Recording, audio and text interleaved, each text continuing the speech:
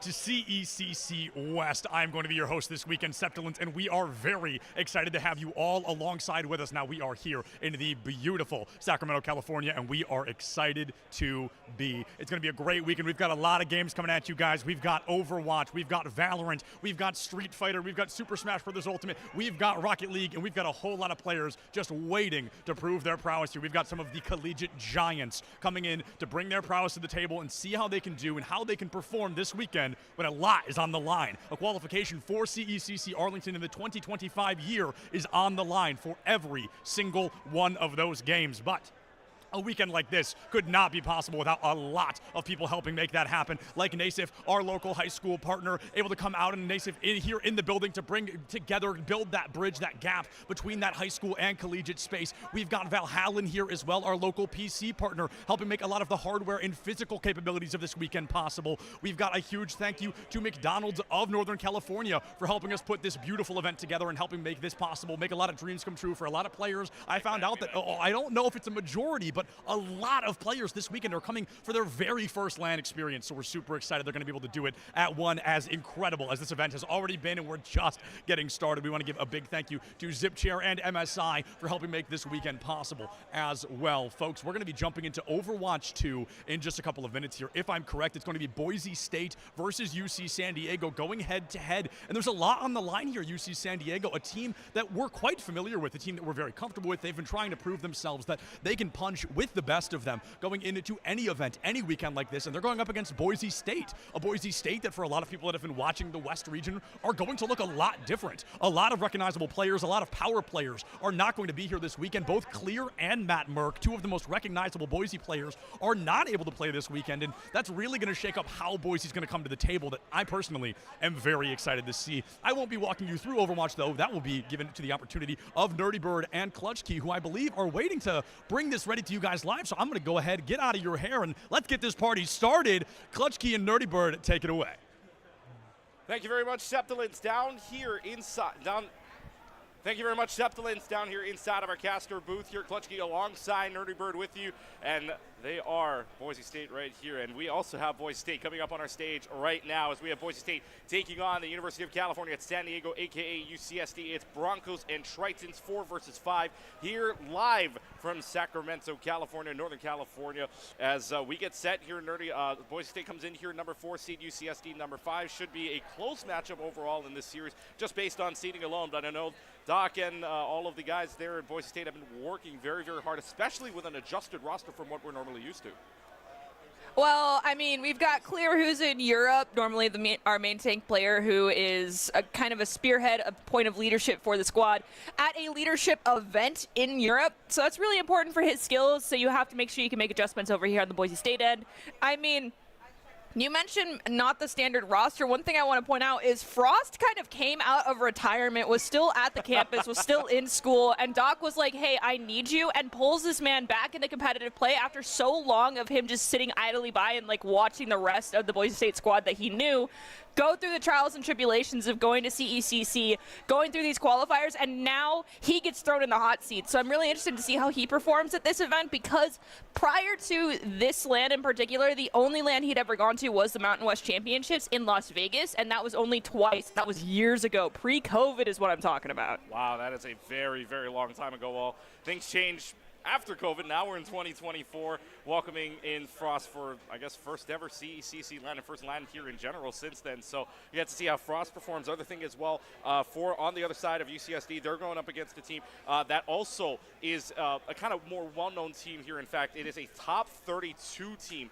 from the Overwatch Collegiate Homecoming side, lost versus a very, very good, what I would say, very momentous Siena Heights team right now, and they lost to them 3-0 in that case. So otherwise, a UCSD team that is up and coming here, didn't have to worry about the weekend to play in the rest of the homecoming weekend, which I know that they're going to go on very soon as well. But for UCSD side, a squad that maybe not well known to some, but very, very within range of some of these teams here at CECC. Most definitely. And also one thing I want to point out is that to anyone who's curious, UCSD Esports, yes, while they are a UC school and we are still in California, they traveled actually 9 miles more than the Boise State squad did to get here. That just goes to show you how big the state is as a whole. Shout out to Keegan over here for getting that stat. So they are far from home themselves, just like the Broncos. I feel like this is going to be a really hard matchup. In previous years, when it has come to these West qualifiers, the Mountain West qualifiers, San Diego, especially UCSD Navy, has had instances where they were this close to qualifying for the Texas LAN, and what squad stopped them? The Broncos. And so I feel like this is their opportunity to actually pull things in their favor. Perhaps this is the year that they take them down and actually fully qualify to get sent down to the Texas LAN eventually. But I feel like one of the Titans they got to take down is this Broncos squad, and they do have Strider coming in who's a ball OTP, so perhaps they plan to deal with that this time around and are able to circumvent a ball one trick. Yeah, you can see on the left and right sides of your screens, Boise State's lined up right now on the left side. Right side, you can see the team out of UCSD wearing the McDonald's of Northern California jerseys that were presented to them yesterday in our jersey ceremony last night. Not even 12 hours removed from, or not even 24 hours removed, I should say. It's been over 12 hours since then, but still a very, very nice jersey ceremony. Our McDonald's booth is all set up and ready to go as well. And by the way, all throughout the weekend as well, you can win a free PC as well as a Xbox as well. All you got to do is scan the QR code if you're here, or go on and download the McDonald's app, and of course do some other things. You can check out social media for that at eSportsU, wherever you on different social medias like X, as well as Instagram, I believe, as well. So they'll have that information there. But free Xbox giveaway, PC giveaway as well. So it is very, very it's very exciting down here as well. And if you take a look at the pit area, all the Overwatch teams lined up and ready to go at the same time. I know our guys from MSI over here checking out as well. So they're very excited for that. And then for a lot of things, a lot of these teams as well, some of these teams' first LAN experience that I know of, talking with these teams earlier on as well, they were scrimming each other. And actually, Boise State yesterday was doing a very, very long scrim. Got to talk with Doc over here, feeling pretty confident as well. They were playing against our number 2 seed, Washington. They're in different groups right now, so they won't be playing each other unless they get to the or when we get to the bracket stage, and that seeding kind of works out there. And then UCSD and UNLV, obviously, they're also going into this with a different mindset too. For UCSD, at the very least, different shot callers like Gloomy Moosh and Zinnia, and of course for UCSD, kind of running something different as well. And for the matchup between what was the Rebels and the Tritons, they played on Flashpoint. They went the distance, 3-2, played all 5 points there in their scrim yesterday. Same thing for Boise and Washington, went up beating a 2-1 series there. So very close playing between some of these seeded teams here, at least in the scrim side. And now you're hoping, fully removed from this patch as well, about 4 days out, or rather I should say maybe 4 days out from that patch on Tuesday here, we got to see ourselves some of the comps that they're running.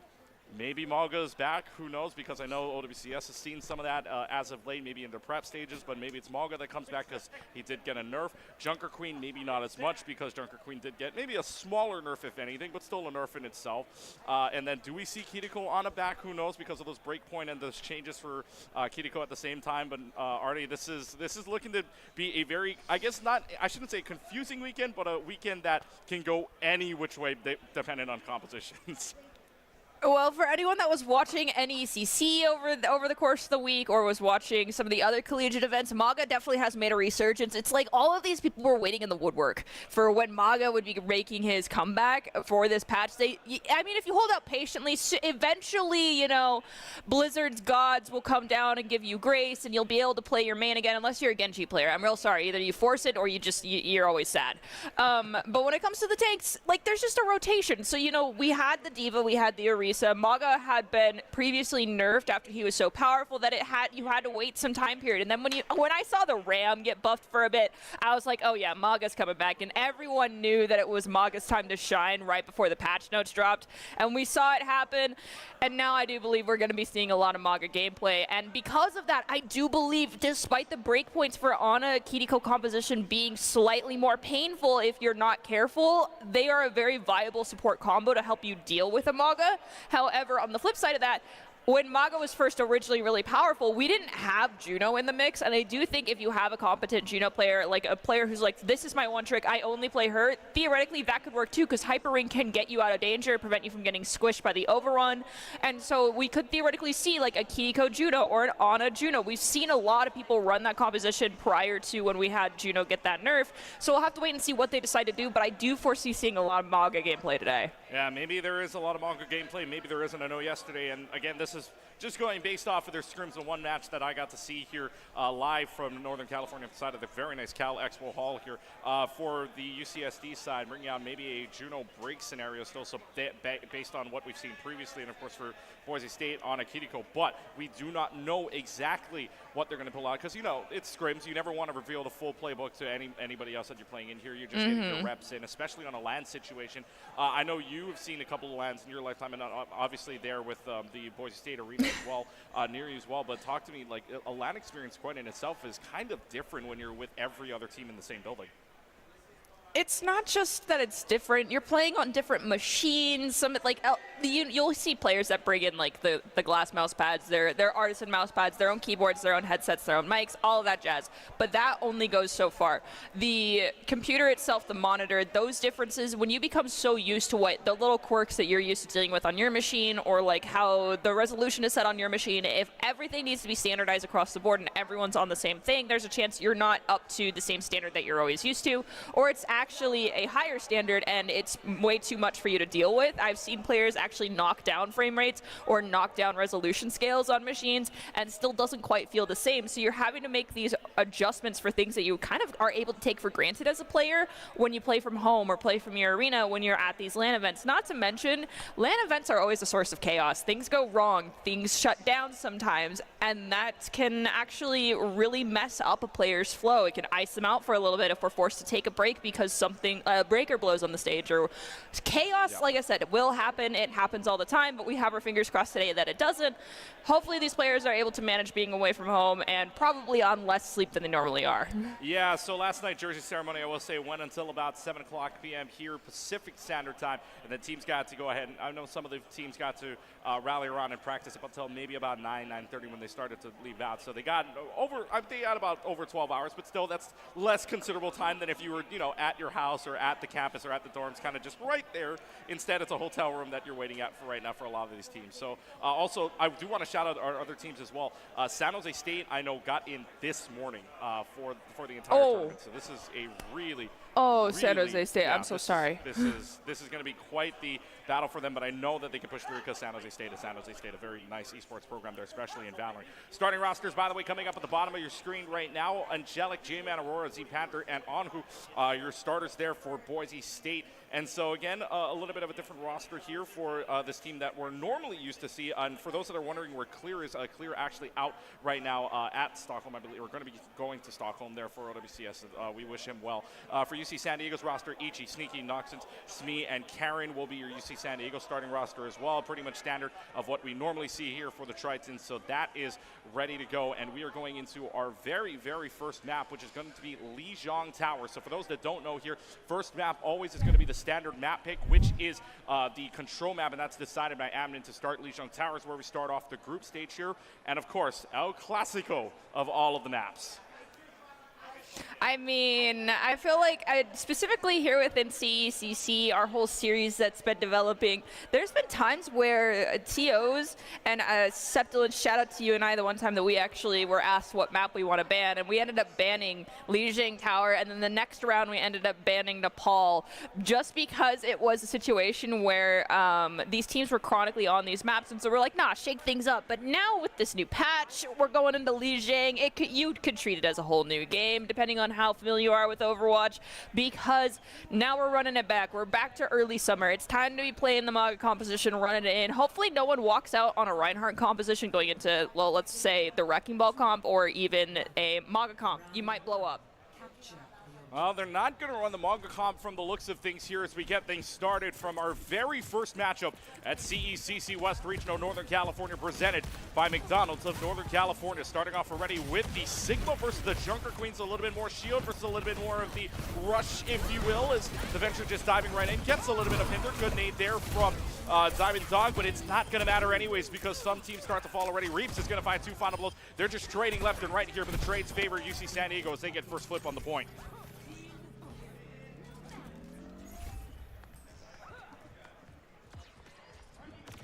So good start here for UC San Diego. They get, as they're just pushing right in, right? They got those early picks on. And at the moment, looking for something very, very,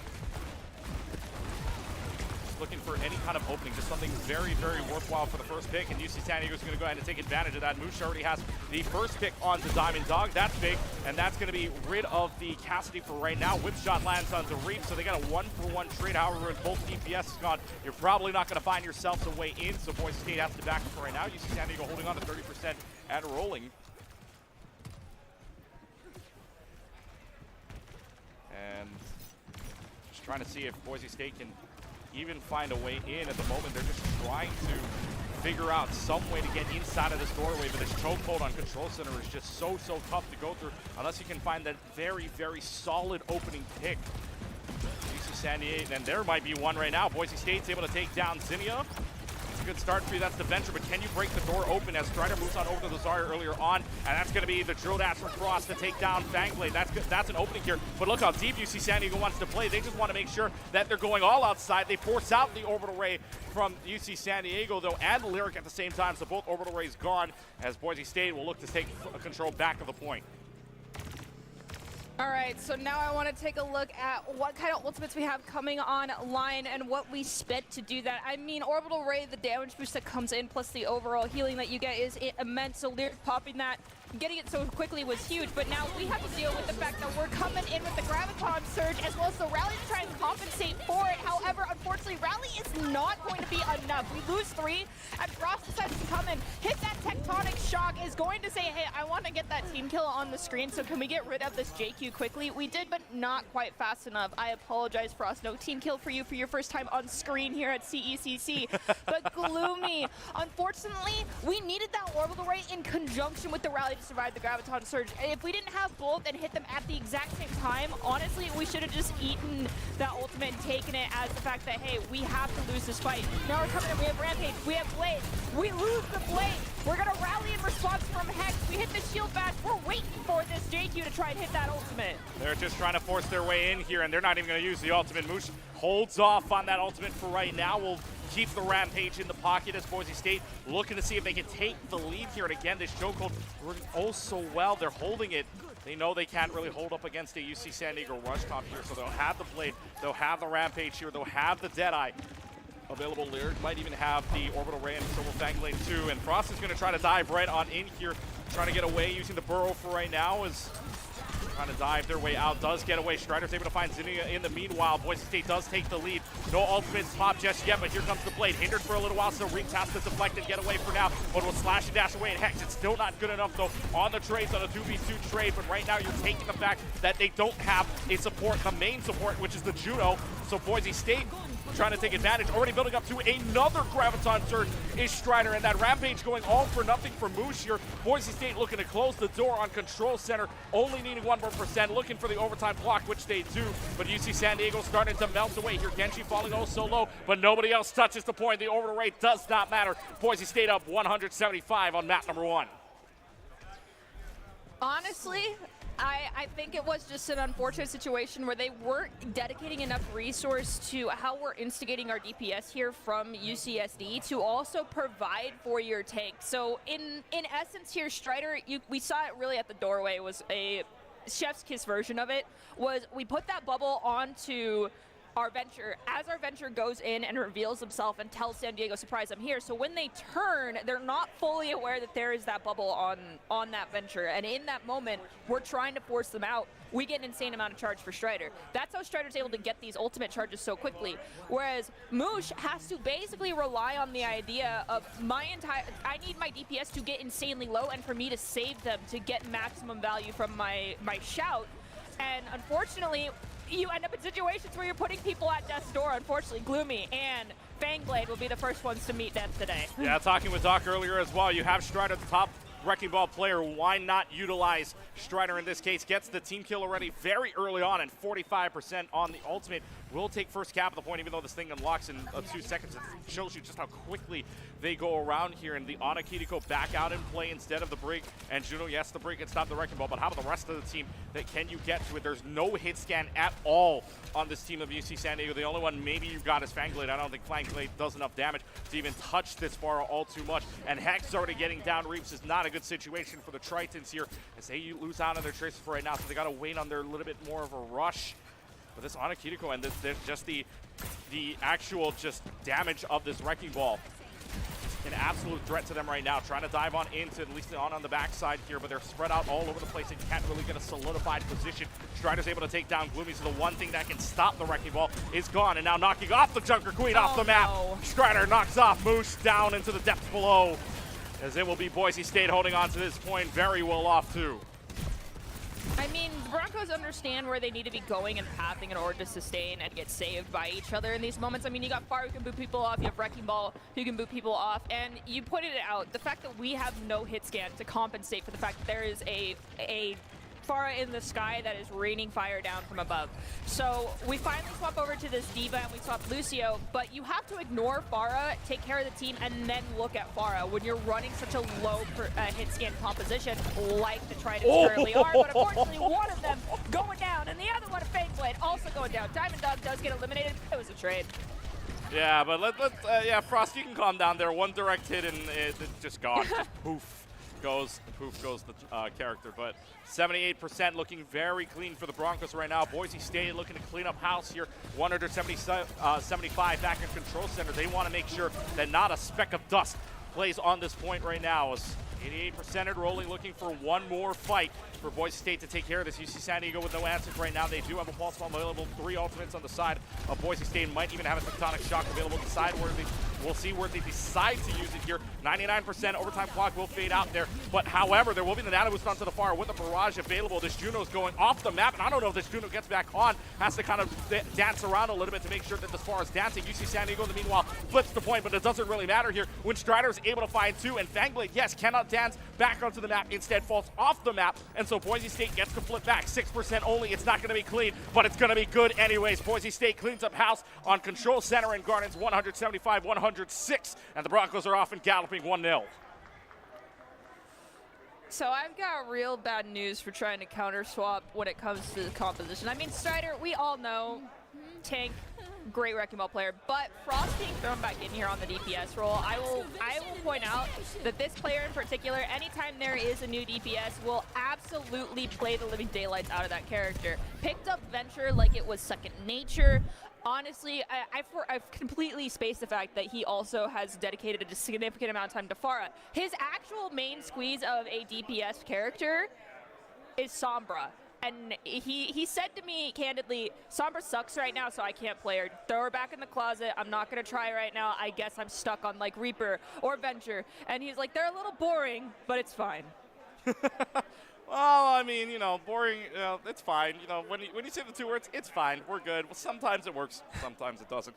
But actually, looking back on some of the playbooks there for this team from Boise State here, thank you to Doc as well. It was normally supposed to be with, with Hamster, Tracer, Echo.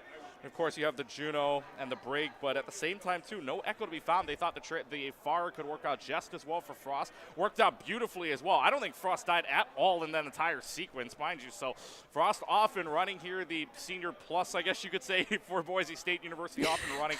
And At this point for Boise State, looking very good, right? 175, 106. Yes, it wasn't clean, but it might as well be clean for that last map of Gardens. They just had no answer for the Wrecking Ball, no answer for the Pharah, and really just no answer in general. Yes, they were maybe getting trades there in that last fight, but trades don't matter when you're holding on to an overtime clock.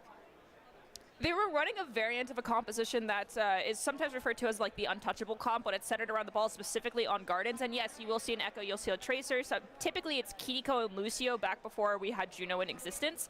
And so by doing this variant of just pure disruption coming in with Pharah, coming in with Wrecking Ball, you have two characters that you cannot look at until everyone is dead.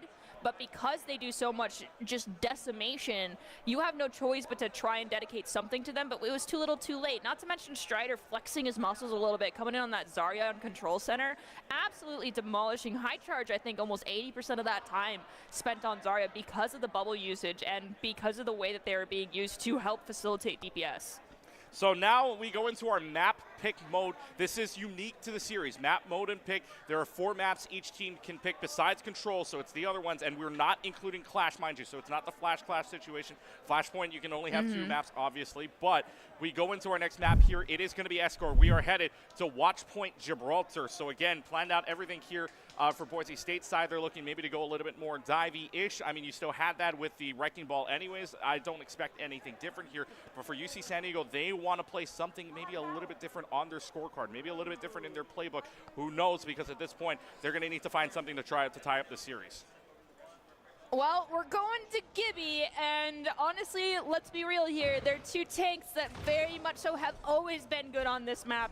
Wrecking Ball is one of them, and then Winston is the other. Super excited to see how Moosh performs on this Winston. We have Zinnia coming in on this Widowmaker, and I feel like Widowmaker kind of was forgotten about for a little bit of time when the Ashe buffs came through, and everyone's like, oh, Ashe is where it's at. Ashe is all we need. Widowmaker is still very viable, very powerful, and yes, I will say she is very beautiful. With that being said, it's all about taking attention, going in, creating chaos, and allowing Zinnia to swing out, get the pick, and get to safety. Hopefully someone scouts Strider up here doing the standard ball strat. Yes, our Ana did. Fangblade's like, yeah, you're not getting away with that today, my friend. Fangblade knows that if there's a Wrecking Ball on the other side, look up. You have to look at the skies above. Even though there's no Pharah, there's no Echo. Yeah, there's a third flying character. Usually it's the Wrecking Ball just playing for a little bit of shenanigans, if you will. But already continuing to escort this payload down to the downhill side, but Strider's going to make this a lot harder here as they try to dive the upstairs. Great Bionade, by the way, from Lyric to make sure they can't run up the stairs. So UC San Diego's got to go back for some questions and some answers to find. But the payload does get to the uphill part. That's one of the harder parts to leave off of it, though. You want it to go around the corner. Unfortunately, they're stuck in the downhill part. And I need to give full shout-outs to both these Tracers. They had their assignment, they took their assignment and got A+. Reaps was the one pushing that payload, knowing, hey, this is my one job. And Diamond Dog went for that challenge, and it's still doing it. This is what you get to do as Tracer here on Watch Point Gibraltar, is battle it out on payload, take as much attention as possible, try to stall it, and try to push it. But we have Moosh coming in. He's ready with the Primal, but gets slept. There was a beautiful anti in this room. Will find Hex. Diamond Dog gets waved goodbye by Reaps on that payload, and Ana gets stomped down, sent back to spawn. Yeah, there's finally an open door here for UC San Diego. They get the Primal Rage, and in fact, that cart may be close enough to where Boise State can't even contest, especially down 3 people, and especially down Strider as well for right now. So 3 meters left. Can Reaps even, or can rather Diamond Dog even touch the point? That answer's no. They're going to stay away from it. So UC San Diego finds the open door. Good Bionade. Shout out to Fangblade as well for making sure that they have a good open door. That's a Slep Tracer at the same time with no recall. Bionade at all. Gloomy says goodbye to Diamond Dog, and that's an even open door from Voice for UC San Diego. Even Diamond Dog has to acknowledge nice shot on the sleep dart. Zinnia is pushing cart with the Tracer, looking for a grappling opportunity. Does get a couple little ticks of damage on the Wrecking Ball, but at the end of the day, your Widow into a ball that's in ball form. But Moosh getting a 3-piece combo and taking care of all these Wrecking Ball landmines. Ball will escape because that's just how Ball is. It feels like Ball almost never dies regardless of what meta we're currently in, unless they do something abhorrently wrong. Well, let's see here if UC San Diego can actually try to advance on here into that final point, because they're getting close. Nobody's really touching the cart, though. They're actually going to try to dive this upper part, and Reaps is going to find the double kill onto the Pulse Bomb. Lyric and Frost meet their grave with that pulse bomb. UC San Diego looking to advance on. There's still nobody on the card though, and it's going to be the 1v1 between Reaps and Diamond Dog, won by Reaps in the process. UC San Diego touches, they'll add another 90 seconds to the bank. It's 5-10 to get it to the third point. Now we got to push forward. We got to take these high grounds, especially at this corner. Granted, Boise State is not running a composition that will thrive exactly playing that long corridor after this bridge here that we just saw Winston jump off onto. But if we're playing this dive comp, we need to start forward and then disengage as needed, like our Winston's already doing. And looking for an opportunity to take out these supports who are pushed too far forward. We saw the pulse bomb. It did not land. It did not stick. We cannot recreate what Reeves did if we are Diamond Dog right now. Yeah, Diamond Dog just not having a great time right now in this tracer. If the pulse bomb goes wide and dies at the same time, it's not a fun time at all. Strider, though, is able to take care of Zinnia, so the Widowmaker gone at the very least. You're not looking down that long sight line. You know, trying to battle it out with this Wrecking Ball right now. Good sleep, good Bionate, making sure that this Ana stays alive. Has to get out of dodge for right now as they will use the rally. The rally gets popped just to make sure that this team can stay alive for right now, especially when the landmines come popping down on your door. But Strider just is not enough health to work off of. Lyric actually drops down as well. Sleep Dart lands onto the Winston. It's not going to last for much longer, though. Rally is popped on the other side by Hex. So Hex is going to try to make sure that they can swing this fight in their direction, especially around this corner. Nano boosted Winston, though, this last time. Got 3 final blows for Moose this time. Gets 0. Strider's in your backline already. Reaps is gone. Gloomy's gone. And so is Zinnia. Zinnia cannot find that nade, and Strider's going to find 3, make it a 4th. They clear them out. Boise State will hold. Okay, while the Broncos did manage to finally push back UCSD on this very powerful push that they've been doing here, I need to throw out, they ended up using Bob. We're only at 14% on Bob. We had to use Rally. Again, only 14% on Rally. Gloomy, though, took advantage of that Wrecking Ball ultimate, the landmines. 47% on Rally and counting right now. We did end up using Nano. We're very close to Deadeye, but I'm looking at this Pulse Bomb, this thing that has punished our backline multiple times now for the Broncos. Yeah, well, 3:10 left on the clock here. Plenty of time. 2 minutes still wasted away from the time back that they had before. Pulse Bomb goes wide for Reed. Moosh, though, is able to find the jump back kill on to the Ash of Frost. So this is now just a juggling game here for Moosh to make sure Lyric cannot play the game. Moosh is escaping barely with about 80 health. That's good enough to get back to the rest of the team. Home stretch now for the payload. Trying to find any semblance of a hold. The Wrecking Ball can do it, though. 2:24 left, gets bumped away by the whip shot. It's going to be the Deadeye from above, finds 2. Zinnia's going to clear them out, and with 2:38 on the clock, Tritons going uno, dos, adios, completing the entire map on Watch Point Gibraltar. Gibby is a very good map for the Tritons right now. Zinnia, that final Deadeye was absolutely gorgeous. Also, not to mention, like, the high ground control coming in from UCSD, it was perfect. It was well timed. They knew when they needed to take the space. They knew when they needed to disengage. One of the things I need to point out, their Tracer player, Reaps, dominant in the Tracer 1v1s, absolutely abolishing that payload control in their favor. So perhaps we need to, for the Broncos looking to have our Tracer on cart, disengage a little bit more frequently. Just be there to be present, take some cooldowns, run away, call for assistance when your team is already backing off to regain that payload control if we end up in OT. Now, it's going to be up to Diamond Dog to be Reaps on this attack. Can she do that and be performing well in these one-on-ones? When we're leading up to that bridgeway that you pointed out, which is where you want to get around that corner up past it, that area, typically you're smooth sailing when you're pushing the cart by yourself, but right after that bridge, that is where the enemy Tracer is going to come meet you. Who can help out Diamond Dog to ensure that victory for her in that 1v1?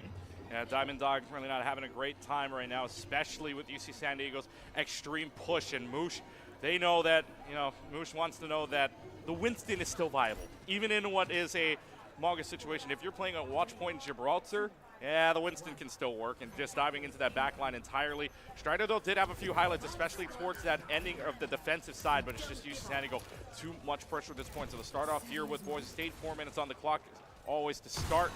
The Widowmaker coming out from Zinnia. Zinnia was hitting a couple of shots, and especially that Deadeye at the end. We didn't really see a lot of pop-off on the Widowmaker side, but can you make it work on the defensive end this time, knowing you've got better angles to play with? But right now, just nothing going here for either side, just maybe building up some offense. I say that until Strider gets there, and Moosh actually hits the wall. That's so unfortunate. Moosh got hit on side of the wall trying to jump packed away, and instead that's going to land up being a death. And so far, that's Boise State going to make their way easily down the hill and up. I mean, not to mention all of the sticky grenades landed onto Winston, and the focus beam was in sight if Strider didn't come in with a pile driver. Gloomy's gone. It is just this Anna left standing. Sliver of health does get eliminated. We do hear a custody swap for Zinnia, which makes sense in this moment. I mean, with the changes, you are able to at least try and protect your backline a little bit more, but you aren't as squishy as a Widowmaker. I mean, after you've used Grapple Hook, what's left if someone can still managing to chase you? Gloomy does need to spend a bit more time connected to Ana, though, when Strider has full cooldowns like right now, and that case in point is right here. Let's see if they can pull out a defense here for UC San Diego. Strider, though, getting rid of Gloomy is a big one for you because you don't have a break. The only thing to stop that Wrecking Ball right now would be the nade. But instead, the dive situation here looks better for the attacking team on both ends right now because Boise State's going to find 2 clean fights, and they're going to find a clean point as well. Add another 2.5 to the bank. Boise State adds on to the time. 4:51 to push this to the second point. But look, Strider already wants to play ball here. Well, I mean, why not? Ball is so difficult to punish if we don't land this sleep and we don't get the concuss on top of it. But I think we just accidentally whiffed our grapple, so we have no choice but to disengage, unfortunately. That's just unfortunate. You're looking for the environmental kill, and then, well, I don't want to say it, but womp womp, unfortunately, for that whiff. But speaking of that, missed pulse bomb too, you could say that at the same time. Good sleep dart onto the duplicated tracer, which means they've got no chance at this. Boise State's going to find their way another fight win here, so it just snowballs over and over, and yet again, the Broncos taking rightful advantage of it. I need to point out, my question was, who's going to assist Diamond Dog on this payload push? And the answer is Strider. I mean, every single time I think that I have seen the 1v1 start and it just starts to lean in favor of Reaps, that is when Strider has managed to gain space and comes back and helps clean up that payload in favor of Diamond Dog. We see the pulse bomb go off and Zinnia gets eliminated. We got the rally coming out. Do we need the raid boss? Or are we going to be A-okay with just the rally? I think you're just A-okay with the rally already as Hex takes him down. Lyric's going to say, yeah, we can save this. We've already won this. The only thing you've got to worry about left is a tracer, and with Reaps gone on the whip shot, rally is all you need. You hold on to the nano boost, you get the primal range. It's still in fact for UC San Diego, but that doesn't really matter. Fangblade, though, is going to switch on over to the Baptiste instead. So for the Bap, just trying to get some more healing on, but again, no Ana there either, and nothing to really cleanse out anything too. So this is going to be tough for UC San Diego to hold, especially around the first corner. I think this is more Fangblade's wanting to do a little bit more damage, be a little bit more of a presence when it comes to that damage front, especially to try and deal with Strider.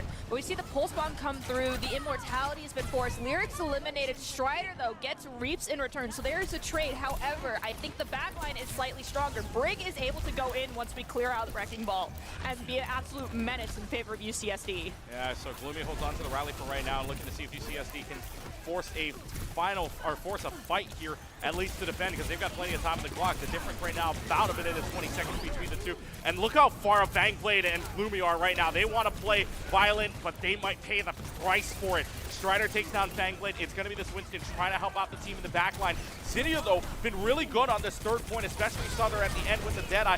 Rally's going to get popped, and if you're Boise State, you're going to take that Gloom. You force that Gloom to use the Rally, although Zinnia still has the Deadeye, in fact, but no more support ult on their side.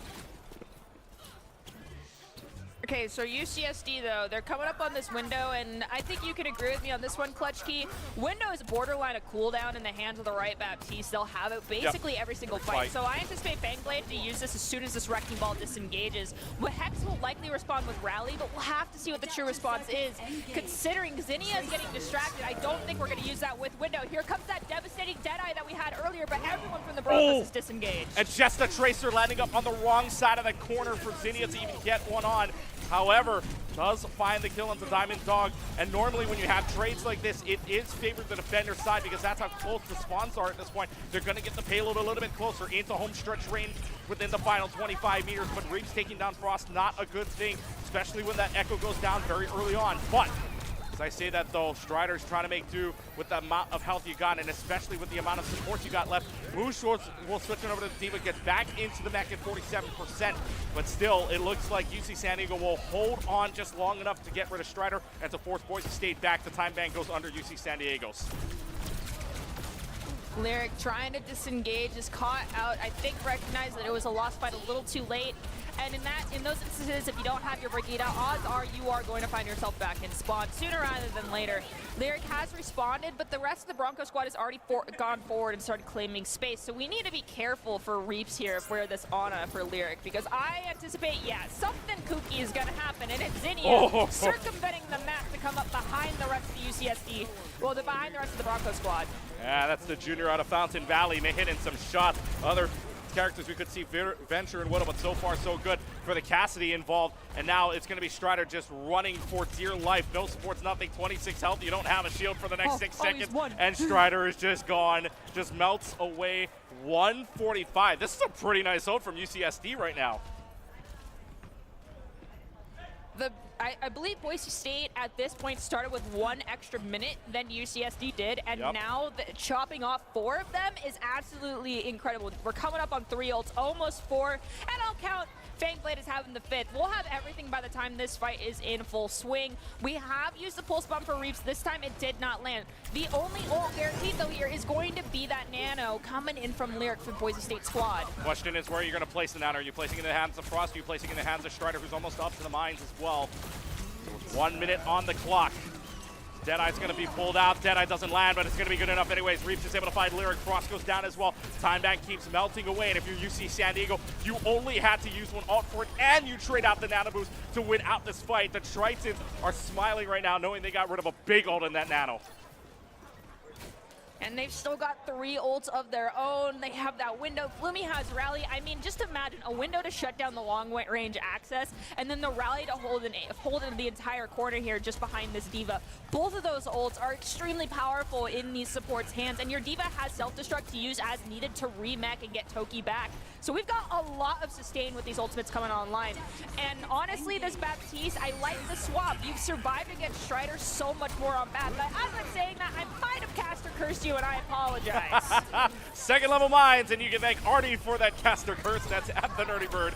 The post bomb lands onto Lyric as well. 8 seconds left. Reaps is just making sure the Grim Reaper is well on their side. You see San Diego cleans. It's a team kill. The first to 3 is reduced to a first to 2. All right, so all I have to say here, UCSD, because I know you can probably hear me at this point in time, is Bap, I'm sorry I cursed you into passing away to Strider in that one moment, but it was absolutely necessary for the rest of the lore to pan out that your team would overcome the struggle of not having their Baptiste. It was all written in the stars, and it was perfect. Now, we take a look at Reaps. Having that pulse bomb on Lyric and Frost, and then coming back and taking care of Diamond Dog as well to regain control of this payload. I mentioned it earlier, it was just the Tracer battle, heavily favored UCSD on this map. And honestly, Tracer is extremely important just for gaining that space, for progressing the actual thing that wins you the map. Yeah, and for big time UC San Diego as well, Zinnia popping off in the Cassidy, making sure that this UCSD squad would not go away quietly. There will be no 3 Overwatch here on stage today. It is a 1-1, reduced to a first to 3 to a first to 2.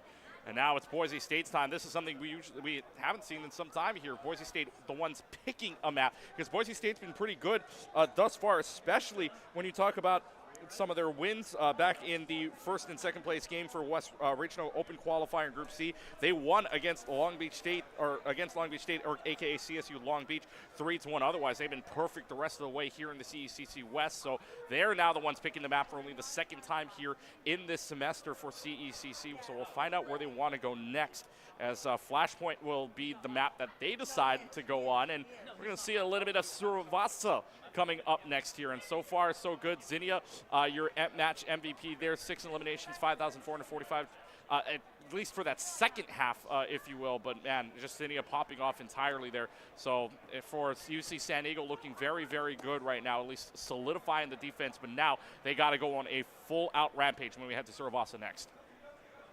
Okay, so I'm a little shocked about the Saravasa pick, but in my mind, that kind of leans in more to, like, are we going to see the JQ come out for the Boise State squad? Are we going to see the Maga, the Zarya again? I do know that does mean Frost is likely going to be on Venture if we're going specifically to Saravasa. I mean, you and I have both experienced it enough at this point when it comes to this map type with Yes. Flashpoint that we kind of don't see New Junk anymore. So when they selected that type, I wasn't surprised that it kind of just leaves us with Servasa.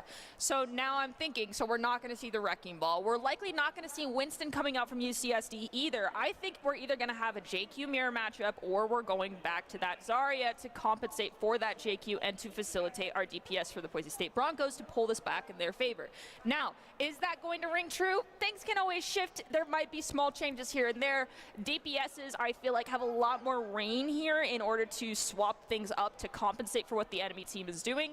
So we might see some swaps here and there from both sides DPS. Oh, I don't know about that. I'm looking at the lineup right now for Boise State, and I'm looking at their notes in the playbook here, and well, you might be surprised when we head in just in a little while. 30 seconds to the Flashpoint unlocks. Teams are headed out. We're underway as it looks like they will be pulling out the Wrecking Ball. The Wrecking Ball stays. The Wrecking Ball will play out.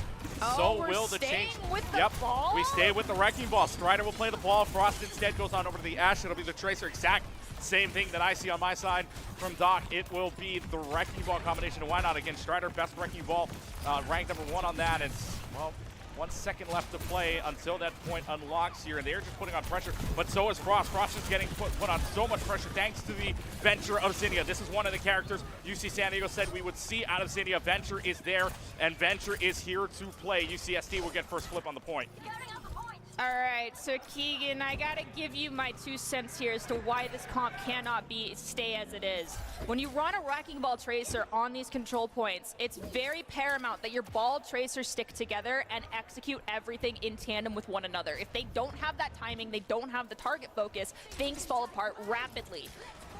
And that first fight, pure chaos, absolutely what Ball thrives off of, but the follow-up, Clutchkey, was not there. So things need to be fixed, and let's see if Frost swapping is that fix. Well, Frost is going to try to walk in here, especially changing on over to the Echo instead, but Fangblade with the torpedoes instead finds Hex. Frost is gone, and UC San Diego having all the answers right now. They're just finding every single angle that Boise State wants to poke at them, and it's just turning them around. And it doesn't feel like Boise State has an answer for it right now as they back all the way off. Honestly, I think mirror it. Truthfully, we have most of that mirror there already. I mean, you can stick with the Tracer over the Genji, but I think just pull out the Venture here from the Echo, because we're in small and close quarters, and it makes it harder for Echo to have free reign. It makes it more dangerous, and Zinnia is out in the open, a disadvantaged state, if you will, and taking absolute advantage of the Boise State squad trying to walk up and finding Hex. You can't go in without your Brig.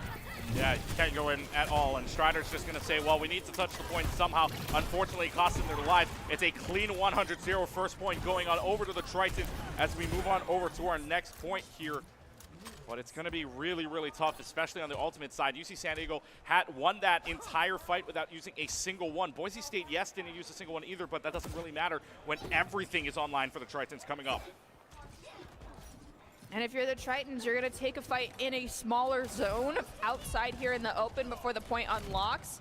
And then you're going to force the Boise State squad to actually fight you on the objective if that is how you want to play. It's because we are more of a brawly composition with this JQ as our spearhead. We see the pile drive and the landmines come through. We use Hyper Ring, it disengage back to point. Our Brig's getting attacked where we're able to help our Brigida out, and here it is. We took that early fight, took the cooldowns, took the ults, and now we're on the objective. 0 ultimates used from UCSD. Yep, 0 ultimates to win out that fight. They cut it away well, they cut it away beautifully, and so Boise State now having to find an answer without any single ultimate at all. Orbital Ray comes down, and that's the only one they're going to use here to find 2 picks already. That Orbital Ray still does damage, regardless of the nerf on the heals, regardless of the nerfs on Juno in general. UC San Diego says we're going to run the Juno, and so far it's paying off. I think UCSD did their homework. I mean, if the Bronco squad has a set play, set composition they'd like to run on this map, and they've been very rigid about it, you've picked the composition and the play style to go against it. It does seem like it wouldn't work, but so long as you take these fights in an advantaged state, you will be successful, and that's exactly what UCSD has been doing thus far. 70% enrolling here. Tectonic Shock will come out from Zinnia just to dissuade what Boise State is giving right now. Huge rampage onto 3. Strider, Hex, and Frost are all caught up inside of it. Frost will get out of the duplication. There is not a chance in heck you are going to take over this point unless there's a hero play from Frost, but Frost is in so much trouble up against a Juno who lives barely at 34 health. It's a 100-0 yet again, unless, well, it's just a little pesky Tracer in the way of another clean point. 200-0 so far for this team from the Tritons. They're one away from taking this map. In the past, you've heard me echo it, Klitschke, the idea of the first two objectives aren't always as important. Sometimes you can just kind of ball them up and throw them in the trash can. However, UCSD did those so heavy-handedly in their favor. There was very little point presence from the Broncos in those instances that I feel like perhaps this could be done and dusted here before we hit all 5 points. Maybe it's 3, maybe it's 4, but UCSD right now is playing this composition perfectly. I love what I'm seeing. I don't know how much we're going to get from Reeves on this blade, but we'll have to wait and see. He's sight set on Hex, finds Hex, but Gloomy unfortunately also got traded out. Yeah, slashing away though. Strider's able to find 2 in the process. Reeves tried to make use of whatever was in the bank, and especially just that blade, but the blade doesn't go for anything. And finally, Boise State's able to push through this line and find a pick or 2, but it costed them a pulse, it costed them the orbital ray, and then maybe costing them a rally early on too. So Boise State holds, but at what cost? And we see a transition. Zinnia, Reeves, the Cassidy Tracer. Reeves is going to be able to go pull attention. Cass is going to be able to deal with Frost. I'm interested to see how this works with Moosh, because again, this turns into that how do you facilitate your DPS as your tank in these moments, whereas Wrecking Ball goes in, pile drives, your DPS come in, and you find those eliminations. Yeah. Unfortunately, though, our DPS decided to go deal with our counter, and we've lost Lyric, we've lost Hex, and Diamond Dog. Boise State, they're all back at spawn. Yeah, you lose all of them thanks to the good aim of Zinnia so far. Zinnia does go down, but that doesn't matter, especially on Flashpoint now that they're both going to spawn at the same time and are going to regroup to the rest of the team. So 20%, another fight here would be costly for Boise State, especially if it lasts long enough. So for UC San Diego now, looking to see if they can play off of the orbital ray. That will start us off here. Fangblade will play off of that already, and now it's going to be a duplication. Frost will get on over to the Junker Queen instead, but that duplication is just immediately melted away, and Frost will melt away too, just under the sun of the Tritons. UC San Diego just pushing them away with only 40% left. It's one fight territory already. I mean, if Frost going for the duplication after getting caught out, he selected Moosh's Junker Queen. It made sense, but unfortunately, I think that extra couple 5 seconds that you gave yourself was actually not worth it in that moment. We should have saved it. Now we're looking at Diamond Dog and Hex. These two are coming up with these ultimates. Can we get a good pulse bomb? Or will Gloomy circumvent it? We actually managed to get the trade, and Gloomy doesn't have the wherewithal to hit the rally to try and save ourselves. We don't have the hyper ring, nothing. So Zinnia, Gloomy, fall. Hex does get eliminated, but it looks like the Broncos might have a chance here on this objective. They might have it, but Reeps is also going to throw the pulse bomb at the Frost. It is going to be the mines out for right now, but Strider falls away. UC San Diego, Tritons are online. There's going to be the Rampage down. It's on to Lyric, but that's the only one you needed to hit anyways to try to touch the point. And the Tritons are up on the Broncos. The number 5 seed is 1 nap away from being 1-0 in the group. That was well executed by the Tritons. I mean, perfect 3 objectives on Siravasa. Fangblade coming in with the POTG on the Juno as well in the final moments here of Siravasa. Helping out, getting Strider, taking out that Wrecking Ball top 500 player. Also coming through, getting immense healing, immense damage out, and finding those final eliminations. Yeah, well, hey. Support power, support power. Love to see the Juno play of the game there, especially for me. I need to take notes from Fangblade and the rest of these supports here at the regional, because I need to be up for my Diamond games. But for Boise State as well, down 1-2, this is not a situation we are used to seeing them in, especially with how good their roster is. But now they're down 2-1 against a what looks to be, in the last 2 maps, a very solid UCSD Tritons team right now. And talking with Doc, the 2 words that they have in mind throughout the entire thing is mind control, something that they want to just very, very well be steady on, keep in control of whatever you can be, and right now they need to be in control of this game, especially now that they're going to have to pick another map, and at backs against the wall, it's either going to be hybrid or push we go to next. So off of the mindset of that, just relaxing here, what do you think you want to see here from this Boise State squad? Okay, look, if you're trying to really facilitate and lean into your tank player in these moments, push maps work great for Wrecking Ball. However, on the flip side of that, we do know that Strider is more flexible than just playing ball. He's very well-rounded as a tank, and so if you want to really try and drag this out, put it more in your favor, we stray away from push. We stray away from escort, and I say that because UCSD has shown us that they've done their homework. They know what they need to do to compensate for the fact that they're going up against such a strong spearheading player of Strider in these moments. So I say we fall back. We go into hybrid, or we go into control and try to play into our Zarya, or even mirror the composition that UCSD is pulling out and take it from that angle, as opposed to basically what I would say is playing into almost a direct counter.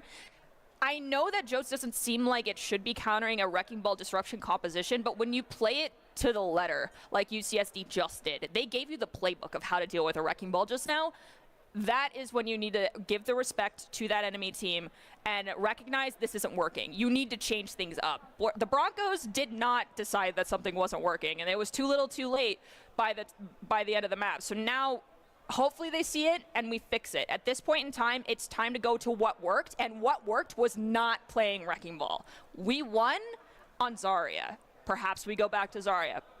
JQ's powerful, go to JQ. I understand that mental control is important, but being down in a series is really difficult to deal with. Yeah, and especially for a team like Boise State, you're looking at a very well-known team all around. Just to be down in general in any of the esports programs that they have is something that we are not used to saying. But for Boise State, in the meanwhile, talking with Doc, you know, they like to talk about mind control. They also like to try and talk about some sort of just trying to play within their reason. And of course, when you have Strider as Wrecking Ball, you're trying to find those maps. You're trying to find a situation that lands up being well. But like you said, UCSD has done their homework. UCSD is putting on a show right now that puts them in a position to take care of this Wrecking Ball composition with ease as well. Remember, back on Market and Ruins, both of those points went completely clean for them. It was a 100-0 on both points there before we got to our third point. Yes, a little bit more dirty, but still, regardless, it is a very, very well-known thing that Boise State not used to being down, so now they're in a back-against-the-wall situation, and this early on in the tournament as well, mind you.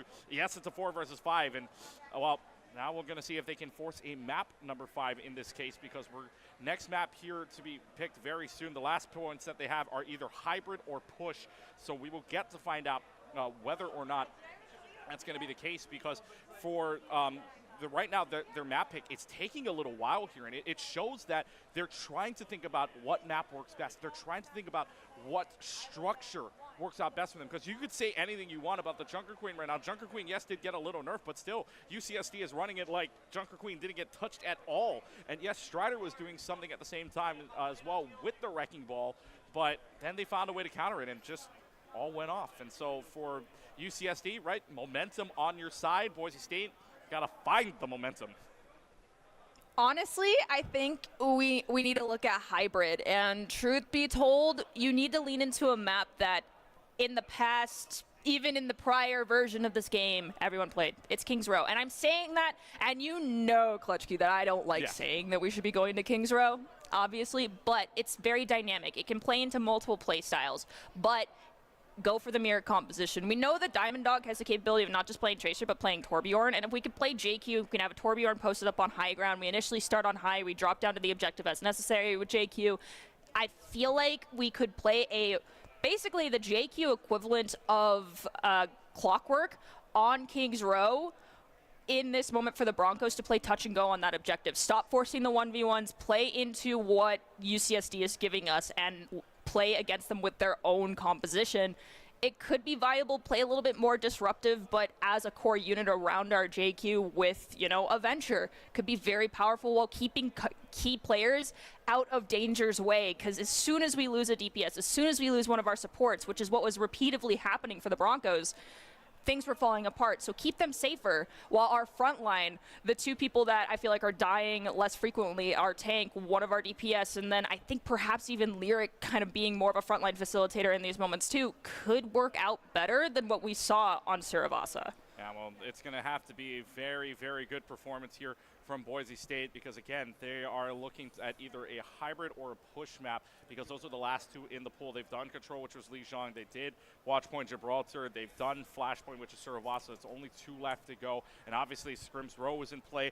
For those that don't know the map pool here, it's 4 maps of each, essentially, when you're just talking about the map pool in general. But it is going to be for hybrid Nimbani, Kings Row, Midtown, and Paraíso, or if you're talking about push, Coliseo, Runasapi, or Esperanza. So New Queen Street out of the picture entirely. So that's the 7 maps that they can go through.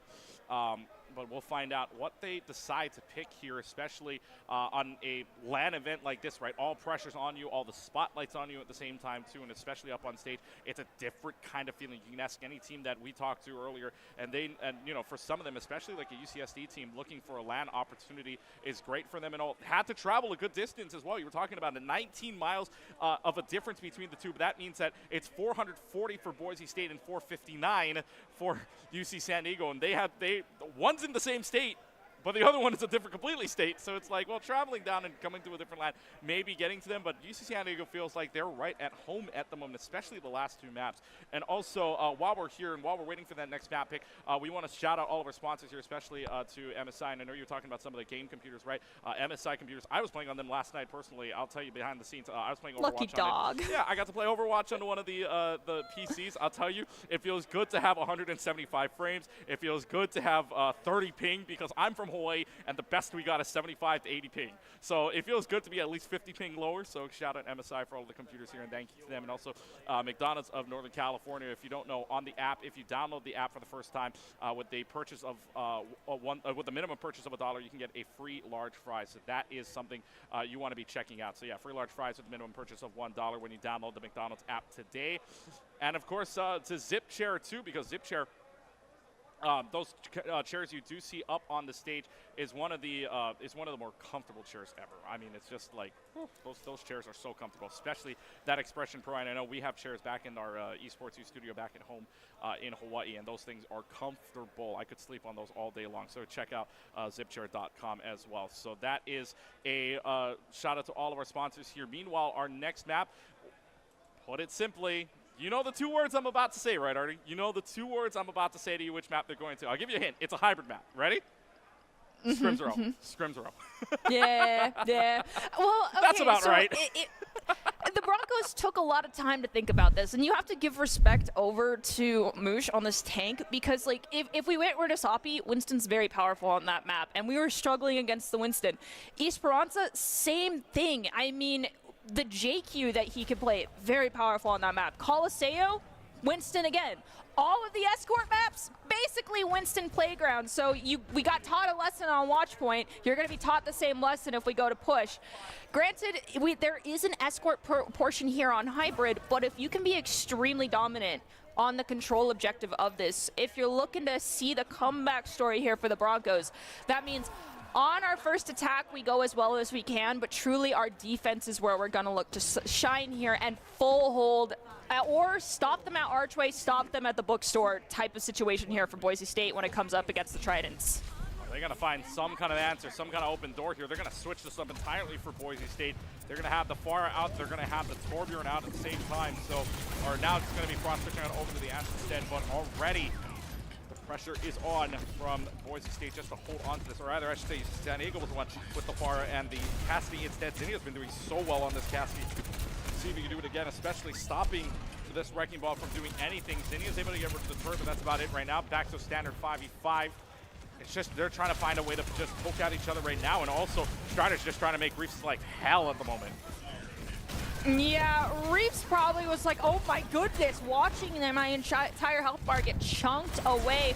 Broncos, I really want to look at this comp though. Instead of, that JQ or anything, we do still have Strider on this Wrecking Ball. We have Diamond Dog though on this Torb, which can help deal with some of the off-angling that occurs from UCSD, keeps you alive. You have the opportunity to actually heal up and move faster as Torbjorn. I think it's a stronger pick from the Broncos. But Reeves, being a small fish in a tiny room with a very, very big shark is not a good situation to be in, and hopefully you don't go back into that room again. And especially when you concussive blast away to the wall, Yeah, the wall is not somewhere you want to be, especially in a small room with a wrecking ball. So there's going to be a good Bionade landed by Lyric. That lands onto both Gloomy and Zinnia, who get away.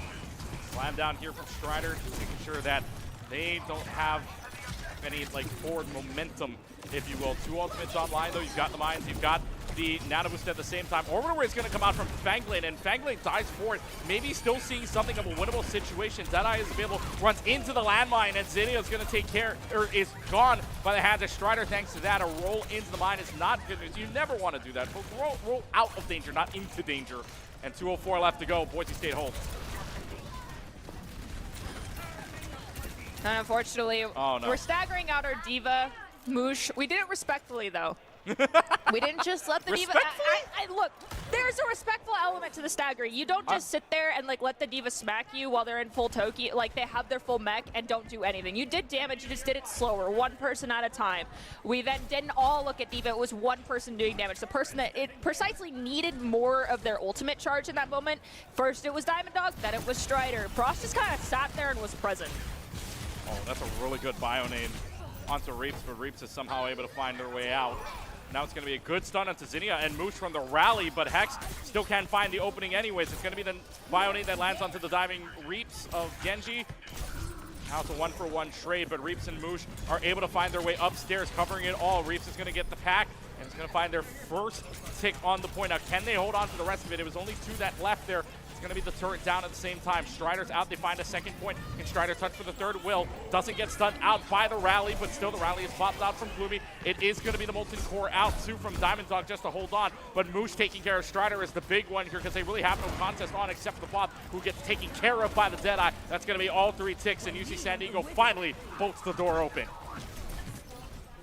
We have the nano onto Hex, but a raid boss that is trying to disengage. I'm pretty sure Hex was not ready for that nano because of where he was standing.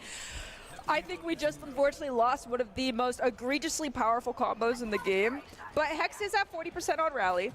But yeah, our raid boss unfortunately passing away is not good. Now we're posted up here at Bookstore, very standard. Though compositions vary on this map, where we take the fights doesn't really change that much. But I do not know if UCSD is aware that Strider is behind them. We saw it, and yeah, there he comes right between them to create that disruption again, but he's doing it alone. We don't have the follow-up because we don't have any sort of momentum and movement-based DPS here for Broncos. And we're unfortunately going to be punished for it. Yeah, this was one of the compositions that that Boise State was looking at with the Orisa coming into play. And it was going to be supposed to be a scout of like Orisa, Ash, Far. That in case, instead, Zinnia and Reaps are making sure that this Cassidy Genji combination is going to work out well. That's going to be a slept Orisa, but the Orisa is going to get away thanks to the Fortify. And it's just a landmine corner. But still, Moosh is alive, and this is what you get from the Orisa right now, just staying alive, and look how far pushed up they are, forcing out ultimates. They got out scot-free basically without having to force any ultimates. They don't have any ultimates to work with regardless. Zinnia does have the Deta online, pulls them all together for now, but it doesn't really matter because they're just pushing them back thanks to Strider. Strider hits onto the nade and just trying to right-click away. Fan the hammer, they're going to do nothing there. Deta available, Deta used for nothing, and now it's going to be the Terror Surge, but it might just still be good enough anyways. Moose finds 3 inside of it, making a 4th, and it's going to be 4 final blows for it. Hex, though, trying to make the hero play, has to rally up. And can still play alongside of Strider 2. Has the blade out, but is the blade going to beat the rally? It will. Moose takes care of Hex in that final blow regardless of the blade is good enough for the win. Is it able to take care of Strider? It is. And somehow, someway in that scrappy fight, UC San Diego pushes through. Look, I knew UCSD was locked in for that fight when we had the Orisa in this corridor on the right side with the Mega Pack get dangerously low, have Fangblade there, and mind you, this is occurring. They're pushed so insanely far forward with the 2 of them in tandem because they were down Zinnia that entire fight. They had to maintain that space, or the odds of the Boise State squad pulling things back in their favor, regaining the tempo control, were huge. They knew what to do, and they executed it perfectly. Talking with Reaps earlier, by the way, Reaps only put down on one of the 3 heroes to expect. The only hero to put down was the Tracer, but instead the Genji gets put on. The Genji's making some good work. As I say that, though, 2 characters already falling down for UC San Diego thanks to Hex. So Zinnia will move on over instead to the Widowmaker. So Boise State will hold on, but 1:55 left. I mean, on King's Row feels like plenty of time. It also could feel like not a lot of time at all if these fights last super long. as already a dive up here. Reeves wants to get very, very risky with it. Already has to use the deflection, but to no avail at all. It's going to be a dive on in. It's going to be the orbital ray coming out from Fangblade at the same time, but that also means that this Juno is, or this Widowmaker is exposed, excuse me, as Zinnia finds their way to the grave. Moosh, though, is able to find a Hex in the back line. No movement card on the movement anyways, but Frost and Strider holding on, and this is just the amount of pressure coming with a mobile security like this. You have Frost hitting shots, you have Strider on your back line, and Boise State holds on again. That spear spin, the opportunity to get out of danger is the horse, but when you're the last player standing, you just got to run yourself in. Frost come in with a Hex, will find the final bits of health to take care of Moosh, but now we're coming up on that rally. We have Terra Surge. Zinnia has opted to go to this Widow, which kind of does make sense. There's really no one except for Strider to deal with you, but that does mean you need to be fully aware of where Strider is at.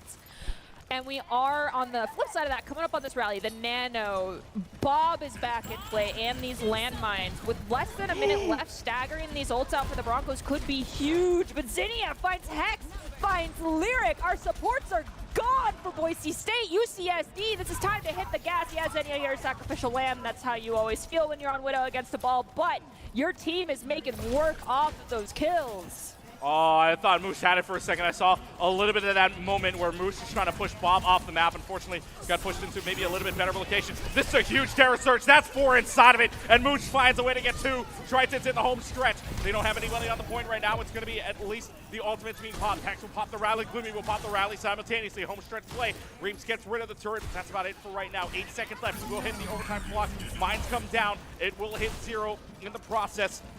There's a good Bionade onto Moosh, though. Moosh starting to melt away just a little bit, but still gets out of the Bionade range. Hex, though, good rally, good whip shot onto Fangblade. Gloomy falling away. Zinnia also low, can't get back to the health pack. Strider finds it, and now 2.47 meters left, and there is just nothing left to do but run into the mines, and all you got left is a fortified Orisa. No heals, no support whatsoever. Boise State shuts the door on the Tritons at the last fight possible. 67 meters, 2 points is all they get. Boise State needs basically the entire map to force a game 5. I need to point out how Clutch Key says that's all they get, but then also Boise State basically needs to cap the entire map. Look, there's a difference. They get all they don't get 3 points, right? That's they get 2. That's they get true. very, very close, but again, parking both space statements is are true. right Both there. statements are true. It's That right. it's Our just observer is literally how pointing at where it should be. That is just how close UCSD came to getting that final point. I want to say it's actually 68 meters or something like that. So they are very close. It is dangerous. Boise State is walking on a very fine line, borderline the equivalency of floss right now. They need to be careful. Remember, this is their comeback opportunity. If they lose this map, it's donezo for this series, and UCSD walks up with their heads held high, knowing they read the Boise State playbook, they read it well, and they countered it to a T, because that's all I've been seeing from them. Granted, yeah, they didn't full cap here, but if they prevent the Broncos from getting past that second objective, well, they can say that it doesn't matter that they didn't full cap. They still counterplayed one of what I would consider the titans of collegiate esports when it comes to the Mountain and West region over here. They're doing great. Oh, yeah, they're doing great so far. UC San Diego putting Boise State on the ropes, even forcing out a Torbjorn from Diamond Dog. And I'll tell you what, when I had my notes here, Torbjorn was not on the playbook. Torbjorn was also not something I thought would get pulled out at all. Although Diamond Dog, I guess, or actually with Tracer and Torbjorn could have been pulled out either way. But so far, so good from Boise State. And at the same time, could very well pull out something different here. Bar is going to be on the attacking side now from Frost, seeing if you can get any very good early picks, and you don't have really a hit scan either, so Boise State trying to take advantage of that from so far what they see. So with the competition that they have right now, this is just mainly a poke. This is mainly just to build up ultimates or build up ultimate. But look at how far Moose wants to play. Moose is already all the way in the back line and making sure that they are not feeling comfortable. Fangblade goes down, yes, but it's a 4-for-1 trade, and Strider has to get out of dodge. It's exactly like how the current, the counterplay for a Malga, so to speak, is when it comes to the compositions that we're running here on both sides. You see that ball go in, you see the Malga go in, your goal instantly as San Diego's, the instinct is I hit my shout, my goal is to trade backlines. Thankfully, in this moment, our backline survived, but it might not live here. They do. Okay, I thought I almost did it again, and I was going to be very sad. But you see Moosh going in. The target was Ana. We get the Ana. Disengage a little bit. Well, they disengage, and they're going to have to disengage. UCSD already finding 3 picks in itself. Now just building up ultimates. This Boise State composition, by the way, was mainly supposed to poke. It was the Torbjorn poking, it was the Farah poking. Instead, they're in dire straits right now. You don't have all that time to poke, and instead, they'll start to swap off. It'll be the Zarya swap. It'll be Lyric going on to the Juno. Frost will switch on over to the Echo instead. And this is almost a full team swap here from Boise State. They're trying to find answers, but the Tritons are giving them none to work with here. And look, Boosh is already pushed up, already using the axe to swing away. Look how fast they want to play with the Hyper Ring. Reaps will dive in, find 2 on the docket, and the Tritons have all the answers. Boise State has all the questions. I do like the Zarya swap from Strider, but I think the Echo is not what we need because, again, you need to facilitate your DPS with your bubbles as the tank here of Zarya. And using them very selfishly doesn't work as well because typically it means you're already in a zone where if there's too much focus, you will end up getting eliminated. I think perhaps going with a transition to being more brawly style, Frost picking up the Venture would be good here because Zinnia is currently given a clinic on how to play Venture as a zoning character. Yeah, well, the Venture was one of the characters, or one of the heroes we could see Zinnia pull out, and we've seen the Cassidy work out so far. Zinnia also making do with the Venture. Boise State trying to find something. Graviton Surge is there. They keep Boosh inside of it for right now, but Boosh and Reaps, though, still find a way to get picked. Boosh is inside the Graviton Surge and will axe away. So a Graviton Surge falls off, the Molten Core falls off at the same time, too. And Boise State's got 1 minute and 15 to figure out something to break through the Triton squad, because right now UCSD is putting on the fence. Look, we saw what they walked out on for UCSD, and if you're the Broncos, I don't understand why we took 2 fights as Wrecking Ball when this composition absolutely decimated us on Flashpoint, which is a control point on steroids. We should have gone for this swap sooner. Now Strider has to make these ults happen so much faster, and thankfully, Hex coming in with this rally and being a spear for the Broncos works great. We get the stickies on to find those eliminations, but now we have to push forward. We have to play with, we're grasping straws right now with our ult economy a little bit because we're relying on Lyric and Frost to hold this angle here to be able to hit the orbital ray after we get this objective on lock at the right time to maintain our forward presence and pressure. Well, they do get the point. They do get an additional 2.5 on the clock here. And remember, when we got to the street space, UC San Diego was the one to snowball that time and give themselves more for that final push, but Boise State saved it off. Instead, now we're going to get a huge rampage out. That finds 3. Lyric, Hex, Diamond Dog, all of inside of it. Strider has the bubble himself, but it's not going to matter. You find the team with the rampage. You find the win on the fight. 2:30 left. They get the team kill entirely. And UC San Diego looking strong. And look at where that payload is. It didn't even move from the starting point. Well, unfortunately, we didn't claim the space we needed to claim and hit the ults when we needed to. Now, we've got this. We've got copy. Frost hits it. We find Boosh. Can he facilitate the rest of this claiming of this high ground for his squad? Gloomy does have rally, but unfortunately, we've lost Strider. Zinnia disengaged and re-engaged immediately. The rest of the Broncos have fallen, and that's another reset for them. That's another reset. Look how close they're holding it. And look, already Frost having to use the duplication, and the duplication falls away for nothing. Yes, you find a pick, and it might be a while, but the way they're holding this right now, again, the payload has not moved since 11 meters, and you know where 11 meters is? Right outside of the clock tower. You're not finding a single answer here. And so for Boise State, right now, they only have 2 ults to work off of. UC San Diego might be working with 3 or 4. So a minute 30 left. They're going to use the grab search just to get rid of Zinnia and maybe find some way of an open door. They have them in the back line here. There's going to be Frost taking care of Fangblade in the back line. You have Boosh to take care of too, but Boosh doesn't have any healers to work with at the moment. So Boise State finally using it, but the question now is, was that Graviton Surge worth it? Zinnia just got hate crimed. Like, I'm gonna be transparent. Strider looked at that Venture and said no and hit the ultimate. There's just moments where you know sometimes that a player is just like, I've had enough of your games today, and hits it. But you said it earlier as well. We're looking at Hex with this rally, and Hex with this rally is going to be our point of savior here. Can it be enough, though? We're going into Tectonic, Shock, Blade, Rally, Orbital Ray. UCSD is looking to lock this down and push forward. We hit the Tectonic. We have Hex hitting the rally, just trying to prevent the rest of this Trident's gaining extra space, and as soon as it goes on cooldown, I promise you, Reeves is going to start getting some eliminations, and it starts with Diamond Dog. They tried to cut away, but it wasn't far enough here. Strider, though, it's going to be a blade in a very small room. Reeps is going to find, slashes, dashes away, finds 2 on the pick. Is it going to be enough to try to make this fight turn their way, though? It's a duplication from Frost onto the Juno, but that melts away at the same time. Moose has to get away from dodge here because Moose is on the tail, and Frost is in so much trouble. Melts away by the focus beam. Final 8 seconds left. Do they have a touch? Do they have anything left in the tank? Strider takes away Fangblade and Moose, and they will now touch the point. It's 3 kills, make it a 3rd here for Strider. So Strider's the last hope, and it's also going to be the rest of the team back. Diamond Dog switches on over to the main instead. Frost back with the rest of the team. So Boise State's got one last fight at this. Do they want to play it, or is UC San Diego happy to give up this point because they know they can play this in the home stretch? No, they will go ahead and dive in. Zinnia touches the point with the Tracer. They pop off the rally, but at the same time, Graviton Surge is out. Frost will take care of Zinnia, and that might be good enough for them. The Graviton Surge hits, and it will be good for another 90 seconds for the Broncos to play. I love the Venture swap from the Broncos. The amount of sustainability that Venture brings to the table is immense. Plus, again, lending yourself over to your Zarya, so it's not just Strider having to literally post himself up in a spot where, theoretically, if he's not given attention by his supports or my DPS aren't taking attention, I will get punished. And so we have fail-safes in this process. Plus, if Moosh lands a good ult here, we can use those bubbles to our advantage. A minute left to go. Blizzard's going to come out. They have nothing to stop the Blizzard, but that's okay. They clear out everybody. Kites the wave at the right time. It's going to be the Rampage out, and the Rampage finds all 5 of the members of Boise State. It's a huge Rampage for Moose. It's a huge fight win. 1 fight territory for the Tritons to take this series.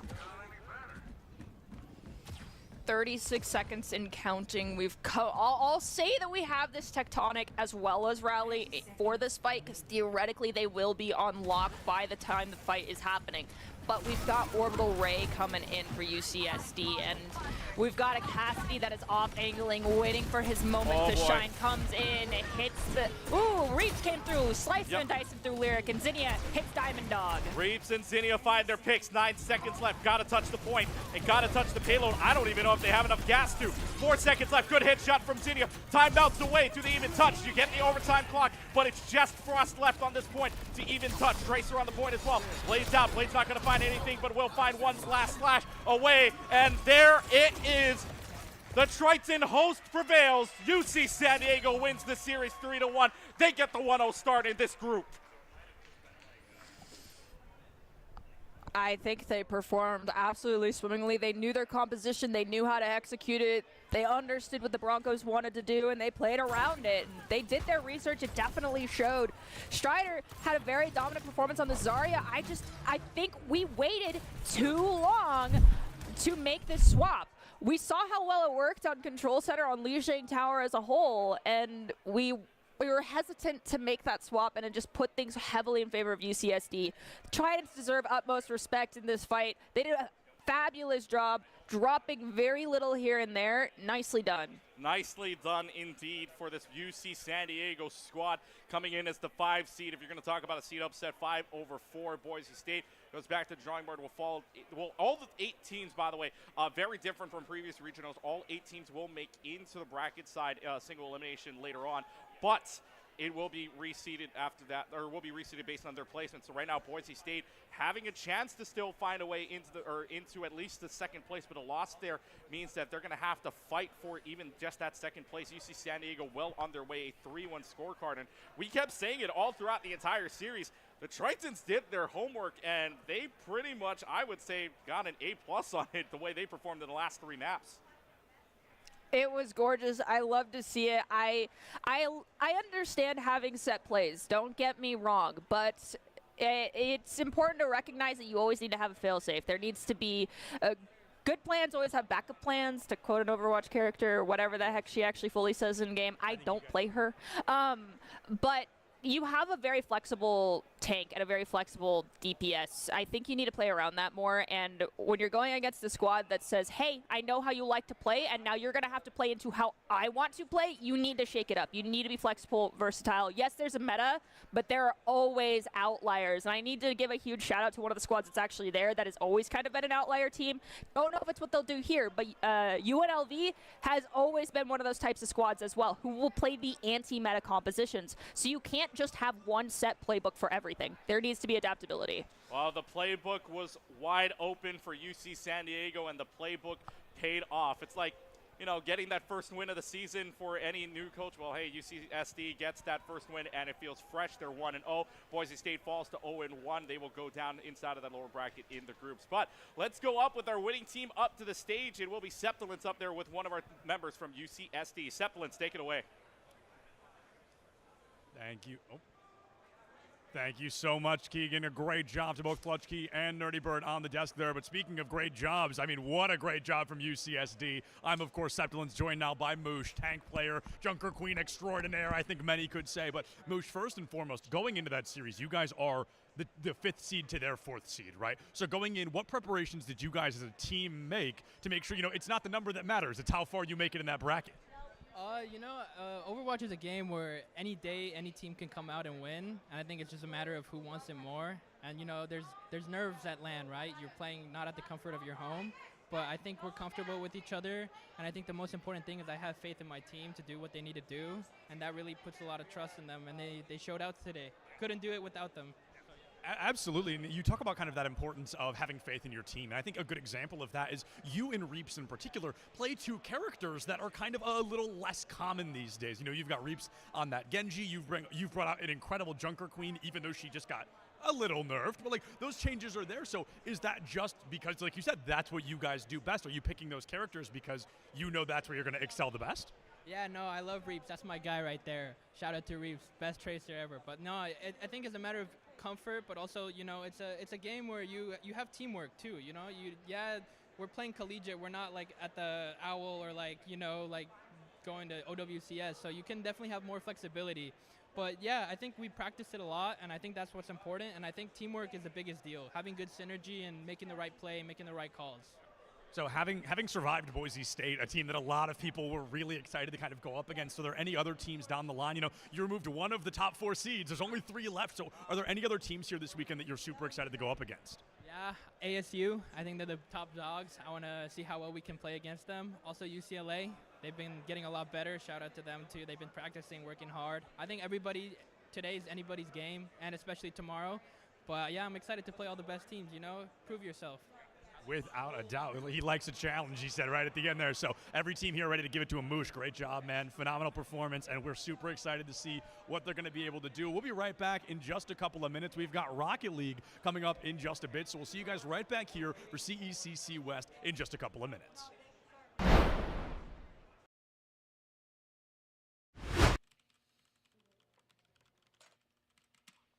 All right, we got this win streak. Let's go, let's go.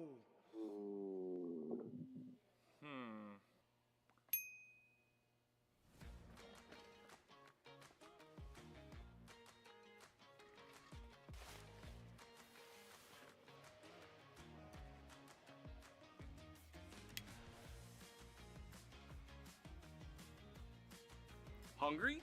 Don't ditch the game. Get McDonald's delivered right to you. Even get a free large fry with any purchase over $1 when you download the McDonald's app today.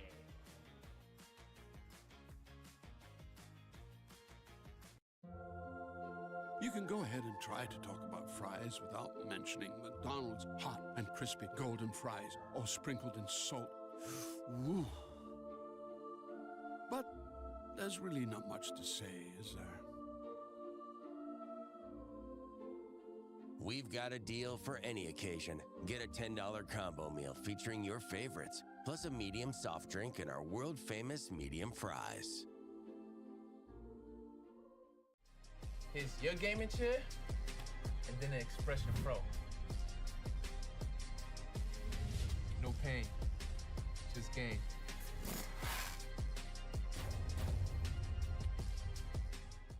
If you have to ask why it's important to start your day early, Here's your answer.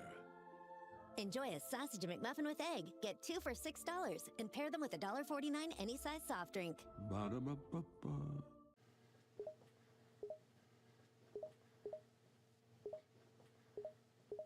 What I miss?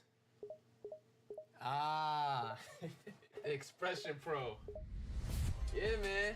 I had to get a new chair. Look at this. It's magnetic. Here's the best feature. Customize the panel. Rep your set. Do me a favor, write in the chat right now. What y'all gaming in? Ew. Y'all gotta do better. Look at this. Lean back. Nice and cozy. Here's your gaming chair, and then the Expression Pro. No pain, just game.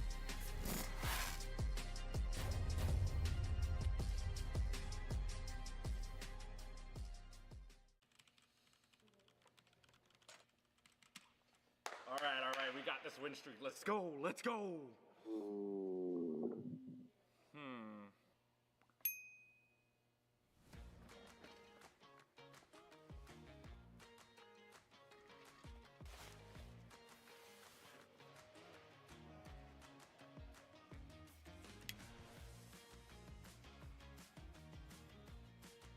Hungry?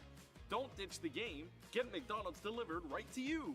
Even get a free large fry with any purchase over $1 when you download the McDonald's app today.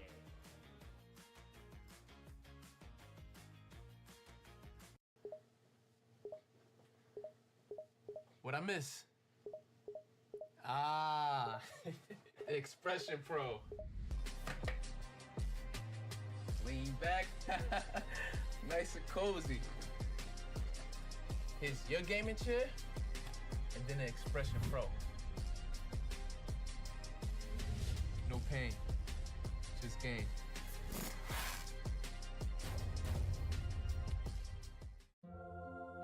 You can go ahead and try to talk about fries without mentioning McDonald's hot and crispy golden fries, all sprinkled in salt.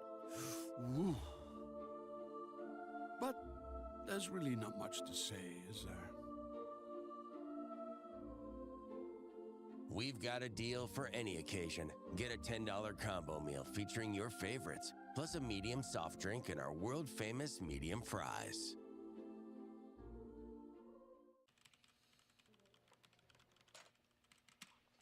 All right, we got this win streak. Let's go, let's go.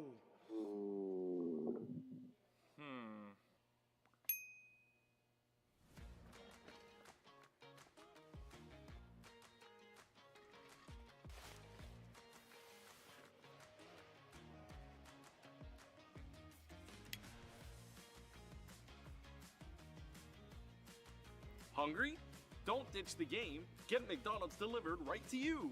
Even get a free large fry with any purchase over $1 when you download the McDonald's app today.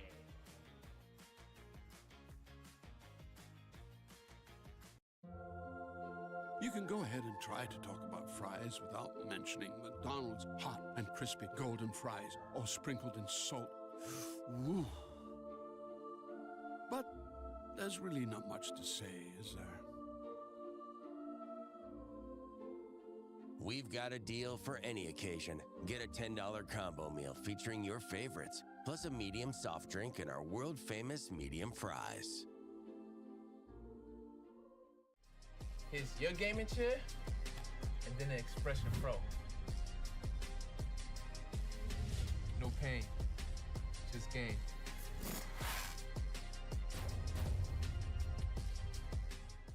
If you have to ask why it's important to start your day early, here's your answer. Enjoy a sausage McMuffin with egg. Get 2 for $6 and pair them with a $1.49 any size soft drink. Ba-da-ba-ba-ba.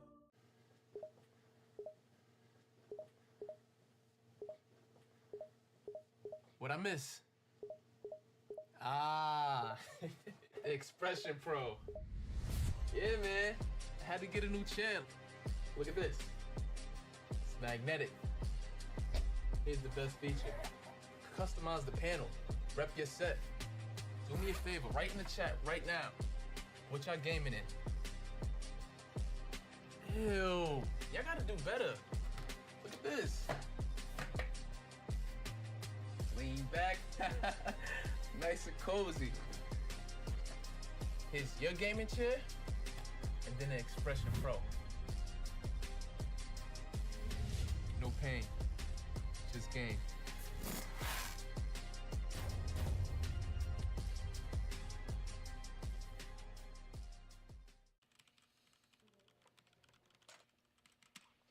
All right, we got this win streak. Let's go, let's go.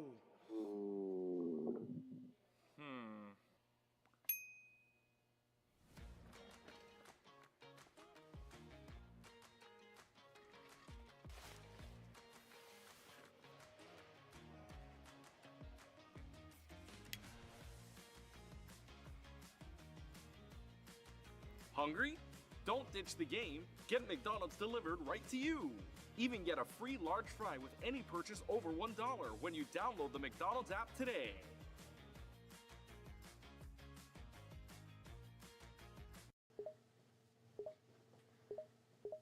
What I miss?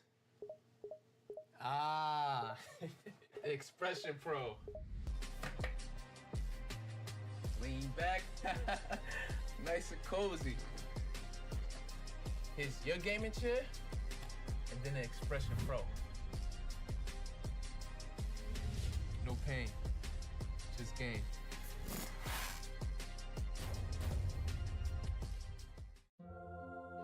You can go ahead and try to talk about fries without mentioning McDonald's hot and crispy golden fries, all sprinkled in salt. Woo. But there's really not much to say, is there?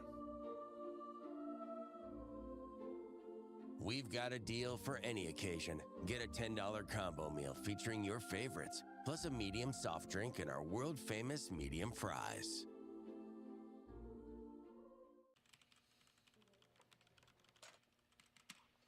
All right, we got this win streak. Let's go, let's go.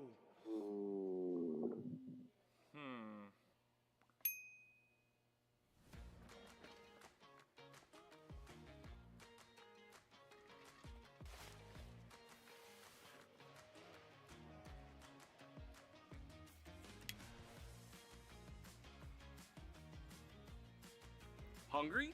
Don't ditch the game. Get McDonald's delivered right to you. Even get a free large fry with any purchase over $1 when you download the McDonald's app today.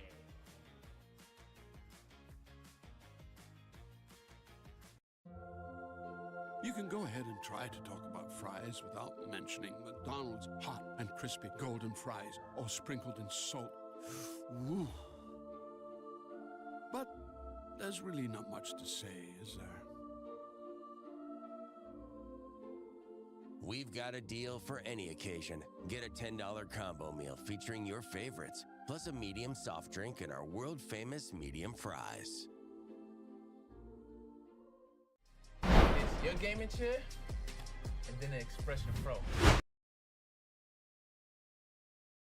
CECC West 2024, but qualifying for 2025. We are here in Sacramento, California, having a wonderful day so far. A beautiful performance there in Overwatch. Yes. UCSD able to emerge victorious over Boise State. But as we say goodbye to Overwatch, we say hello to Rocket League. We're super excited to be going there in just a couple of minutes. I am Septilance, joined by Clutchkey for just a bit here as we wait for our Rocket League teams to get ready. But Clutchkey, going into this, man, going from Overwatch to Rocket League, these two teams coming out, trying to make statements. How are you feeling about what we're going to see? I mean, we're going to be seeing two very good teams, right? Loyola Marymount taking on Northern Arizona, and they're all fighting, and I think all of these teams here in Rocket League are fighting for one big thing, and that's to take down the big dog that was there last year.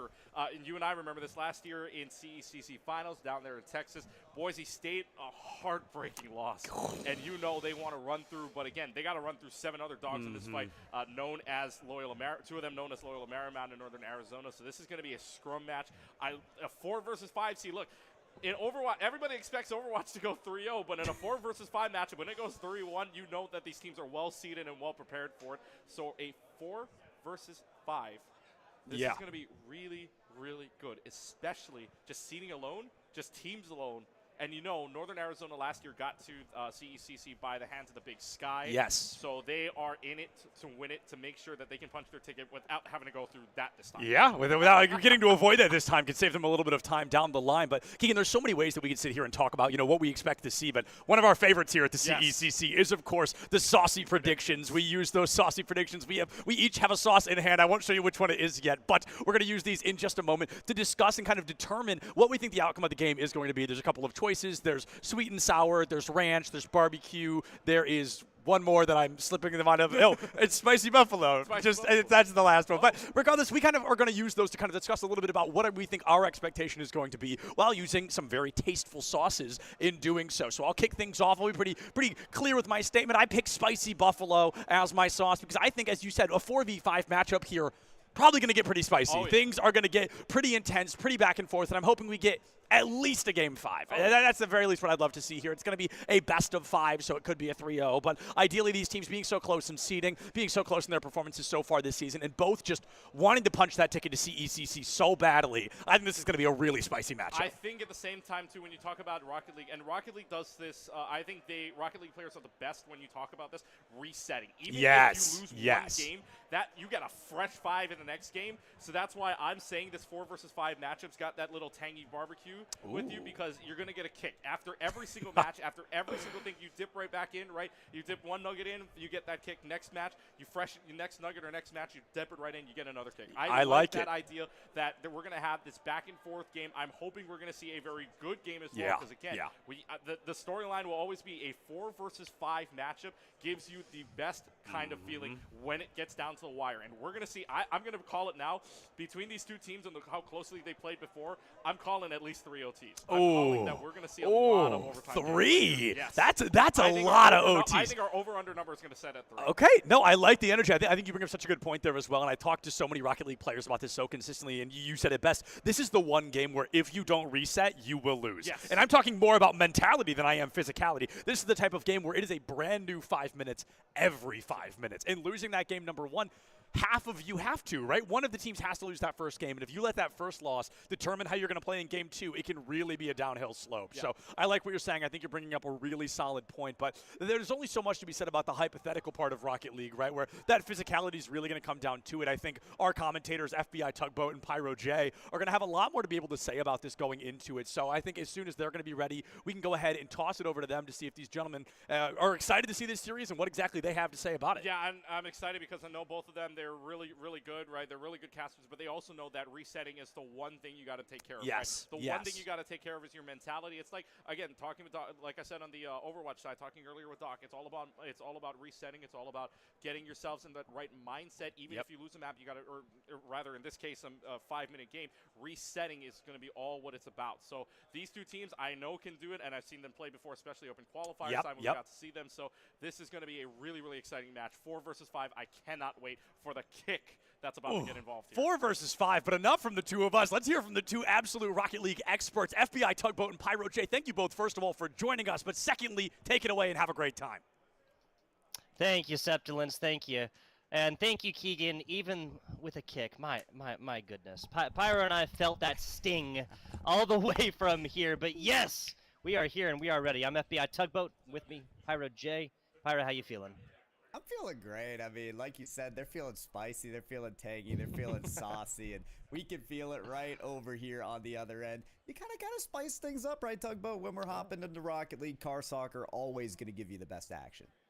Oh, absolutely. Absolutely. Especially when you're talking about number 4 seed taking on number 5 seed. On paper, the most even matchup that you're going to see so far here for Rocket League. Absolutely love it. Yes, Loyola Marymount taking on Northern Arizona here. I believe the guys covered it a little while ago. I just want to reiterate, this is done for seeding as well. This is all the group stage, right? So no team going to be eliminated from a loss on this match. Yeah, no elimination here. It's best of 5 as well. So later on down the road, if you really get to the finals, you'll experience some best of 7. But for now, it's going to be a bit of a quicker match. We did hear from those two that they're expecting some overtimes as well. So maybe it won't be as quick as we thought, Tugboat. But you also have to consider with these two teams, if they do win this matchup, Tugboat, they're headed into a match against a very likely Boise State. who very much is a team that wants to reign as the Crowns, as the kings of the West. So it's a bit of a reward to advance and get better seeding, but maybe a punishment to play them as well. I think both teams, though, very much apt and ready for this and any matches following. Yeah, this type of situation is like the winner doesn't feel like a winner going on to play against Boise. But again, group stage, so a loss there and whatnot is not going to be the end of your weekend in beautiful Sacramento. Oh, taking a look right now. There you go. These are gamers and they are ready. We got a whole lot of esports passion going down right now. Cal State Expo looking clean. Everyone furnished with the right equipment, right hydration as well. I'm seeing the water bottles. You got to stay hydrated when you're gaming. I'm seeing the test lobby in action as well. So you got to make sure that whatever system you're on, you don't have camera shake on, right? You got all the all the settings that you need. Necessary. And your bindings, it is necessary. The players look like they're ready to go. And this is actually a very important stage of preparation, Tugboat, because in Rocket League, you got to find your flow state. You got to make sure the air rolls are looking good, that you're hitting the ball on the mark the way you want. You got to make sure the communications are crisp as well, that you can hear your teammates clearly, that you can tell each other where you're going to be, who's on the ball next, and so on and so forth. Hey, this is Rocket League. There's barely times for those fast comms. And do you mind eyes deceiving me? Is that a wireless controller that we see closest to us? The pink controller here in this esports player's hand. I can't see a cord coming out the other side. If we're going down to Bluetooth connection Xbox controllers, I don't know about that one. That does scare me a little bit. Personally, I wouldn't put my trust in that, but I am also someone who is a console gamer at heart, right? That's how I grew up, couch gaming with the Bluetooth controller. So there's a little bit of tradition in that for me. I like the style. That is the classic. Yeah, he's clawing, using the right index finger to press buttons. Absolutely love it. Yeah, this guy's ready. What am I talking about? There's a reason, Pyro. What'd you say? I'm sorry. Oh, no, it took me 6 years to go for the claw. It's the right way to play Rocket League, especially if you're not going to play KBM, which some do. So I trust in these players as well. They're scoring goals now. You can see it on the replay. They're ready. Yeah, and that is plugged in. So Terry Knott, folks, here, ready to get this one going. Beautiful setup as well, right? I have an organizational, I can really give the props when I see something organized very well. All the PCs in a row, right? They're all set up. There's no clutter. There's plenty of space. All of these gamers are going to have plenty to do here. We'll get you through rosters and more here, but I'm just super excited to hop into this one. This will be the first of 3 matches that you and I covering Rocket League-wise on the weekend, excuse me. On the weekend, that's right. Yeah, later today, we'll have those teams that are moving much farther in these group stages and duking it out for that 1 seed and then following up with the top 8 bracket. A reminder for anyone that may be joining, we're playing for seeding right now. So 8 teams here, all 8 move to playoffs, but it's still an important stage, right? We talked about the future contenders of teams of these 4 and 5 seeds of Loyola, Marymount, and Northern Arizona University. If they can increase that seeding, Tugboat, from like a 4 to a 5 to like a maybe even a 2, they can avoid the top contender and then move on to the finals. Like, I know we're talking about this as double eliminations just for seeding, but this can have huge implications. 100%. Like, if you want to go forth and win this thing, right, there's certain teams that you have to move through. And at a 4 seed or 5 seed or something like this, this is both giving the respect to these teams and saying, like, they could go forth and do it. They're also saying, hey, middle of the pack, you have something to prove as a team coming on in here into Northern California. I'm excited as well because it's always the LAN atmosphere that implies there may just be a LAN buff. And for these players, I have yet to see many of them on LAN, or at least broadcast their action from my own personal viewpoint. So I'm looking forward to seeing what they can take from the online setting to the LAN setting, because you can't deny, Tugboat, there's a different vibe to it. I know you've been to LAN after LAN after LAN, and the atmosphere, the energy that players bring when they're in person with their teammates or not is great. It is hard to compare what I will do in case you have you personally, whoever's watching this, has not experienced it. I want you to think about just sitting there playing in your playing your gamer chair, right? Playing in your zip chair with your friends in Discord after work, something like this, versus lights, sounds, people screaming, you beating somebody and their mom standing over there. You know what I'm saying? Like, these are the kinds of LAN pressures that these sorts of situations arise, and you have to go forth and come out on top of them, right? We unfortunately, right, COVID was not able to go forth and get a whole lot of LAN competitions. Esports, fortunately, was able to thrive throughout that time, given, obviously, we consider houses and play, physical contact not necessary. But now that we're back here, this is always where these players' heads need to be, Pyro, because the next step, if they want to take it, the big thing, of course, live competition.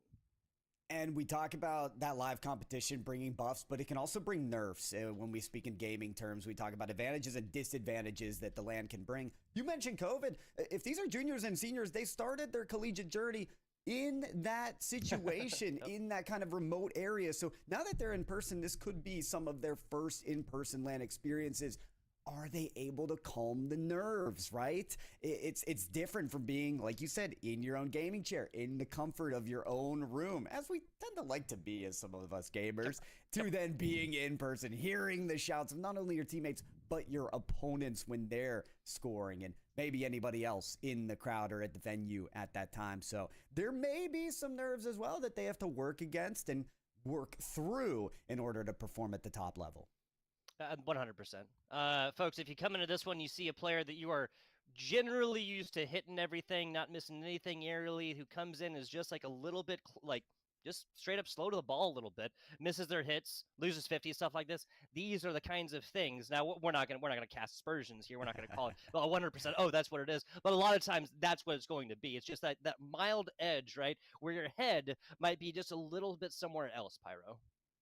Yeah, I can not relate to competing on a LAN at the highest level here in collegiate, but I have been a part of some creator tournaments in Rocket League, and I can tell you from that personal experience, there is a different zone that you enter. Like, every touch is of the utmost importance. It's just a high pressure scenario, and yeah, you might actually make some mistakes just because of that. But of course, there's other things to deal with and to think about when you have these Rocket League teams. For one thing that I'm really excited to see, Tugboat, are the team plays, right?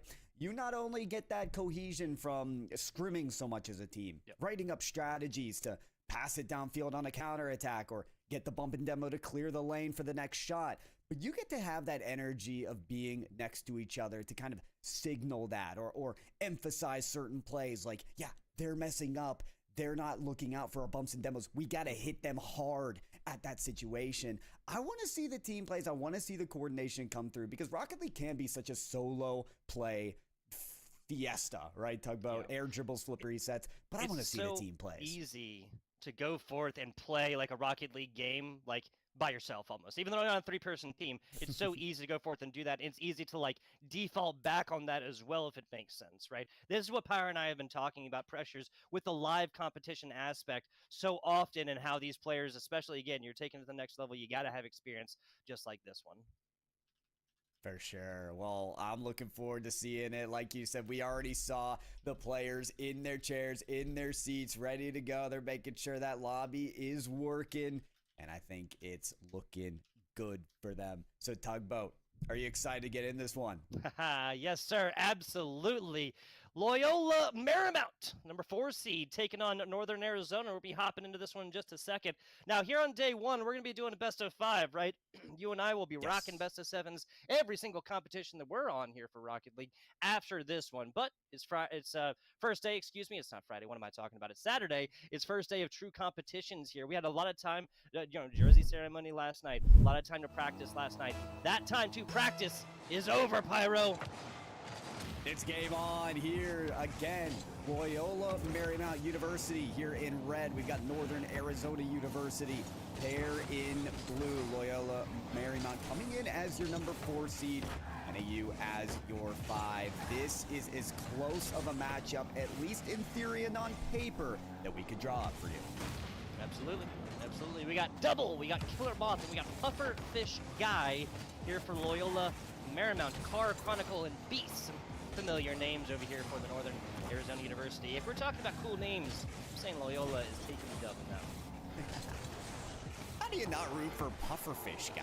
You know what I mean? like, you read that name and you're like, yeah, I want to see something out of him. You might see it out of Killer Moth here. Shot on the counterattack coming through. And by the way, did you see the passing play? I'm already getting amped about it, Tugboat. Teammates finding each other, especially from the LMU side, trying to get that synergy rolling early. Yeah, so a little bit of feeling out here, just kind of a first date between these two teams, trying to see exactly what the other team is made of.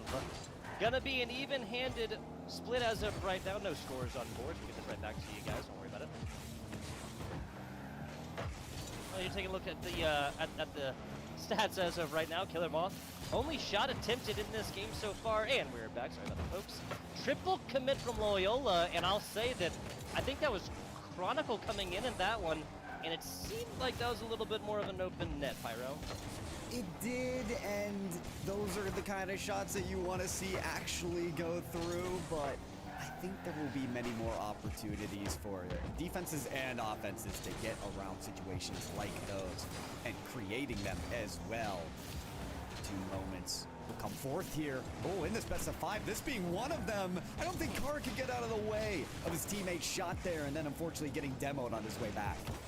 I think it's 4 or 5 demos. I'm going to stop trying to keep track of that one, 'cause I'm not sure if I count that high, Pyro. A very aggressive, physical match so far between these two universities. Ball going back the other way. Here's the middle. Just kind of hanging out back and forth. All is on vacation. To the corner we go as Northern Arizona is just trying to get this out and inside the other half of this pitch. I mean, that's a lot easier said than done, though. Every single time they foist this back on over, there's somebody here for Loyola Marymount who's just waiting in the wings. By wings, I mean half pitch.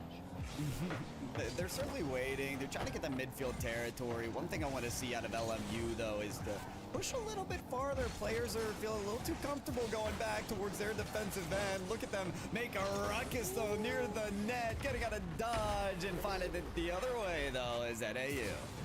Finally, now will this be the floodgate here for Northern Arizona Chronicle? Certainly a name from which lofty Rocket League expectations are established. See if that continues. 20 seconds past halftime for our first score. Tragic scenario there for LMU, though. You want to push everybody up, like I was mentioning, right? Everyone's going back to their own territory for boost. Now you've got all 3 pushing and then no one on defense. Finding that balance can be so difficult in Rocket League. It really can. It really can. And I think that's just kind of the result of, up to that point, Loyola not bending at all. Like, they had all 3 players up there. They're playing defense and whatnot. Then Northern Arizona just had to pour everything into that one. Well, it worked. Fantastic stuff. Worked for now, but what else can they produce while they have this ball on the offensive side? Carr, 1 touch out to the side. LMU keen to pounce on it. Establishing dominance in their own corner is Beast. Getting a good 50-50 to clear it away. And AU stealing boost now. Beast taking all the resources for himself. Resource management certainly favoring NAU, especially as they move down the court here. He's looking for that read off the corner. Will tap it off towards the net. Pufferfish guy, though, spending time, taking time, making sure that defense is set. Double just goes for the second tap right there. To the corner we go, and it's going to be interrupted by Beast getting a claw onto it. We'll call it a fake there for the Northern Arizona player, as this is still lofting. Very dangerous. Okay, Beast off the wall right now, and that's actually kind of serves this up to a Loyola member. Shots upon shots right here. Just offensive onslaught for Loyola Marymount as of right now. We're down to that last half minute, so for LMU, we've seen the risk taken and they were punished for it. How can you take that risk in a calculated effort to make that first goal go in? Just spreading the field, honestly, right now. That's exactly what LMU is doing. That's exactly what they need to do. They need this tying factor. 15 seconds to go. They will have, like, you know, their own little mini overtime once clock strikes 0. But as it is, they're not really being given a whole lot right now. Pufferfish, the backside, gets over to double. That is decently centered, and that's inside for a tying factor. Unbelievable! The clutch factor comes through on land. Pufferfish to double, and the give and go right back, bouncing in for the tie game. Fantastic stuff. If Pufferfish also just goes for the initial touch and then abandons it, this does not go in. Northern Arizona wins 1-0 in game numero uno. And this is not an overtime. But hey, the boys were right. The boys were right. Keegan, horrible puns. Absolutely terrible puns, but fantastic predictions. I'm sure he's geeking. So excited to see game one now in OT off a 2-second goal. Is this goal gonna find its way in? Trying as they may, Loyola barely get that out, and wonderful control coming from Pufferfish guy on that air dribble pinch from the sidewall to defuse the situation. Now Double looking for another scenario to find their way out of. It's kind of funny that you see both teams. Yeah, they get to overtime and then like the offensive and defense, or the offensive efforts, like that's not too high, but that is Chronicle. Man, oh man, you could have cued the Jaws music as he is flying through the air. I mean, you know what he's gonna try to do. He knows what he's gonna try to do. The only question remained was it going to hit? And Chronicle hits both here, both scores for Northern Arizona, and gets it done in overtime. Couldn't even begin to describe how important that goal is for Chronicle, and just the rebound that we saw there out of Northern Arizona University. It's so deflating to have the only goal conceded in the last 2 seconds and have to go to overtime. Those boys responded quickly, and Tugboat, out of that first minute of overtime, they dominated completely until Loyola Marymount couldn't hold on any longer. No, they could not. No, they could not. Given that it was Chronicle with 2 goals, I think it's easier to look at this and be like, oh, Northern Arizona's offense is all around Chronicle. Well, we have 4 total shots from the other players as well. 8 total shots there, distributed pretty much as evenly as you can. 10 total shots on the other side. Fantastic back ahead right there. Right. We're going to be looking at Northern Arizona, Loyola Marymount 2-1 in game number 1. Now, the question only remains, how many overtimes did they predict? Did they say 2 overtimes? I can't exactly remember. I think Keegan said at least 3, so he's holding out for a long series and as many overtimes as we could possibly see. Talk about, I'm ready for it. Clearly, the players are ready for it, but is LMU ready for it? Because while they did push to OT, they really struggled to gain control of the game since the first kickoff. They were a little bit frail on the defensive end. So when we get into game 2, I want to see them establish a better defense. NAU, they're not going to have it. How does Beast... Oh, so this is just a hit back and a perfect read from the defender. Almost a block from the teammate right there. I believe that was Carr, player's name. We have not said a little too much of, but hey, another Northern Arizona player gets on the board. It was Chronicle with both regular time and overtime goals. The 2 goals Northern Arizona got before. So, see if the theme continues here. Northern Arizona strikes first. They do, and maybe they're looking to strike again. How about this counterattack formulating? Pass downfield, incorporating all 3 players. Find the end of the net. Pufferfish guy up for the shot, aiming for that 4 post, and it's Killer Moth to get the read off the rebound. There you go, Loyola kind of playing their own game right here, and well, if the prediction's overtime after 30 seconds or so, looking pretty good right now. 1-1. No team's going to be shut out of the second game of this best of 5 here at the CEC West. Rocky one for Killer Moth. That, I just got to say it, Tugboat. That read off the far post was unbelievable. They're going to get another one here. Look at them breaking down NAU right now. Nicely done. Yep, and Pufferfish, guys, that's going to be, the second across 2 different maps here for this Loyola Marymount player. 2-1. We'll see if Loyola is able to keep this lead. Only 1... Oh, goodness. Oh, my goodness. Off a kickoff here again from Northern Arizona. Oh, this one hurts. It hurts. You want to cheat up for the kickoff, but that is the risk that you take. Pufferfish guy just could not hold on.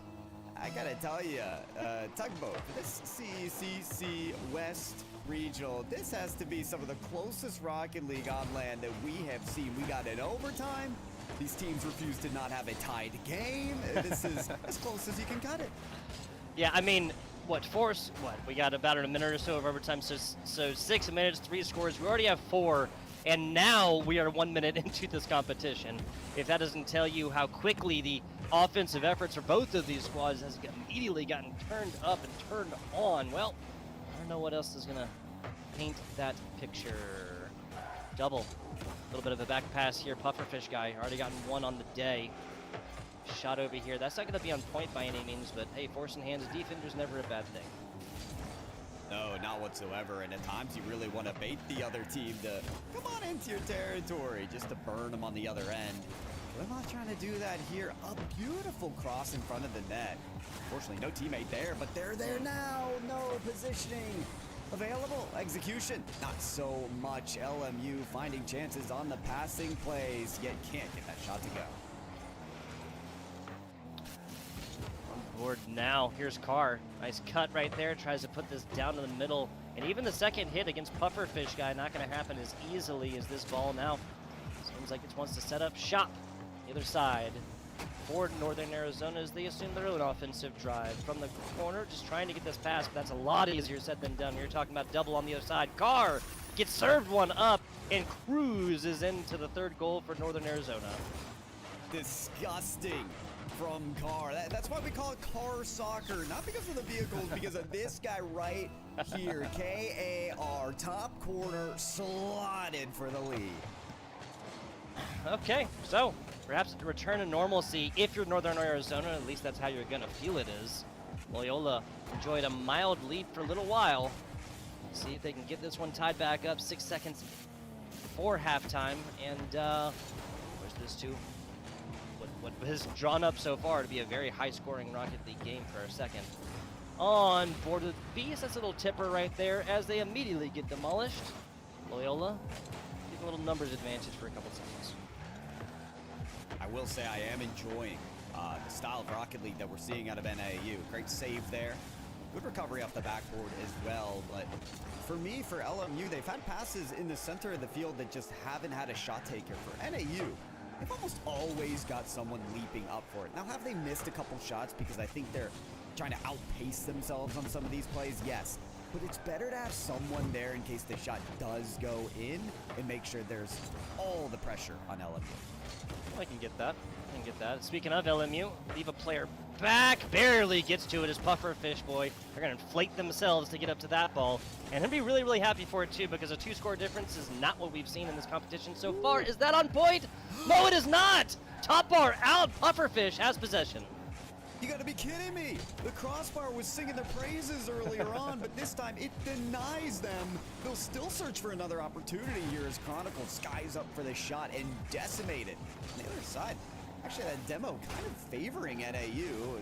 Didn't have any boost, and now he regains boost and positioning on the defense for the counterattack. I mean, you've got to really be decisive on those demolitions if you are LMU. Now they've got the shot opportunity. Unbelievable read there for Pufferfish.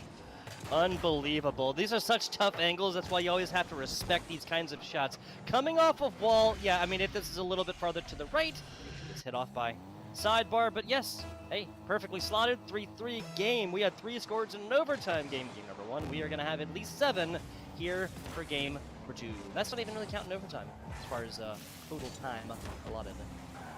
As far as the overtime time that Keegan already told us the plot of what's to happen. He's got all the notes on the game. But who's worked on the note-taking, the adaptations necessary for this game? Will it be NAU to still take this aggressive approach of demos and shots wherever they can find them? Will it be LMU to punish them on their chances? Is so close here, but double does have the read on the other side. That one landing in, and the punishment does indeed come through. Double gonna get their first goal of this series here for Loyola Marymount. Some fantastic stuff. Haven't talked about them too much. Well, we might be talking about them a whole lot if that is the ultimate difference in this game number 2. NAU took the first one in overtime by a single score. LMU looking to give them back the same thing that was dealt to them. Solid shot attempt. Now the second effort, too high. And the third one, beast once again. I can't believe this. NAU just refused to die. And this time it's off the hands of Beast. He's clawed his way back to this game. Fantastic stuff. Beast now with 2 in this one. Every Northern Arizona member has a goal, as does Loyola Marymount. I gotta say, the differences to try to draw between these two squads is getting thinner and thinner by the second. Oh, that could have been something beautiful, man. No, they're just content to go to overtime. That could have been it right there. Hey, Keegan, if you can hear me, good job, bud. Good job. I'm not talking about your puns. Giving him a pat on the back, but there's no rest assured for these teams. Not right now. They have to earn that pat on the back with another overtime goal. NAU did it in the last game, and that was off of dominance, control. This time it seems a little more even-handed. Shot getting doinked there by Pufferfish. Killer Moth actually bailing them out as that was going to go in front of the net. Double no read on the corner. Shot there from Carr is going to miss, and pass gets deflected by Killer Moth. 4th shot attempt right there. Could have had the opportunity, excuse me, to close this one out in a relatively short overtime situation. Hey, those types of angles yielded quickly, or rather hard sometimes, rather difficult. I completely understand. Beast playing that back position right here. The comms come in is, hey, we've lost possession. Back up and back up now. Dangerous situations if Loyola. Okay, so possession just kind of given over right there. Not challenged whatsoever when the defense was not in the position. Okay. You talk about some of those challenging efforts, and at times one of the most challenging things is to read your own team. You know, put the ball in the position that you think they will be. Speaking of which, there was an NAU player there in front of the net. They may have had the Game 2 winner. You do still have Carr pushing up forward. Killer Moth, the defense is ready to receive this and pumps away. What a clear down the line. Chronicle's going to look for the bump, however, cannot land it. LMU looking much more resilient in this overtime. Much more. Stretching the pitch just like a lot more as well. Not willing to be hyper aggressive and just give this one up. Hey, if you're Loyola, you got to feel this too. Like going down, I mean, down by 5, down by 1, overtime doesn't really matter. The result being the same in these best of 5s right now. Dropping here is going to make it so much harder for them to come back. A reverse sweep required without dropping a single game. That's decently centered, but Northern Arizona's all over it. And he'll put that ball in no man's land to Pufferfish Guy, getting there in time for a touch, but much more than that. Killer Moth back down here to Pufferfish as it's high lob to the other side. I feel like LMU, they're kind of giving away these chances once they get possession, and if they don't find a game plan to score soon, it's going to be too late. Decently high, but I feel like we've seen a couple of those wide sweeping shot attempts here. Both teams just trying to take, just trying to take pot shots from mid pitch right here, and it's just going to be really, really hard at these higher levels of Rocket League to actually get that one in. But if they're content to do it, then hey, strap in, settle down, order some McDonald's on the app, right? Because we might be here for a while. That sounds amazing, actually. Might grab some McChicken for myself right now, but this one is a bombs away from Carr, and he's eating good. Wow, a bomb.com right here, perfectly hit. That's not a shot attempt from mid pitch. That's a pass. 5-4 here for Northern Arizona as they put a second one up. As they put a second one up against Loyola right here. 2-1 in game number 1, 5-4 in game number 2. Pyro. They got the ice there in overtime. I mean, what other way can you say it? Now, I did criticize LMU a little bit because I was like, they were getting their chances in OT. How are they not scoring? And those high passes weren't connecting. Little did I realize it would be a high pass near the ceiling to convert a shot. So I think LMU, they might have had the right ideas. It just came down to execution, Tugboat. And in that sense, Northern Arizona had the leg up. Oh, absolutely. Taking a look as of right now. Yeah, every goal here on the side of Northern Arizona, even in overtime, assisted. Chronicle with 3 of them. 3. Beast with 2 right there. Playmaker for Chronicle. Absolutely love it. Yeah, and you think about the story of Chronicle that we've seen so far today, Tugboat, right? They scored every goal in game 1. Now they've assisted 3 of them. So this might just be the player to take the spotlight, whether it is scoring or assisting the goals. They're teeing it up, they're dropping it down. Now, if we're going to talk about a highlight reel, though, Tugboat, it has been Carr on this Northern Arizona University team. This guy had a perfect top corner slot earlier in that game, and then had the clutch factor for that amazing overtime shot. And whoa, oh, how about this, Tugboat? We're dropping in about 7 seconds in this game number 3 to already another goal for Northern Arizona. And it's Chronicle behind that. Let me know if you're surprised. I'll pinch you and you can wake up here, Pyro. Oh my goodness. It's like 7 seconds in. I mean, obviously this doesn't happen by themselves, right? We saw the pass, we saw the demo and stuff like that. This is a 3-person effort, but still, just the simple fact that they can get it done. Perhaps it's just a little bit of a warm-up factor here for Northern Arizona before they really get the engine started. I think LMU, they're going to be pinching themselves for a different reason here if they don't win one of these games. You can see they're still pushing for it. This was a great capitalization here from Double. Look at the speed as well in the shot. Are you kidding me? 98 miles per hour? Is that real? That is very quick for just a single shot there. Nevertheless, it's incredible work out of this team to capitalize, but think of how many times LMU has equalized, right? Tied up the game. Yep. Over and over and over. They'll be kicking themselves if they don't actually take a win this series. I feel like that is a mentality that you have to like adopt because you're down like early, right? Because you're getting scored on first and you have to come back. But what I want to see is an LMU squad, and they enjoyed a lead for a little while there in game number 2. But what I want to see is NAU playing from behind, right? LMU playing with an actual like 2-score difference, something like that. Obviously, it's easy to say like, oh, just score multiple times, you know, like here and early, you score more goals than them. But it's a situation that becomes untenable after a certain period of time. Obviously not today, though, because we've seen 2 overtimes. We've seen the 2 OTs. We've seen demos flying over and over again. Pufferfish Guy having the majority of the demolitions in the last game, mind you, so keep an eye out for him if you want to see more explosions. But I think the goal explosions are coming from someone in particular. The second now for Double. Hey, calling them Double for a reason right here. 1 and 2, feed me. Ellen Dalton Nuggies. Fantastic stuff here for Loyola Marymount. A lead, that's exactly what we're talking about, right? 90 seconds into this one, shaping up, maybe not to be as okay, I thought I'd have to call that one a triple-double. Well, that's a serve up to Pufferfish Guy. Fantastic stuff as I feel like I called it. I realized I said it like it was like kind of incredulous a little bit. Oh, they just need a 2-score lead. Well, Loyola gets it together and they find that in their pockets. Yeah, I'm almost a bit afraid of the power you wield, Tugboat, because that's a little bit scary that you just mentioned that. If you really want LMU to win here, you keep talking them up, but LMU, they've got to also follow it up with the plays, and what it's been all about in this game number 3 is capitalization. NAU, some very uncharacteristic mistakes, not only on defense, but on the shot taking as well. They have 1 open net miss. That's Chronicle on the miss for the wave dash to line themselves up for the shot, but it's always Carr to follow up and smooth things over. Always Carr.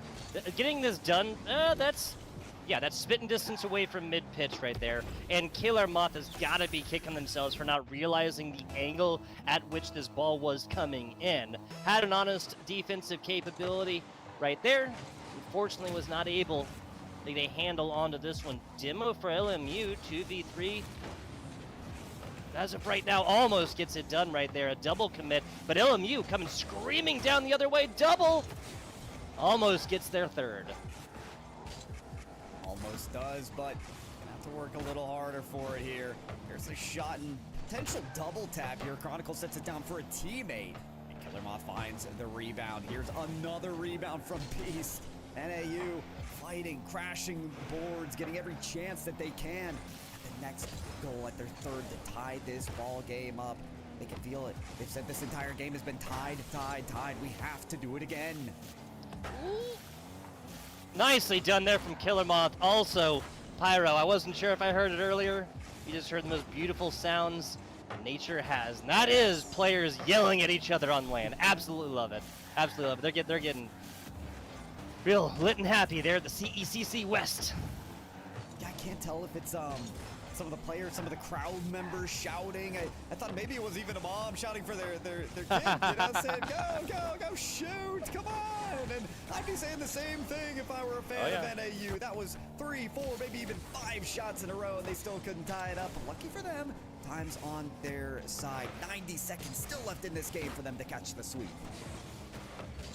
So it actually puts this past Killer Moth right there, and in their efforts just to get it to a teammate and do something fancy, they give up possession right here. Last line of defense is Chronicle. Be really happy they were able to get that one in. Now a shot. Killer Moth should have anticipated and does. Nice. Okay, whip around right here. Chronicle loses the 50 to the middle. Double. Gets a little bit of a flatter hit on this Pyro. I think we're looking at the 6th score of this game number 3. We are, and go figure, the goals are just getting racked up here in 50 seconds. We have had a goal in the last minute, I think, for each game so far, so I'm almost expecting this one to come, and I just don't know which side it's been so close for either team here, and I might have the advantage off that 50, but Pufferfish is the one to read it. It's long clear, but punished with their life. Hold on, a misread there for LMU. Opens up the lane for Northern Arizona. Shot gets denied. Another one put forward and sent away by LMU.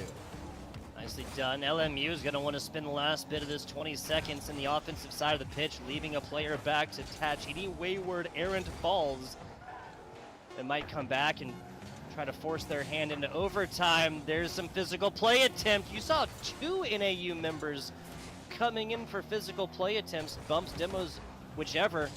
Both get it done. Rule 0 now engaged. Northern Arizona, excuse me. And that might have been it. Nope. Okay, we're going to see a little bit of a longer series here, Pyro J. I was on the edge of my seat, though, Tugboat. Did you see how that one wrapped up? We had a Northern Arizona player just dive in to keep the ball alive. And the ball bounced off the backboard onto the little lip of the backboard in the ground that actually keeps it alive. Yeah, we're working with the thinnest of margins here to keep the ball game alive and as well to see who is winning these games. Loyola Marymount, how about a breath, a sigh of relief, even if momentary, to finally get themselves a win? Where my eyes have to be drawn to here, Loyola Marymount, 5 saves. Northern Arizona, goose egg, nothing. Every shot that was put up, 3 total shots across and distributed as evenly as you can across these Loyola members. Every single one went in. That's yeah, that was 1 for Double, 1 for Killer Moth, and 1 for Pufferfish guy. You really cannot ask more from a squad. Like, you ask, hey, we want well-rounded. We want each of you to come forth and do your best efforts at the very, very front, right there, scoring in the middle, trying to pass this ball around, set up plays, get physical stuff going, or even in the back, trying to play goalie positions. That is exactly what we look for right here, and that is what Loyola pulled out here in this game number 3. That is serious momentum going for them. And they had momentum in game 3 when they got the 2-goal lead that you were asking for as well. So LMU able to establish a long lead and a win. Could track well for a potential game 5. Killer Moth got their work cut out for them. Beats the wings, gets to it. Loyola wrapping around. Now everybody should be in the defensive stance, and they are. Defensive stance transferred into offensive stance now. Killer Moth the player back. This Pufferfish guy tries to get it to a teammate. Push that to Chronicle. Read off the side wall. And Chronicle's just trying to keep LMU on their toes. These reads off the side wall are becoming much more consistent in Rocket League gameplay to the point where players are expecting it, but it's still very difficult to produce. So to do that today, this kind of pressure on LAN is really good news for Chronicle. Ways to mechanically move around this ball, but how about the 1v1 on the other side? I think Beast a little more height on that ball, grabbing some height though as NAU as they still push forward. You can feel the pulse of this match has just gone down by about 100 beats per minute. Is this an open net? No, Double always there. This was off the demo as well, if I'm right. I'm pretty sure it was. Yeah, I'm pretty sure Double got eliminated and then spawned up right there, and because they were demoed, not on the other side of the pitch, they were able to be in position to make a play. Talked about the decisions that go behind demoing somebody. You've got to be very conscious of whether it's going to be advantage or disadvantage for your team. Moth and Double both getting around that. NAU, they've done this plenty in this game and the last game of setting up camp in their opponent's stage, but failing to finish on their chances. Chronicle's going to put that all to bed, though. Nicely done. First blood drawn here from Chronicle, and I must say, at 3 minutes and 13 seconds, this took a lot longer than our previous. Going back to my statement just made, guys. The pace of this game has come down a whole lot. Expect the rest of these goals to be like hard fought for, frequently passed beforehand, earned all the way through. Down to the bottom, Beast tries to get past 2. Back to the middle of the pitch we go. 51 here. I'll send way back to the other side, and it's just a mad scramble to try and get on top of this one. Double tap. Not gonna happen.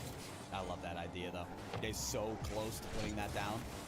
But I love what you mentioned as well about the pace of this game. I think the reason for that is we've been seesawing so much because of unpredictable factors. How players will perform on land, what they can respond to in terms of the strategy and the tactics taken by their opponents. Now that that's all sort of settled, you have this respect between both teams. You don't have this 6 or 7 point game, right? Tugboat. You instead have players kind of expecting certain plays out of the other and trying to best them just in those little 50-50s that we saw right there. And it's indicative of our overall score line. So 1 score difference, obviously, between overtimes in Game 1 and Game 2. A 3-2 win, another 1 score difference in Game number 3. Staring down the barrel of a 1 score difference as of right now in a relatively low-scoring game. A game that has about 2 minutes left. Tries to come up to it. Moth. This is a really dangerous ball. Double gets an opportunity at a first hit, a second hit, and then is finally cleared. Northern Arizona, I feel like, there you go. Yeah, I feel like this is going to be their first offensive possession in a couple minutes. Maybe not that long. And look how long it lasted. About 5 seconds or so. There's something to be said by what LMU are putting forward right now. Tremendous control and dominance in terms of the field, but not the goals, right? That's the issue. NAU appearing to be the more resilient team this time around, and if that continues for another minute or so, they're going to take this win. Yeah, they have to know it. And, I mean, exiting with a 3-1 loss isn't terrible. Obviously, you know, as far as losses go, second best thing that can happen. Well, Beast just puts in the second one, right? Or no, excuse me, that was Chronicle on the first, Beast on the second here, but a second goal for Northern Arizona. And this is going to be a situation that is going to be a little bit harder to dig out of. Just watch a YouTube video on the big mistakes in Rocket League history, and sometimes even the best players can't make that perfect touch that they're looking for. That was a goal line flub that's going to put NAU very much ahead in this game when you consider the time. Just 48 seconds remaining on this clock. NAU now pressuring LMU, almost getting that third goal, and now LMU, you've got to move forward. You've got to find this first goal. That one's just off the mark. So, I mean, try as they might, possess the ball they did. LMU unable to put anything up, and but blink and you'll miss it. 30 seconds left in this one. And we're looking at a 2-score lead. A 2-score difference. See how this is ployed into something. I feel like LMU gets at least one here. Turns this up. It's been a 1-score difference every time. A little tap or a little slow roll. Not going to happen. No third player there for Northern Arizona. Goodness, it was so close, but now with 5 seconds remaining, Northern Arizona University, we can sing your praises. A hard-fought battle with 2 overtime victories, and finally your third coming in game number 4. This team looking incredible on land, Tugboat. Absolutely incredible. Absolutely incredible. We talked about all the factors that goes into having a well-rounded land team. Well, Northern Arizona, they might have dropped a single game right there, but this really was just Loyola coming back in a lot of ways and really just getting together the teamwork. And you really can't be surprised when that teamwork makes the dream work. 3-1 victory here for the 5th seed, right? Like there was like an on paper, 4th seed, 5th seed. This is as close as it gets. And we saw how the differences shaked out between these two teams. Yeah, feel like either works, at least for me. Okay. I understand what you're saying. Loyola Marymount University, though, as we take a look at these replays, right, they have so much to still be proud of. That 2-second goal in game number 1 that forced OT, that told us what this team is made of. That when push comes to shove, when they need to generate an opportunity and score, they will. This is a team made of grit, and that's what pushed this series, to so many overtimes. And I think a big part of it as well was the consistent double tap attempts. I'm not sure if this was just situations or so that one of these teams just didn't find themselves in, that where it's even like really possible, but the continued aerial assault and a single player getting multiple touches in. I mean, that is how Northern Arizona won. Yeah, that's how they won game 1, and that's how they got to an overtime in game number 2. Obviously, an overtime that they would go forth and win in overtime there for game number 2. So that's a lot of reason, well, why they won 2 of the 3 games that got them a W in this best-of-5 series. Truly did. Well, Tugboat, I loved what I saw in that match, but I think we've got more coming for you here. This is Septilence on the other side with an interview from our winners of Northern Arizona.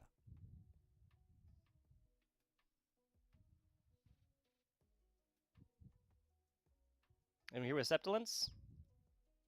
I hope you can hear me. Much FBI Tugboat and Pyro J. I am Septilence, joined by Carr, a freshman player for the NAU roster. So first and foremost, something you just told me that we got to get out of the way early. First ever LAN game just played. Yeah, it's well, I mean, obviously coming into it all nervous. The guys are telling me to calm down, play what I know, do what I know, and just keep going and do what we practice. So in the end, I believe we did that, and that's how we came on top. Absolutely, and coming into this, being that freshman, coming in with 2 players that had made it not just, through a qualifier, but to Texas last year, had made it to the Collegiate Esports Commissioners Cup. How do you feel kind of coming into this, being that new variable, that wild card?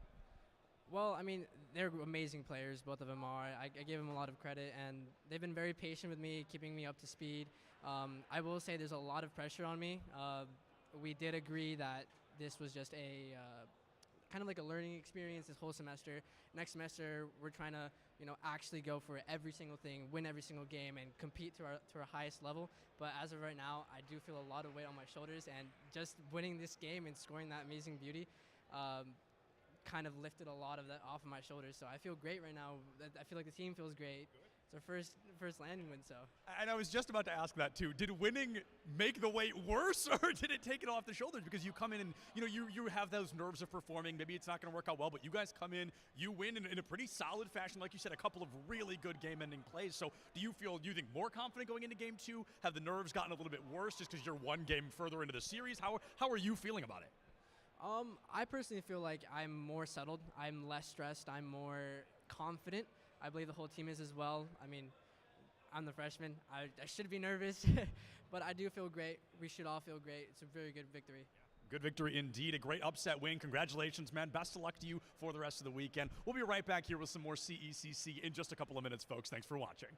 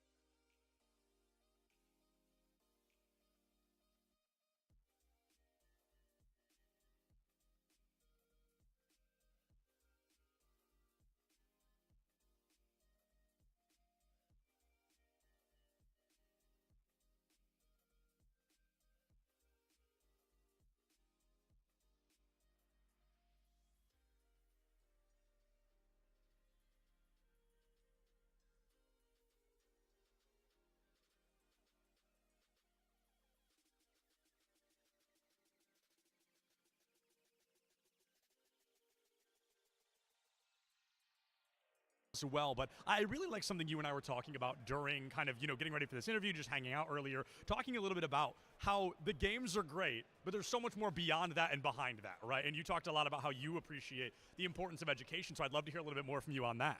Yeah, MSI is really big on the education community integration. I know that sounds like a big thing, but really we want to support the effort of esports growing in education because we think it's benefiting a lot of kids that don't traditionally join after school clubs or extracurricular programs.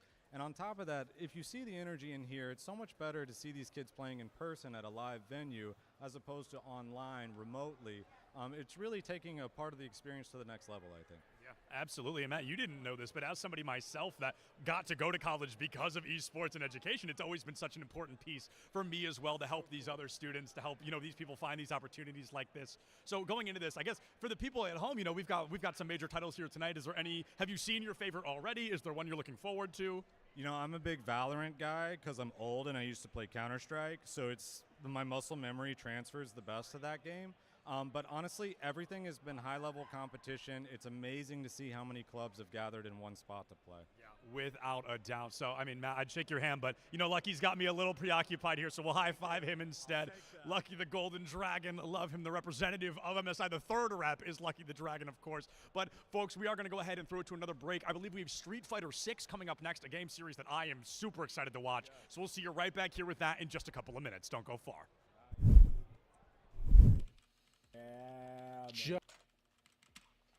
All right, we got this win streak. Let's go, let's go.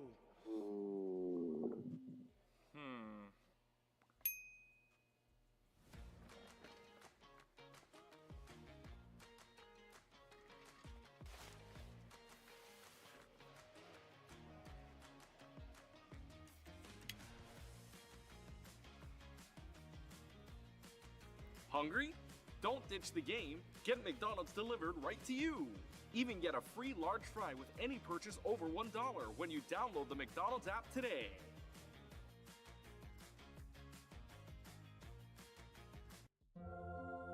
You can go ahead and try to talk about fries without mentioning McDonald's hot and crispy golden fries, all sprinkled in salt.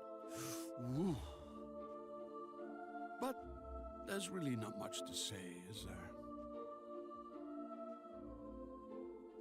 We've got a deal for any occasion. Get a $10 combo meal featuring your favorites, plus a medium soft drink and our world-famous medium fries.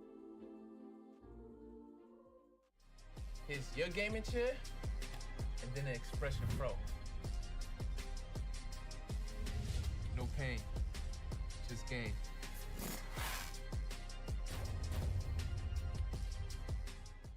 If you have to ask why it's important to start your day early, here's your answer.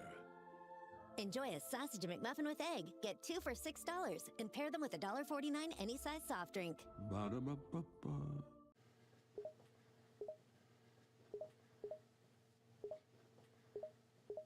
What I miss? Ah, the Expression Pro. Yeah, man. I had to get a new channel. Look at this. It's magnetic. Here's the best feature. Customize the panel. Rep your set.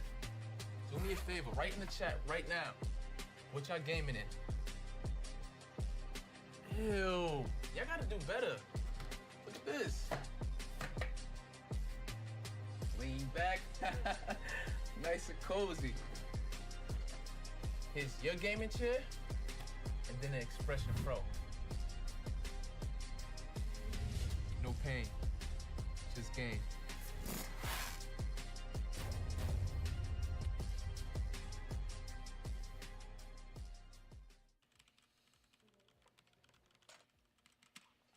All right, we got this win streak. Let's go, let's go.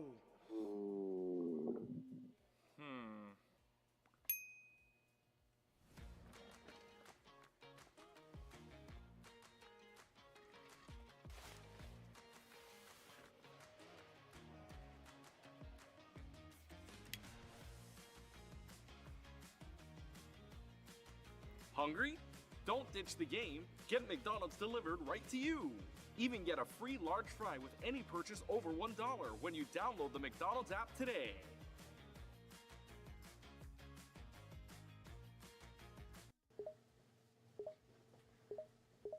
What I miss? Ah, the Expression Pro. Lean back. Nice and cozy. Here's your gaming chair, and then an Expression Pro. No pain, just gain.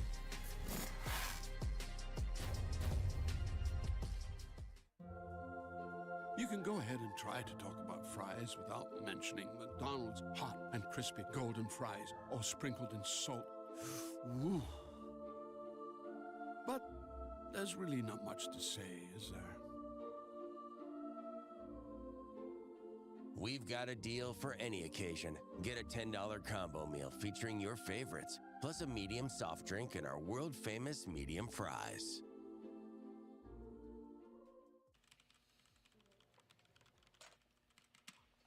All right, we got this win streak. Let's go, let's go.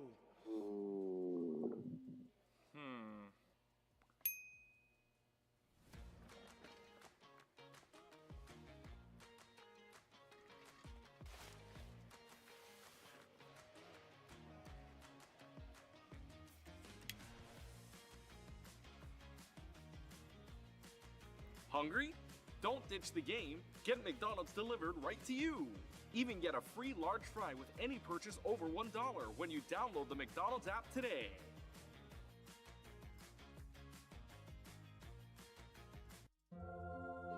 You can go ahead and try to talk about fries without mentioning McDonald's hot and crispy golden fries, all sprinkled in salt.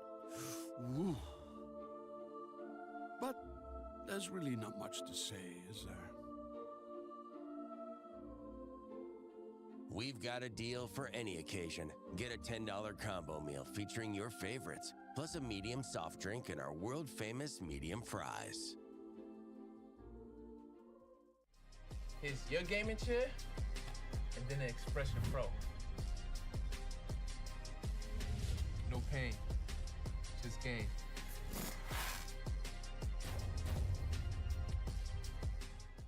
If you have to ask why it's important to start your day early, here's your answer. Enjoy a sausage McMuffin with egg. Get 2 for $6 and pair them with a $1.49 any size soft drink. Ba-da-ba-ba-ba.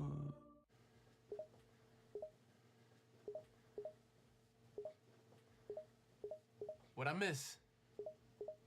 Ah, Expression Pro. Yeah, man. I had to get a new channel. Look at this. It's magnetic. Here's the best feature. Customize the panel. Rep your set. Do me a favor, write in the chat right now. What y'all gaming in? Ew. Y'all gotta do better. Look at this. Lean back. Nice and cozy. Here's your gaming chair, and then an Expression Pro. No pain, just gain.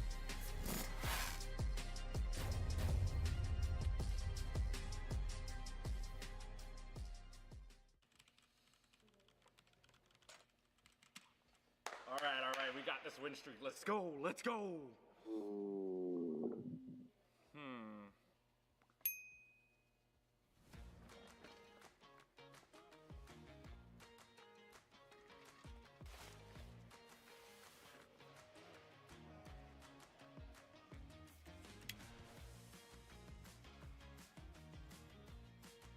Hungry? Don't ditch the game. Get McDonald's delivered right to you. Even get a free large fry with any purchase over $1 when you download the McDonald's app today.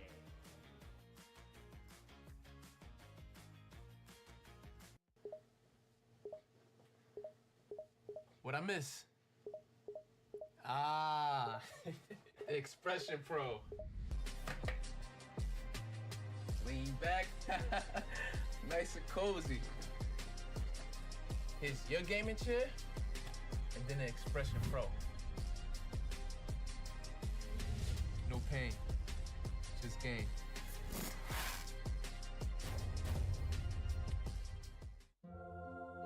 You can go ahead and try to talk about fries without mentioning McDonald's hot and crispy golden fries, all sprinkled in salt.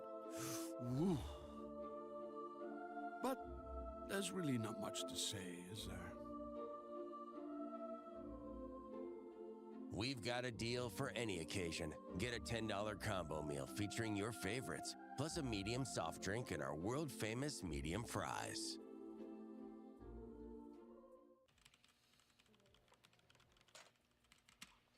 All right, we got this win streak. Let's go, let's go.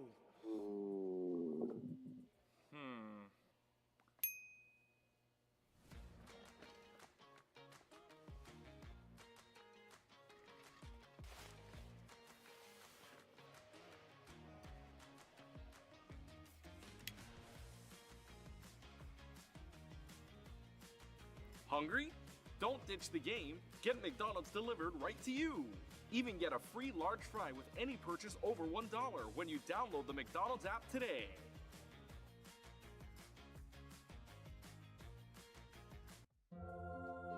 You can go ahead and try to talk about fries without mentioning McDonald's hot and crispy golden fries, all sprinkled in salt. Woo. But there's really not much to say, is there? We've got a deal for any occasion. Get a $10 combo meal featuring your favorites, plus a medium soft drink and our world-famous medium fries. Your gaming chair, and then an Expression Pro. All right, welcome back, everybody, here to the CECC West Regional live from Northern California, a.k.a. Sacramento, California. Joining me right now, had to travel a bit of distance away from Long Beach, but it's from CSU Long Beach, Vice President of the club from Long Beach. This is Ghost Dog here, and you got some fans cheering for you right there on the stage right now. But welcome in, first and foremost. How does it feel to be at the LAN like this? Can I grab it? We're just so happy to be here. We're a completely student-run club organization. We don't have any faculty overseeing what we do. We're here to represent the school just on our terms. We're just super happy to be here, compete, get our names out there, and represent the school. Yeah, and a big thing about this as well, I know one of the students told me as well that this is a revival of a program as well. You're the one that took it under your wing and basically brought this CSULB team back, and we're glad to have you guys here for what I think is maybe your first LAN with us as well for CECC. So, gotta wonder right now, how's the atmosphere for you guys? How is this room filled with different players and different events going on make you feel right now? Yeah, it's electric. Yeah, this is a complete revival of the organization. You know, COVID kind of took things down, and I was the one to kind of see things come back up. This is, I would say, our first big regional LAN. We've been to smaller LANs hosted by certain universities and stuff like that. But this is our first big LAN, and the environment is, I want to say suffocating, but no, not that word. We're feeling great. It's just a lot. This is all our players. This is their first time to these types of events, and it's just a lot to take in, but we've had so much fun. This has been such an experience. I know you guys are going to go on for your next match here in the quarterfinals in only a little while for Overwatch, which will be off stream because I know Street Fighter comes up very soon as well. We'll see that live only in a couple of moments. But for you guys here, quarterfinal matchup, now it's do or die, single elimination. Yep. What do you tell your team here in a matter of only a couple of seconds when we let you go and bring you up to where they're playing right now? I got full trust in my team. They just got to play their best, and they'll win. All right, that's the kind of confidence we like here. That's the kind of mindset we want to go into. And then tell me, even if you guys are eliminated here today, don't play until tomorrow. You guys going to be back here to watch the finals tomorrow? Of course. All right, so we got some people coming in here. We got one person clapping here. That's my teammate. That's your teammate. That's my teammate. That's my teammate. Oh, there's more. There's more. Yeah, you guys are playing up on stage, yeah. So you guys are going to be playing from there, but you guys are going to be there. Yep. CSULB, California State University, Long Beach. That's us. Yep. School right down the beach area. Yeah, come here. Yeah, come on. Wait till there you go. There you go. Yeah, you guys can come in too if you guys want. If you want to walk in front of a camera. Oh boy, they're too excited. There's your teammates here from CSU Long Beach. I mean, one more question. Tell me.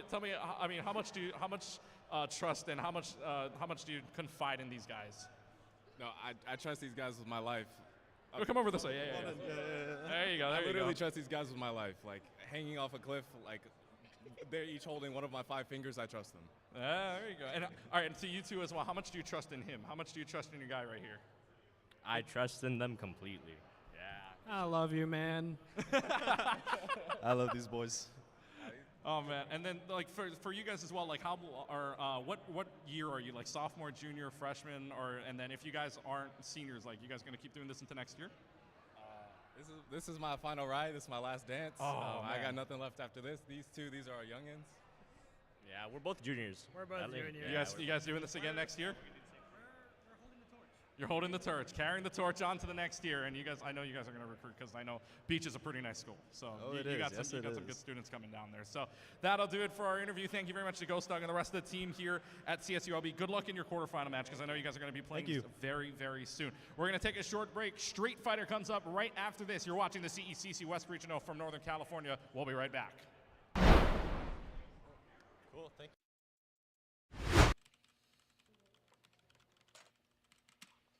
All right, we got this win streak. Let's go.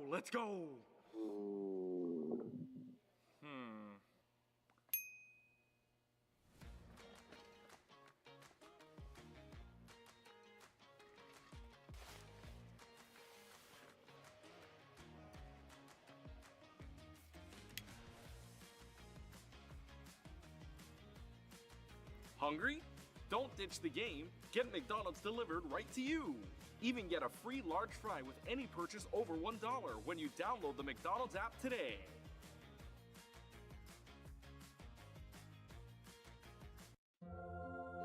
You can go ahead and try to talk about fries without mentioning McDonald's hot and crispy golden fries, all sprinkled in salt. Woo. But there's really not much to say, is there? We've got a deal for any occasion. Get a $10 combo meal featuring your favorites, plus a medium soft drink and our world-famous medium fries. Here's your gaming chair, and then an Expression Pro.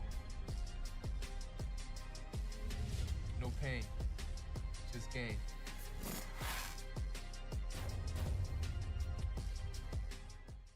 If you have to ask why it's important to start your day early, here's your answer. Enjoy a sausage McMuffin with egg. Get 2 for $6 and pair them with a $1.49 any size soft drink. Ba-da-ba-ba-ba.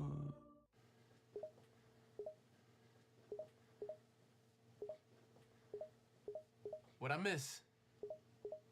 Ah, Expression Pro. Yeah, man. I had to get a new channel. Look at this. It's magnetic. Here's the best feature. Customize the panel. Rep your set. Do me a favor, write in the chat right now. What y'all gaming in? Ew. Y'all gotta do better. Look at this. Lean back. Nice and cozy. Here's your gaming chair, and then an Expression Pro. No pain, just gain.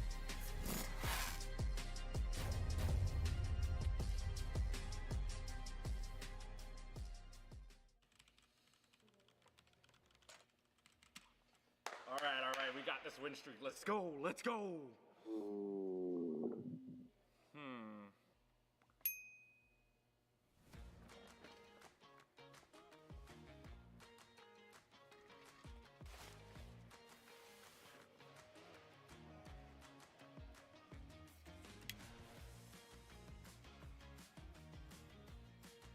Hungry? Don't ditch the game. Get McDonald's delivered right to you. Even get a free large fry with any purchase over $1 when you download the McDonald's app today.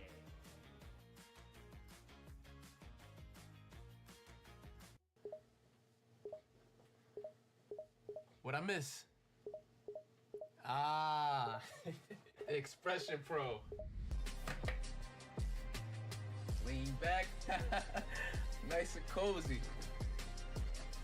Here's your gaming chair, and then an Expression Pro. No pain, just gain.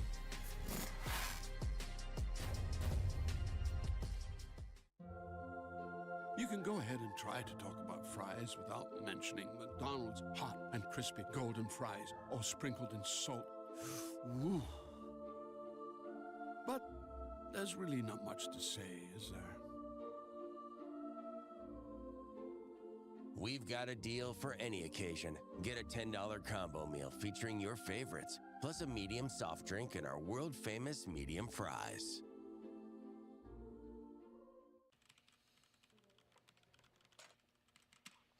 All right, we got this win streak. Let's go, let's go.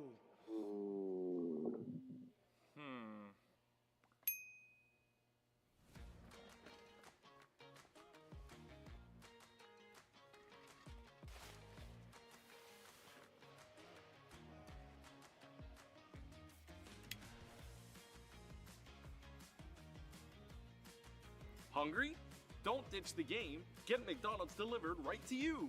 Even get a free large fry with any purchase over $1 when you download the McDonald's app today.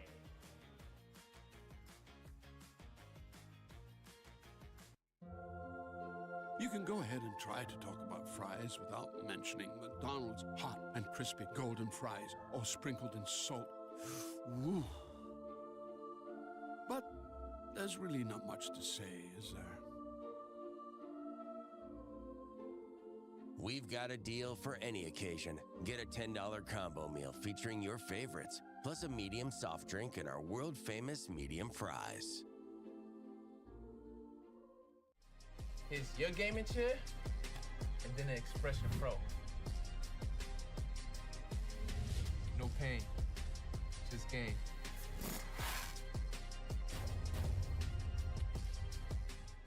If you have to ask why it's important to start your day early, here's your answer. Enjoy a sausage McMuffin with egg. Get 2 for $6 and pair them with a $1.49 any size soft drink. Ba-da-ba-ba-ba.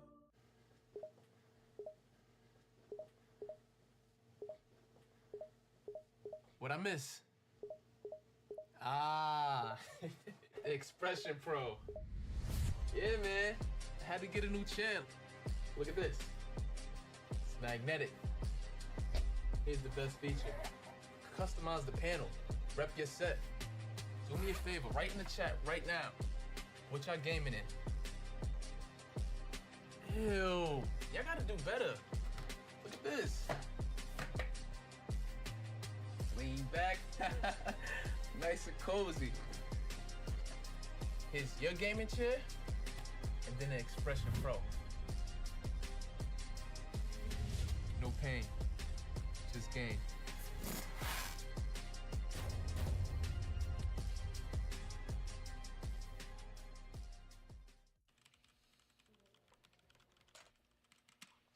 All right, we got this win streak. Let's go, let's go.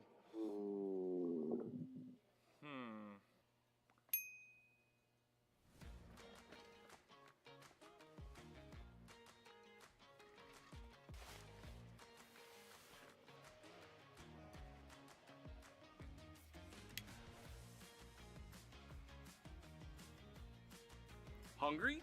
Don't ditch the game. Get McDonald's delivered right to you. Even get a free large fry with any purchase over $1 when you download the McDonald's app today.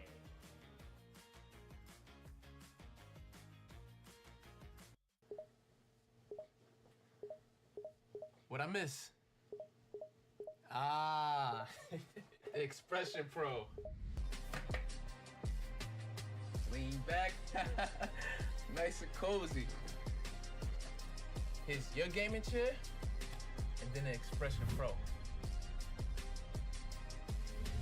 No pain, just gain.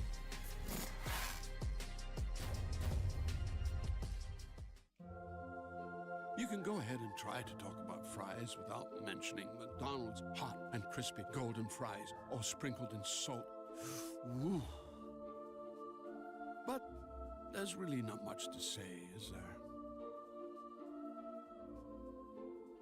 We've got a deal for any occasion. Get a $10 combo meal featuring your favorites, plus a medium soft drink and our world-famous...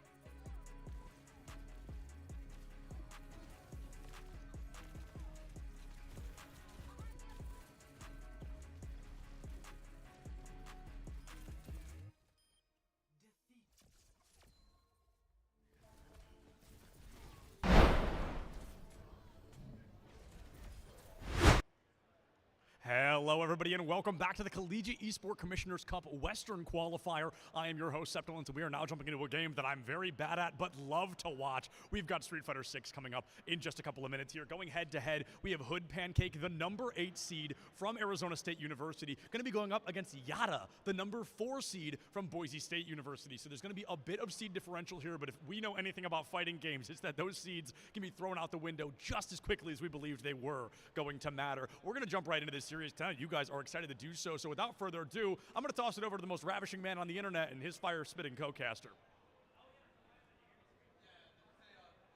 I appreciate it, man. What's going on? It's me and the boy Crow back at it again to talk to y'all about one of the greatest games known to man, brawling out in these streets. Fisticuffs up.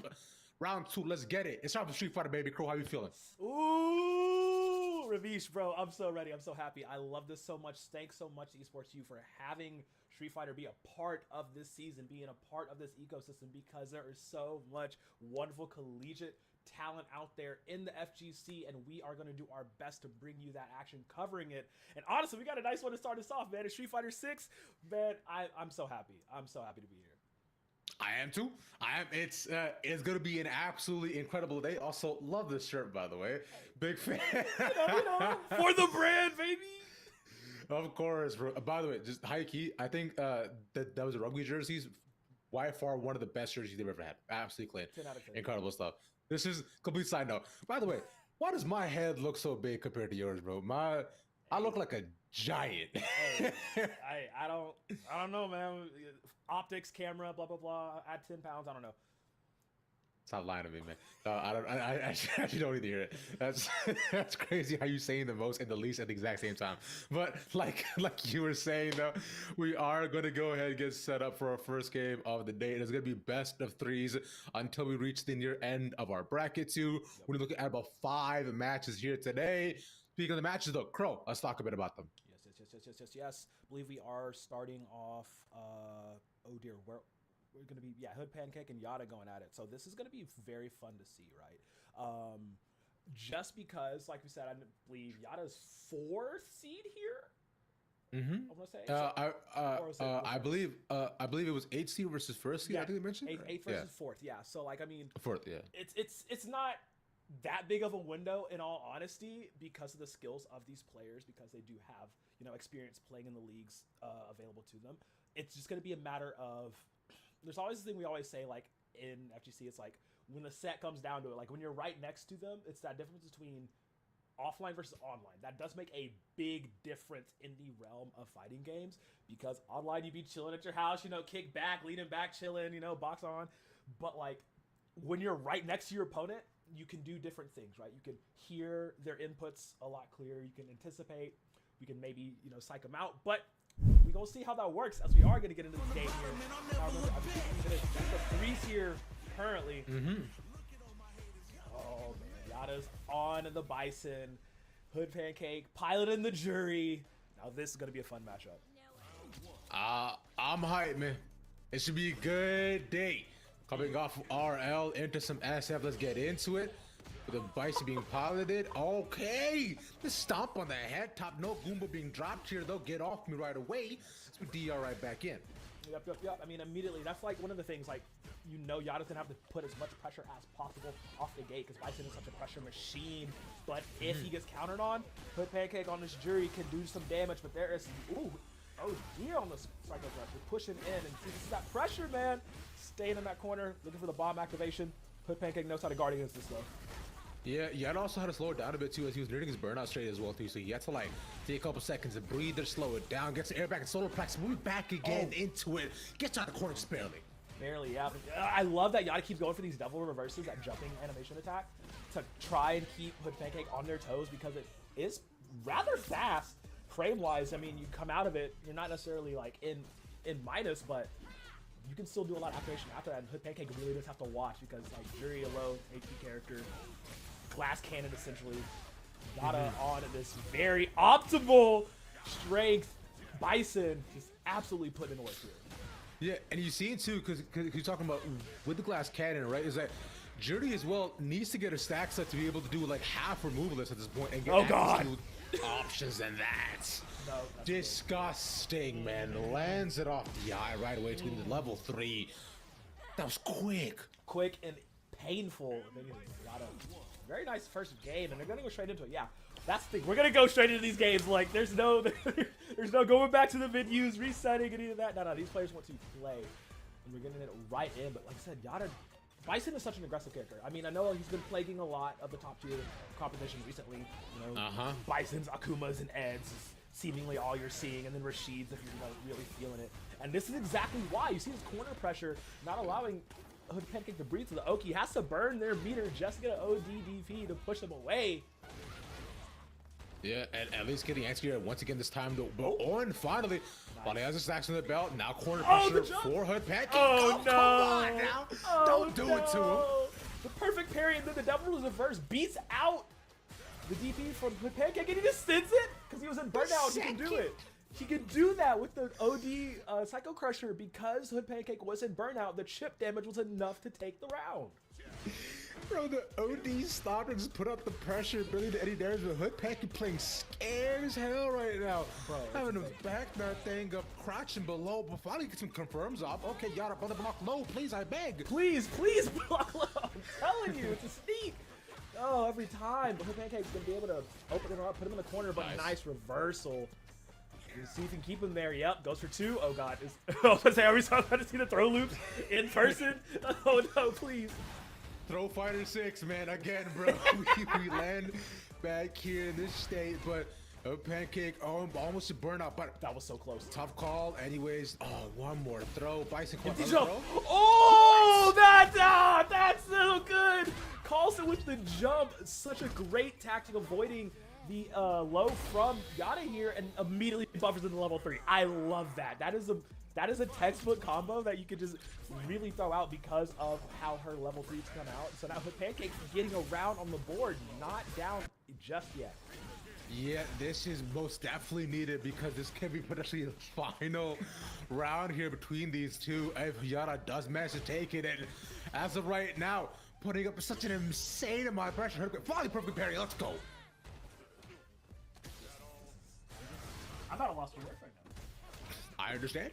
I'm not a lost for words right now. You gotta expand your lexicon, brother, because words are needed as right now. Yada in burnout. Oh, no way. Come on. No, what? He lands that. Got caught pressing buttons. I'm sorry about it. Yada gonna sneak this one away. Boise State, I'm telling you, dog. BSU, they got killers on deck.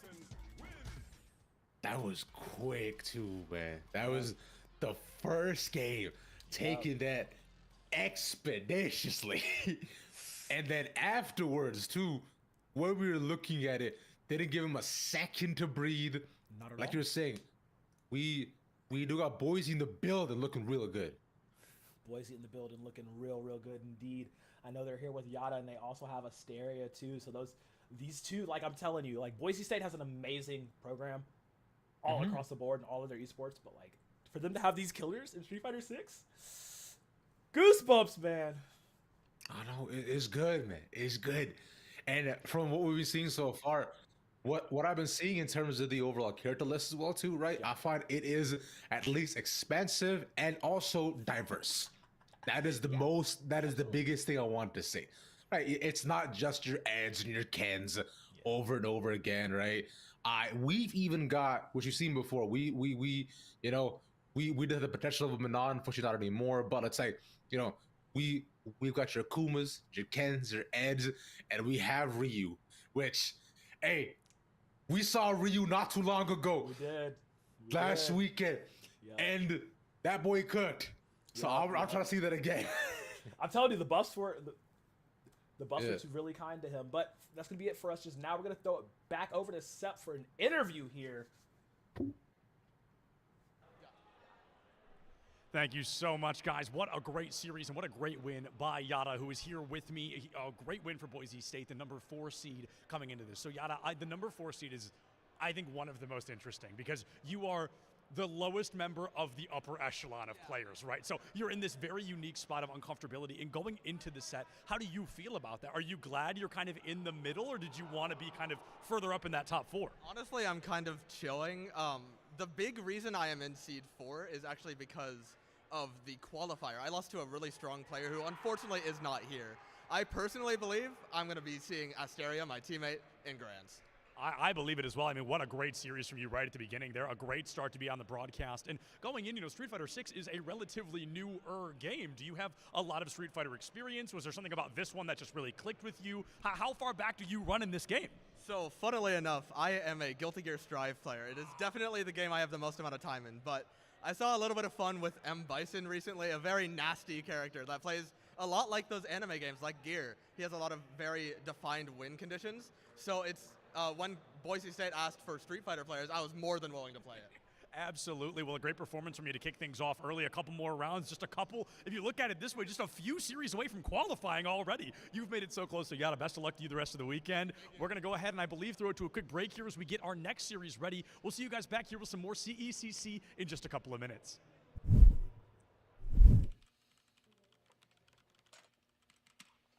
All right, we got this win streak. Let's go, let's go.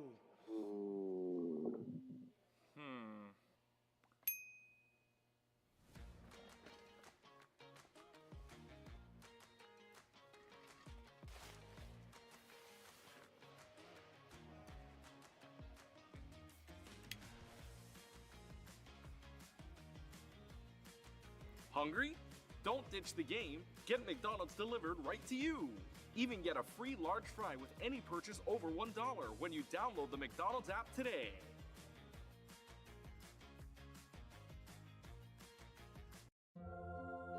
You can go ahead and try to talk about fries without mentioning McDonald's hot and crispy golden fries, all sprinkled in salt.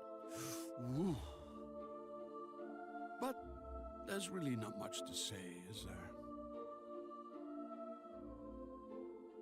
We've got a deal for any occasion. Get a $10 combo meal featuring your favorites, plus a medium soft drink and our world-famous medium fries. Here's your gaming chair, and then an Expression Pro. No pain, just game.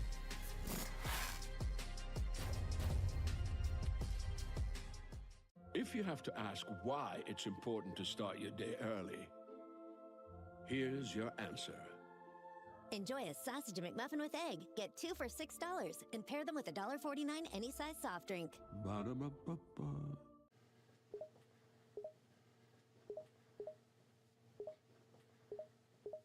What I miss? Expression Pro. Yeah, man. I had to get a new channel. Look at this. It's magnetic. Here's the best feature. Customize the panda. Let's get it. Let's get it. Let's get it. We back. We back. We back. More Street Fighter action. More games. More action. More Rav. More Crow. What's up? More Yada too. We got that coming right back up. They're sitting right back down in the chair going up against Ibit now. This is gonna be fun. I'm really excited. I mean, Yada clearly very warmed up, very ready to rock. I saw in the interview they're like, I'm still Guilty Gear. I mean, I've been putting a lot of time into it, but hey, I'm here to take some Street Fighter crowns as well, and they're very well poised to do so.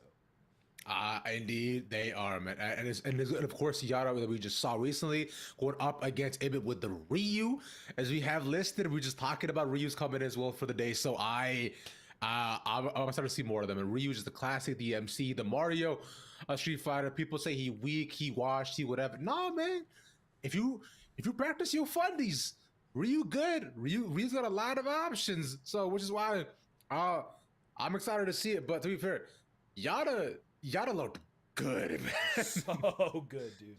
So good. It's gonna be really good. But like, I mean, Ibit coming in, with that Arizona State squad of him, Dr.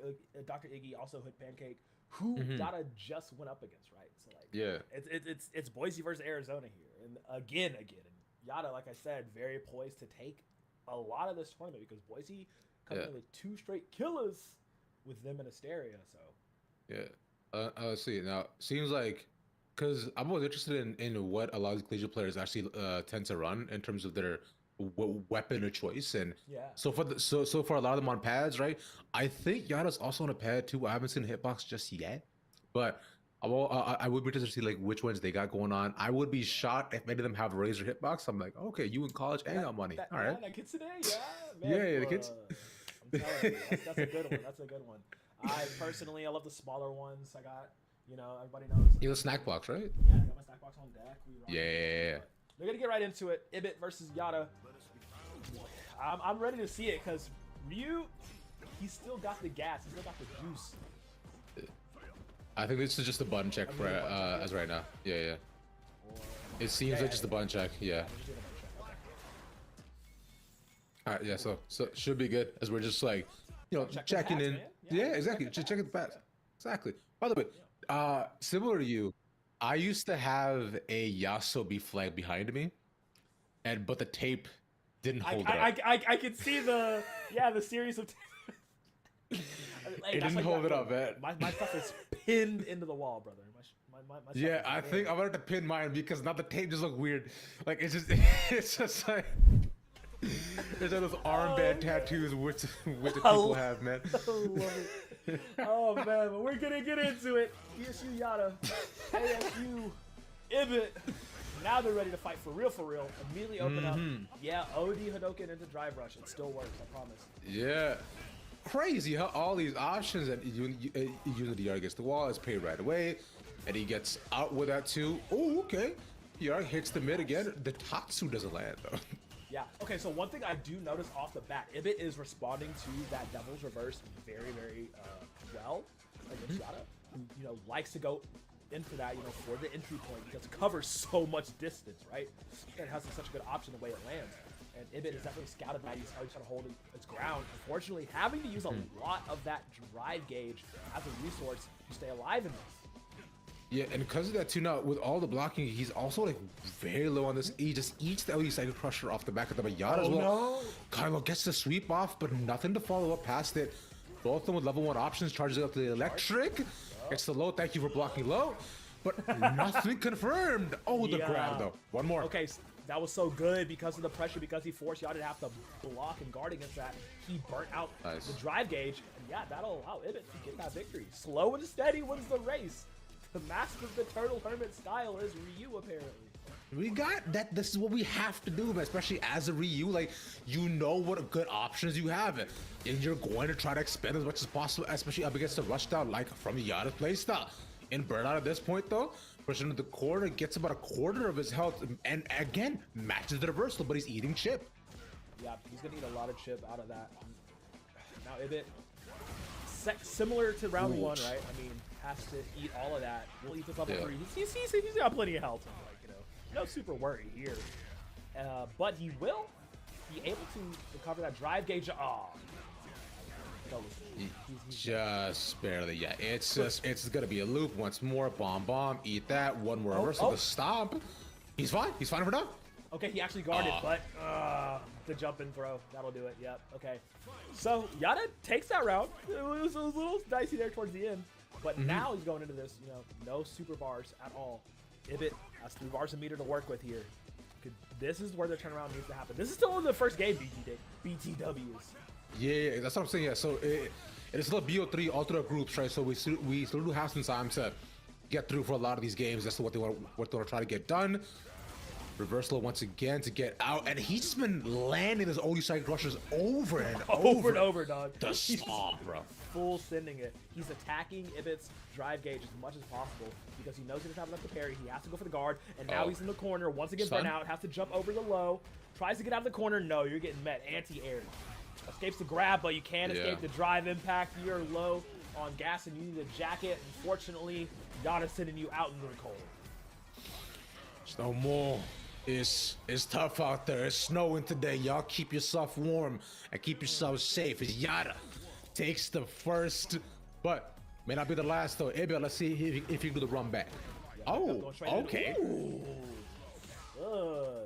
Needed a back. Yeah, Yada is on fire right now, so now they're gonna play a lot more aggressive, as you need to do. Like when Bison isn't in burnout, you're like, okay, bet I can't lose any of this momentum I have.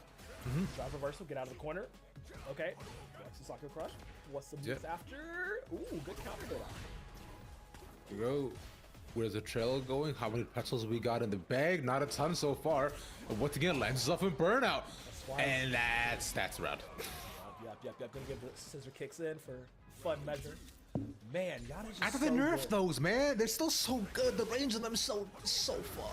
I mean, Yada's just so good at like keeping up his Ooh. pressure and like Ibit's not doing enough defensive options to try and like stave this off because he knows once he gets that touch in on Yada, he's taking at least 50 to 60% of that HP away, and Yada knows that. Not getting on all of the lows, goes himself in the burnout to push him back to the corner as he has to keep that pressure up.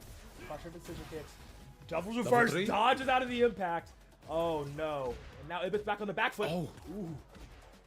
It's close rounds though, but it actually matches him in the air so far though. Yada just holding out until he can get his beater back to and almost has it, but now Ibit's the one who's gonna be in danger. Level 3 available for Yada as well. Yeah. Watch him try to do it. There it is. Psycho Crusher to level 3. That's all she wrote. To write it up and throw it away. Oh.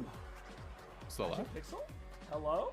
I mean, just Chip will kill him at this point, but Yada's still alive. Does he? The Oh, he Psycho dodged out Crusher of the goes Psycho Crusher. He dodged out of the second one, but he doesn't get the throw break. Oh man, Yada. Are you kidding me? Look, man? they can't even believe it. He's like, what? Okay. Are you kidding me? That's so funny.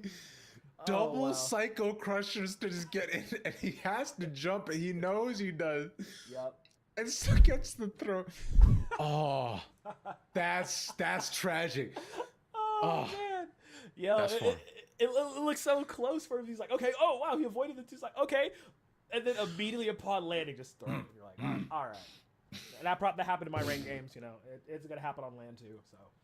It is Happens all the time. Happens to the best of us, happens to the worst of us. So it's just, it is a proponent for just an unfortunate time. But hey, what? It's all good.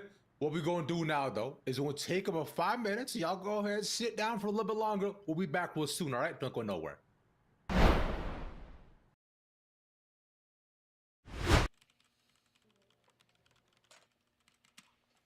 right, we got this win streak. Let's go, let's go.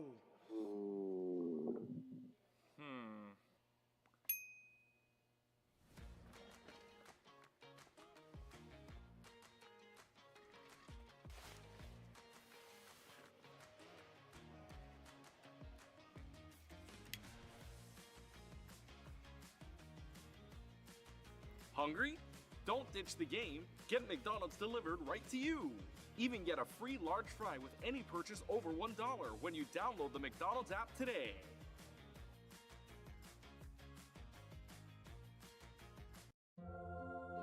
You can go ahead and try to talk about fries without mentioning McDonald's hot and crispy golden fries, all sprinkled in salt. Ooh. But there's really not much to say, is there? We've got a deal for any occasion. Get a $10 combo meal featuring your favorites, plus a medium soft drink and our world-famous medium fries. Here's your gaming chair, and then an Expression Pro. No pain, just gain.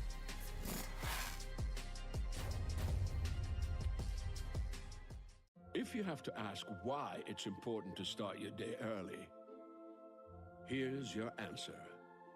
Enjoy a sausage McMuffin with egg. Get 2 for $6 and pair them with a $1.49 any size soft drink. Ba-da-ba-ba-ba.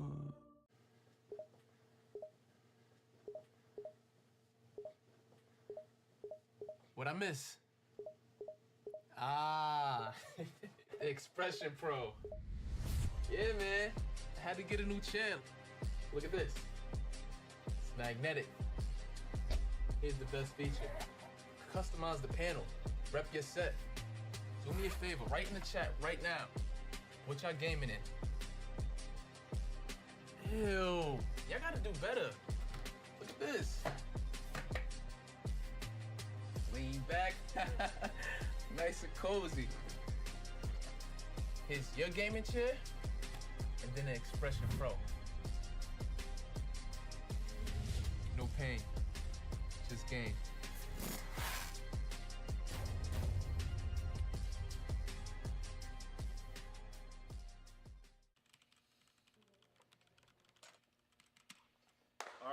right, we got this win streak. Let's go, let's go.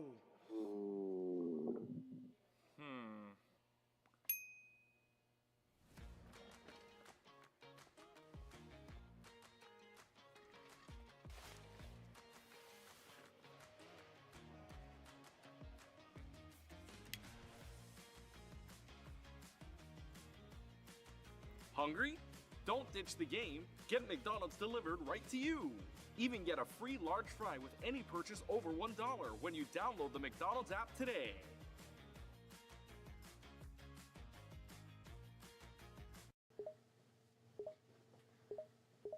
What I miss? Ah, Expression Pro. Lean back, nice and cozy. Here's your gaming chair, and then the Expression Pro. No pain, just game.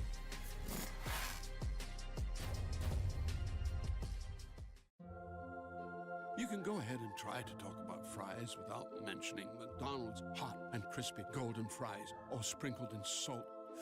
Woo. But there's really not much to say, is there?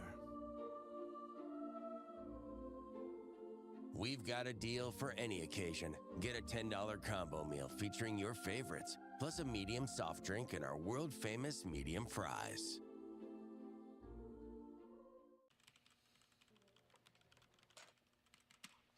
All right, we got this win streak. Let's go, let's go.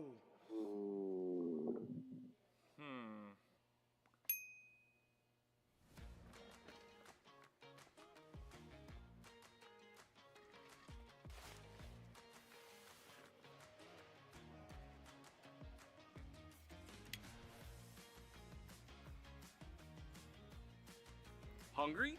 Don't ditch the game. Get McDonald's delivered right to you. Even get a free large fry with any purchase over $1 when you download the McDonald's app today.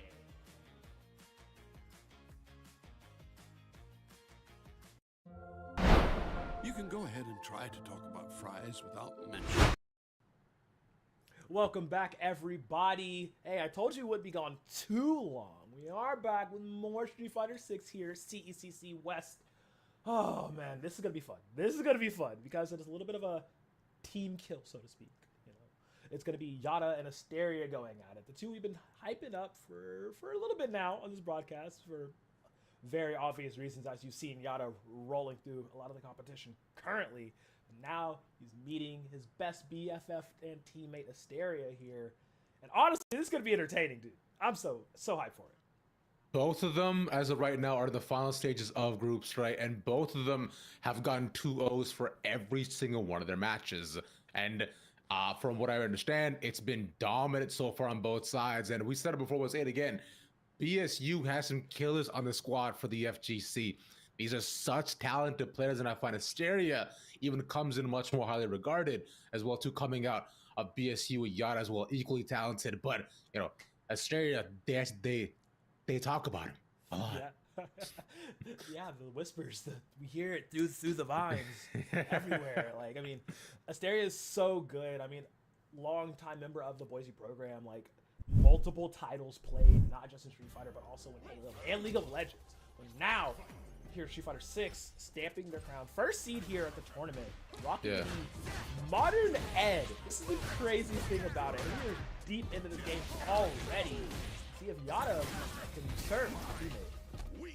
I mean, that's the thing, because I imagine they're both practice partners too, right? Because they go to the same school. So, I see very familiar with how one another plays, and Yada seems to be adapting quite well to what Asteria is doing. In Burnout too, eating shit. Almost like a perfect game, as I jinx it. Oh yeah, I was almost there. Almost there. Yeah, not quite a perfect, but damn near close. Asteria winning this side with Yada. Very much doing what you have to do on Bison, right? Both of these characters are piloting it very much the top tiers of this current season, and within good reason. As you see how well they can just take your health and all your resources so quickly off the rip. Is Asteria having to play a little bit more defensively, counteract and counter-react to what Yada's doing. Great slide attack reversal. Yada's gonna OD, pull it in, side switch, sway in. Nice throw. Maybe goes for 2. Ah, the low comes out faster though. On the verge of defeat. Yada actually goes for it. Hail Mary swing! He gets interruption with the grab, but no, Asteria still turns it around. Yada almost able to clutch that out. Pushing into a final round though does Asteria. That was huge from Asteria. The final couple seconds, we have to pull it back once more. And of course, we know, we said it before, this BO3. Every round right now counts for both of these sides. Asteria not doing too bad, but after a punish like that, he's gonna eat a lot. Yeah, I'm gonna get into the corner immediately. Now, yeah, they have to get some distance back. Meet in the air, the nice air to air. Starts it off. Odie pulled down. Let's go for that bounce combo. Aries there. Auto medium combo, I believe. Pulls in for another throw. Keep Yada on his toes. That's gonna be good. Yeah, misses the throw, and Yada managed to actually land there. So there's gonna be side switch for their end, but Yada being in burnout though doesn't actually bode well. What? Oh man, if there's one thing Yada's gonna do, it's throw out that level 3 as soon as he catches you slipping. Just a whiff of it in the air. He's like, oh, you pressing buttons? That's crazy. Couldn't be me. Immediate rip. Asteria stepped forward. The input was so quick, too. Is Yada playing on modern controls or Asteria? Because that was such a quick buffer. That was impressive. Odie stop as well to get them in the loop. Asteria finally get the perfect parry to get some damage back for only 1 hit. Confirm off that. And land this up in the corner. Not getting out of this one. Nice. Nice. Yeah, that's good. Anti-air. Back in the corner. I love that they're fighting so hard for player 2 corner right now. It's working a lot, but no! Yada is so good at catching you slipping. Oh, you go for a parry? Psych, cancel the throw. Oh, you want to go for a throw? Psych, I'm going to beat it out. It's just, Yada is making these decisions slightly faster than Asteria and putting out any straight.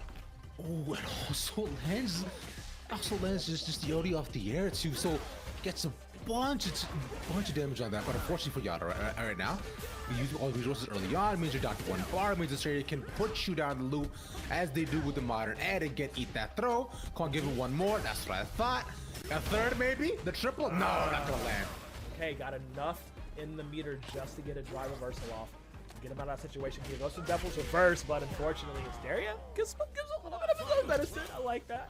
It's a throw, and once again, we're on a final round. Yeah, and remember, this right now, for seeding at this point, I consider both of them have made it towards the bracket, but Asteria naturally wants the higher seed, but as do both of their players. But, I mean, so where we at after perfect parry, gets the throw, puts them in the corner themselves, anticipated Psycho Crusher, but allows for the space for Asteria to move in. I love it. I love it. Yep, throw tech. Yada's like, hey, bro, don't try to throw against me. What are we doing here? Devil's Reverse repositioning. I do like that Yada has been doing that a lot. That's also going for an offensive maneuver. As soon as for defense, Asteria is actually going to let rip the level 3, get a little bit of damage on that drive game. Something actually takes place. I love it. Yeah, just ends him with just about a quarter their health to another throw, and anything to kill at this point. 1 more into the wall, that's it. Asteria for our first game, giving us a full set. Okay, yup, they're gonna pull it all the way. Asteria bringing it back to this game 3. Every single moment counts from here on out. No more mistakes. Determining who's gonna be first or second seed out of the group stage, where they put on the bracket. Now they're throwing hammers at each other. Ravish, oh my god! I'm saying, Yada's actually taking more of their time to actually slow down the game plan a bit, right? They haven't been just rocking with more of these reversals, but as I say that, so I can start rushing to complete switch sides and give them some more space to scissor to land, snip the throw, and down you go. Yep, down you go. Oh, both got the same idea. Goes for the throw, but one gets stuck. Yada putting the more pressure on Asteria, who's super low now. Almost on the drive gauge. There it is. Goes for the low jab into the corner. You can't escape the drive impact either. Bye-bye. Goes for a throw. Yada gets round number 1 here in game 3. Yada's been winning all these games with such a high health advantage, dude. So it's a ridiculous part. So you know that he's actually that they're probably doing the most right now. Finally.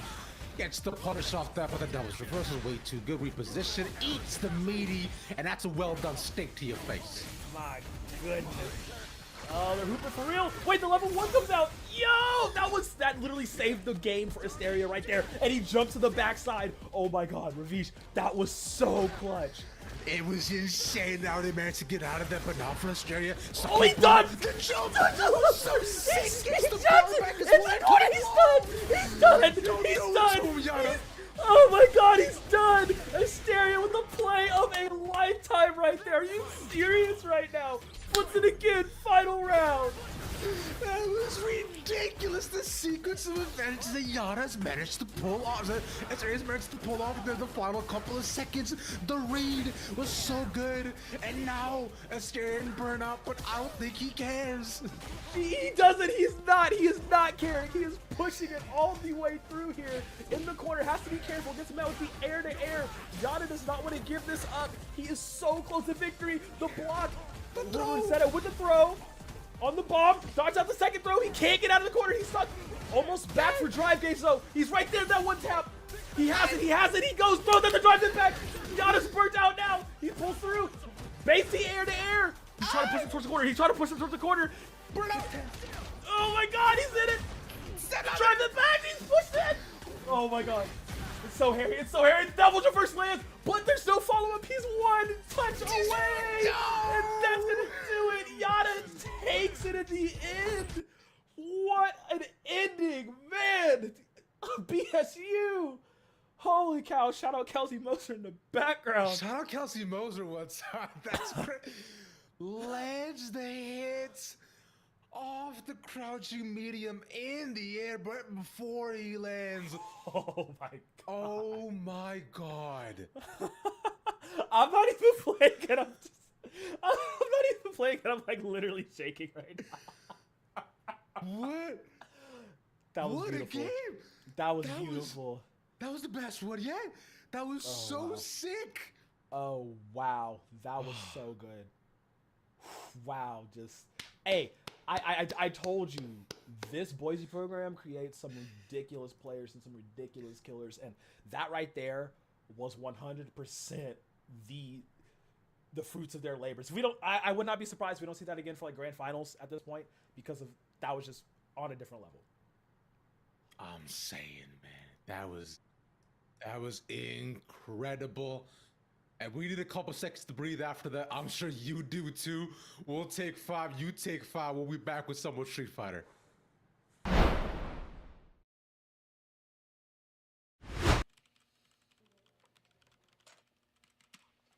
right, we got this win streak. Let's go.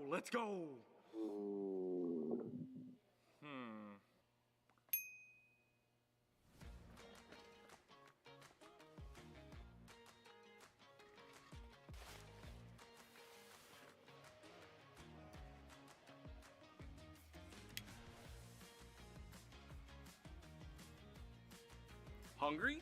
Don't ditch the game. Get McDonald's delivered right to you. Even get a free large fry with any purchase over $1 when you download the McDonald's app today.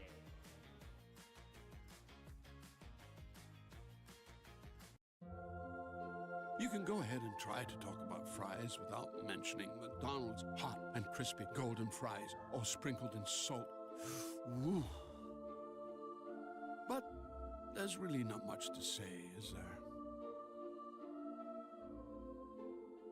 We've got a deal for any occasion. Get a $10 combo meal featuring your favorites, plus a medium soft drink and our world-famous medium fries.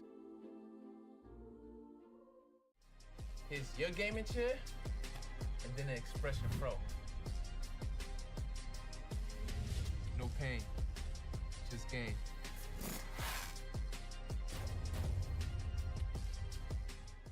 If you have to ask why it's important to start your day early, here's your answer. Enjoy a sausage McMuffin with egg. Get 2 for $6 and pair them with a $1.49 any size soft drink. Ba-da-ba-ba-ba.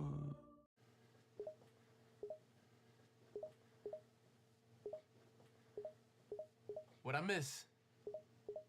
The Expression Pro. Yeah, man. I had to get a new channel. Look at this. It's magnetic. Here's the best feature. Customize the panel. Rep your set. Do me a favor, write in the chat right now. What y'all gaming in? Ew, y'all gotta do better. Look at this.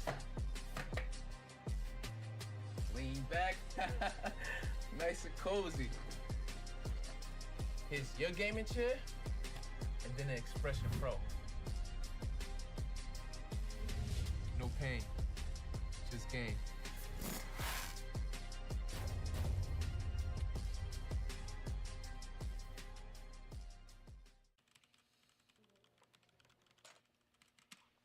All right, we got this win streak. Let's go, let's go.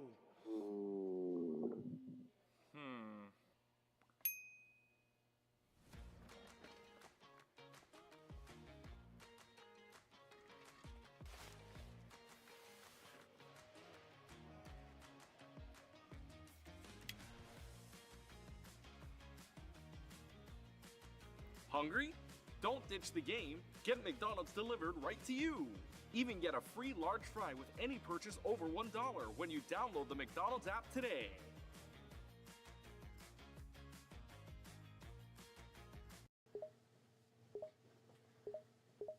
What I miss? Ah, Expression Pro. Lean back, nice and cozy. Here's your gaming chair, and then an Expression Pro. No pain, just gain.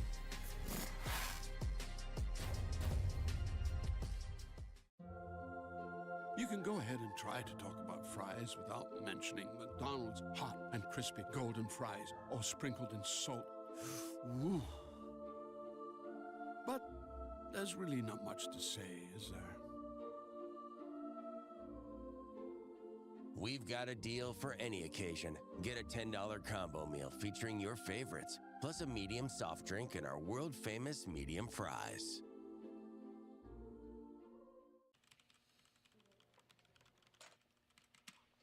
All right, we got this win streak. Let's go, let's go.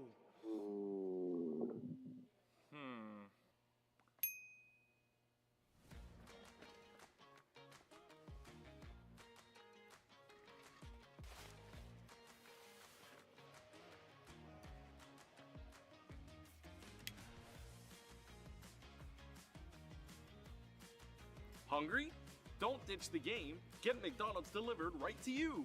Even get a free large fry with any purchase over $1 when you download the McDonald's app today.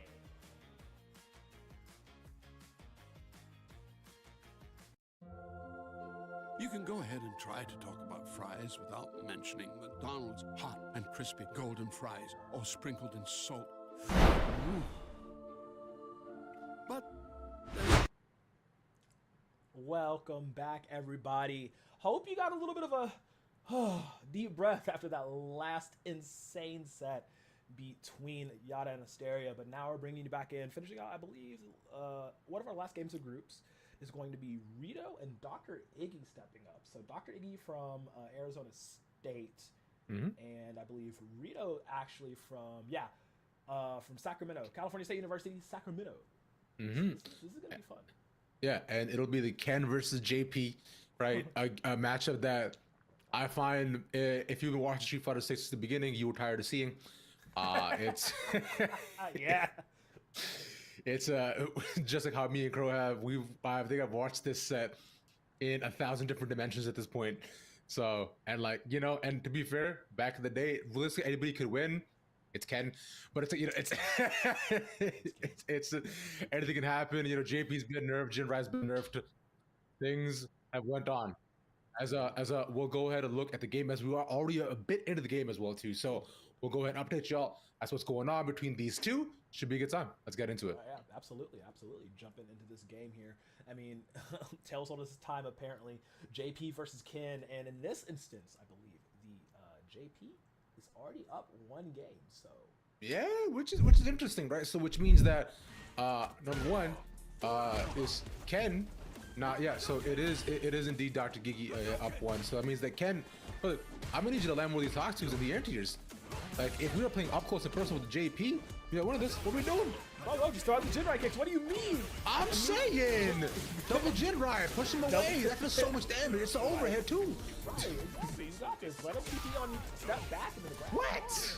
Come on now. He's in your face and you will have talked to like this? Come on now. A spite. And it's like for Rito in this matchup, you have to have the timings of the spikes and out. Yeah. Bro, you just run straight forward, just can run in immediately. Dragon Lash, yeah, you can do a lot of this, but yeah, definitely not out yet. That's the potential to bring this back. It's just not allowing him to confidently as he's doing right now. What do you mean dry pushing now? That's crazy. Yeah, so I was saying, my man is taking some bold chances too. I was hoping for the level 2 here as well too, because it seems like Rito's doing a lot of jump resets for a lot of the stuff. Not a lot of the level 2 did end up landing, but enough to do it. Yeah, that's just eat that. Yeah, okay. That's the game. That's the game. Yeah. Well, 10 out of 10 analysis. A 2-0. It's either gonna go that way either way, right? Like you either have the Kin sweep or the JP sweep, even at this stage in the game, in the matchup as well. But man, that was Dr. Iggy styling on him. Not gonna lie, that was it looked good. I mean, I find what I saw there for Rito, right, was that they just seemed kind of unaware on how to deal with a lot of the spacing that JP was looking to put up, because initially when we got into the first round, what we saw, right, it was very up close and personal too, but like Dr. Iggy was able to block like pretty much like every hit he had, no confirm, even like every Hadoken was blocked, and off that too, it's like, cool man, now it's not your turn anymore. We should not be jumping. Why? Yeah. Why are you jumping? What are we doing? Yeah. Oh man, it's really on the onus of the Kin player to slow that down. You know, he had enough of the drive gauge to parry out. I was like, when Iggy activated level 2, I'm like, okay, so we know how to get through this, right? That's not necessarily what happened in that moment, but just in a. Oh man, we got a JP in bracket. Don't throw the whole tournament away. We're done here. It's game over. Nah, JK, but no, good job on Dr. Iggy though. Like getting that 2-0, pretty clean and convincingly. I mean, JP is still very much a threat in this meta. Like, don't let the Bison and Ed propaganda fool you. JP is still very much a menace in this meta. So JP looks good, man. Especially with good JPs, right? From what we see, and it is a lot to handle when you can put just that much pressure on another person, right? Especially if you don't know what to do. And with ultimates like level 2s that you have, right? You have to understand that, hey, you are going to be just ransacked from all directions. It's gonna be like a bunch of ass running up on you. Hey yo, where you stay at, cuz? Hey. Man, that's a nice jersey. Where you from? Yeah. Hey, yo, I like your shoes. They're like my size. Like, I've heard that too often. Man, oh man. But with that being said, we're gonna step back a little bit, just for a little bit longer. I promise you, we're gonna try and get one more game in here for you for some Street Fighter 6 action. So don't go too far. We'll be right back.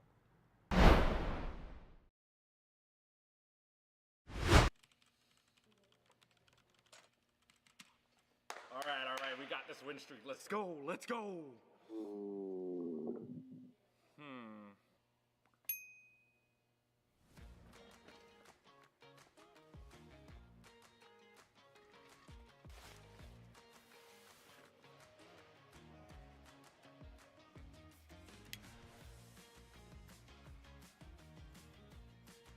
Hungry? Don't ditch the game. Get McDonald's delivered right to you. Even get a free large fry with any purchase over $1 when you download the McDonald's app today.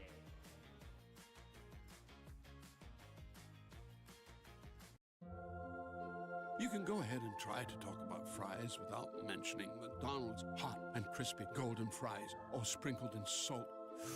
Ooh. But there's really not much to say, is there? We've got a deal for any occasion. Get a $10 combo meal featuring your favorites, plus a medium soft drink and our world-famous medium fries. Here's your gaming chair, and then an Expression Pro. No pain, just gain.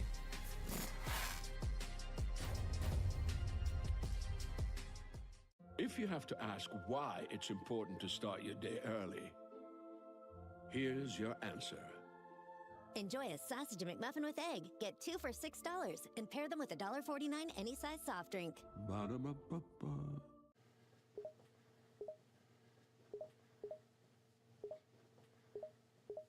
What I miss? Ah, Expression Pro. Yeah, man. I had to get a new channel. Look at this. It's magnetic. Here's the best feature.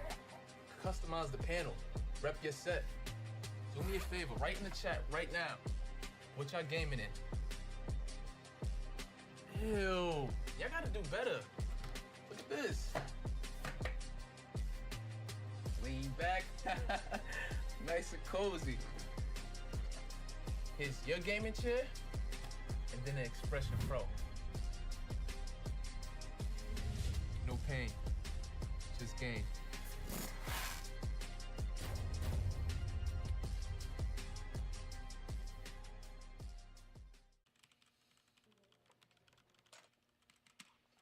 All right, we got this win streak. Let's go, let's go.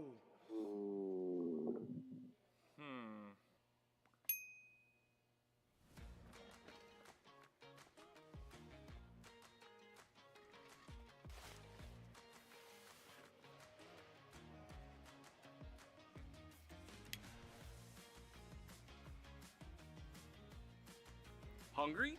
Don't ditch the game. Get McDonald's delivered right to you. Even get a free large fry with any purchase over $1 when you download the McDonald's app today.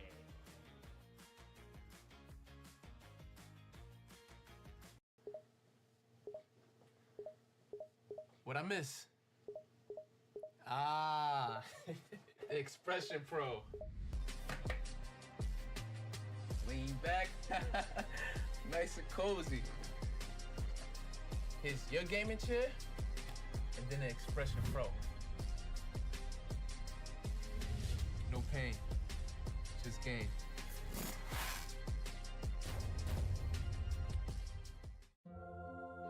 You can go ahead and try to talk about fries without mentioning McDonald's hot and crispy golden fries, all sprinkled in salt. Woo. But there's really not much to say, is there? We've got a deal for any occasion. Get a $10 combo meal featuring your favorites, plus a medium soft drink and our world-famous medium fries.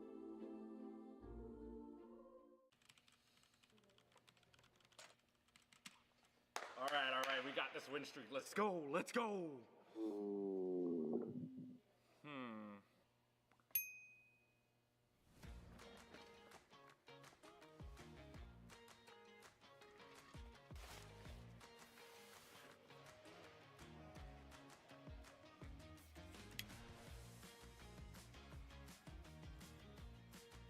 Hungry? Don't ditch the game. Get McDonald's delivered right to you. Even get a free large fry with any purchase over $1 when you download the McDonald's app today.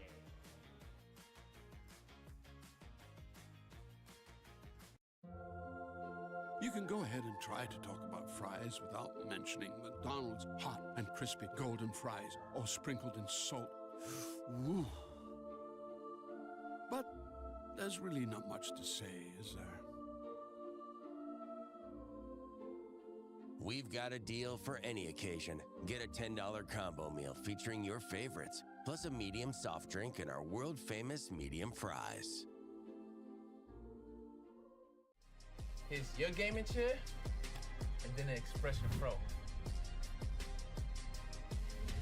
No pain, just gain.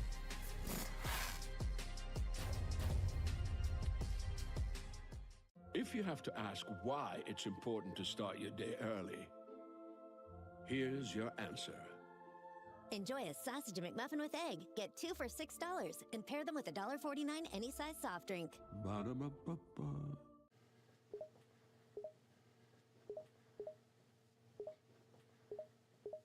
What I miss? Ah, Expression Pro. Yeah, man. I had to get a new channel. Look at this. It's magnetic. Here's the best feature. Customize the panel. Rep your set. Do me a favor, write in the chat right now. What y'all gaming in? Ew. Y'all gotta do better. Look at this. Lean back. Nice and cozy. Here's your gaming chair, and then an Expression Pro. No pain, just gain.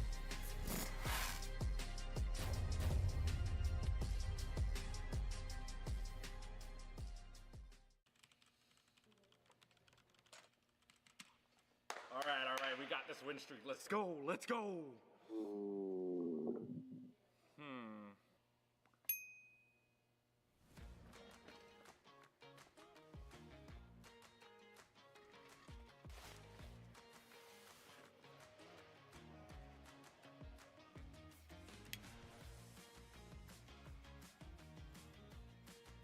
Hungry? Don't ditch the game. Get McDonald's delivered right to you.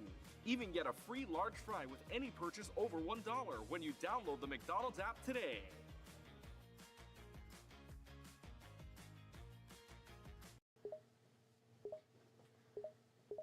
What I miss? Ah, Expression Pro. Lean back. Nice and cozy.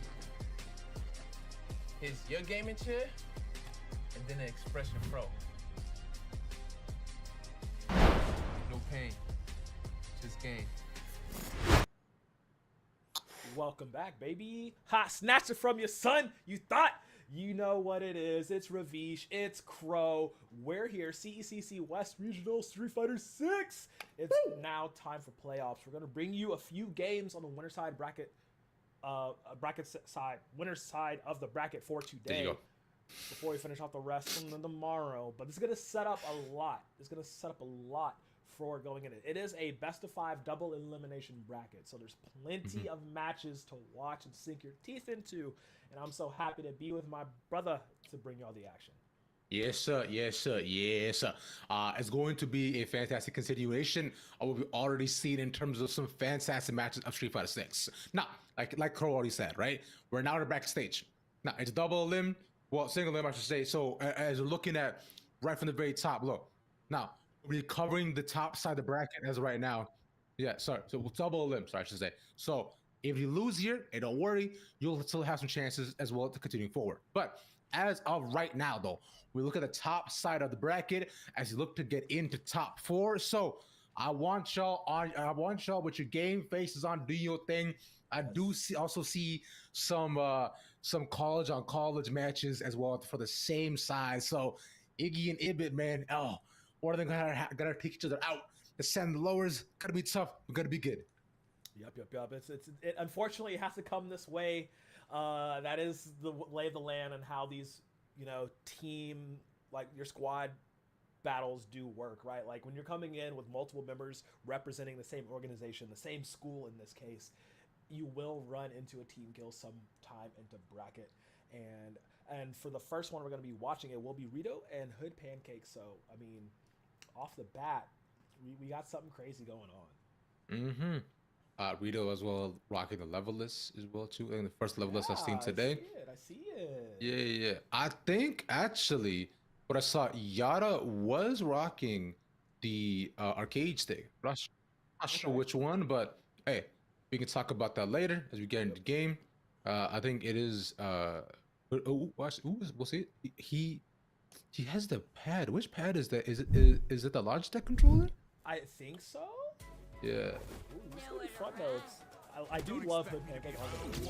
We did see him, lose over here for Yara, but had a very nice showing in that loss even, but against Rito, who very much struggled up against Dr. Iggy's JP just recently. This is kind of, this is the one you got to get back into redemption to. Remember, you lose here, you fall in the lower bracket. So there is another chance to get through, making that long loser's road run. But ain't nobody trying to do all of that. No, we are not. I mean, I've been I've been first rounded far too often in brackets to know how that feels. So what I want to do though is I want to pay attention back to what Rito is doing. Match it. Hood Pancake's energy at each and every single point. Hood Pancake though. Oh, that's a nasty stun. And that's gonna hurt as well too. I'm gonna get the reset off the jump. Level 2 available. What? He catches that. Nice. Drops the combo, unfortunately, does not able to extend it into those typical Kin things we know he does in the corner. The message gives the Pancake another release on life. Equal on the life bar, not so equal on the drive gauge. Both got 2 bars is super to work with. Okay, Dragon Lash in, off the drive rush. General hits, get the pressure up. Once again, Hood Pancake runs out. Drive gauge, and you're stunned, and you're done. And he closes it out. It took him a moment, but Rito managed to close it out. Yeah, Hood Pancake did. I found it took a while to really start to get going as well too, but it was tough. Wow, we are rushing into it. Yeah, just eat that fire, baby. Get burned off. Hood Pancake too. Get off me. Reset Ken though. Doing well. The double gen rise. All right. Okay. Through. Oh. Oh. Hacks up. No, he's gonna wait. Off rip level 2. No, you're getting dodged, buddy. You can't. I know what you thought you were trying to do, but you're not that guy, pal. I'm sorry. It's not gonna happen. But That was Pancake's also, gonna take it. it was also off of him like getting the whiff of the grab as well too. So he just has him stuck in the corner too. And now Hood Pancake is out. Remember, this is BO5, right? So we do got a lot more room to play with as well for both these sides. Ooh. Match the dive kick that's just a bit short on range, so not really gets to do what he wants. Oh my goodness, waiting after the parry. Rito picking the spots very well here. Hood Pancake. Nice. Frazzled, yeah, he can eat that first hit off of it, and he's gonna combo. Yep, level 3 immediately. Mwah. Chef's kiss on that one, Rito. He's gonna take game number 1 here. Yeah, it was a little dicey at first, but he picked it up. Yeah, I mean, we were saying already, right? Now, coming off of the last match, I find a lot of Rito stocks were low. We were questioning how he would look, but this so far has been good. But the spacing has gone past that.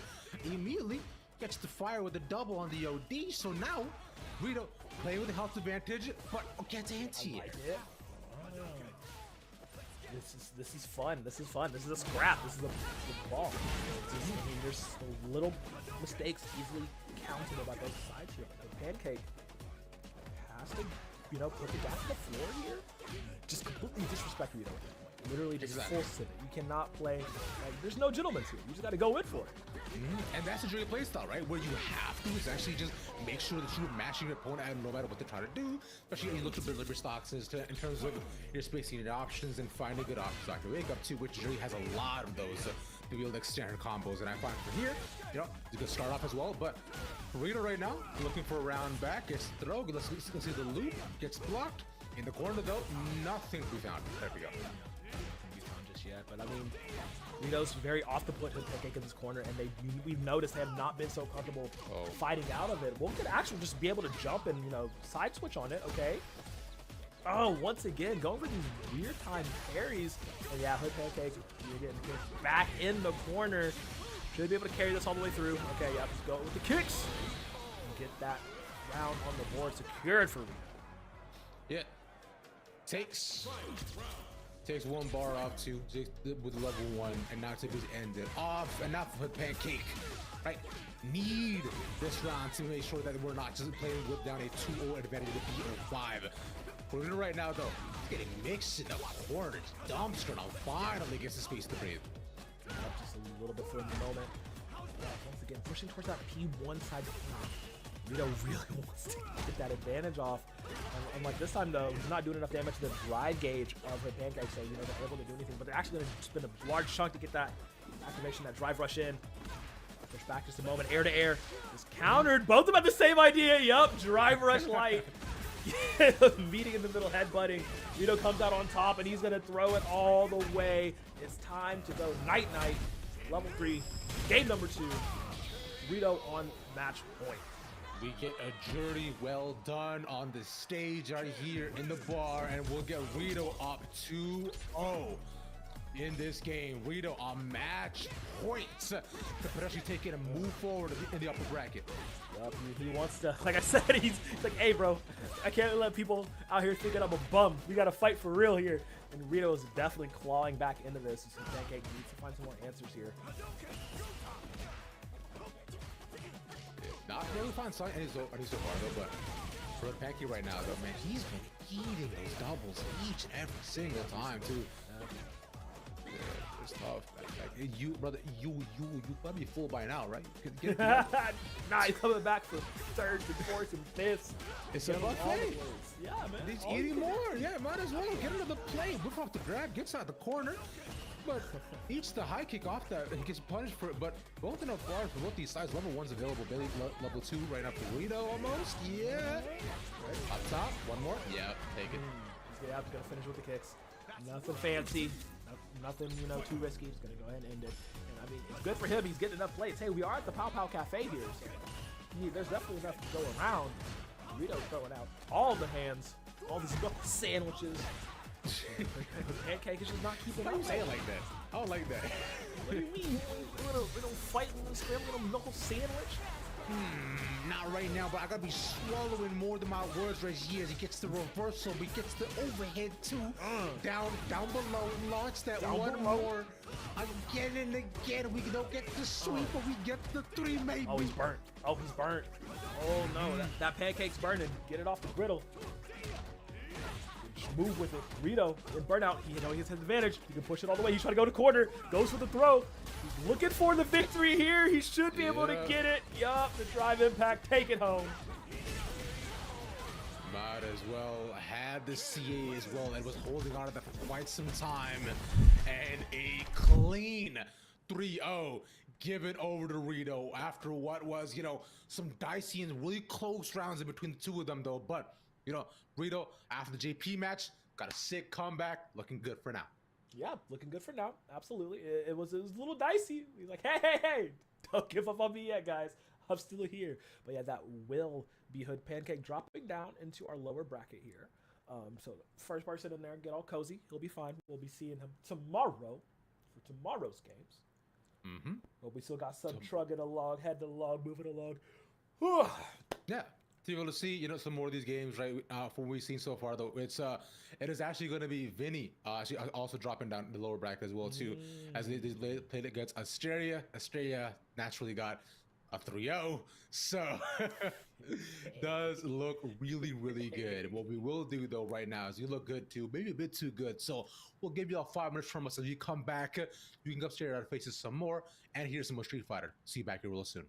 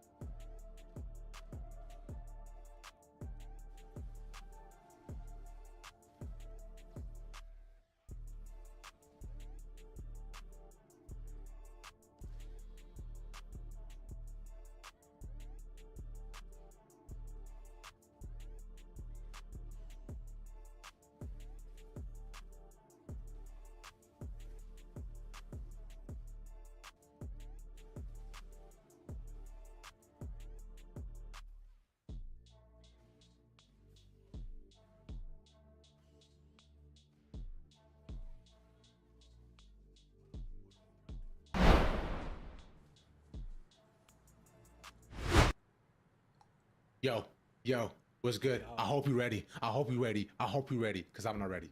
I'm Ravish. That's Crow. We in for playoffs, baby. One after the next. That's what we're talking about. Get yourself How do you do it?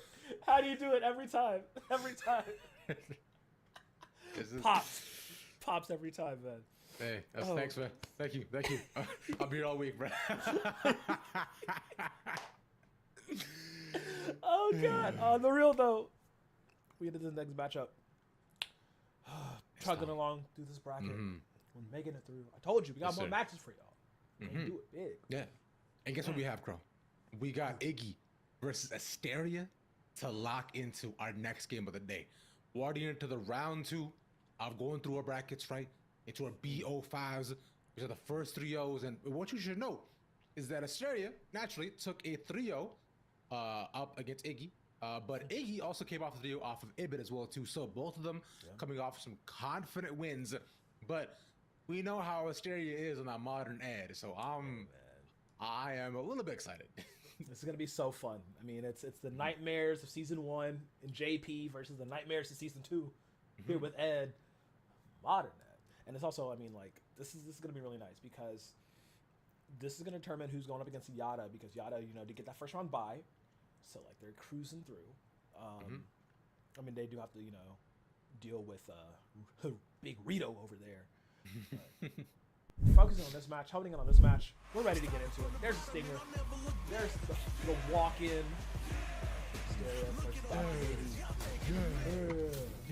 Yeah. I think we could have been announcers in the game, right? Yeah. Off rip though. Wait a minute. Oh, Dr. Iggy, hold on.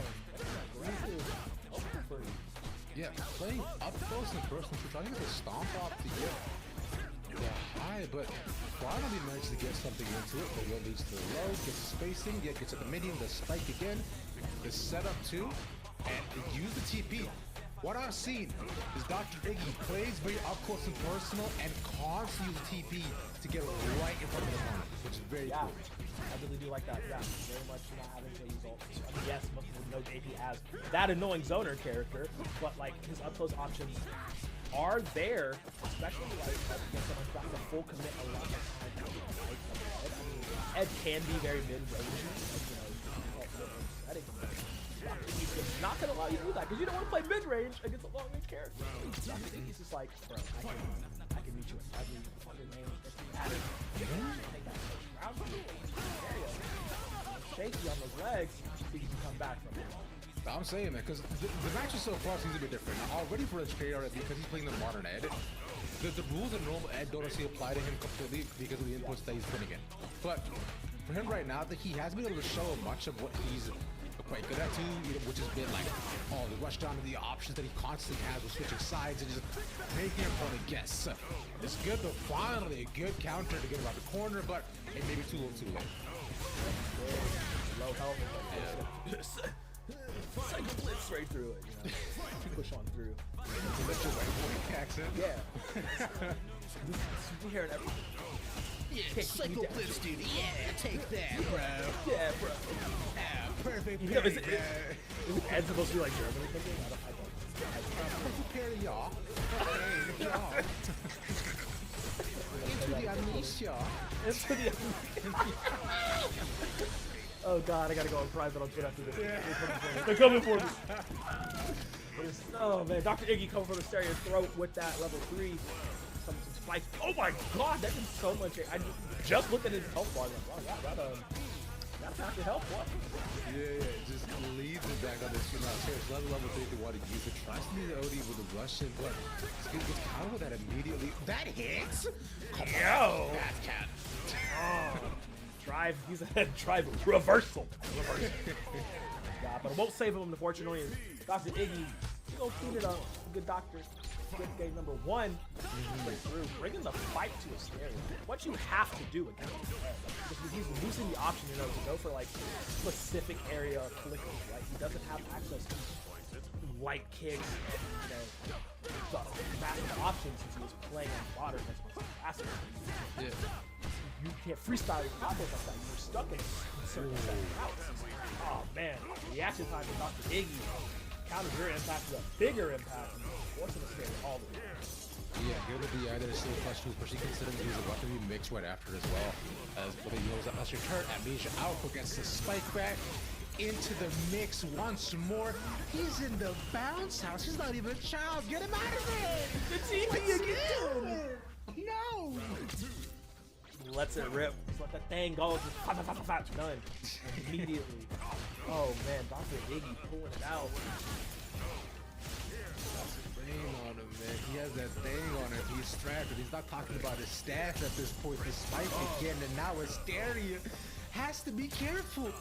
You and JP though, man. When you were playing scared like that, oh no, but it might be good. Man. They're gonna walk through the woods with a stick with them, but the stick got fangs. Apparently, Dr. Iggy not playing around here. Level 3 auto 2 as well as the anti-air. Another spike with the setup. Okay, that's what I'm talking about. Gets the PvP. Right, do it to him. Kill rush 2. Pushing through. Oh god, Asterios. He's starting to cook. That thing on high. That burner turned up to 8, but 4. Dr. Iggy sends him all the way back to the other side. Just one tap is all he needs at this point. Yeah, get out of here, boy. And you know he's always gonna take that TP, man. He's every single time. If you blocking, he coming. It's just a natural cause and effect. And I think I'm frustrated now. It's a couple seconds to breathe. Rightfully so. Gets the OD. Launches him up in the air. Decent amount of damage from this though.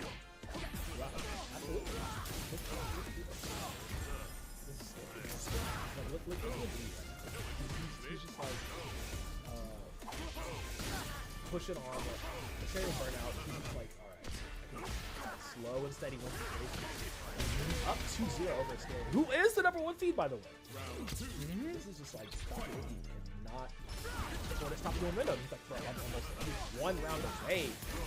Getting this 3-0 and sitting Asterios in the lower bracket. I'm saying, man, it has been a masterclass right now from Dr. Iggy. The switch on the sides would have been gone crazy. We would almost caught him too, but not so much right now. Building himself up to level 3. If he wants to use it, about half an hour left. Australia almost burn out the Bonley. Gets the space to play his game, but can't do much off that. Unfortunately, whips out the grab, the reversal again. Go to the other side. You gotta check your corners. No. Oh. He can't parry all of the level 2 though. Yep, he's gonna get stuck if he doesn't block that top. He doesn't. Impact taking out the rest of his drive gauge. He's gonna finish it off with a cherry on top. The level 1, the Holy Cross. Dr. Iggy gets a 3-0 over Asterios, sitting him in the lower bracket. Ooh, that is a beautiful JP game if I've ever seen one. Just like we had both the close and the far, the back-to-back between the two of them. And here's what I worry. Because Dr. Iggy will be going up against Yada right after this. So will he eliminate BSU from the top end of the bracket? Because right now, we got to see something else. We got to see one more BSU match. Well, I mean, hey, first off, don't get too ahead of yourself. We have to see if the young legend Rito. My bad. You're right. The young legend Rito can cause another upset here. Take down Yada. I mean, that's a possibility. I'm just saying. You're right. Anything is possible at Flying Rhino Junior High. I don't think anybody gets that reference. It's just as we get into the like, do you remember that cartoon, bro? Oh my god. You're just a fountain of wonderful references at this point. Hey, thanks, man. We're as we lead on into it too. We do have a tall task ahead of us for both these sides, assumably, right? So, like we were saying before, it is going to be Rito versus Yada, right? And it looks interesting, right? Because Rito off his comeuppance has looked a lot better, a lot stronger, but Yada dominant. The only person who's even given a scratch to him, has been his teammate from BSU, and now he's in lowers.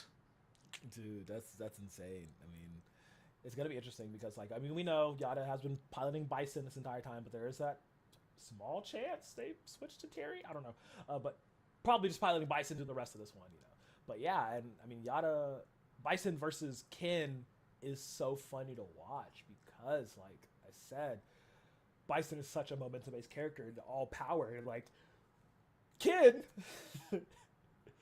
is also very much all power. But as soon as you get someone on the back foot, one false move and your health bar is just depleted. And now we really have to see Rito rise up, because even in their victory against the Pancake, a lot of those rounds looked very shaky, especially towards the start. So you can't afford to have that all up against someone like Yada. Two things I want to pay attention to, especially for Yada's game, is that we did talk about a lot as well in the previous matches, but Yada uses a lot of the cycle reversal as well to reposition constantly. And also using the OD option a lot too, as well, to be able to get the hit off as well, and also lead into their combos. So they've done that a ton, so don't be surprised when they use that for change-ups in just the neutral as well too. And number two, the stomp option is used constantly to jump in and completely cancel to get in your face as well too. So like you're talking, the movement from Yada is expressed expeditiously. And I expect to see more of that as we get into the game, especially up against a character like Ken. Oh yeah, like I said, Rito's just, look, I really need Rito to tap in, connect to the ancestors, and just abuse all of Ken's ridiculous, oppressive moves right now. Like, look at him smiling. Look at him smile. He's just a fun-loving guy, you know, just happy to be here. Like, this is gonna be so crazy because, like, very much he can do it. It's a possibility. You know, the chances are low, but never zero, as the saying goes. Even though that's like pertaining to something completely different. But hey, it's very much a reality. Like, you could do this. Like, this is winner semi side. Once again, loser of this does fall to lower bracket. And it's just like, just do the kid things. Like, abuse Jinrai kicks. Get it there. Just exactly like you're saying, right? Just use the Jinrai, use the double, Yeah. right? Just do what you can. Make sure you're handing Spam level the 2s. in and out special every single time. The animal style. No onions. Baby. What is that? I love that. Caramelized onions? I do too, yeah, you do. Yo. Off the bat, boom, throw opener. I told Psycho you. Crusher. Bro, he's been doing that all day. Blocks the scissor kick, rest block 2, the perfect parry? What are we talking about? So crazy. Both these guys can do a lot of similar things, but Yada's just a little bit more quick on the Bison and do them. Oh, checks the low. Yeah, you better start running. Tatsu, push forward. Yep. I love how immediately you see him aggress and keep trying to push him towards that wall because he wants to get that corner pressure. The name of the game, especially with both of these two characters.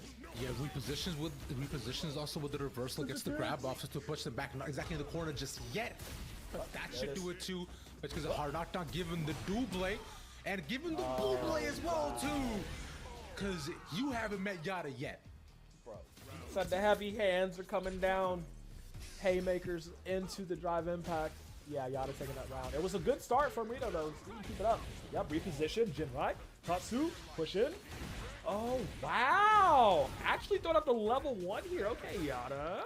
Option I have not seen use Yada yet, right? They've actually stayed away from it quite some time, but only really using the level 3 as we know them for. But the grab to push it back, no reversal, was expecting it, but one more on their side again. I love that they're doing each other's options. Like, you saw Yada go for the drive impact, gets grabbed by Rito. You saw Rito go for the drive impact, gets grabbed by Yada. Yep. Like I said, they're so similar in characters. Oh, he can finish it off here. Yep. Burning down. Takes him to town. Get that round. Okay, Rito on the board, baby. Now there's one more round to take us through. Psycho reversal. Again, miss whips that. It's going to be heavily punished. Eats all that damage. Ooh. Nice. Ooh, sick of the reversal. Oh my god, it's crazy how much these characters are so like each other. Oh man. Okay, mapping the routes, pushing it in. Okay, Rito's use of Tatsu this game has been so nice. So nice. But he actually burns himself out, trying to burn out Yada. This is scary. The bomb is planted. He has a lot to guard through. Gonna get thrown. And it's taken right now, and unfortunately, the bombing plants, they're eating a lot. Gets a stun to push them all to the corner. Reset, scissor kick, one more, the OD, one more, stop back. No boom, Lex, he's alive. Oh, he parried that, but he didn't parry the second. The drive impact's gonna connect. No. Oh, he actually already gets it. He actually already gets it. He's gonna shoot. He's gonna wait. He's paying attention, but he doesn't. Block the low. We say it all the time. Block the low. And Yadas actually rips that round away from Rito. He punished the level 3. He had everything that could have been the round for him. Man. Oh, that's tragic. I was expecting something more, but probably thought they didn't have it. But now Yada takes that game off of inches for the first. The second round not exactly in their hands just yet, but looks good right now. That's gonna hurt. Pushing straight through though. Rito, he's like, hey man, hey, you got that one, but I'm not out just yet, Bubba. Trying to push as much as he can here. Oh my goodness, Rito has to get a little bit tighter on that defense, but now Rihanna's starting to run away with it. He might just take this round here. Yeah, he's gonna spin it for the level 1 to finish it off. Wow, this is what I'm talking about. So much momentum based on both of these characters. Yeah, does more than enough, right? With a slide into, actually matches that by blocking low, so gets the early read on that. But for Rito, I want to see more of this. I want to see his early start off, see with a lead into health advantage, because when he's playing from behind, the games become so close, it becomes a real 50-50, which I think for a Kempa, you just do not want. Finally gets a chance to breathe. Preemptive on the parries. Like, I can tell the gears are turning. What he's trying to do, but again, just checked. That low life. No way, this is gonna land too. That lands. Ooh, the reactionary level 3. That's the Hail Mary he needed. Not quite critical art scaling, but it will be enough to take that round back for Rito. He's going into this final round in game number 2. No bar to work with, but he made it there. And honestly, a lot of what this game is doing is as expected, right? We're looking at pretty much our final game on stream as right now for tonight, and so far it's been a banger, especially with round after round being traded. No round being a complete blow from either side too. The reversal he anticipated it. These hands. Oh, that's disgusting. Oh, he dodged a level 3. All it takes is one jump to turn the complexion. Yeah, push him in the corner, but he still has drive gauge to work with, so there's going to be a drive reversal from Yada to cancel out the momentum from Rito. Ooh, both with the counter hit on the tap. What's the mix? What's the answer here? I mean, you have to see that's where's the conversation right now. It looks me up, but holding it down, taking it 2-0. No. Oh no, it was right there. Oh man, blocked when you should have parried, unfortunately. Rito gonna take all of that. Now Yada 2-0 here. It's like we needed Rito to bring the fight to Yada, right? We said that's the only way you're gonna survive this matchup. He's been doing it, but just been falling short each and every time in these last few moments. And he's got some good options down too, because like you saw as well, he's been doing good about just trying to some movement off, especially with the reversal. He's countered almost every single level 3 so far, but Yada's been maintaining healthy. Oh, come on. That's what we want to see out of Rito. That was disgusting. Ugh. Disgusting now, but okay. Opens him up, he catches him slipping. Level 1 side switch. Catch him out of the air. That's what I needed to see. I was wondering all game. I'm like, Rito, you're playing kid. Where are the DPs at? Come on now. Rito needs to do just one last gasp, and he doesn't. Wake up, medium punch. Okay. Gets a round for himself here. Not just out just yet. Desperately needed as well to get off with Yada on their side. Has level 3 option pretty soon here as well, but for now, I think Rito does not want to give them any sort of breathing room as well. Taking one round here would be clutch. Oh my god, so much damage just popped over. Switch in size, takes the grab. And one more, yeah, give him the in and out special. Give it to him. Serve it up. Extra cheese on the fries. Oh, God, overhead. He blocked it though. It's burnout. No. No. Doesn't matter. Not right there. Yep. No. Not enough on the reach. I mean, me personally, I would have level 1 right there. Oh, okay. OD cycle crusher into level 3. Man, he wants this life lead bad. Yada says, let's clean this up. Time to go. I need to take a nap. I need to get my McDonald's. I mean, I understand, right? Because the life leads has been what has contributed to Yada's success in a lot of these games. And again, getting that reversal there too is huge. The OD option off there with a scissor kick means that Rito right now is playing on a knife's edge for survival in this game. Oh my goodness. Yeah, he throws out the drive impact just to get him off, just to push him away for a moment. Nice. Goes for the low. He has critical art too. Spins it a little bit earlier than maybe, but no, he wants to go for that burnout. He wants to take that drive gauge away. As he should, because we a ton of damage, half of Yada's health down, but it's a little bit, but it's not enough, but maybe enough to maybe close the game. Oh no! He goes a bit further, not expecting it, gets some lows option, but again, lands down, baby, on your head top. Take So the nervous. haircut, and a stomp again. That's Yada with the 3-0 against Rita to move forward the bracket.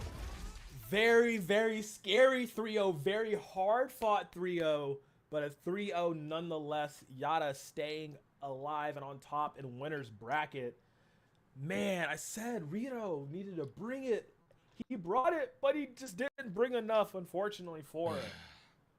So many close rounds landing in between the two of them. And so far, as we have it, Asteria has been the only person to take a game off of Yada. His teammate, that is it. That's wild to think about, but seriously impressive to look at. Yada right now looking like a top contender moving forward into semis for the day, man. But impressive. Shout out to all the players here today. That was really good matches. Yep. And all of them are still in it. Well, I believe so. I don't believe anybody's been eliminated just yet. No. Okay. Okay. No. Right. So it's still, you have time to work with. This lower bracket run can happen. We'll have to tune in another time for that, because that's all the time for us today on stream for Street Fighter 6. I really, really do hope y'all enjoyed this part 1 of this weekend, because man, these games were hot.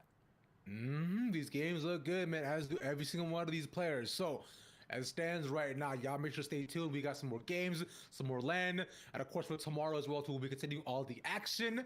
Thank you all once again for watching.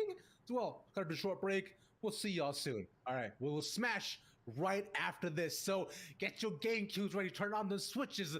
Let's get it. We'll see you back here in a bit.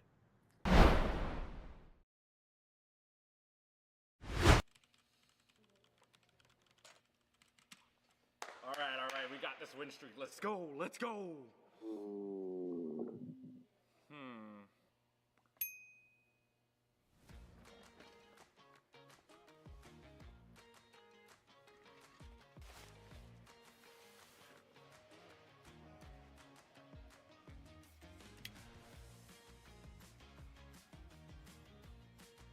Hungry?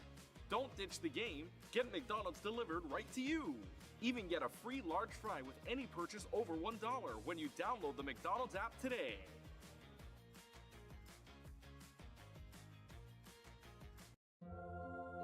You can go ahead and try to talk about fries without mentioning McDonald's hot and crispy golden fries, all sprinkled in salt. Woo. But there's really not much to say, is there? We've got a deal for any occasion. Get a $10 combo meal featuring your favorites, plus a medium soft drink and our world-famous medium fries. Here's your gaming chair, and then an Expression Pro. No pain, just gain.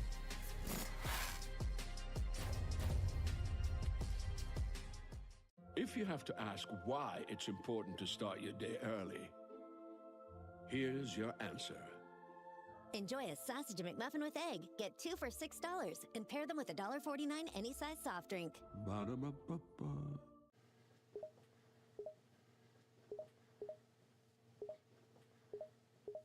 What I miss? The Expression Pro. Yeah, man. I had to get a new channel. Look at this. It's magnetic. Here's the best feature. Customize the panel. Rep your set. Do me a favor, write in the chat right now. What y'all gaming in? Ew. Y'all gotta do better. Look at this. Lean back. Nice and cozy. Here's your gaming chair, and then an Expression Pro. No pain, just gain.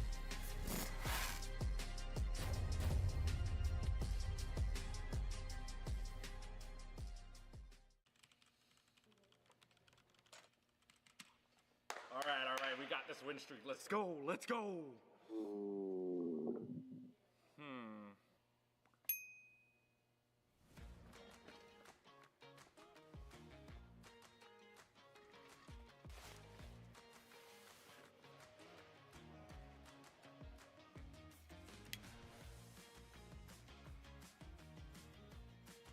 Hungry? Don't ditch the game. Get McDonald's delivered right to you. Even get a free large fry with any purchase over $1 when you download the McDonald's app today.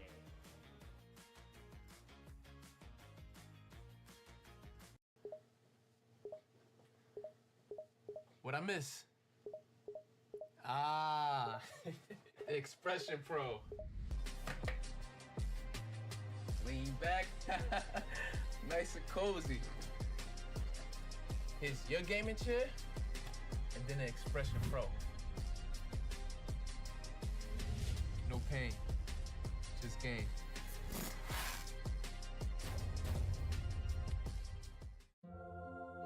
You can go ahead and try to talk about fries without mentioning McDonald's hot and crispy golden fries, all sprinkled in salt. Woo. But there's really not much to say, is there? We've got a deal for any occasion. Get a $10 combo meal featuring your favorites, plus a medium soft drink and our world-famous medium fries.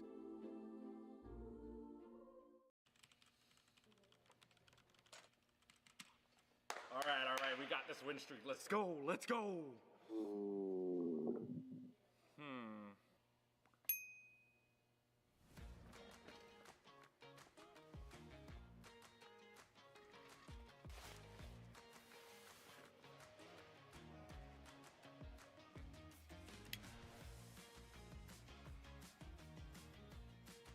Hungry?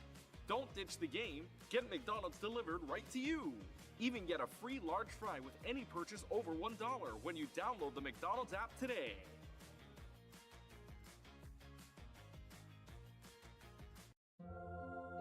You can go ahead and try to talk about fries without mentioning McDonald's hot and crispy golden fries, all sprinkled in salt. Woo.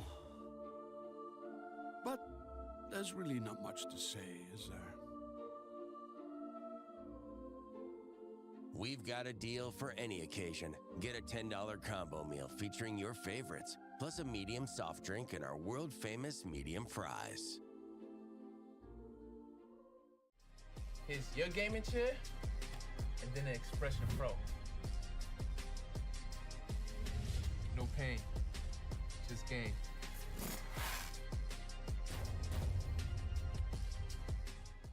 If you have to ask why it's important to start your day early, here's your answer. Enjoy a sausage McMuffin with egg. Get 2 for $6 and pair them with a $1.49 any size soft drink. Ba-da-ba-ba-ba.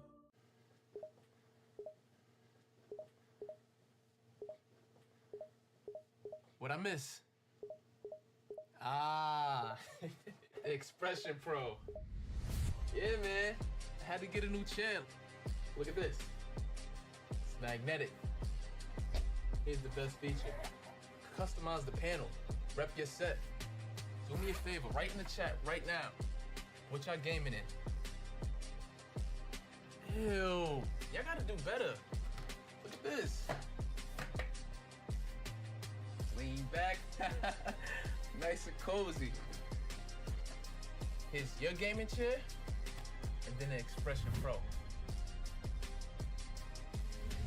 No pain, just game.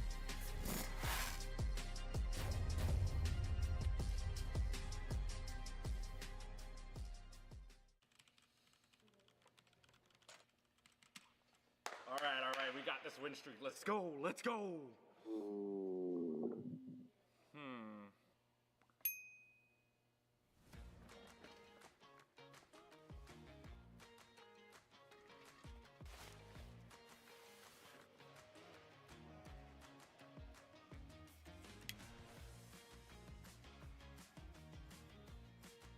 Hungry? Don't ditch the game. Get McDonald's delivered right to you. Even get a free large fry with any purchase over $1 when you download the McDonald's app today.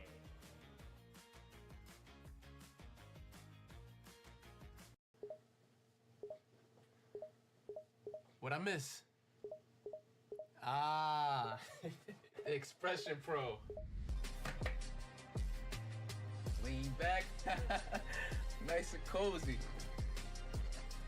Here's your gaming chair, and then the Expression Pro. No pain, just game.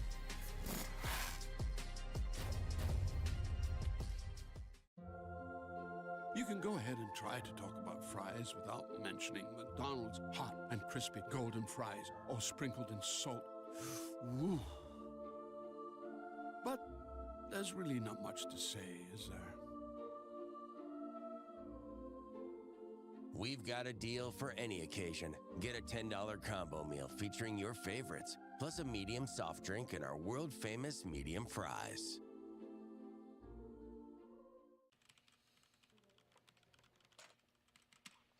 All right, we got this win streak. Let's go, let's go.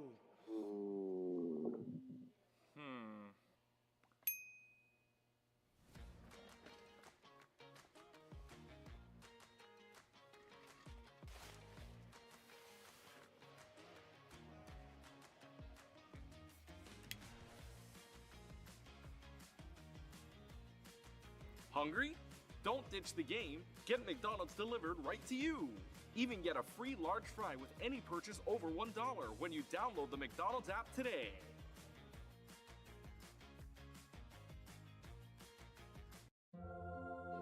You can go ahead and try to talk about fries without mentioning McDonald's hot and crispy golden fries, all sprinkled in salt.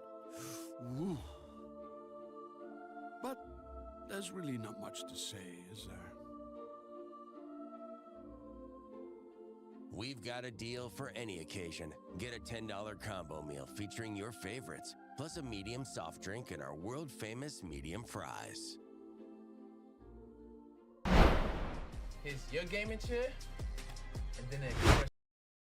Everybody, and welcome back to the Collegiate Esport Commissioners Cup Western Qualifier in 2024, but qualifying for 2025. I'm still Septulence, joined now by Clutch Keys. We're just going to spend a couple of minutes here, talk a little bit about what we've seen so far, maybe what we haven't seen happening on stream, because I think that's where a lot of the hot topics are going to be. But we're going to spend this McDonald's meal break also eating, because we have been here for already, I don't even know what time it is, 7 hours, 8 hours, and we're hungry. So this actually works really well for us because we get to eat. You guys get to enjoy not only our sponsor of McDonald's of Northern California, we get to actually enjoy McDonald's, which is great. So it's a win across the board. But I mean, Clutch Key, let's talk first and foremost about the Overwatch outcome. Yo, you know what? Yeah, maybe I'll go first because you're eating something. But we'll talk about. Okay, all right. Let's talk a little bit about the Overwatch outcome that we didn't see on stream, but a couple of really fascinating windups there. I was enjoying my nugget, like I was enjoying those games over there. Ooh. It was insane. So for those that don't know, Overwatch Kraken had their group stages done.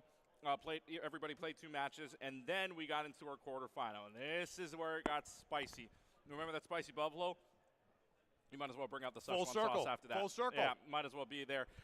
3 on either side of the bracket was a 3-2 matchup, and the lower seed for one of them won. CSU Long Beach, the team I talked to earlier, they're into the semis tomorrow. They beat UC San Diego on a 3-2, and that was a reverse sweep. Yeah. That was insane to watch and think about. And then what was crazier? And more. And more on the top side of the bracket, number 1 versus number 7 seeded team. Number 7 seed took the first 2. And that number 7, by the way, I'm talking UNLV. Team out of Las Vegas getting the first 2 maps on the board. And then all of a sudden, Arizona State, the number 1 seed they were not going to go down without saying something. Yeah. Came out swinging, driving, and took the last 3, and especially on a very, I shouldn't say dominant, but a very good-looking map number 5. They won 3-0 on Circuit Royale to close out, but that was an insane series to watch. And the other sides, by the way, if you're wondering about the other 2 matches, it was Washington defeating Boise 3-0 in their game, and then the last one was UCLA defeating USC in a battle of the LA teams. It was UCLA winning 3-0 there. So the matchups tomorrow are crazy because we are guaranteed one California team in the finals. Because that first match, that bottom match bracket is between CSU Long Beach and I'm forgetting the other one. CSU Long Beach and, oh my goodness, UCLA, excuse me. There we go. And then top side of the bracket, Arizona State taking on the squad that has some things on them, but University of Washington is on the other side. So it's UW and Arizona State, and then UCLA and CSU LB. I cannot wait for this tomorrow. It's going to be a really fascinating day. I mean, we're going to have a lot of fun going into this as well, just in the Overwatch division. But something that I actually don't know if we've brought up on stream today, we talked about it during the jersey ceremony yesterday, is of the 40 teams we have this weekend, 11 of them are from California. So, I mean, we've got a lot of, and it's weird to say local, right? Because some of them drove like 6 hours and are still from California. Put it simply, so do you it's remember our Boise State versus our Boise State game, right? That was against UC San Diego, I believe was our first match. They were 19 when tracking this, and I used Google Maps for this, so bear with me here. From the Boise State campus to the university or to Cal Expo here was 440 miles. From UC San Diego's campus at one point all the way to the Cal Expo Center here was 459. Wow. So in reality, UC San Diego had to travel farther in the same than Boise State in the same state. Amazing. The states are so weird. They really are. But it's I learned at my grocery store that I shop at that locally grown means within 500 miles. So in a way, everybody here's a local team. You know, in a way. But I think, coming into this, as somebody that's from Ohio, for a lot of people that don't know, I spend a lot of time in the Midwest. I spend a lot of time with the Eastern region, and it is this Western region that I only get to see usually this time of year. You know, so it's really great to see a lot of these teams come out compared to what we saw last year. Some of them are doing so much better. Some have changed their rosters almost entirely. There's just this infinite energy source of these players coming in and improving and changing. And sometimes I only get to see teams once a year that come to these qualifiers, and obviously only one team wins, right? So it's really great to see a lot of these teams, especially UNLV, a team that I go back just so far socially with. It's so great to see them It's crazy to think about saying this because I know the Midwest exists, but the West is probably the most exciting region for Overwatch that I've seen. I can agree. Every single time, and we know what the Midwest does, right? There's your ISUs, there's your Maryvilles, there's your Northwoods, right? Yep. That's all fine, but when you want the craziest games, you come to the West. Yes. You come to the West region because even last year when we were talking about Arizona State, if you were, for those of you were, I think, on that. I was there. You were there when I was on it. there when I think me and no, I don't think me and Jesse casted that, but you guys were watching the Arizona State Boise State game. Nobody had an inkling that Arizona State was going to make this close, and they won a 3-2 crazy. Yeah. Right. Yep. So the fact that the West region can provide these kinds of games, I'm not afraid to say it. It might be a hot take to some. For others, maybe not.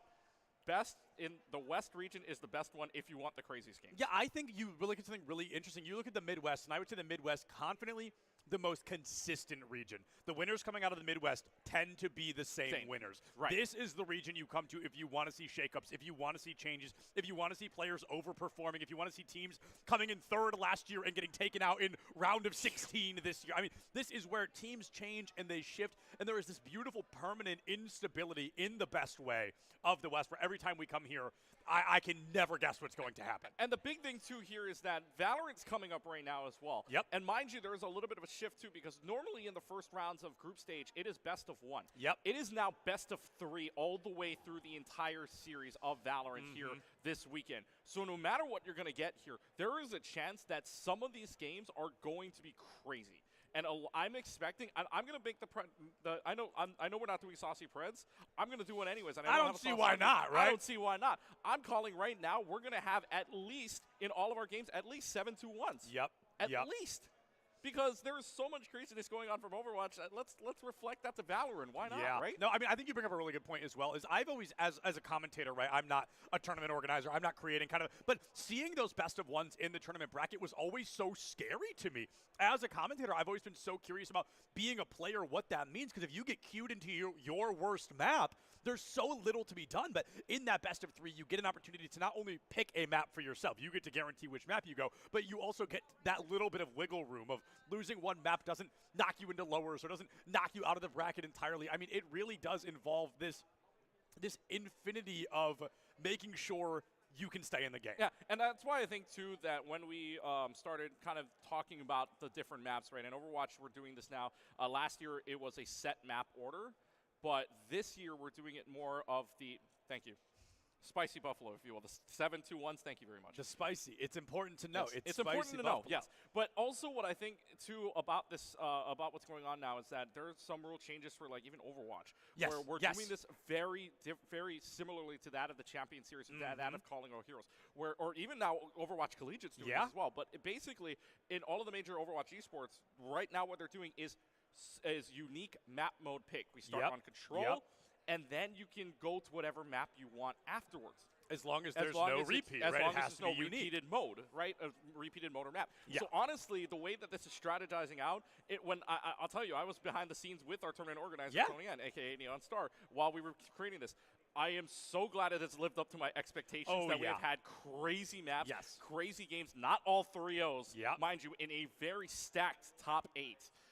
And this is coming to fruition. I honestly, right now, I hope I have like a 20-piece chicken McNuggets on the side when I'm doing Overwatch Finals tomorrow. Yeah. Because I'm gonna need all the energy I can get for You that could kind of be in for a treat, literally and proverbially. Yeah, We I could mean, metaphorically. I'm like halfway through this entire box just talking. I am exactly halfway through my box. Actually, I have eaten 5 nuggets of my 10 nuggets. But I think there's something really fascinating because last year during a regional, we tried something of you could pick any map in the game. We saw that a lot. But then we saw that going into a best-of-3 series, it was 3 control maps every single time over and over. And a lot of teams go there because a lot of people think it's kind of the most even. And I don't know if it's a hot take. It's not. It's not. Control maps are not the most even. It really is dependent on what compositions you run. Yep. And especially if you like Control, fine. But it's like we wanted to see other maps. I think on the basis of trying to see every other map and every other strategy being played, then yeah. But I mean, it all depends. But we're enjoying our nuggets right now. We are. I very much And am. by the way, speaking of nuggets, I just saw this. It's $1. It's 10-piece chicken McNuggets in app only for $1. Only in the app once a week. Once a week, by the way. And that's the part I really like because $1 10-piece nugget one time is like, that's awesome. But more than one time just elevates it so much further. Yes. Like, you get it once a week. It's not like a one-time only. You can do it once a week. And you know dang well, knowing that, I am actually just getting it every single week. This will be my Friday nights. No joke. This will be my am Friday nights. an avid McDonald's eater. More so, like if I were to pull up the amount of points I have in the app, I think it would be really embarrassing for myself. But I am a very avid McDonald's eater, so I will be taking advantage of that deal, at least personally. And I hope other people can because they're good. We're eating them right now. I will say if the promotion right goes on to other places, I'm gonna make somebody download the McDonald's app but steal the fries from them, the $1 fries from them too. So I'm having the fries and I'm having the nuggets. I'm using what's called a referral code here, but in terms of McDonald's orders. Beautiful, beautiful. Well, folks, we're going to go ahead and wrap things up here with our McDonald's meal break because we are getting ready to throw some new games coming at you. I believe Super Smash Bros. Ultimate is up next, so we're going to go ahead and wrap things up here. We're going to finish eating, and we encourage you all to get a drink, get a snack, do something because we've got a whole second half of the day left here at CECC West.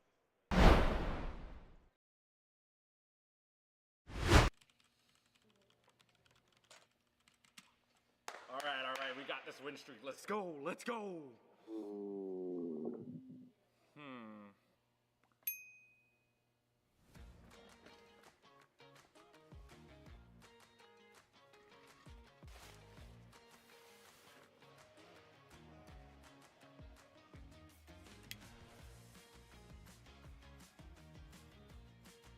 Hungry? Don't ditch the game. Get McDonald's delivered right to you.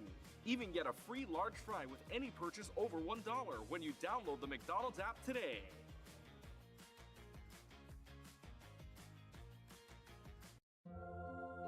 You can go ahead and try to talk about fries without mentioning McDonald's hot and crispy golden fries, all sprinkled in salt. Woo. But there's really not much to say, is there? We've got a deal for any occasion. Get a $10 combo meal featuring your favorites, plus a medium soft drink and our world-famous medium fries. Here's your gaming chair, and then an Expression Pro. No pain, just game.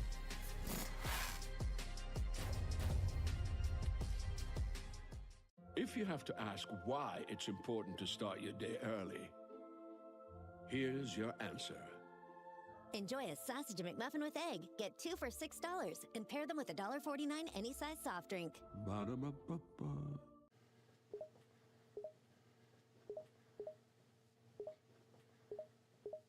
What I miss? Ah, the Expression Pro. Yeah, man. I had to get a new channel. Look at this. It's magnetic. Here's the best feature. Customize the panel. Rep your set. Do me a favor, write in the chat right now. What y'all gaming in? Ew. Y'all gotta do better. Look at this. Lean back. Nice and cozy. Here's your gaming chair, and then the Expression Pro. No pain, just gain.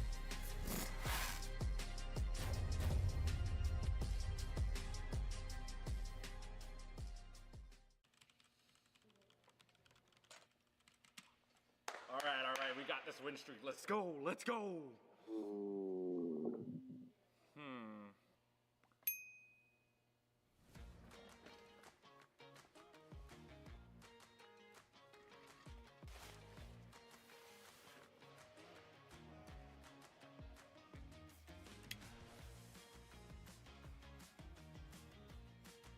Hungry? Don't ditch the game. Get McDonald's delivered right to you. Even get a free large fry with any purchase over $1 when you download the McDonald's app today.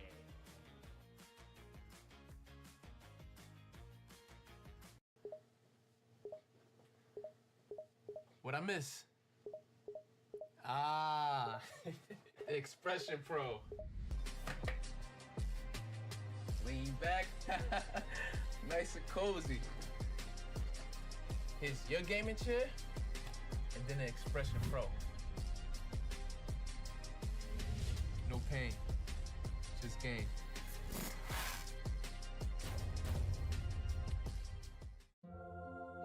You can go ahead and try to talk about fries without mentioning McDonald's hot and crispy golden fries, all sprinkled in salt. Woo. But there's really not much to say, is there? We've got a deal for any occasion. Get a $10 combo meal featuring your favorites, plus a medium soft drink and our world-famous medium fries.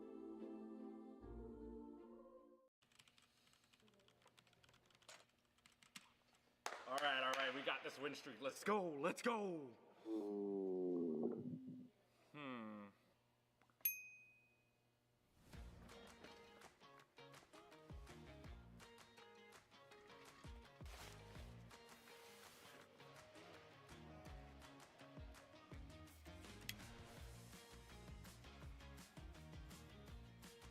Hungry? Don't ditch the game. Get McDonald's delivered right to you. Even get a free large fry with any purchase over $1 when you download the McDonald's app today.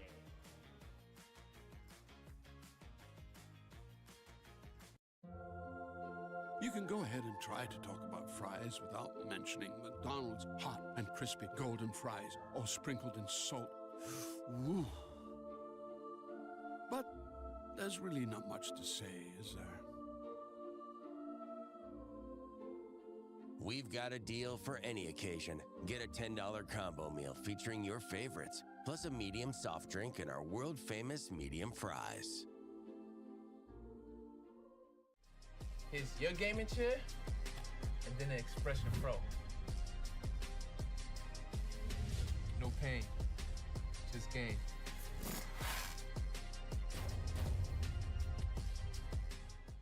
If you have to ask why it's important to start your day early, here's your answer. Enjoy a sausage McMuffin with egg. Get 2 for $6 and pair them with a $1.49 any size soft drink. Ba-da-ba-ba-ba.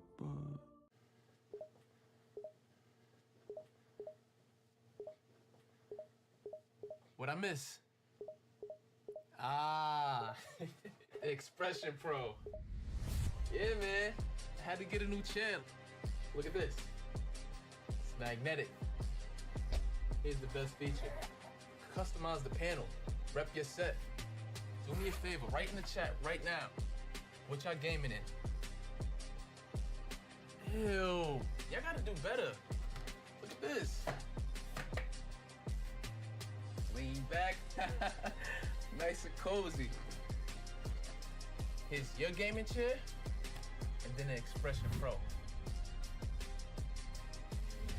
No pain, just gain.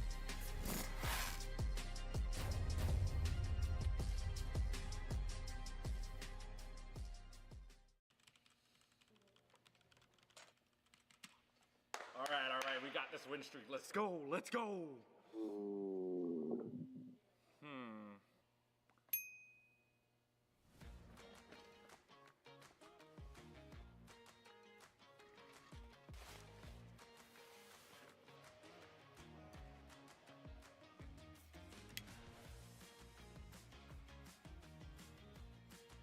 Hungry? Don't ditch the game. Get McDonald's delivered right to you. Even get a free large fry with any purchase over $1 when you download the McDonald's app today.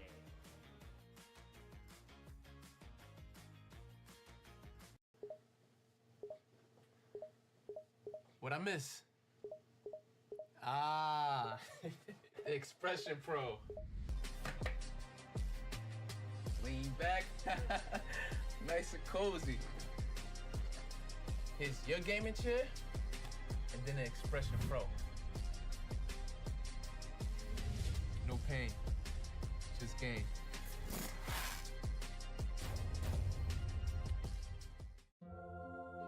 You can go ahead and try to talk about fries without mentioning McDonald's hot and crispy golden fries, all sprinkled in salt. Woo. But there's really not much to say, is there? We've got a deal for any occasion. Get a $10 combo meal featuring your favorites, plus a medium soft drink and our world-famous medium fries.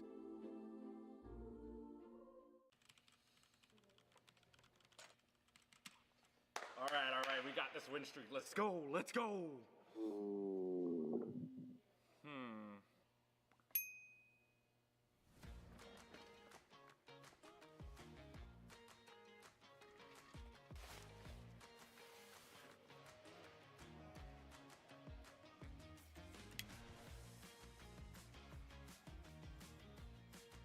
Hungry?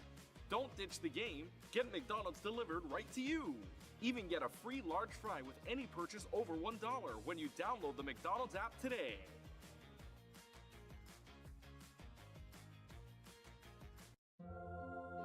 You can go ahead and try to talk about fries without mentioning McDonald's hot and crispy golden fries, all sprinkled in salt. Woo. But there's really not much to say, is there? We've got a deal for any occasion. Get a $10 combo meal featuring your favorites, plus a medium soft drink and our world-famous medium fries. Here's your gaming chair, and then an Expression Pro. No pain, just gain.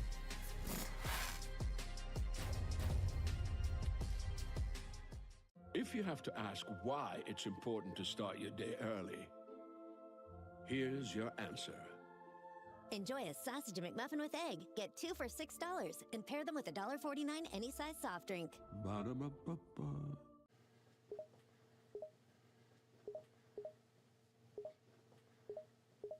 What I miss? Expression Pro. Yeah, man. I had to get a new channel. Look at this. It's magnetic. Here's the best feature. Customize the panel. Rep your set. Do me a favor, write in the chat right now. What y'all gaming in? Ew. Y'all gotta do better. Look at this. Lean back. Nice and cozy. Here's your gaming chair, and then an Expression Pro. No pain, just gain.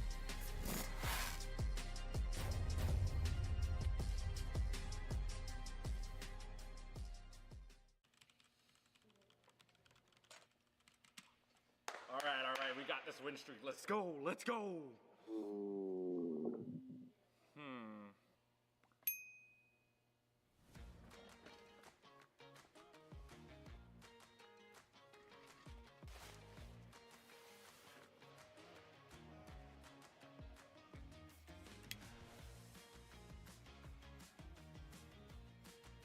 Hungry? Don't ditch the game. Get McDonald's delivered right to you.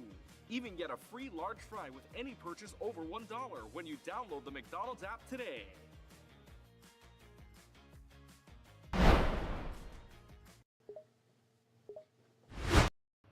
Welcome back, everybody, here to the CECC West Regional Live from Northern California, the Cal Expo, and presented by McDonald's of Northern California. Clutch Key back with you here as one of your two hosts. Septilence will be awaiting in the rafters as well for Valorant later on today. But right now, we've got our Super Smash Bros. Ultimate Winners Finals. Winner books their spot into the Grand Finals into tomorrow, and it's between two teams, San Jose State University as well as a team that has constantly won this West Regional, UC Riverside. Highlander Gaming looking to see if they can secure the spot to the first spot in that Grand Finals tomorrow. Casting this game will be Soy and Kilamiles. So Miles, Soy, have at it, gentlemen.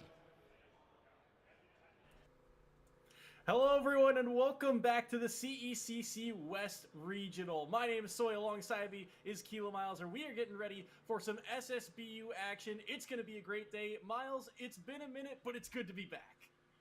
It really is, and we're coming in at a hot moment. Smash has already moved on to the winners finals, and we have some familiar faces in here. Top half of the bracket, we see University of California, Riverside, who historically have won the West, won the West, won the West. They have a strong program, and they've just kept coming back for more.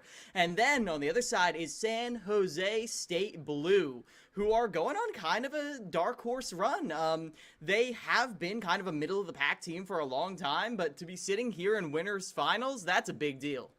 Absolutely for them, and something that we saw a little bit last year as well, a lot of history repeating itself. Last year, UC Riverside, a top seed, had a little bit of a hiccup at this very moment because a San Jose State team got hot in the playoffs. They beat Sacramento State in the previous round, last year 2-1, this year 2-0, and here they are trying to pull off an upset against UC Riverside to book their ticket to the Grand Finals. But this matchup, it's not going to be easy. We saw both of these teams play at this stage last year. UC Riverside got the better of them in Grand Finals, but you were talking about the lineups for these two squads, and UC Riverside's roster is stacked.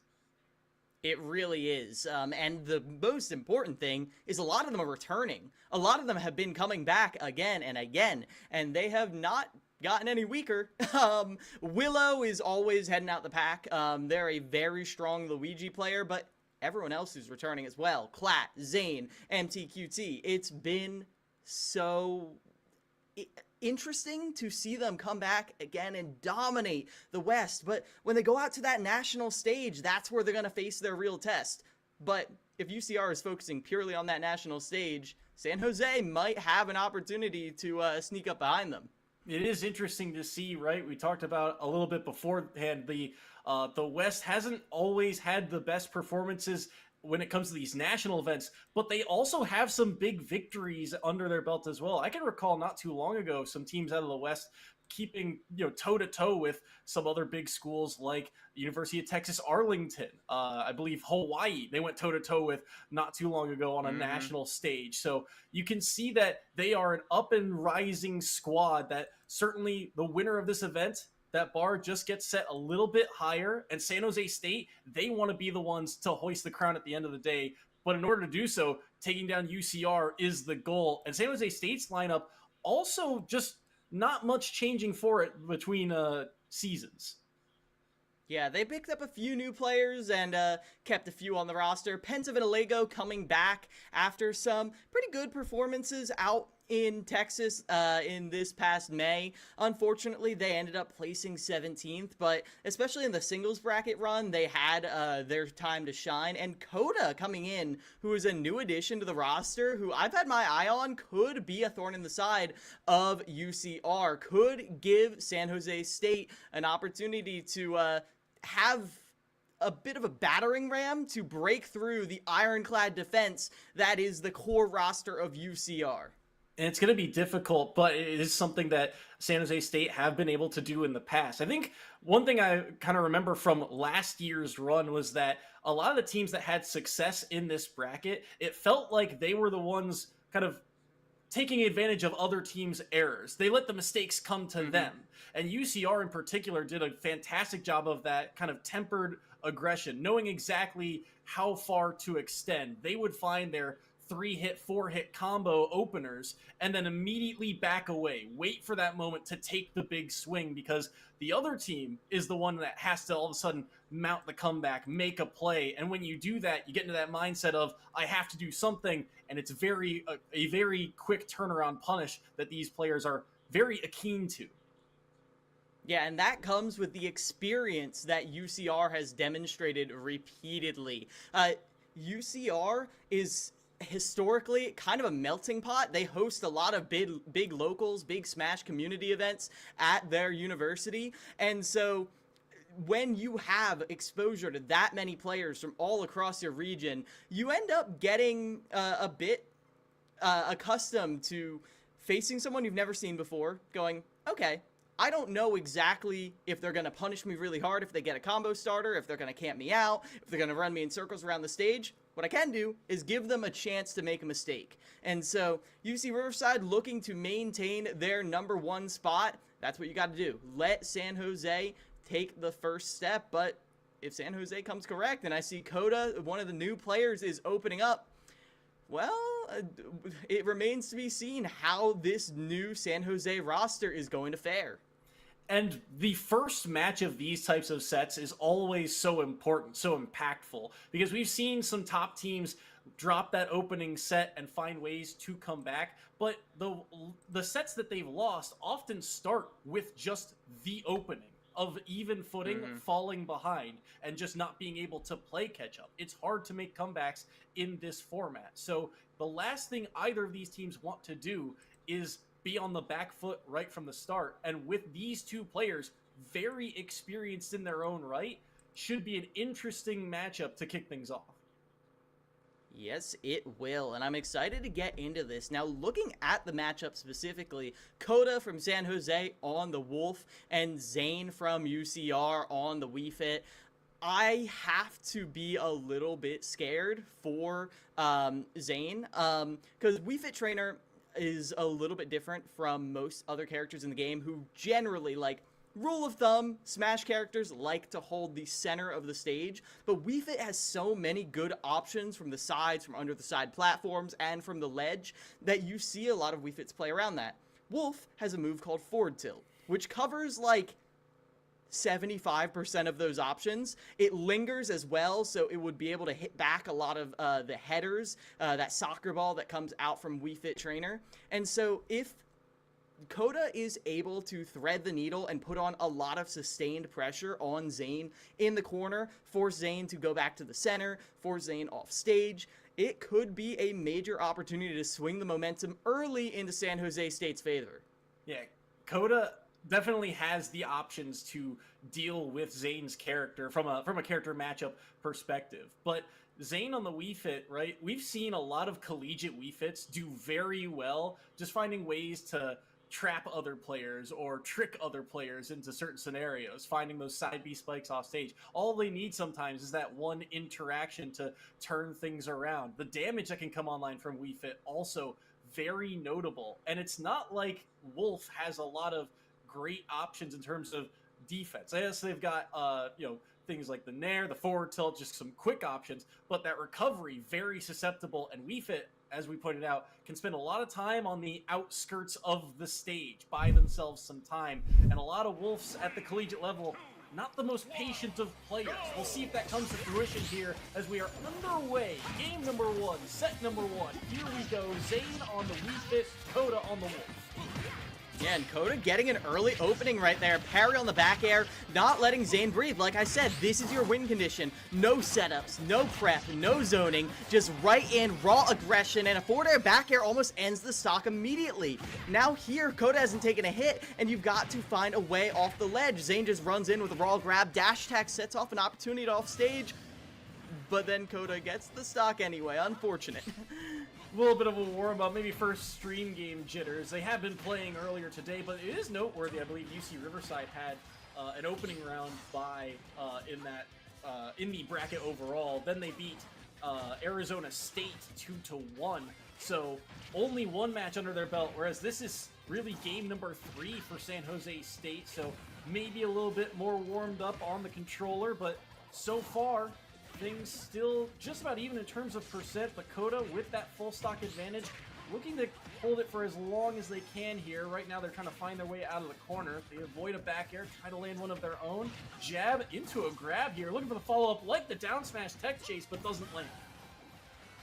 Yeah, and I'm liking how Coda is staying well away from being above Zane at any point in time, because that's where Refit is going to get a lot of the surprise kills coming from.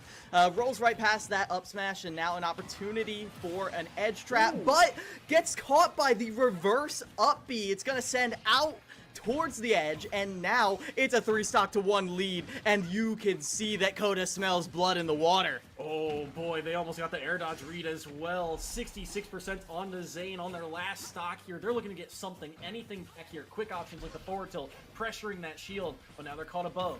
An opportunity maybe, but the Nair will only find the shield. Now Coda on the ground, throwing out these back airs. Gets a dash grab. Holding back, he's looking for a way to take the stock early, knowing that he's likely out of time, but he'll find the read, the forward smash will land, and Coda opens with a 3-stock.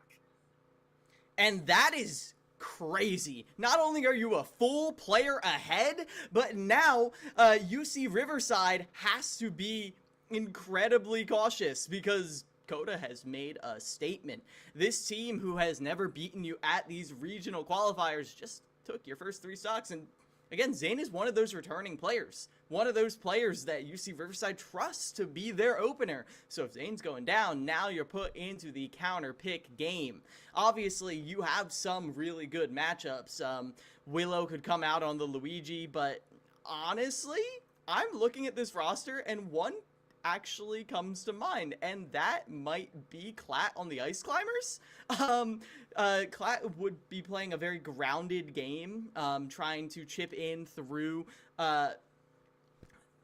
Coda's defenses, catch them on the landing, and get some big punishes right off the bat, and especially in an offline environment, use those ices while you got them, man. Yeah, Ice Climbers is an interesting pick here. I agree. I wouldn't mind seeing them sent in. But a character that, again, you don't see a lot of just in like the online scene in general and at the collegiate level.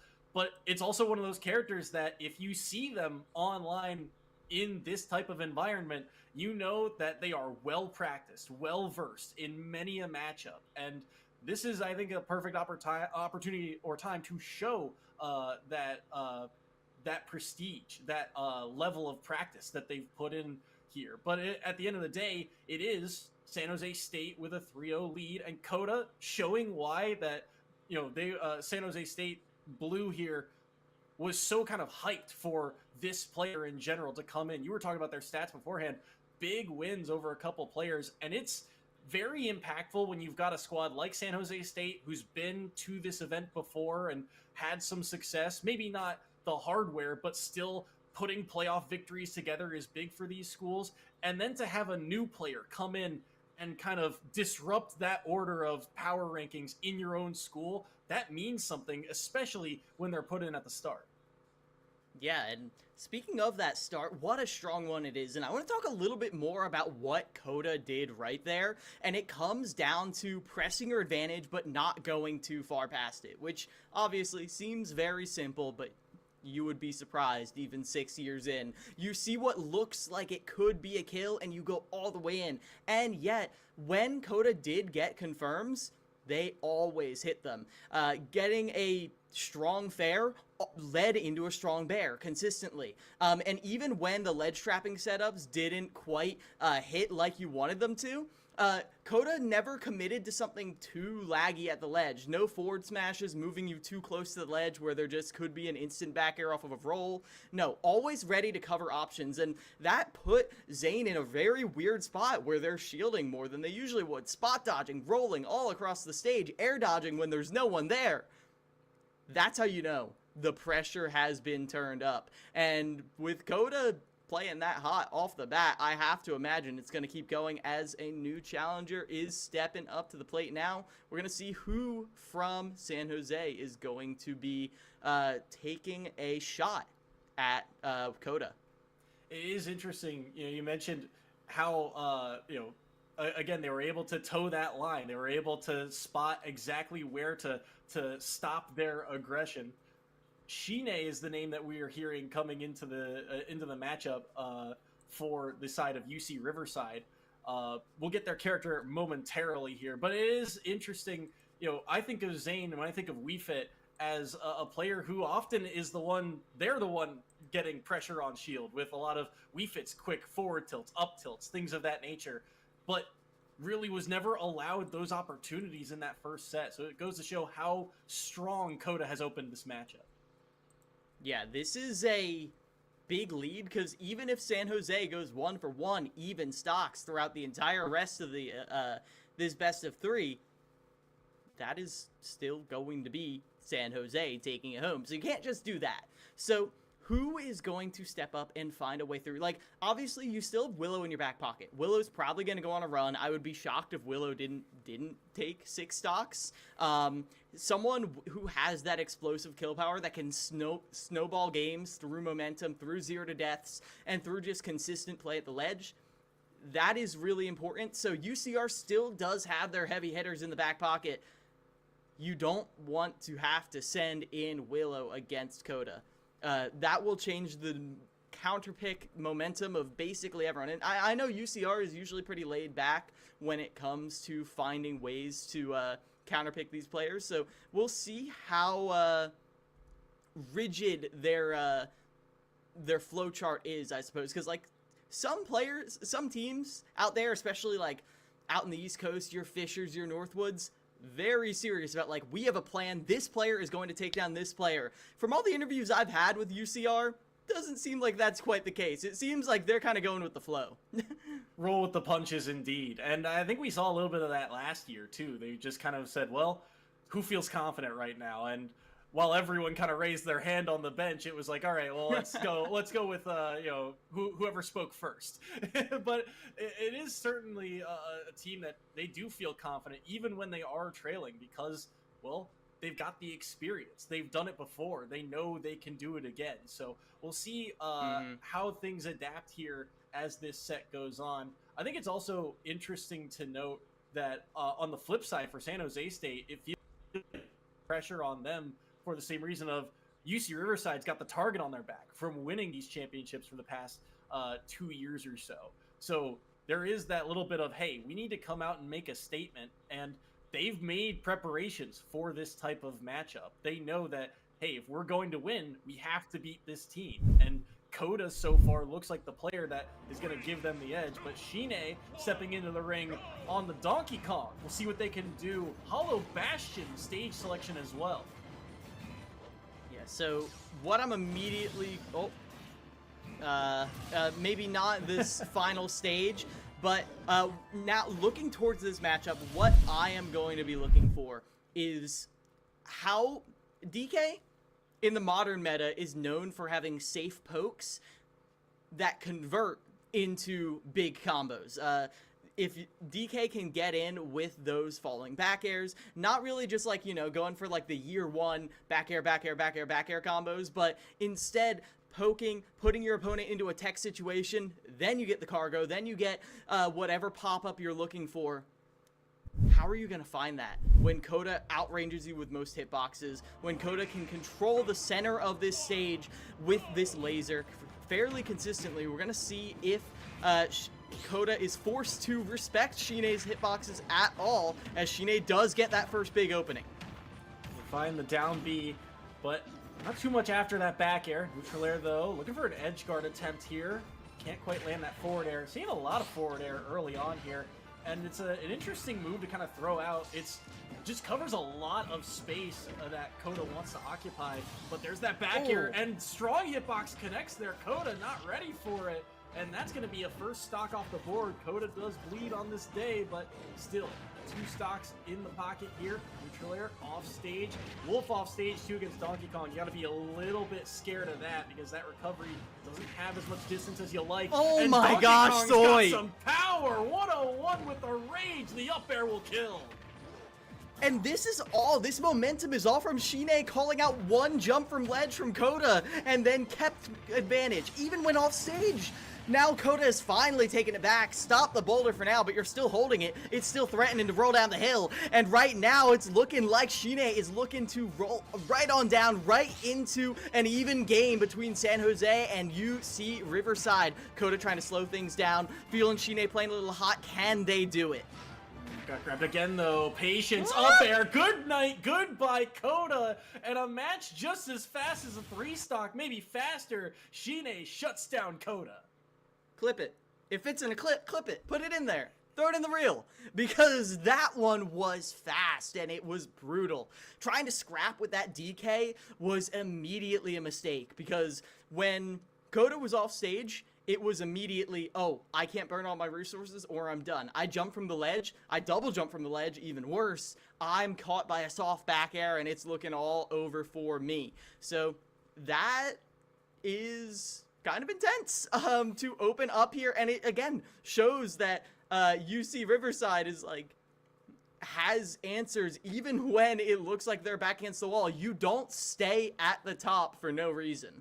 I think something that's also interesting for the side of Kodo, you could see a little bit in that Zane matchup that the opportunities they were looking for to get kills. Obviously, we talked about how well their things like finding strong forward air into back air were consistent combos for them. But you could also see at points as they got that lead, they were starting to look like they were going to threaten that side B at points as well to potentially take stocks or just be a little bit more tricky. There, zero opportunity to even think about it. They just got smothered by Donkey Kong. Shine doing a great job of getting things back on track for UC Riverside. Still down a stock here, but you can see Father Daddy stepping into the ring here on the Inkling, a character that I feel like kind of fell off once the start of the, or after the start of the game, but the Inklings that are around here in this collegiate level, very highly proficient.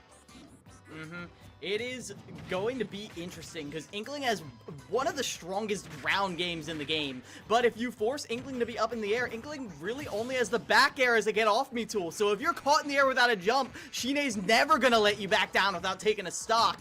As right now, Shine has taken some percent, but I mean, it's an even scoreline right now between San Jose and UCR. 117 to a fresh new stock. They're already working on it. Oh my goodness, out for blood with that DK punch. Nearly was able to find it. A couple down tilts. Dash attack only finds shield though. Looking for an opportunity. The up air does not kill at 140. The second one will though. Well struck there by Father Daddy, able to take that stock off the board. Now Shine looking to find a way to respond once more. Caught by the jabs.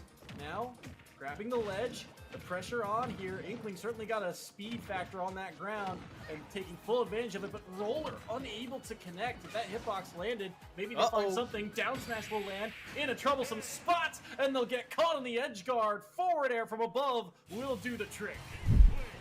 I love how willing Father Daddy was to go off stage and be aggressive like that. Obviously, Shine got their pound of flesh, got that stock, but Father Daddy did not make it easy. Consistently, you saw the start of hitboxes start to come out from Shine. The start of a back air, the start of a forward air, a nair, didn't matter. Beat out by that back air, beat out by the up air.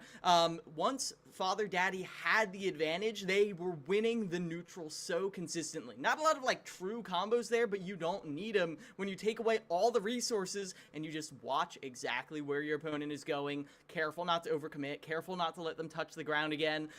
Shine had some really good ideas with the way they were challenging Roller from the air, but unfortunately, the one stock advantage came out a little too clutch. A very even match between the two, but Father Daddy's still going to walk away with an advantage for San Jose State.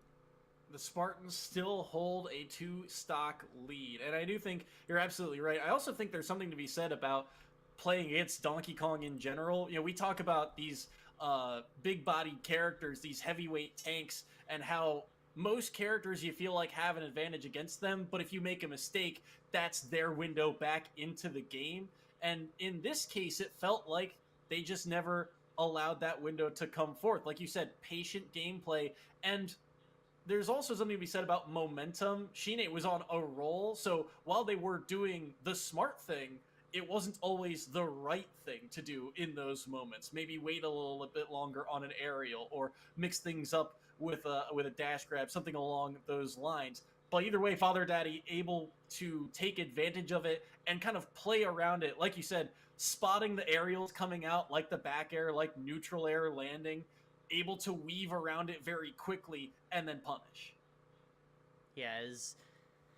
Now, speaking of that punish, you're going to have to do that a whole lot more with Willow coming in against Father Daddy, which is a little bit interesting to me. I mean, I do think Willow is going to live up to their reputation. I am a tiny bit worried about the fact how mobile we saw Father Daddy being consistently. So what you got to do is take away that mobility, take away that advantage, force them into the corner where they're burning air dodges just to get out of the corner. That's what I assume Willow's going to be doing here on small battlefield, taking away some of the space too. No more town and city for you. See what they can do here. Again, only a one stock lead for the side of the Spartans. And Father Daddy come up with more damage here. Willow looking for their opening. Pitch a forward air, a little bit of pressure on the platform, but now forced to the corner. Work their way out on a attack as well. Low recovery here. Good get up attack as well. Pretty even off the start here, but it is a percent lead and a significant down smash landed. Bomb as well, but they're able to make it back. The bomb actually helped them a tiny bit, went straight through it, and now we see Willow putting on pressure at the ledge. Again, can't quite convert off of these Zairs, but you don't need to. Catch the jump. Willow is holding on to this advantage state extremely hard, and Father Daddy struggling just to get back on stage. A forward air will finally do it. Get back. Oh, turn up smash. And that will be the end of stock number 2 of Father Daddy, so that's a huge one for Willow. Getting things back now. Oh, an opportunity here for an edge guard. Up B, got the hitbox, but still able to survive as Willow. At 158, falling up air will kill. Another marker down for the side of UC Riverside. Father Daddy looking for more here. Tries to find a grab, but unable to do so. Good patience there from Willow. The pressure on the shield. Look at all the aerials being strung together. 70, 83, into the up B, and that will be the end of the second run for the Spartans. Looking for a grab, doesn't need it at all. Willow will end up taking that, and I think it comes down a lot to the scramble situations. Inkling in general has stronger tools in neutral with the back air, with the falling forward air, nair, a lot of good combo starters, a lot of better projectiles than Luigi's Fireball. At the end of the day, it doesn't matter, because once Willow is on top of you, then you're both pressing buttons like who knows what. Throwing out nairs, throwing out back airs, and it felt like Willow always gets the edge in those. Once you're in those real finicky situations at the ledge in center stage like we saw at the end there, it's all she wrote for you. And I love the damage output from Willow. Just one catch, like you said, in those scramble situations, and they know instantly how to convert off of it. They get a neutral air, and all of a sudden, it's an up air into a back air. And you look at the percentage, it's nearly 40 done in those 3 moves put together. So the damage output that Willow has and the ability to convert in those scramble situations, so well executed upon, and that's why they were able to really dig again into that lead. Now San Jose State again still holding a 1 stock lead here, but it's not going to be any easier, as now you got to deal with the classic brawler versus Swordy. Shulk enters the ring. It's Gustav's time to shine. See, I love Gustav coming out here in theory. I mean, Swordy's always historically been a problem for Luigi, but it comes back to those scrambles. Shulk has no strong get-off-me tools. I think his fastest is Nair, which comes out like frame 9 or 10 or something like that. It's hard to find a way to get Willow off of you once they're there. So the Willow trying to stick as close to the startup of the moves as they can. Gustav trying to play keep away. So far, using speed art here. What can they do to get dash attack instead? Jump art now, 77%. They get knocked back. Second swing of up B actually hits Willow. This could be a dangerous spot here, but ends up falling. Wanted to change arts there, and I think just got caught in the animation. Could not recover, and all of a sudden the stock gifted away, which means we are tied up at 5 stocks apiece here. Shield art used as well, but there's the grab. Shield art gone. Tech on the platform is huge to escape that combo. Ooh, immediately calls out the jump art 2. Buster only gonna get you a soft hit worth of damage as Gustav down to the last stock. This is what we talked about when the big guns were in reserve. Willow coming out with a dominant performance. 35% here on Gustav. Can they hold on, get something back here? They're looking to try and take at least a stock to make things feasible for that final member if they're able to, or if this is the end of their run here. 97% on Willow and Smash Art online. Choke's got a lot of kill power, but they're the one getting hit here. Dash attack again. The side B recovery doesn't get caught. There's a turnaround. Up B to try and recover. They'll both survive for in a moment. But Willow and they goes both down! drop a stock. The Craven is off stage. Up B for up B, but it will be Willow on top. I saw the instant awareness in the players that, oh, we're not surviving this, so I just need to outlast the other player. Willow trying their best to stall with the Luigi missile, but too close to the blast zone to really get a lot of mileage off of that. So it will be Gustav going down, taking a stock from Willow. Only one left on that Luigi. As now Lego has to take that one stock, which we saw how hard to take that is, and the remaining 3 from UC Riverside. A dominant 3-stock lead delivered by Coda has not manifested into a strong lead in the back half. I think you really hit the nail on the head that match. Just once Luigi got on top of Shulk, there was not much that Gustav could do in those situations. And even at the end there, the edge guards coming through there, so well executed upon by Willow, because you don't think of Luigi as this big edge guardy type character, but they're able to go out, get aggressive, track down those recoveries, and seal away the stock at the end of the day. Now we get to see Duck Hunt enter the stage here for Olego, and a character that, you know, I think just in general, Luigi should have a little bit more difficult of a time to get into because of all the projectiles, but still the combo game can be a little finicky at times. Yes, it can, but if Olego is good with those confirms, I mean, 97% already, it shouldn't be that much of a problem. I also worry about the fact that, well, Willow is going to have a hard time hitting them when the can isn't out because of the fact that that can comes out on frame 1. So Willow has to try to get aggressive when that can is in use elsewhere on the stage, trying to put on pressure at the ledge, but that explosion only to get Olego out of dodge. Trying to find a confirm here at the end. Even one stock could set your team up for success. Olego trying to take them down, get San Jose on even footing once again. Tricky situation here. Can trade once more. Duck Hunt not usually afraid to trade, but at a stage like this where you're down in stocks, you need to be a little bit more cautious about it. There it is. There's the trade, and it goes in Willow's favor. He survives some way, somehow. Olego is the one that drops, and now a combo here. Granite Zero. We've seen this before. He'll take 66 for it instead. Into the can, popped up. What an alley-oop right there as Olego confirms off of that. You saw Willow trying to panic air dodge at the end there, hoping to get out, but Olego tracked them down. Kind of a bootleg Nikita right there to finish off that stock, as 2 stocks for the side of San Jose to take out Saru, the final player from UC Riverside. I gotta talk about the ending of that match. It's definitely one of those deer in headlight moments. You get knocked up and you realize the can is there, and you definitely saw the, oh no, I need to do something, air dodge, and still gets caught by the can. So well done by Olego to knock out team member number 3 of UC Riverside. But now it's a 2-3 stock lead for the defending champs here on winner's side of round 1 here. Saru entering the ring here, being the anchor for the squad. Some pressure on them, but the fact that they've got that 1 stock advantage against the Duck Hunt that, well, frequently trades with things like the can means that this is a feasible match in theory.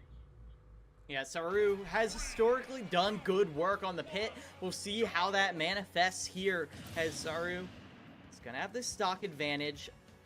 I mean, I do like the way that Pitt's Disjoint is going to play into the direct trade, but closing this distance is going to be tough, I think. I do like the use of that lingering back air, though, lingering nair as well, beating out the start of a lot of these hitboxes from Olego. Sorrow off to an early lead.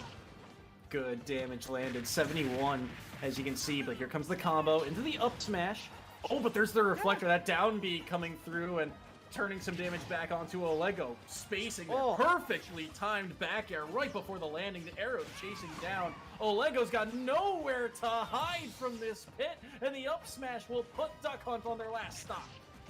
Saru is drifting so effortlessly between that position right above the ledge and at roll distance that it's hard for Olego to choose options in the recovery and the get-up. That's how Saru was confirming a lot of those first neutral interactions. We'll see if they can put Olego back there as only one stock left to take.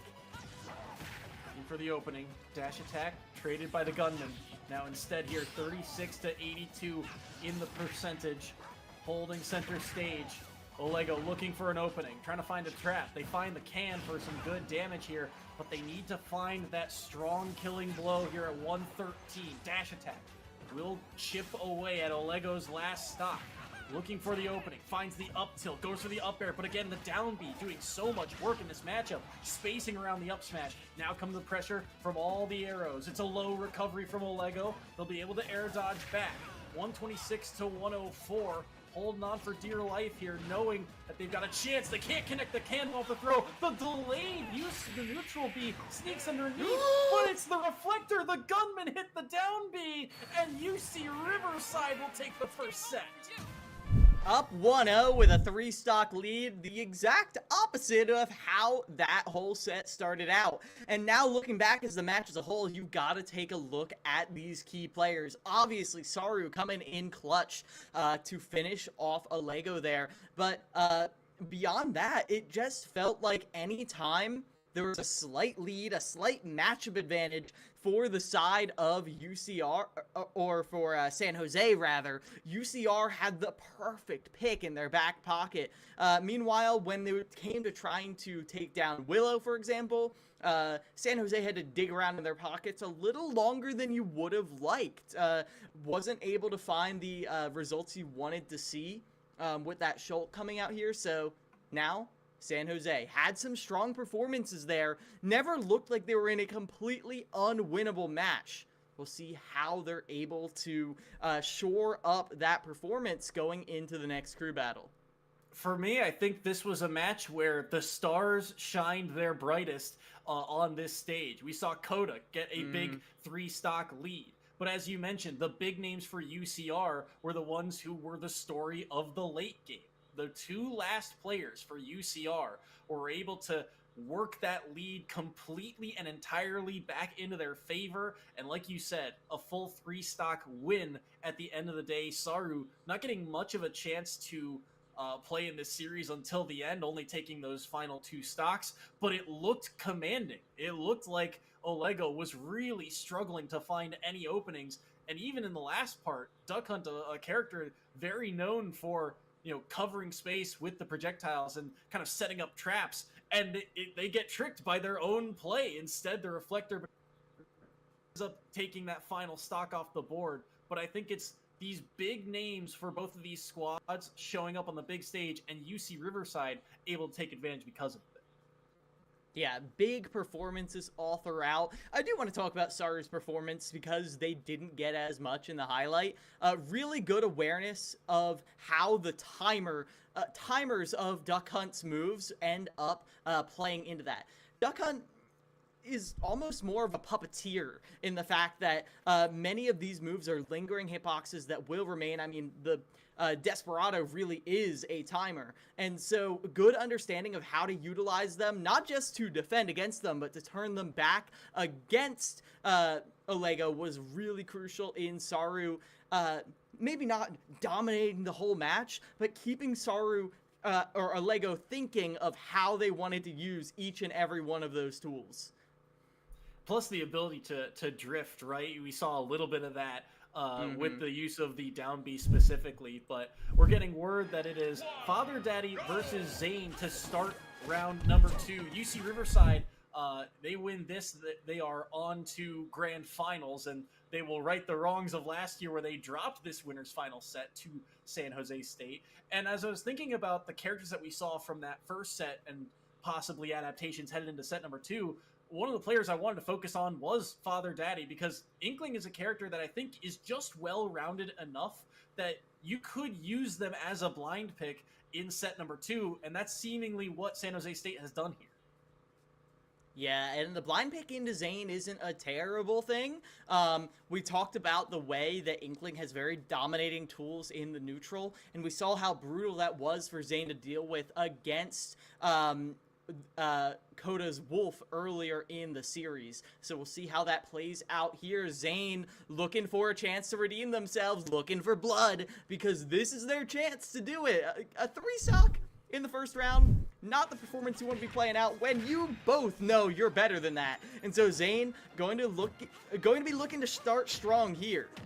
And kind of a contrast of playstyles, right? You talked about the ground game being so impactful for Inkling, whereas I think a Wii Fit and the way Zane has typically played most of their ground game is pressuring shields with things like forward tilt and up tilt, but so much time spent in the air, this character, right? Neutral air, up air, the time they spend out by the ledge just in general. So the timing of some of these interactions is going to be interesting to watch for. Yeah. Ooh. Nice way to counter one projectile with your own. Zane finding the way off the ledge, but up throw, up air, not quite gonna do it, not quite gonna confirm, but when you've taken away the tools like that, Zane will get caught by the forward air, but now an opportunity for a reversal. Zane looking for it, but chooses to just take back center stage, get deep breathing online, knowing that one interaction is death for either of these players. Looking for that one strong hit to take the first stock, gain that momentum. Can they find it? Jabs parried. There's the rapid jab, though, to come through. Connect on a decent chunk of damage. Zane playing patient in the corner here along that ledge. They'll find the back air as well. Neutral B will land.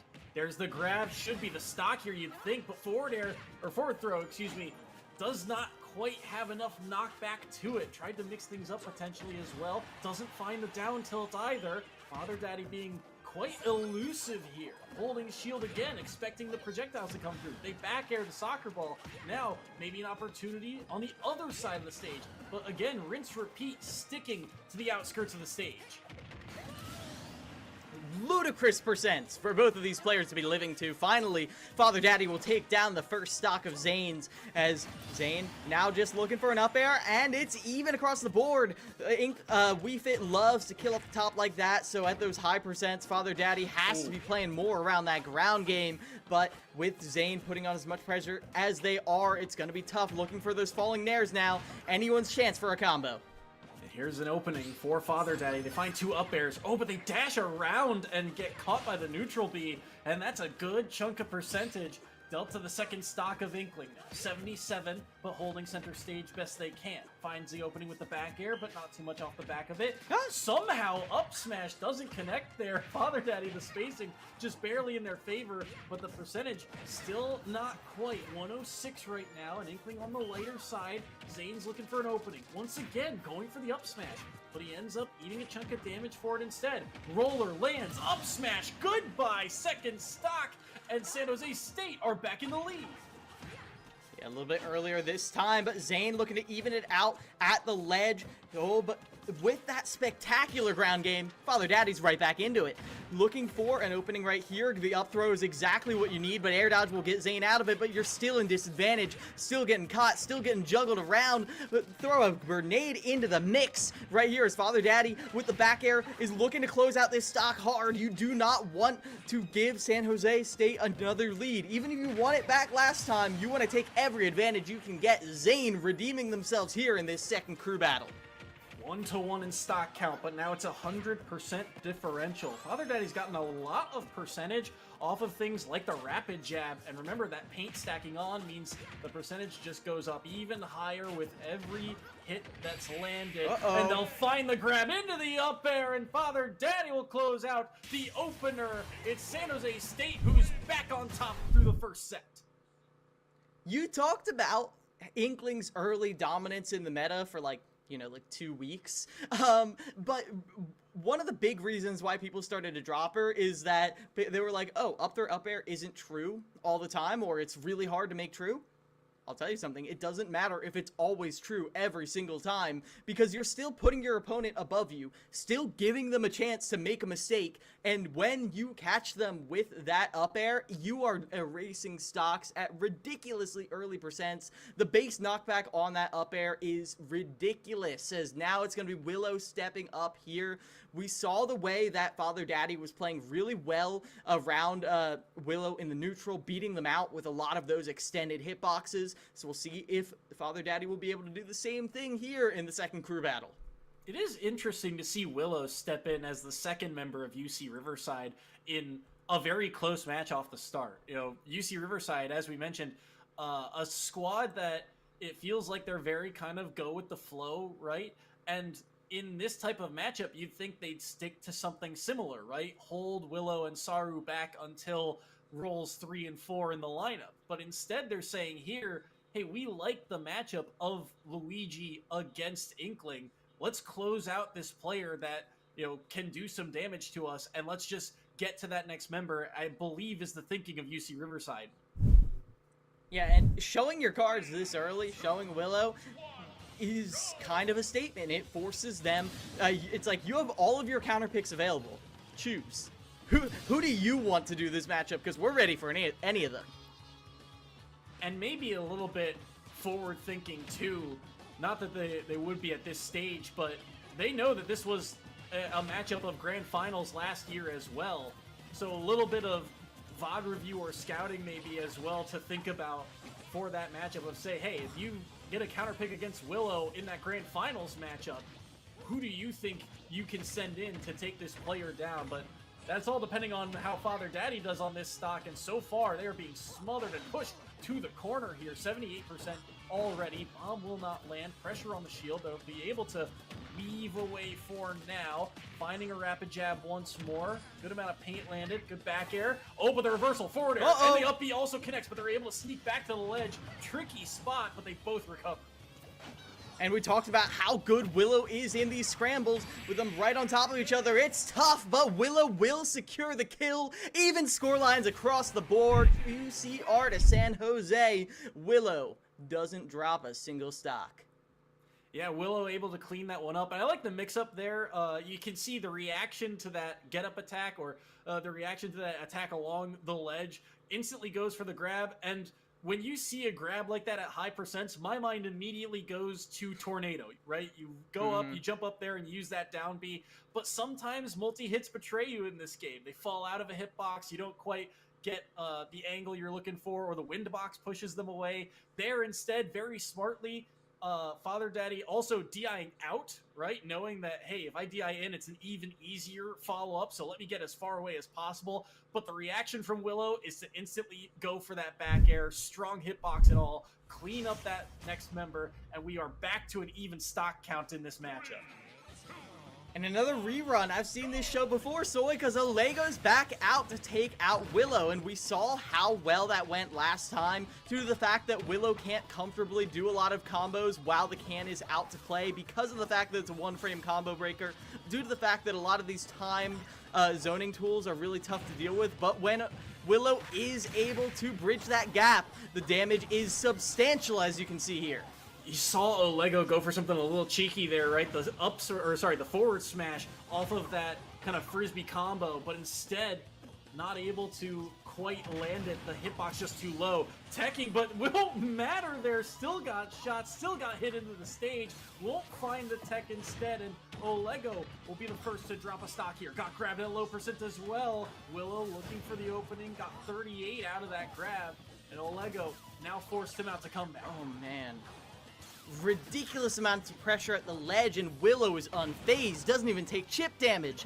Anytime Olego gets a can off in their face, well, it's going off in Olego's face as well. And so now with the down throw at ledge, waits for a committal option from Olego. Willow looking to secure this kill.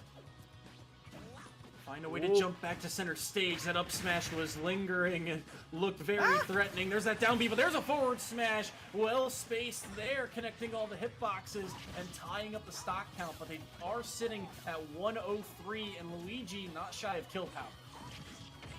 Ooh, not able to space around that, but Willow is gonna have to try to secure this at ledge. I love not overcomplicating that. Olego just taking back center stage. Willow hasn't given Olego a lot of time to stabilize, and not gonna do it there too. You're in center stage, don't care. Back throw is now a down throw at low percent, but able to break out of it because again of those lingering zoning hitboxes.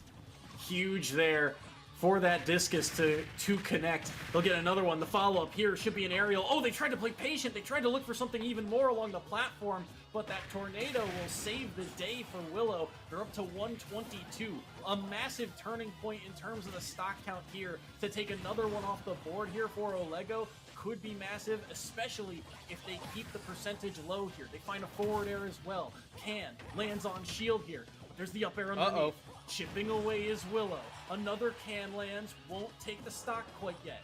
Air dodge back to the ledge. Willow surviving at 152, but he gets hit. There's the forward air, still not enough. Can't quite land it, but there's the gunslinger under the platform to tie things up.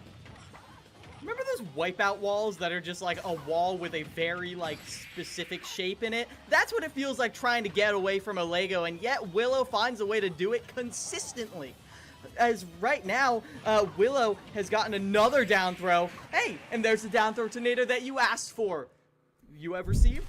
I'll accept payment later, but yeah, that is tough. Because Olego was your counter pick last time for Willow. And of course, you're going to take those two stocks. And of course, other players were able to take a stock from Willow. But right here, San Jose still had a lead in the last crew battle when we saw this scoreline take place. Not the case right now. UCR still has Shine in their back pocket. It's going to be Coda coming out here to see if they can finish off the last stock from Willow. I'm excited. This one should be a good one, right? Especially with the showing that Coda had in that very first set here. So we'll see if they can put up that type of performance against Willow. A very explosive matchup, I think, brewing between these two in particular, right? You look at Wolf, you look at Luigi, the damage output they can do, the knockback that some of these killing moves are in their kit. You know, this could be a very, very quick matchup, not just because Willow's on one stock, but just the nature of these characters in general. But I do have to say, Olego putting in a much stronger effort against Willow this time around. We always talk about how to, you know, take down some of these top teams. Is you got to keep things close. You got to keep things within reach. Don't let the match get out of hand. Don't let one player have to, you know, reverse sweep 2-3 members of the roster. That's what San Jose State has done here once again. But now they're looking for a player like Coda and take the lead back. Yeah, I feel like on paper, Coda has all the hitboxes you need to box with Luigi. And then you're there, and the gloves, maybe some glass shards in them. Oh my gosh, Luigi's aerials do some damage. As Willow has already put on a lot of pressure at the ledge with down throw, dash attack, the old bread and butter, but you're going to need more than that if you're going to take down Willow. Good anti-air there. Calls out Willow for pressing buttons in your face. Let's see if they're able to finish here. Down air calls out the Luigi missile. Willow's out of there. Even scoreline across the board. Coda did their job to a T.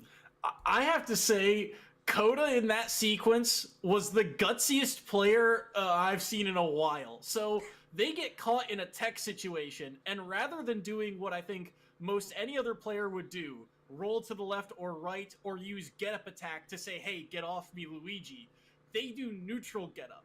And every Luigi in that instance is thinking, I just hold shield, and I react, and I up B. And instead, they just neutral get up, they get out of that situation. And then the reaction. Wolf is dead there. They do not recover from a down air spike like that. They must land the spike hitbox. And Coda perfectly executes it. And just like that, tie game. And now, I mean, we have a series, so this is, I think, the best chance and the last chance San Jose have in the winner's side of the bracket to take down UCR.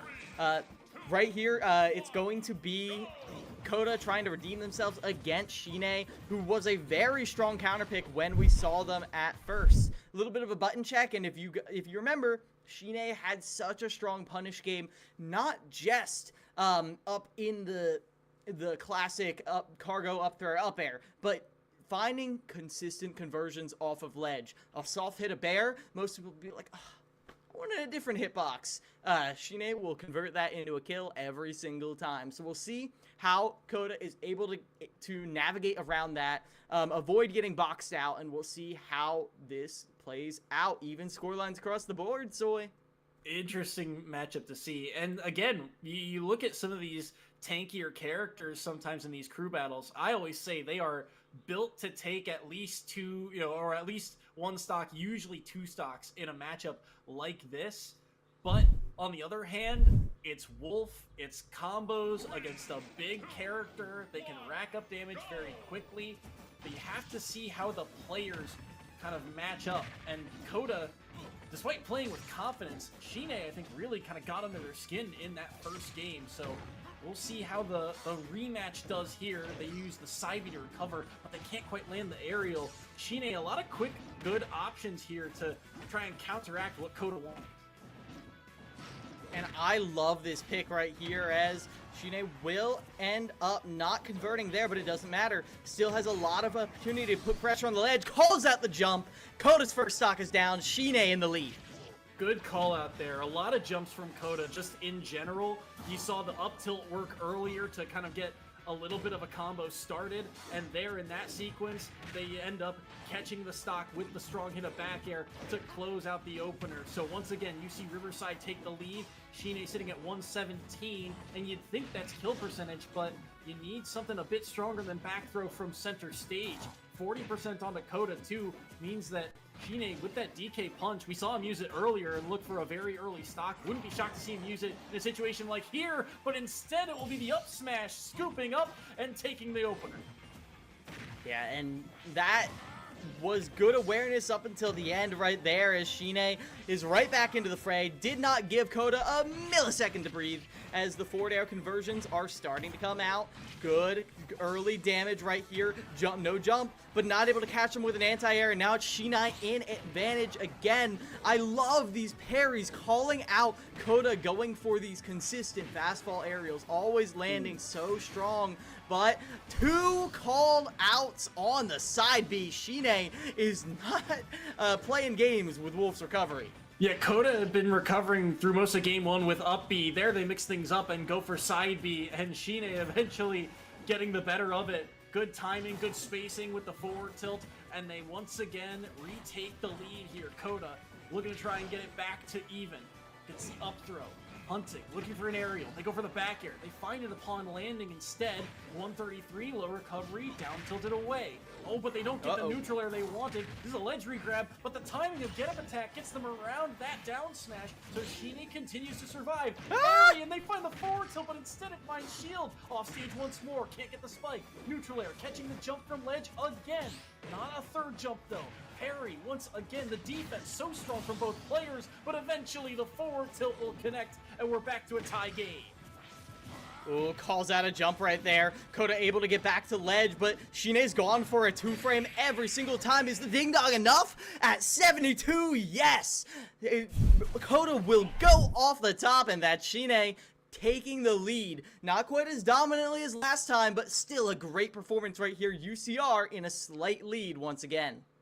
UCR back on top. Shine with two big performances against Coda, shutting down an explosive player for the side of San Jose State. And UCR with the one stock lead. We're seeing that last name locked into the ring here. Probably Gustav, the anchor, stepping into the ring. Now, I mean, Shine, again, the way they've dealt with Coda has been so interesting to see, so aggressive, and knowing exactly, again, where to pull back and kind of reset the situation.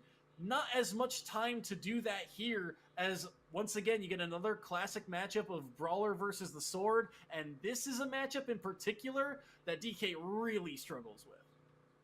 Yeah, Gustav not coming to play here. All the hopes of San Jose staying in the winner's bracket rest on them. And you can see they're taking it seriously. Turtlenecks off, hairs tied up. They're locked in as Gustav is going to be doing the same thing we saw previously, trying to play keep away. But I like the fact that they're not up against Inkling this time or Luigi because DK has some fast tools, but it's not quite frame 3 in your face combo starter fast tools. Gustav will have a little bit more leeway to play the spacing game, to ledge trap, to drift away with aerials and not worry about the fact that you might just get obliterated right on the landing. So we'll see if Gustav is able to leverage that, not just against Shine, but against this final player as well, as Gustav with a slight lead in neutral. But again, we gotta watch out for Shine's combo game. Well, actually, no, Gustav's combo game. Never mind, my mistake. Stringing together, what, 3 up airs there, and all of a sudden Shine sitting at 72. But this is where things can get tricky. At a little bit of a high percent, rage starts to build up. If Gustav doesn't take this stock, he likely will drop one of his own because of the knockback that a character like Donkey Kong has. Shulk not very heavy unless that shield art is out. Both now trending towards the red. Dash attack to break through. Smash art, gambling it all here, but they'll immediately back away from it. Risky spot, looking for something, but the pressure of that back air doing so much work for Shine. Jump art now used. A little bit of speed, a little bit of momentum. They find their own back air here. Shine off stage. Dangerous spot for Donkey Kong. So much coverage from this sword, but they're able to get on top here. Will be pressuring around the shield. The crowd doesn't connect onto Gustav. A reversal, looking for another, and they find it! The back air comes through, and Shine's the first to strike. Yeah, Shine's been trying to call out these jumps, finally gets it, but the forward air at ledge, all reliable, will finish off the stock, and that is a slight advantage for UCR, but Gustav keeping the flame alive here going into the last match, potential last match of this series. Huge win there for Shine to take a stock, and Gustav able to close out that final stock of their own to get a chance at the final member of UCR. But once again, a 3-2 lead, and Saru stepping into the ring. Set number 2 looking a lot like set number 1 in this situation. Although I will say, I like this matchup a little bit better. When you look at the idea from San Jose State, their lineup, the way things have fallen through, I like a lot of the matchups that they're trending towards. Now it's all up to Gustav to execute upon it. Yeah, this is a big chance here. I don't feel like Pitt is quite as smothering as Luigi can be once he gets right in your face.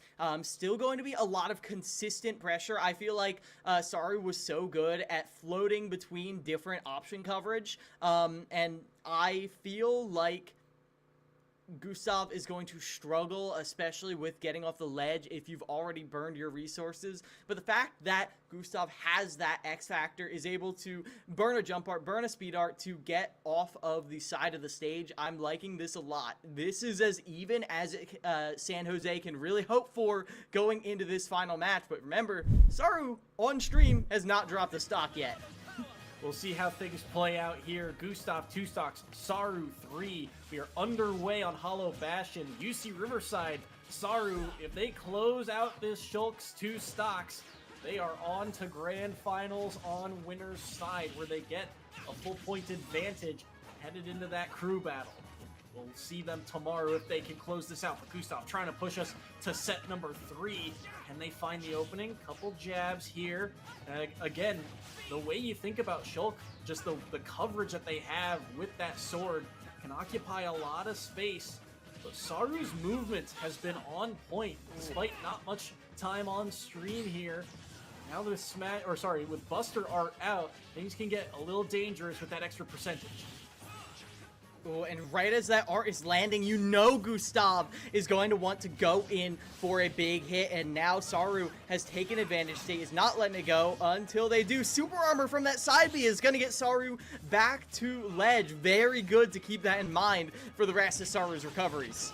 Interesting there, the fact that the super armor not only came through, but still Gustav was able to connect, I think, 3 hits in there. So while Saru is able to make it back to stage. Gustav got a good chunk of damage out of that interaction, but it's still a significant lead here for Saru, 61 to 126. But now Smash Art out, tries to go for that up air, and he'll get punished for it. Turnaround, forward smash, goodbye Gustav, and that's going to be San Jose State onto their final stock here in set number 2. Shield are also being used very early, looking for an opening. They find the grab, up throw, back to Smash Art.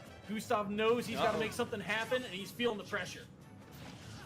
Trying to go off stage right there, but ooh, Jump Art is gonna get them back. I was scared for a moment. You heard that hush. But right now, Gustav is trying to space around the shield. No strong punish from being right on top of Saru, as these lead traps are not going Gustav's way. Saru has such good awareness of how to use Pit's unique defensive tools.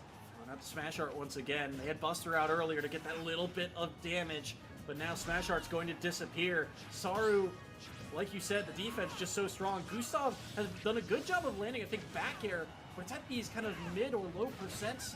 And now eventually you'll get the punish, holding shield on that side B, forcing them up and getting that forward air. So a stock off the board, but they're already up to 81. They have to air dodge in. Turnaround down tilt was so clean. Forward smash on Jump Art, and that will do it. Saru will close it out, and UC Riverside take winners finals. Another win for UCR, not their final one for this weekend, or so they hope, but really great stuff throughout right here. UCR has been the dominant force in the West consistently, but if they want to make it past that 9th place finish from last year, they've got to win the West in a dominant fashion and move on to the other regions in style. This is the first step to do just that. Great stuff from UCR.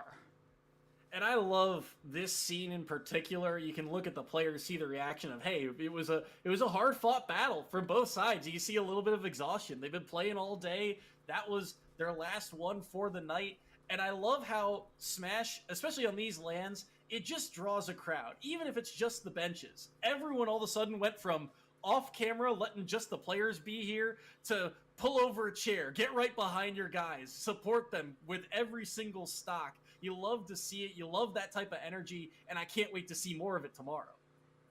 Yeah, really great stuff from UCR, showing the power of these grassroots organizations, because UCR, I was talking about it briefly in the beginning, gets this good because they facilitate this competition. They've got such a massive grassroots Smash organization at the Highlanders headquarters. They've got locals all the time bringing in the talent that the players are practicing against, and not just for this, just in their region in general. I think it was Willow who was actually in the PGR for their region not too long ago. Like, this is how you get better. You find ways to facilitate this high-level competition. The players get better, the region gets better, and of course you're giving back to the community. It's good news all around, if you ask me.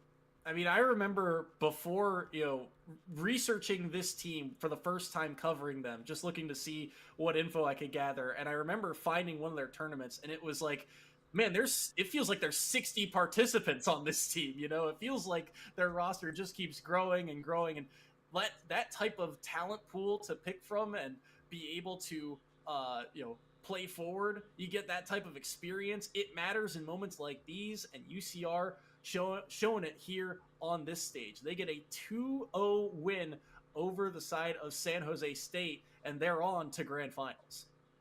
And we can learn a little bit more about that because Keegan Clutchkey is on the mic with Shine over on the other end. We're going to get that interview for you now. What do you got for us, Keegan?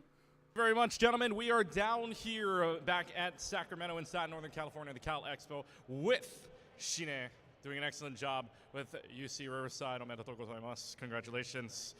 So welcome in first and foremost. I know you said you weren't with this team last time they were at the West Regional, and I think that was at at a different location, I'm pretty sure. But now that you're here with them, playing in the roster, it was in Boise, thank you. So it was in Boise, but you weren't there with them. Now you're here in Northern California, already in grand finals. How does that feel? Honestly, really great. I mean, I wasn't here last year. I was already UCR, but just timing didn't work out, so I couldn't join them last year.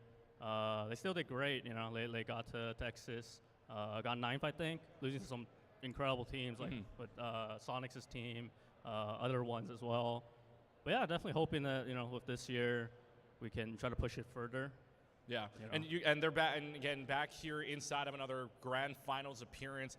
Very much not random at this point. Very, very common occurrence, if you will, at this point for this UC Riverside team. Talk to me about a very, very good lineup that you guys have, because obviously you guys go down one player, full player, 3 stocks early on, and able to recover the rest of the way. This seems like a very solid group for you guys, knowing that you're able to bounce back like that. Yeah, I got obviously Willow, right? I think everyone, like not just the collegiate like scene, just everyone like in the U.S. probably knows Willow. Willow's definitely one of the best Luigis right now in the U.S. Me, I'm probably around like that level nationwide. We got Zane. Zane is he doesn't really play offline, but he plays a lot online. He grinds a lot. I heard last year he took like 8 stocks from some teams. Like he's doing crazy things whenever he plays. And we got Saru. Saru, at the local scene, he's doing pretty well. I see him like every other week maybe at our local GOS. And something I noticed about him, he does really, really well when there's a lead or it's like even. Like he does really well. Once he has confidence in himself, he just runs with it. You know what I mean? So pretty confident in this team. Yeah. Yeah. Yeah. And some of you guys, by the way, some of you guys can hear the cheering going on in the background here. That is for Valorant. That will be up on stage here in only a couple of moments, or back up on the stream, I should say, in a couple of moments. Again, here with Shine from the UC Riverside team, Highline Gaming team, who are in to the grand finals. That'll be broadcasted tomorrow. First game that is going to be on the stream at about 10 o'clock a.m. Pacific Standard Time. So you were talking about Zane at the same time, too, like maybe more or less doing well online. But what is this experience like for you guys to play at this kind of land? Like, especially when you have all these different schools from all these different, different areas, 7 schools, is including you guys here in this entire series. What's it like playing at a LAN event? Right. So I think it's definitely a new experience. Like a big part. Well, I mentioned just now that Saru plays well with a lead, plays well with with balanced stocks. However, him and Zane kind of crack under pressure because of their lack of experience at this. Like at a higher level. So this is just a really good experience for them. Hopefully they can take something away from this for their own like play as well as the play for our team. That definitely factors into it, like experience, right? Me and Willow, we've been playing at a high, I won't say top, but high level for quite a while. And I think that really plays a lot into, for example, that first game you mentioned, we were down 3 whole stocks. But we've been in this situation. We know, okay, it's fine. We just need to play well, and we know we can do it. So we just gotta do it. All right. Well, one more question for you guys, real quick, Shanae, as we let you go and we get you back to your rest of the team, so you can rest up for tomorrow. How confident are you guys? Again, a common occurrence for UCR to be in a lot of these finals here in the West. One more, and you guys are guaranteed the top 4 seed. Guaranteed, if we go back to the 2014 format, a first-round bye, no matter what. So getting a top 4 seed, very, very important. How much would that mean to you guys, and how confident are you guys going into tomorrow? I'm pretty confident. I'm like very confident, honestly. If we play anything like today, definitely.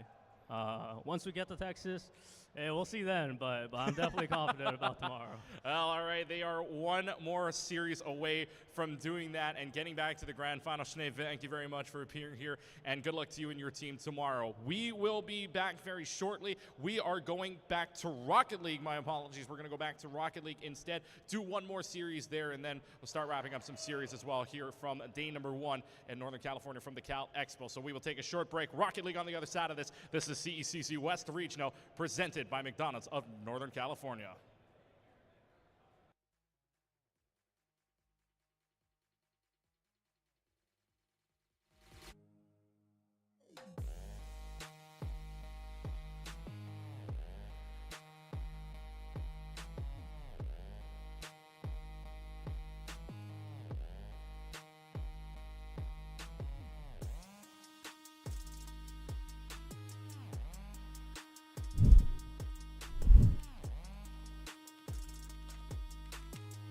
All right, we got this win streak. Let's go, let's go.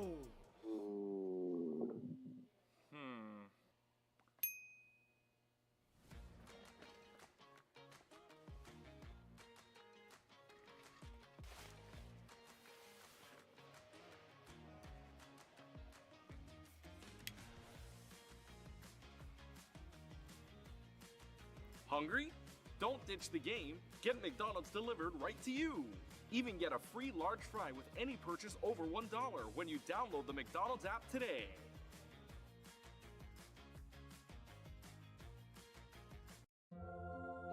You can go ahead and try to talk about fries without mentioning McDonald's hot and crispy golden fries, all sprinkled in salt. Woo. But there's really not much to say, is there?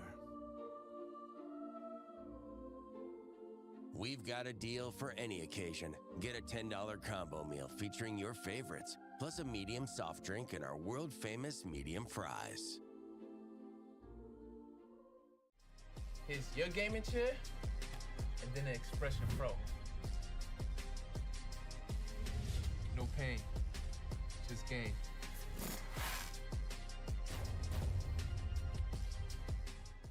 If you have to ask why it's important to start your day early, here's your answer. Enjoy a sausage McMuffin with egg. Get 2 for $6 and pair them with a $1.49 any size soft drink. Ba-da-ba-ba-ba.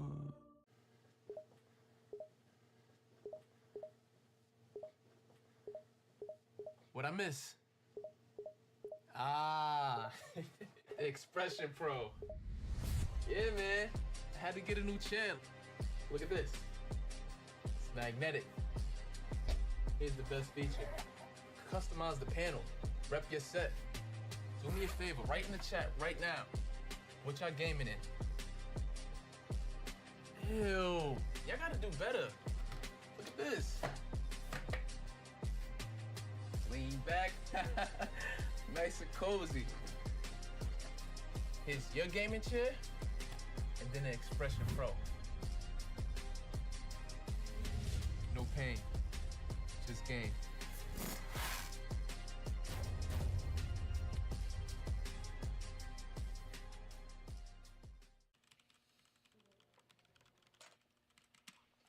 All right, we got this win streak. Let's go, let's go.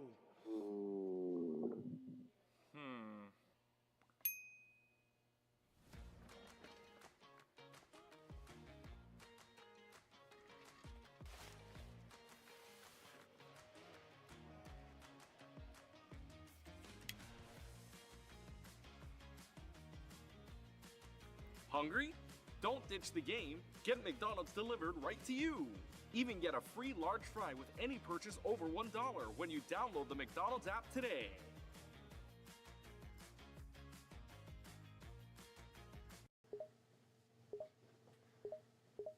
What I miss? Expression Pro. Lean back. Nice and cozy. Here's your gaming chair, and then an Expression Pro. No pain, just gain.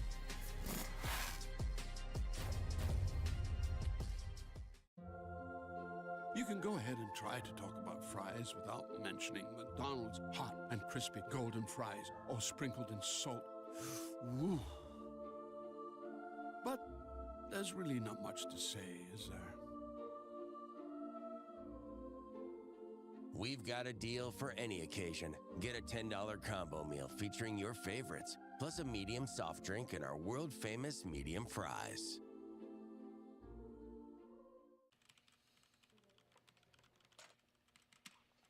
All right, we got this win streak. Let's go, let's go.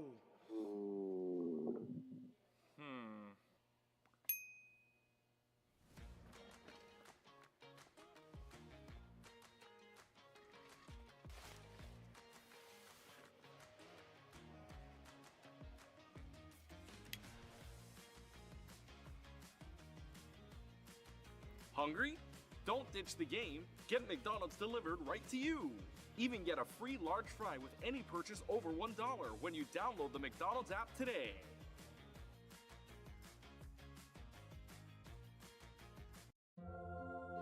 You can go ahead and try to talk about fries without mentioning McDonald's hot and crispy golden fries, all sprinkled in salt. Woo. But there's really not much to say, is there? We've got a deal for any occasion. Get a $10 combo meal featuring your favorites, plus a medium soft drink and our world-famous medium fries. Welcome back, everybody, here to CECC West Regional, presented by McDonald's of Northern California, live from Cal Expo. And joining me right now here on our McDonald's hot seats, the one, the only, and if you don't know this man, well, you should by now if you've been at this West Regional at all, the one and only Doc Haskell. Doc, thank you very much for joining me. And so awesome. how's your day so far? How's the day with, and by the way, with members on every single game, on all 5 of our games here at CECC, you have at least one team or one member on it. That's impressive for this program in itself. We're thrilled to be here. I mean, honestly, this is the path that we build our year around. So we weren't going to miss West. We were going to prioritize the online quals. We're going to prioritize being here for all of our players, and it's living up to the billing. It is everything we hoped it would be plus. Yeah, and I know last year I shouldn't say last year, only a couple months ago now. I keep forgetting that it's not even last year. A couple months ago, this regional was at Boise. This regional was it was 2 years ago. Or 2 years ago. Yeah. So I mean, the regional itself moving from Boise to here. You guys okay with that kind of travel moving down? Yeah, absolutely. Yeah. I mean, think about it. This time we had to compete, but we also had to host last time. And this venue is fantastic. The Sacramento folks, the Northern California McDonald's folks, amazing, putting on a spectacular event, the whole team. We had fun when we did ours, but we wouldn't necessarily want to do it again. We'd much rather travel to a place like this and get the treatment that we get than have to organize it ourselves, Yeah. And I know you guys are going to be traveling down, if all goes according to plan here, you guys are at least traveling down for a Rocket League team that is playing currently at the moment. If the number 1 seed, of course, for you guys plays out, West Regional champs, then move on over to Texas later on, and maybe get back to that grand final seed. I know you guys made a great mini docu-series about that we watched, and now, what would it be like to change that docuseries from what was a heartbreaking end to a grand feeling moment if they make it back there? I mean, that is the arc, right, that everybody would like to see. Well, not everybody. Maybe Ball State doesn't want to see that arc. I don't think they want to see that. Arc to redemption. But honestly, we don't think about it more than the game at a time. It sounds like a silly thing, but one of the things that our teams are always really good at is resetting their mental, not thinking too far ahead. You can really get scared or disappointed when you think beyond the moment, but if you're focused on the round, you're focused on the fight, you're focused on the next possession, you're focused on the next character pairing, right?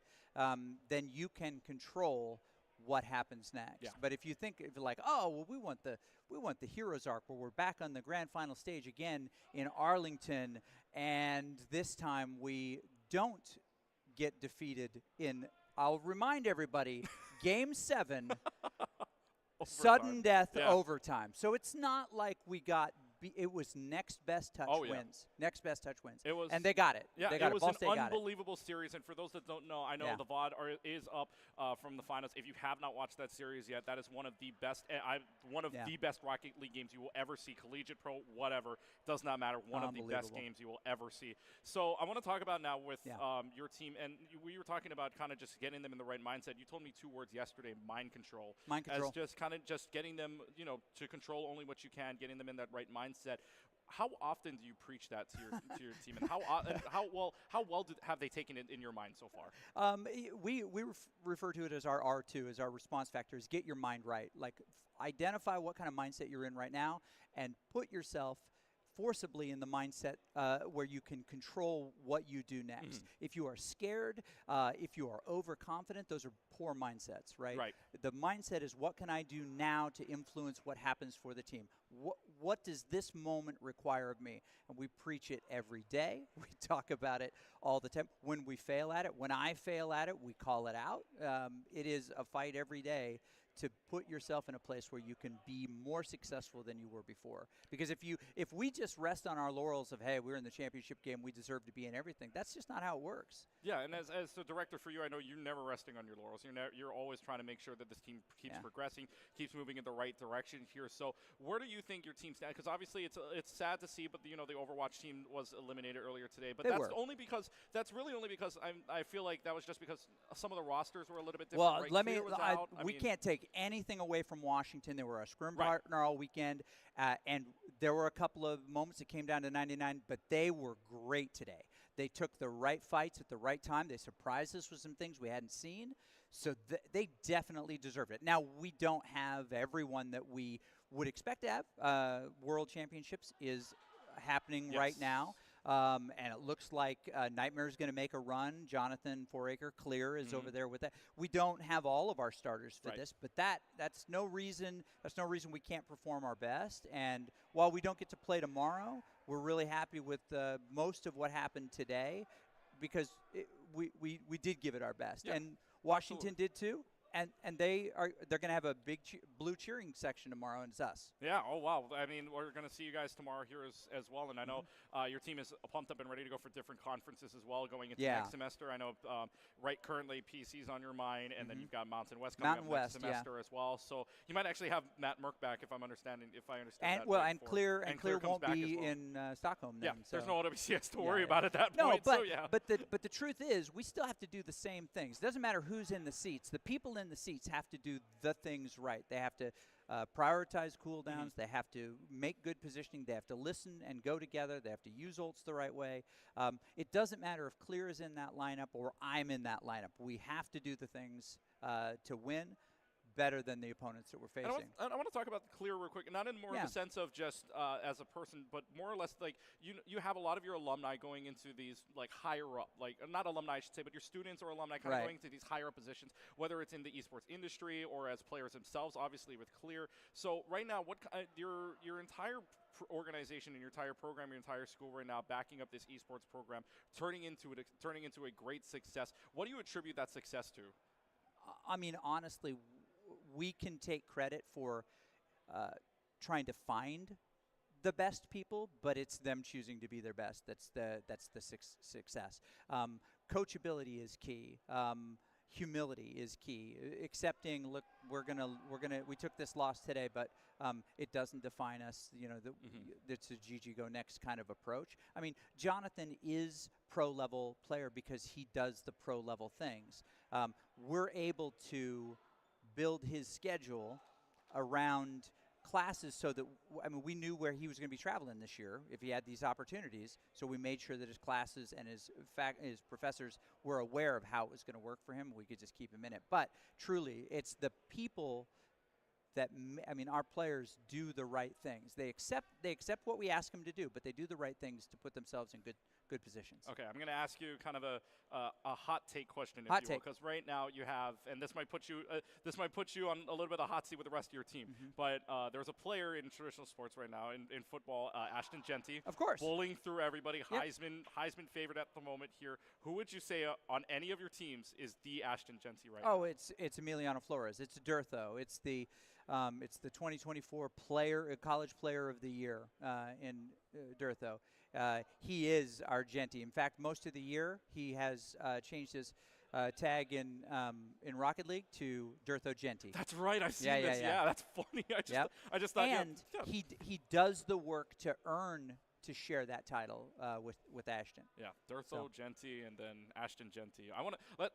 I would love to see kind of like maybe a series between them, just like absolutely. Just the 1v1 or in some case. Football was in our facility at the beginning of the year, and so they did get to meet up a little bit. So. Oh, that's kind of cool. Yeah. So I mean, we got and a lot of content coming from your team as well. Great content, especially like I said, check out the mini docu-series above the line that is with the Boise State esports channel on YouTube. So go check that out. An incredible mini docu-series that you want to check out. Doc, I appreciate your time. Thank you so much. Thank you. And we'll see you tomorrow. Your team's tomorrow. Your players for Street Fighter as well tomorrow as well. So it's going to be some good fun for you here in day number 2. Yeah, it's going to be really cool. This is such a killer event.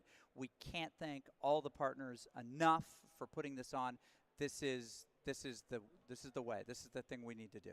The one and only Doc Haskell right there. We will take a short break. Rocket League comes up after this. You're watching the CECC West Regional from Northern California, presented by McDonald's of Northern California. We'll be right back. Love it.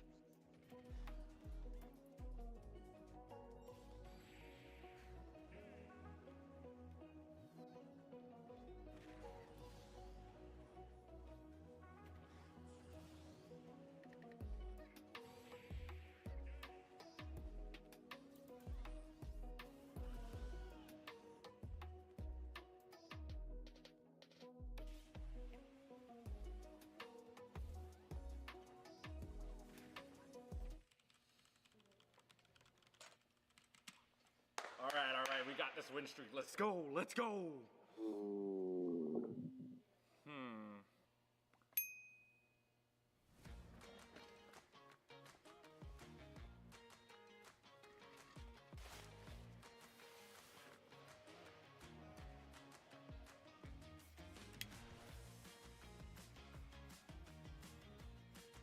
Hungry? Don't ditch the game. Get McDonald's delivered right to you. Even get a free large fry with any purchase over $1 when you download the McDonald's app today.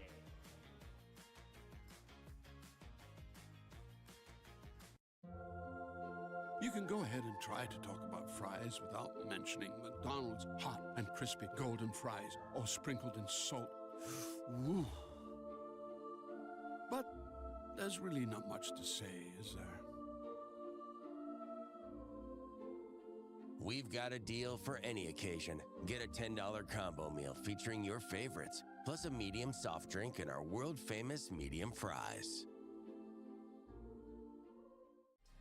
Here's your gaming chair, and then an Expression Pro. No pain, just gain.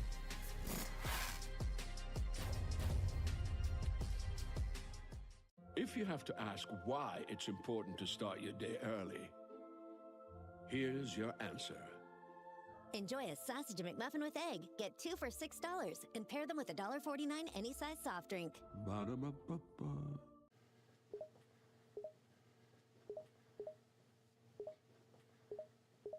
What I miss? Expression Pro. Yeah, man. I had to get a new channel. Look at this. It's magnetic.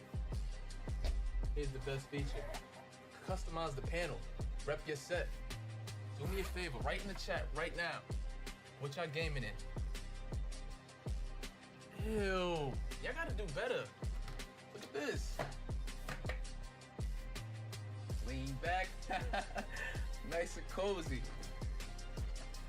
Here's your gaming chair, and then an Expression Pro. No pain, just gain.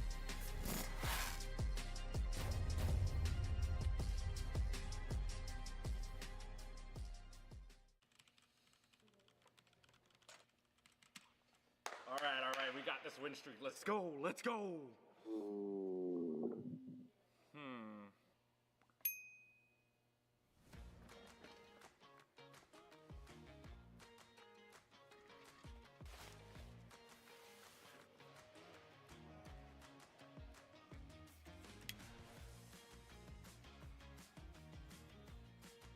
Hungry? Don't ditch the game. Get McDonald's delivered right to you. Even get a free large fry with any purchase over $1 when you download the McDonald's app today.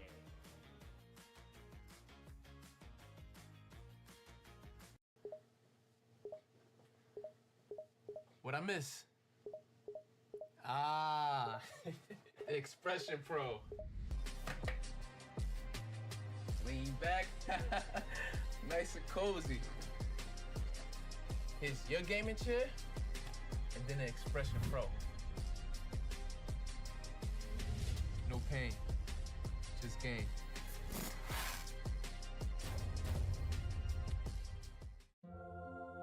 You can go ahead and try to talk about fries without mentioning McDonald's hot and crispy golden fries, all sprinkled in salt. Woo. But there's really not much to say, is there? We've got a deal for any occasion. Get a $10 combo meal featuring your favorites, plus a medium soft drink and our world-famous medium fries.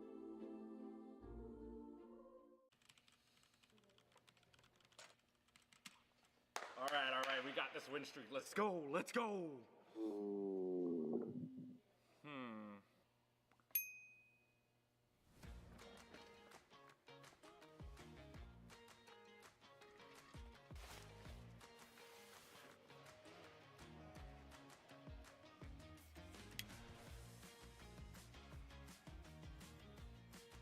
Hungry? Don't ditch the game. Get McDonald's delivered right to you. Even get a free large fry with any purchase over $1 when you download the McDonald's app today.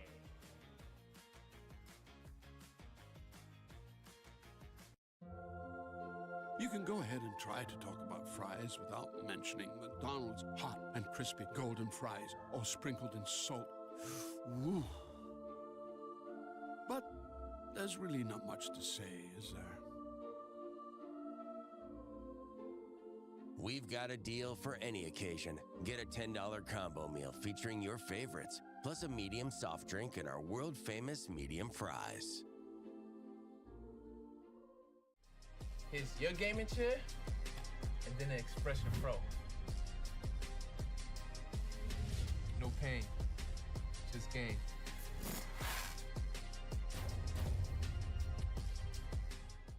If you have to ask why it's important to start your day early, here's your answer. Enjoy a sausage McMuffin with egg. Get 2 for $6 and pair them with a $1.49 any size soft drink. Ba-da-ba-ba-ba.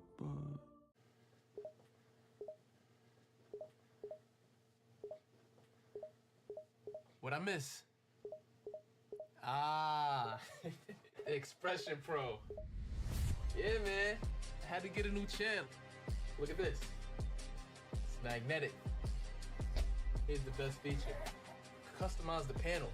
Rep your set. Do me a favor, write in the chat right now. What y'all gaming in? Ew. Y'all gotta do better. Look at this. Lean back. Nice and cozy.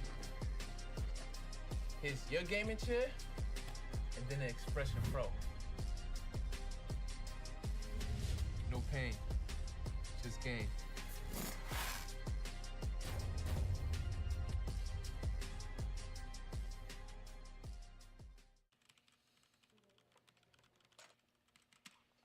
All right, we got this win streak. Let's go, let's go.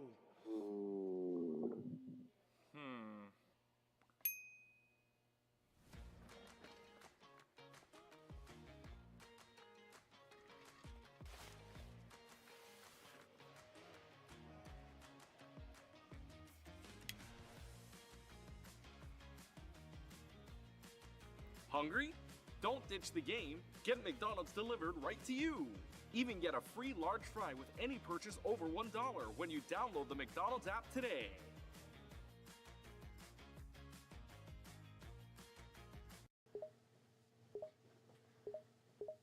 What I miss? Ah, Expression Pro. Lean back. Nice and cozy. Here's your gaming chair, and then an Expression Pro. No pain, just game.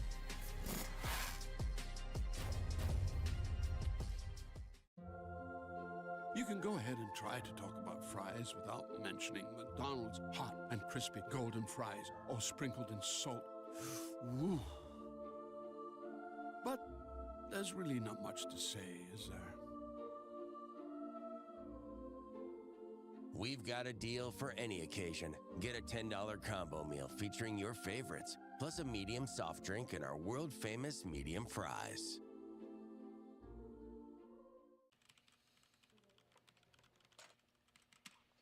All right, we got this win streak. Let's go, let's go.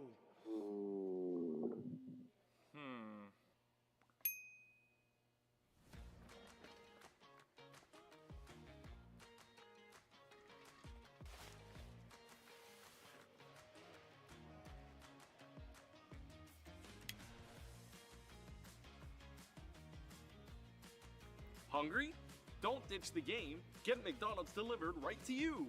Even get a free large fry with any purchase over $1 when you download the McDonald's app today.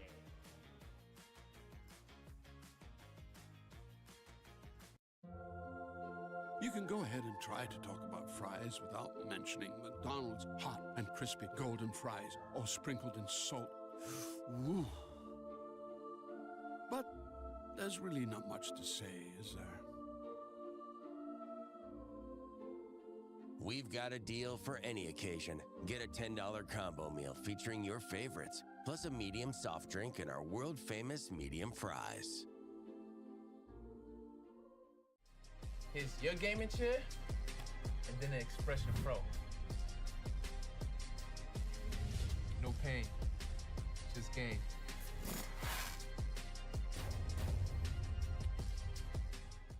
If you have to ask why it's important to start your day early, here's your answer.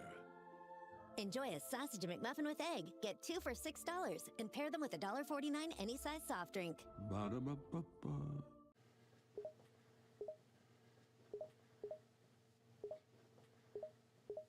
What I miss? Expression Pro. Yeah, man. I had to get a new channel. Look at this. It's magnetic. Here's the best feature. Customize the panel. Rep your set. Do me a favor, write in the chat right now. What y'all gaming in? Ew. Y'all gotta do better. Look at this. Lean back. Nice and cozy. Here's your gaming chair, and then the Expression Pro. No pain, just gain.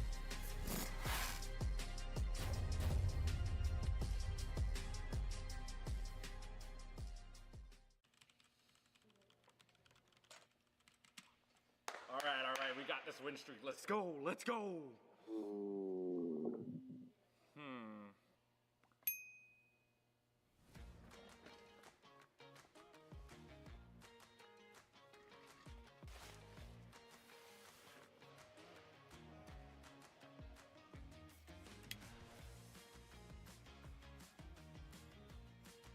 Hungry? Don't ditch the game. Get McDonald's delivered right to you. Even get a free large fry with any purchase over $1 when you download the McDonald's app today.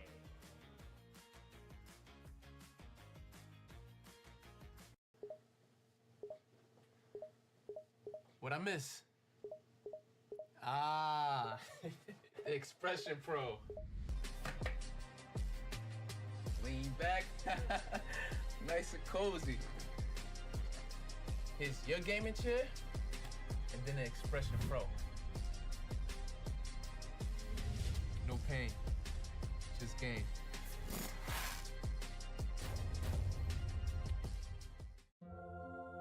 You can go ahead and try to talk about fries without mentioning McDonald's hot and crispy golden fries, all sprinkled in salt. Woo. But there's really not much to say, is there? We've got a deal for any occasion. Get a $10 combo meal featuring your favorites, plus a medium soft drink and our world-famous medium fries.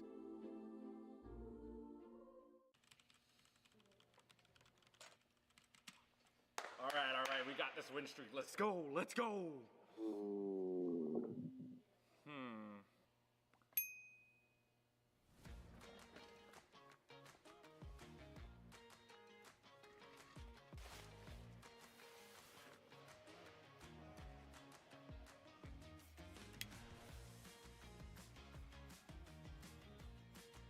Hungry?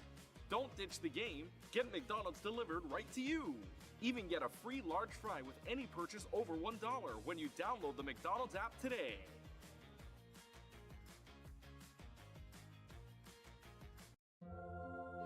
You can go ahead and try to talk about fries without mentioning McDonald's hot and crispy golden fries, all sprinkled in salt. Woo. But there's really not much to say, is there? We've got a deal for any occasion. Get a $10 combo meal featuring your favorites, plus a medium soft drink and our world-famous medium fries. Here's your gaming chair, and then the Expression Pro. No pain, just gain.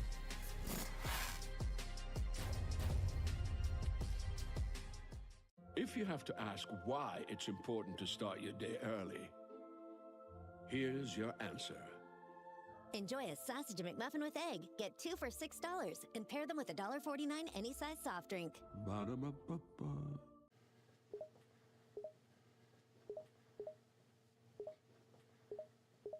What I miss? Expression Pro. Yeah, man. I had to get a new channel. Look at this. It's magnetic. Here's the best feature. Customize the panel. Rep your set. Do me a favor, write in the chat right now. What y'all gaming in? Ew. Y'all gotta do better. Look at this. Lean back. Nice and cozy. Here's your gaming chair, and then an Expression Pro. No pain, just game.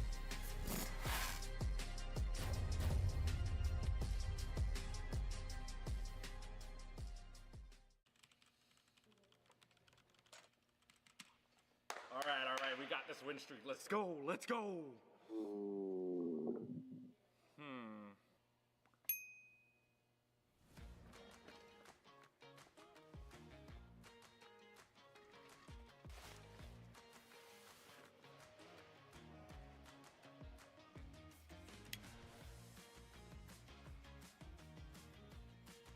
Hungry? Don't ditch the game. Get McDonald's delivered right to you. Even get a free large fry with any purchase over $1 when you download the McDonald's app today.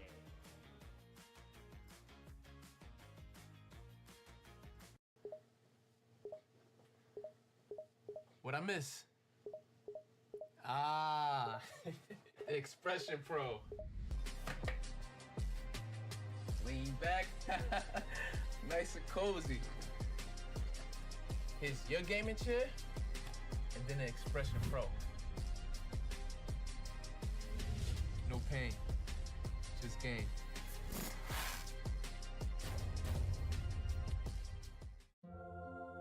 You can go ahead and try to talk about fries without mentioning McDonald's hot and crispy golden fries, all sprinkled in salt. Woo.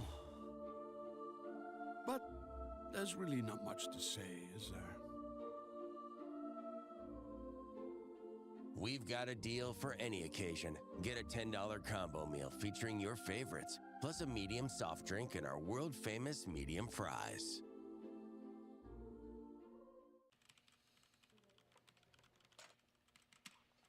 All right, we got this win streak. Let's go, let's go.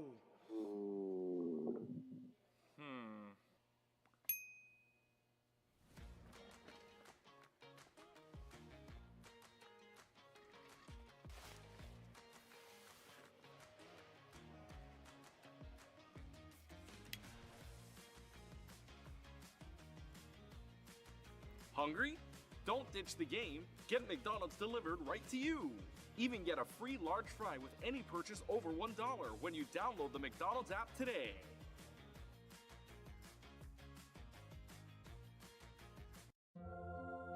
You can go ahead and try to talk about fries without mentioning McDonald's hot and crispy golden fries, all sprinkled in salt. Woo. But there's really not much to say, is there? We've got a deal for any occasion. Get a $10 combo meal featuring your favorites, plus a medium soft drink and our world-famous medium fries.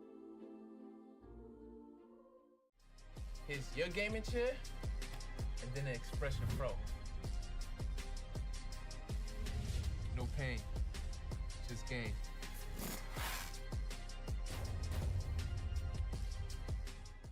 If you have to ask why it's important to start your day early, here's your answer.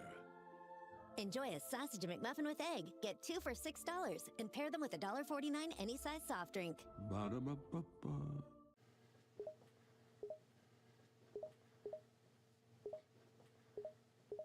What I miss? Expression Pro. Yeah, man. I had to get a new channel. Look at this. It's magnetic. Here's the best feature. Customize the panel. Rep your set.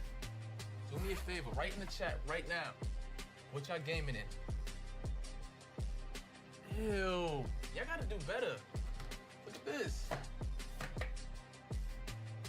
Lean back. Nice and cozy. Here's your gaming chair, and then an Expression Pro. No pain, Just game.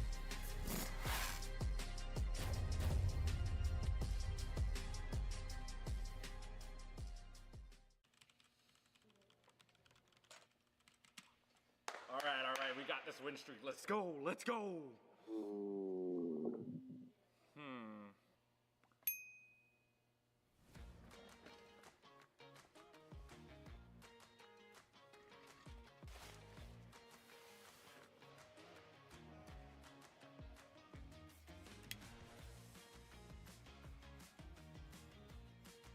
Hungry?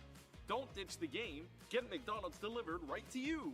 Even get a free large fry with any purchase over $1 when you download the McDonald's app today.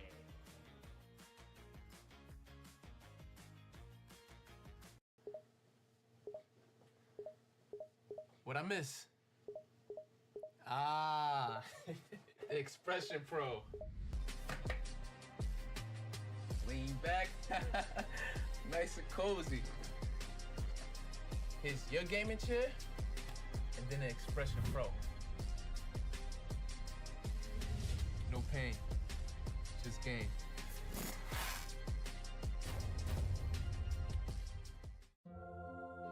You can go ahead and try to talk about fries without mentioning McDonald's hot and crispy golden fries, all sprinkled in salt. Woo. But there's really not much to say, is there? We've got a deal for any occasion. Get a $10 combo meal featuring your favorites, plus a medium soft drink and our world-famous medium fries.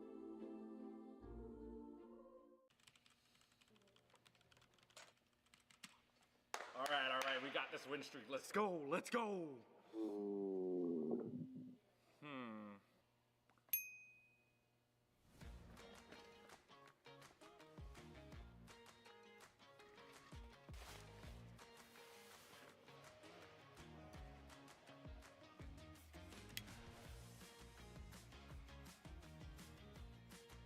Hungry? Don't ditch the game. Get McDonald's delivered right to you. Even get a free large fry with any purchase over $1 when you download the McDonald's app today.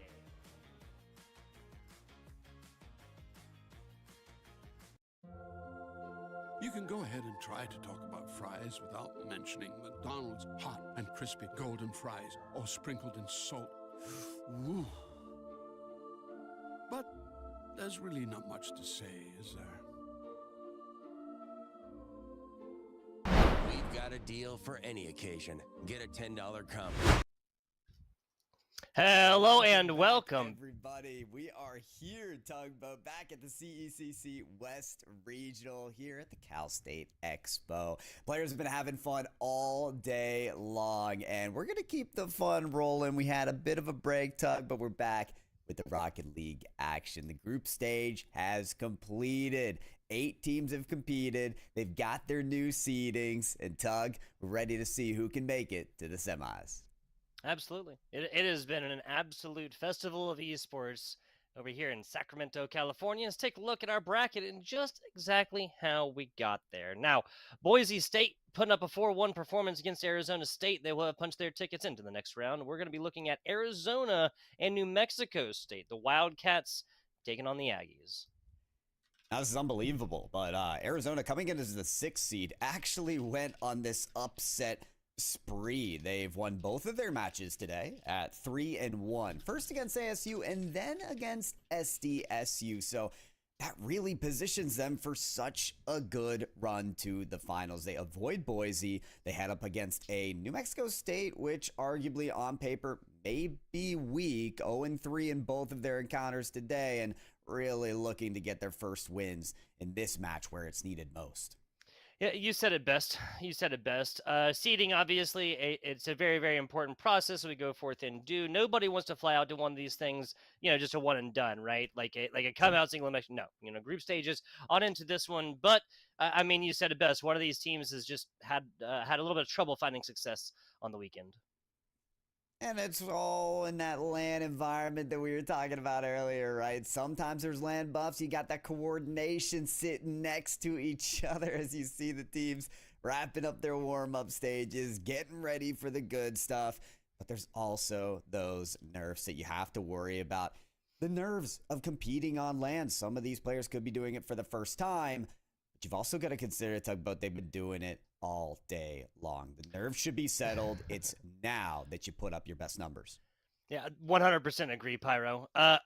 If there's nerves to be had, that makes perfect sense, right? Lights, sounds, friends, parents, coaches, teammates, right? Classmates all watching you perform. As of this point, 5:12 in the afternoon, which, now that it's winter, basically means, of course, it is pitch black outside, right? it is completely midnight dark outside, right?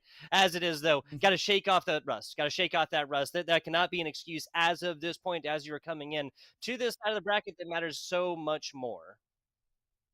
Really does. And listen, I think I want to say for NMSU, the Aggies, right? They got to come out swinging, okay? And not having a win under their tally so far today is what's hurting them the worst. But we are going to get right into the game right now, folks. This is one of the quarterfinals here for the top 8 of our CECC West Regional.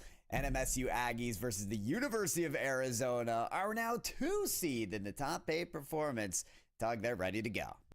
They are, and we mentioned it earlier perhaps, but best of 7s now. There were best of 5s earlier for that group stage. Just to be best of 7s now then when they mean just so much more.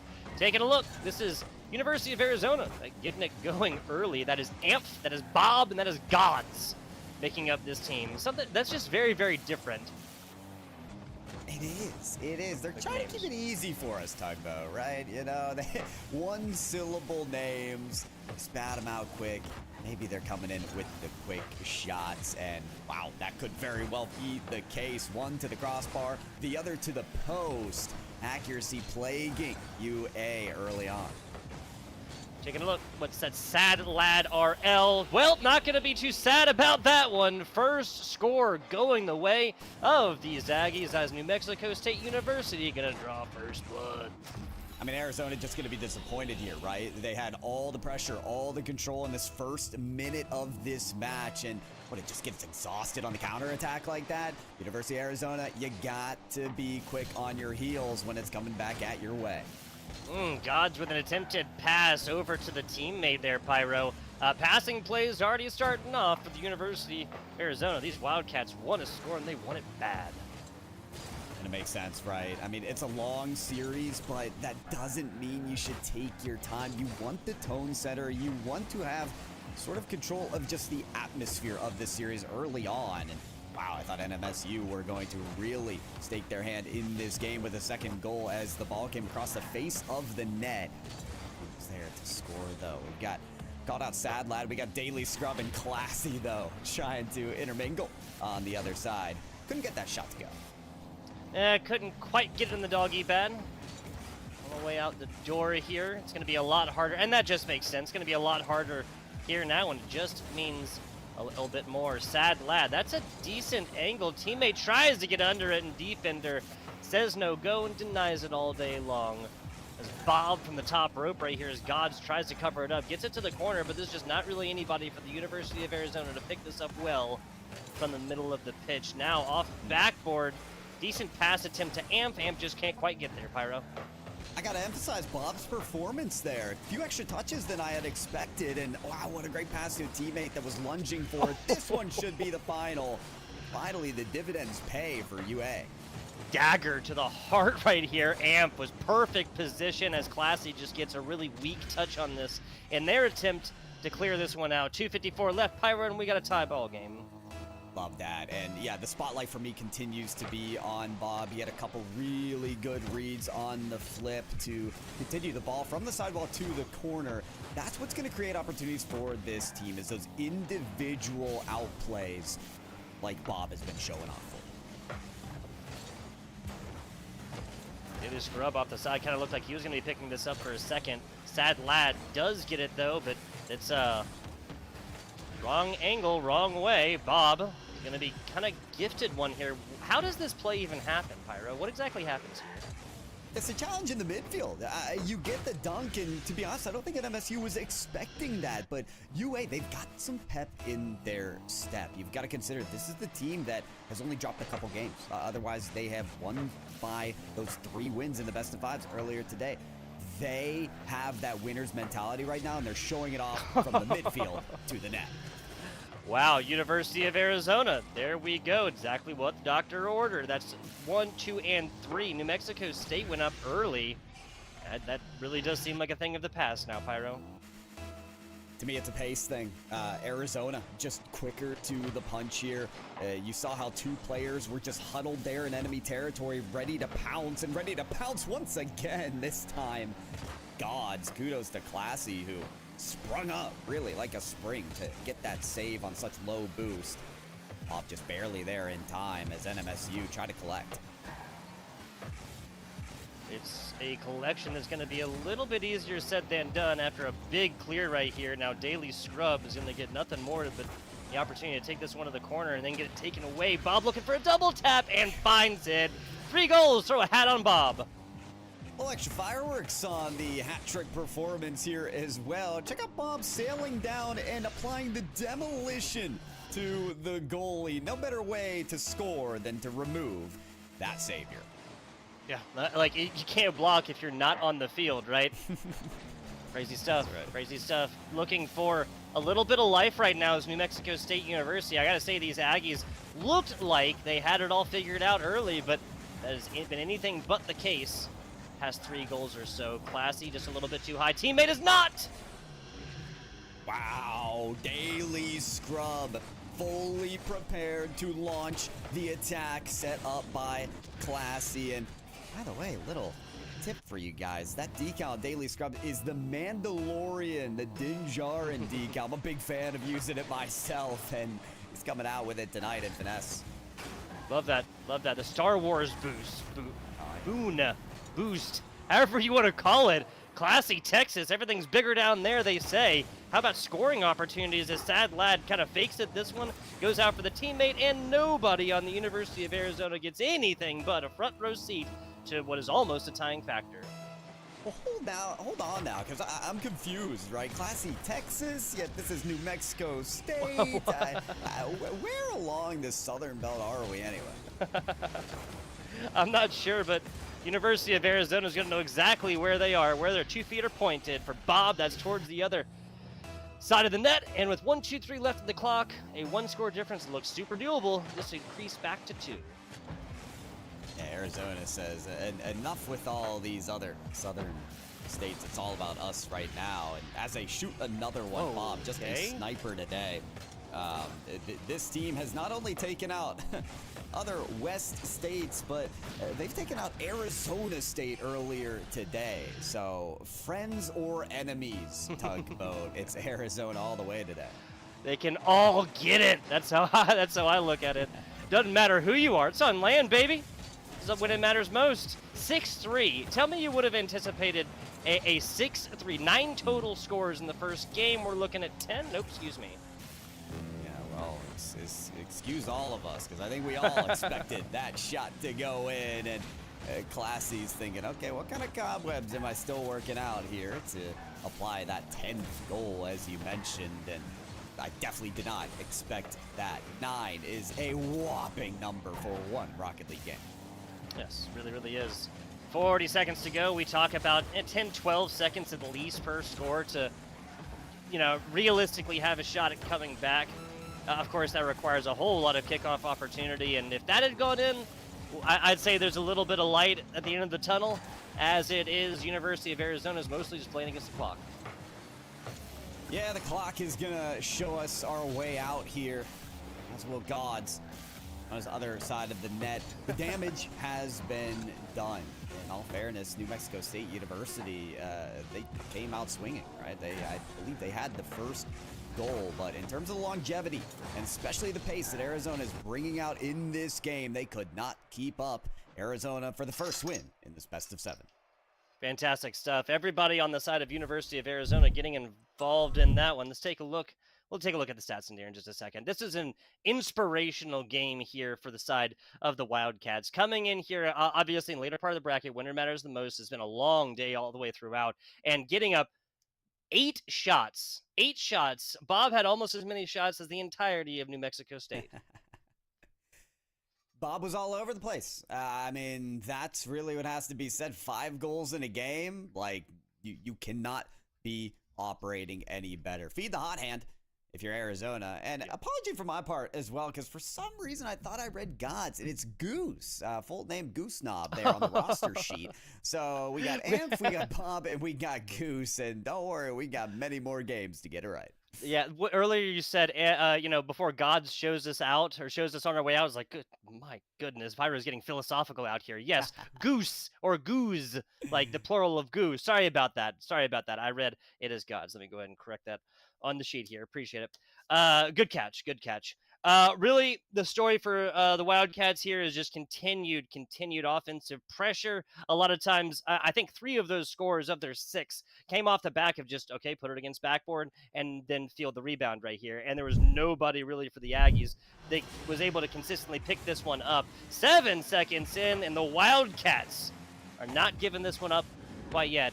If I remember right, Wilma and Wilbur Wildcat. That's the mascot for the University of Arizona.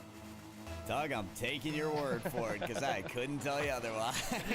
That's one that I am not fresh on my collegiate mascot numbers or details. Yeah. Watching college football all day has its perks sometimes, maybe. I'm going to have to brush up on the old college mascot textbook here. But UA, Arizona, there's no brushing up needed. We're coming off a couple mistakes off NMSU. We're entering game 2 with yet another goal from Arizona. Could be a second, and that will not find the net. 2-1's very close. How about a third? No, that's taken away. And MSU with every save trying to redefine what their defense can be. Well, here's an opportunity for New Mexico State. They got scored against early, but it kind of seemed like the pressure was already there. That's a decent little angle. Trying to get under it, not going to happen. Bob, best efforts, no dice. Classy. Kind of a weirder hit against the backboard. There's another attempt. Wow! I believe, yeah, that's Bob somehow getting there. I don't know if Bob is short for Robert, but he definitely just robbed that double tap goal from Daily Scrub. I have no idea how he found that one away. Daily Scrub, that would have been a clip of the day for him. Highlight reel forming for sure. You just can never be too sure for NMSU scoring when Bob's on the line. That's true. Well, ping pong play against the wall and Amph. He's kind of doing his best ping pong wall impersonation right there. We hear screams in the background. Love it. Always gotta love to hear the sound of the crowd. In the corner right now, Amph. Find a teammate, but I think it's the teamwork from NMSU that's showing out. 2 though for the shot. That's gonna leave Classy alone on defense. Oh wow, a takedown from Classy results in a goal. Arizona pushing up far beyond their measure. Yeah, way far beyond. And also, I mean, you see this. University of Arizona, they have all 3 members right there. Even if Classy hadn't taken this demo, I'm not sure that player goes forth and gets it, like, regardless. Boost being a problem there, obviously, but also just not enough momentum and speed of the ball, honestly. New Mexico State University is shutting down some of the just, like, simple mistakes that they've committed, and now they're punishing mistakes. Oh, boy. Speaking of all of that, oh my goodness, that's the quickness of Arizona. The things rolling smoothly for them, but a little bit rocky on the NMSU side. Trying to sing their praises. Hard to do it when stuff like that happens. 2 minutes and a half right now, just about halftime. Now this is not outside the one possibility by any means. Now there you go. So New Mexico State just simply has to get a little bit more time of possession. A little bit of a beggar angle. That'd be beautiful. Nice job right there, Classy, keeping this one in this side of the pitch. I really commend the effort from Classy as well. That shot's so close, but you can tell they're diving in. They're willing to try to get these reads on Arizona just to make them uncomfortable. Because I'd argue not much has been done in the way of New Mexico State to make Arizona uncomfortable. They've had all the midfield domination. They've had a lot of the possession, the demos, the shots. A lot has gone their way. And it's just something needs to be done from NMSU to get them out of their swing. And that, it's one of those things, like, how do you interrupt the momentum of the opposite team? There's plenty of different ways. I think a lot of that is spelled out easier on the pitch than it is like in some kind of formative game plan beforehand. Great job spreading the field here for New Mexico State. Their rotational issue seems to have abated, and as I say that, Bob makes him pay again. Second goal here in game number 2. What did you think? Bob wasn't going to score again? I mean, come on. 90 seconds on the clock. He's still got time to do even more of it. He used every ounce of boost left in the canister for that shot as well. Great resource management, positioning, and of course, a shot in the end. Yeah, fantastic stuff. A little bit of a buffer zone here. The Wildcats. Goose gonna be able to pass it to Amp. Amp just getting this one a little bit at a bad angle off the nose right here. That'd have been a different story with a better angle, but Sad Lad rocking through the air right now. Hits the ground, picks up some boost, and tries to get under this thing. To the corner we go as Bob is looking for a second tap. Goose trying to get it to a teammate. That is a bad angle the other way. Is that all the way? Okay. Thought they were going to mail that the entire way, Pyro. It really looked like it didn't it?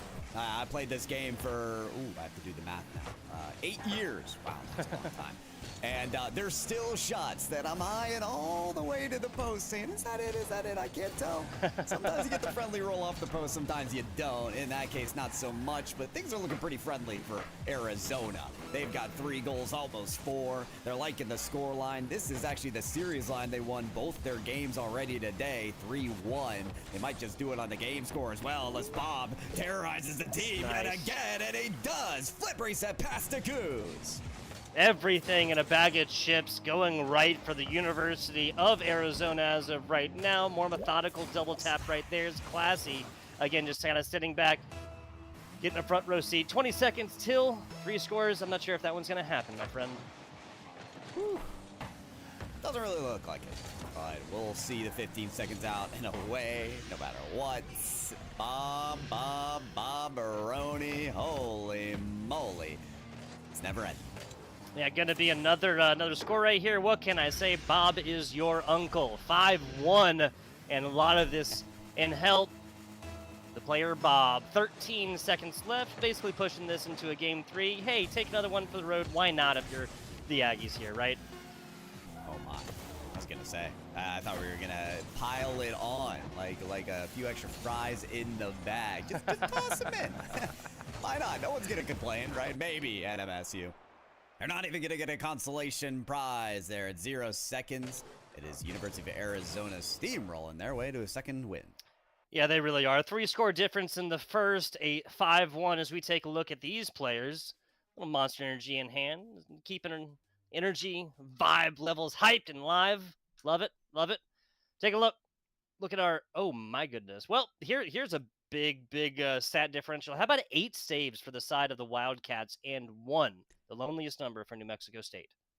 I'm almost looking at if the scoreboard was going to be broken there. Bob's at 980. Listen, my drop shot rank isn't great, so when I play, my goal is to get 1,000+ points. You never do that in soccer. You should never do that. Not even if you have a 5-minute overtime. Bob almost did that in 5 minutes. That is ludicrous. That is obscene. It shouldn't happen. There's no other way to say it, but it is because Bob is him. He's your uncle. That's what you were telling me earlier. Tugboat. He's everything.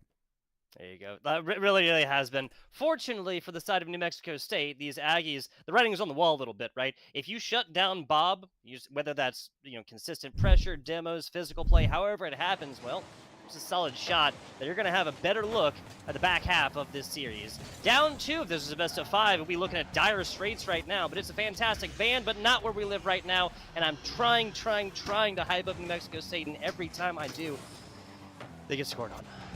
Deja vu. 7 seconds in the game was exactly when UA scored the last game. Kudos to Amph. Kudos to Amph. I saw that double tap pass in the corner. That ain't easy, not by a mile. It really is moments like that that highlight everyone. University of Arizona that is working towards these wins. Mexico State University. What can we do to rebound? Because Tugboat, when you think about it, if they don't start now, it may never come. Yeah, I mean, yeah, obviously, technically, you have the third game, another one after this, or this is the third game, excuse me. You have another one after this before you drop into 4-0 sweep. Nobody wants to go down there, man. It's the exact same thing that I said the best of fives, but even more so, because that's 4 games that you have to do in a row instead of just 3. My goodness, Bob just makes it look easy. 2 scores already. We are 28 seconds in. This one was just a breakdown of that last touch there, I think, from Daily Scrub. Tried to get some control and grab mid-boost as well, but that went straight into the hands of Arizona. And if you're going to give them a full tank of boost in free space like that, well, it's just not going to look very pretty. Flick there from Classy gets denied by Amph. Bob on the goal line to save the incoming shot. So NMSU getting rebounds and shot potential as well, but defense of Arizona standing tall. Classy just trying to move this across. It's a little bit dangerous that you feel a little of that pressure when you're moving across the front right there, but had perfect possession the entire time. No worries there. Classy playing way far back. Dude. Okay, I thought that was it again. I was about to commend Classy for playing far back and being able to catch errant balls like that. It looked like it was just the perfect angle yet again, but not going to happen. Double commit on the defense. That one is at least more like logical, right? Like, okay, they double committed. Now you expect a score to happen afterwards. 4-0 as of right now, and University of Arizona just absolutely strolling along.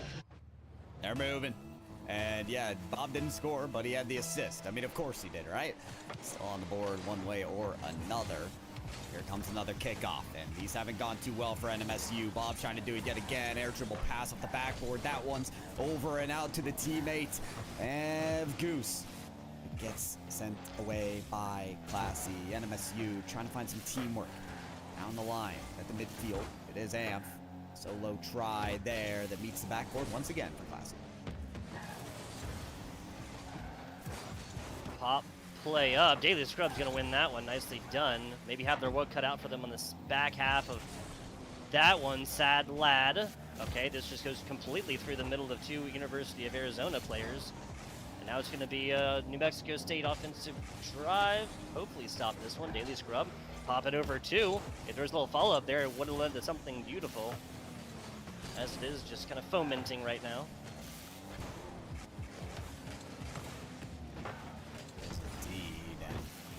This one right in front of the net now. That is Daily Scrub standing formidably in the center to meet the ball.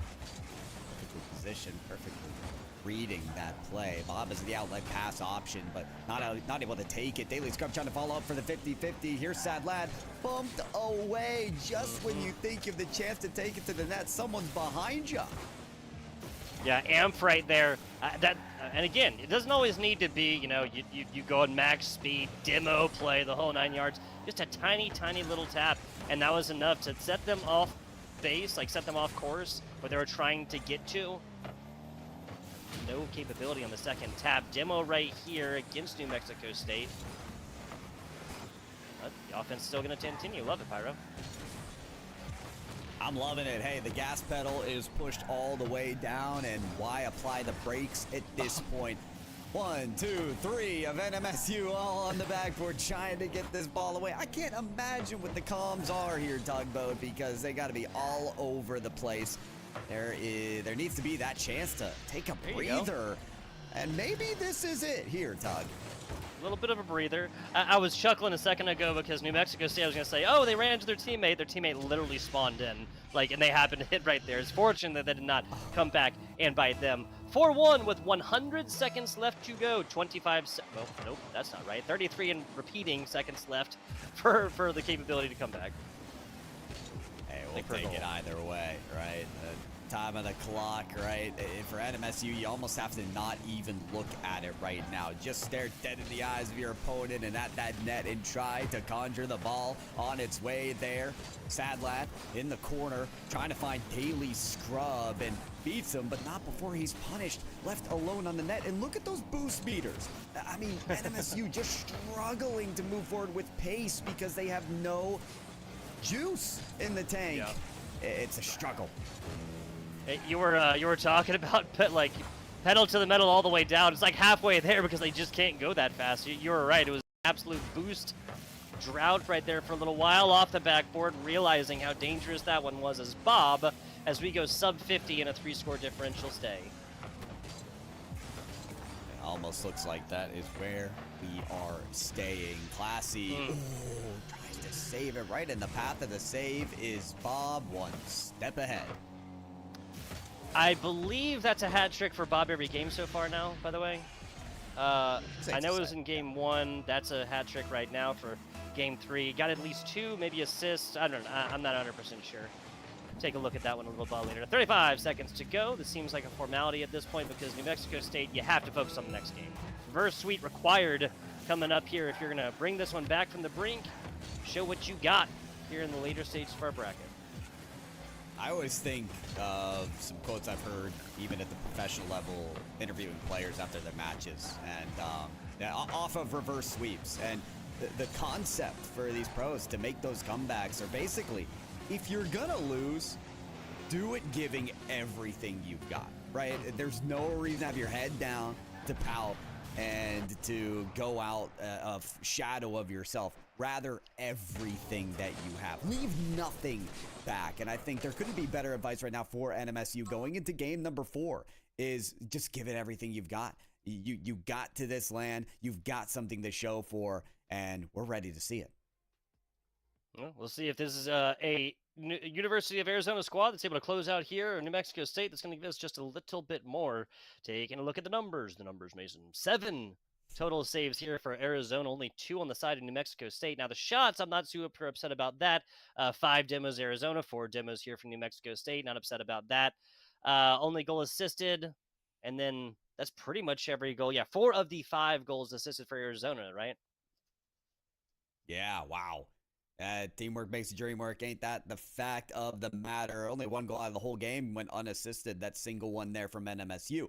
Assist coming from Sad Lad. Listen, once we get into game 4 here, my focus is on the boost tug. We talk about the gas pedal, the speed of the game. Arizona's doing it all in terms of the fuel and expending as much of it as they can. And I can't really tell if it's because they're focused on the boost steal or they're just more efficient with it.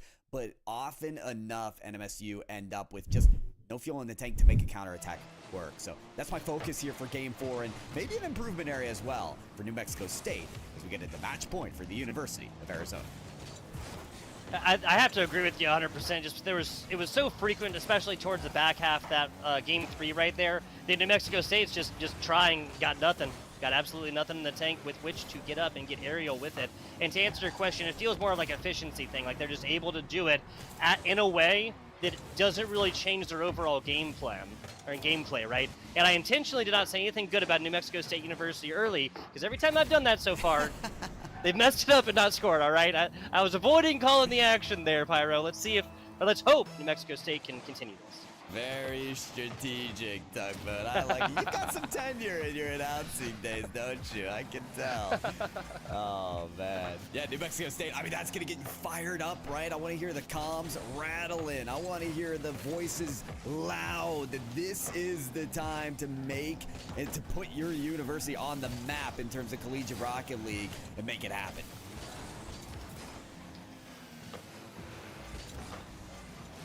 10 left, solid shot, too high, and this is going to be a nice stop. There you go, just a little bit too high there for the University of Arizona. New Mexico State now sending this flying the other way. Classy to teammate Daily Scrub right there. I believe it was Daily Scrub who's going to be able to get this opportunity off the wall. Arizona will have their 3rd player back post demo, and once again, having to go all the way across pitch to even pick up a single pill of boost is just not ideal, man. It's just not ideal, and it's indicative of the drought that we were talking about. There's a drought, and you can often find rejuvenation in the corner of your own side of the field, but that's kind of the bait, is you don't want to get out of the swing of your possession. You don't want to have to make that journey back, the scenic route, as we say here on the Rocket League pitch. Nice redirect coming out of Goose. Still though, the save coming. New Mexico State University. Classy leaving that, of course, for Daily Scrub. Gets dunked, but this one's going to be in the lap of Sadlad. I like this progression. First touch into the ceiling. Second one gets put down in front of the teammate. Classy, and there it is. 2 goals up for NMSU. There you go. That's what I'm talking about. 2 shots, 2 goals here, and some fantastic stuff from Classy. That is going in, yeah, that says 72 miles an hour. Seemed like it was faster, man. Now a 2-score lead. 2 scores. Love it.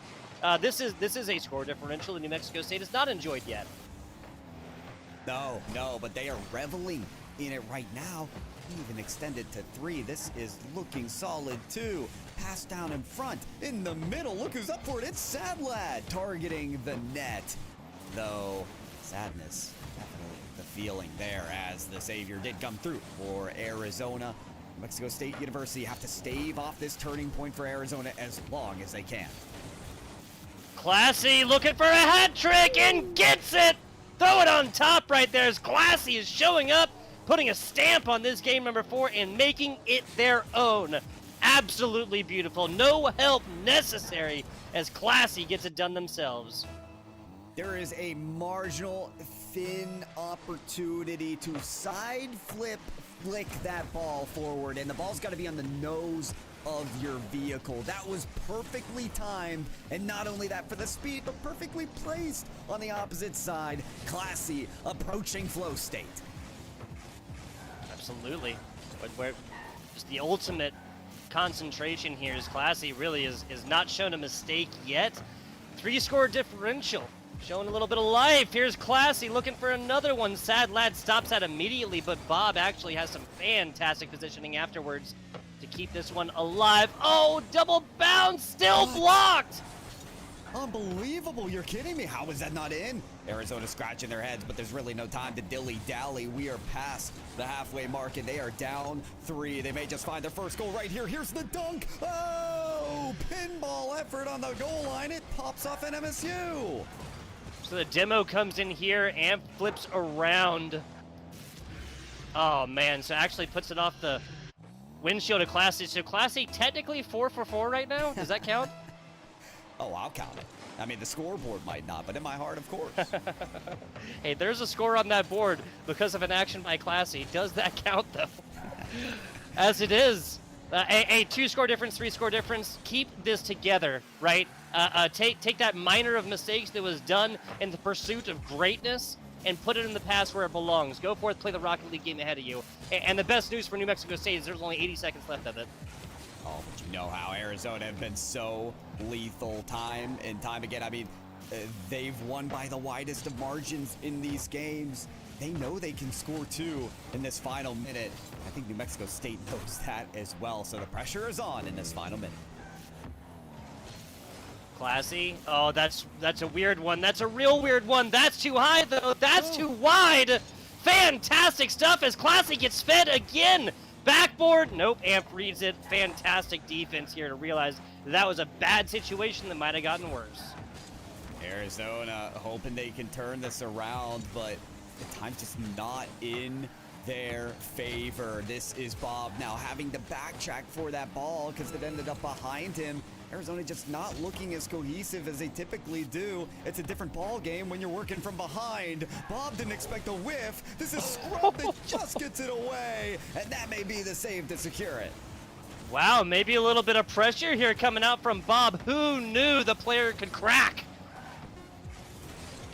Unbelievable. 10 seconds downfield, down pitch, Classy, one last clear.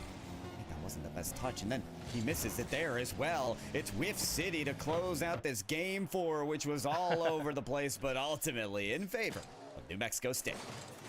Absolutely love it. New Mexico State, Classy with the hat trick right there. That is the face of elation I believe that we're staring right at, I believe we're staring at New Mexico State University, the Aggies here on the right, Arizona to the left of your screen, folks.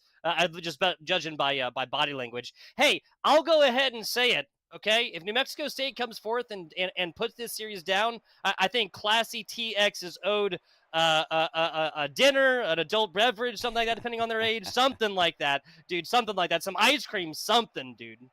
He was all over the place and more. New Mexico State coming together for a great showing this game and ultimately the turnaround that they needed. This was no easy feat, right? Arizona, they've been putting on the pressure from every point of this game, yet talk about something different happened in this series in particular, and that was seeing Arizona having to work from behind. I'd say they were not showing their perfect synergy as they have been all series. Maybe a couple miscues here and there, and it resulted in New Mexico State University thinking we may not just be able to take a game, but we could go the whole distance. It's not just the ending scoreline, it's how we got here, right? It's the fact that New Mexico State went 0-3 and Classy comes out yet again. Okay. Once again, fomenting something beautiful here. And correct me if I'm wrong, because I do want to. Well, I believe we addressed this before this competition started, right? New Mexico State had failed to find a game win, correct, obviously a series win as well, throughout the entirety of today, right? Correct. Gotcha. So that's it, and they score again the first 3 seconds of the game following it. I think we're looking for market improvement, and we have found it in New Mexico State. We're witnessing a brand new team. Hopefully. If they're brand new shoes, they have worked them in by now, and there's no uncomfortable feeling here. Getting that sweet taste of victory. Classy has his teammate there, Daily Scrub, inside. A bit too ahead of him, though. Sad Lad. Sending this to the corner. And MSU as they take these tall touches. Of course, they're looking for teammates, but Arizona, you can see how 2 of them already skying up for the ball. I mean, they are chomping at the bit for these aerials as well. Yes, they are. Sad Lad trying to work it to the middle. Last line of defense, and Classy is gonna find it. Had to burn every bit of boost to get there, but score remaining 1-0 as University of Arizona has found 1 goal in 6 minutes. Oh my, the drought is real. And it's not only down to a couple miscues from Arizona, but that lockdown defense of NMSU. I wanted to applaud him, Tugboat. What a mistake I've made. This is deadly. This is absolutely deadly. Even with both players jumping down right there. That says 68 miles an hour again. Felt faster. More than a mile a minute. Yeah, maybe that is accurate. Tie ball game though here, at least when we talk about the game the game score. Necessarily in the series score, New Mexico State, these Aggies have got to know it. A little bit of bump play right there. Back down. Nice block from Sad Lad. The defensive juggernaut continues here, but this offensive drive isn't over. Tries to get back down to it. It's Bob, in your nightmares. It is Bob.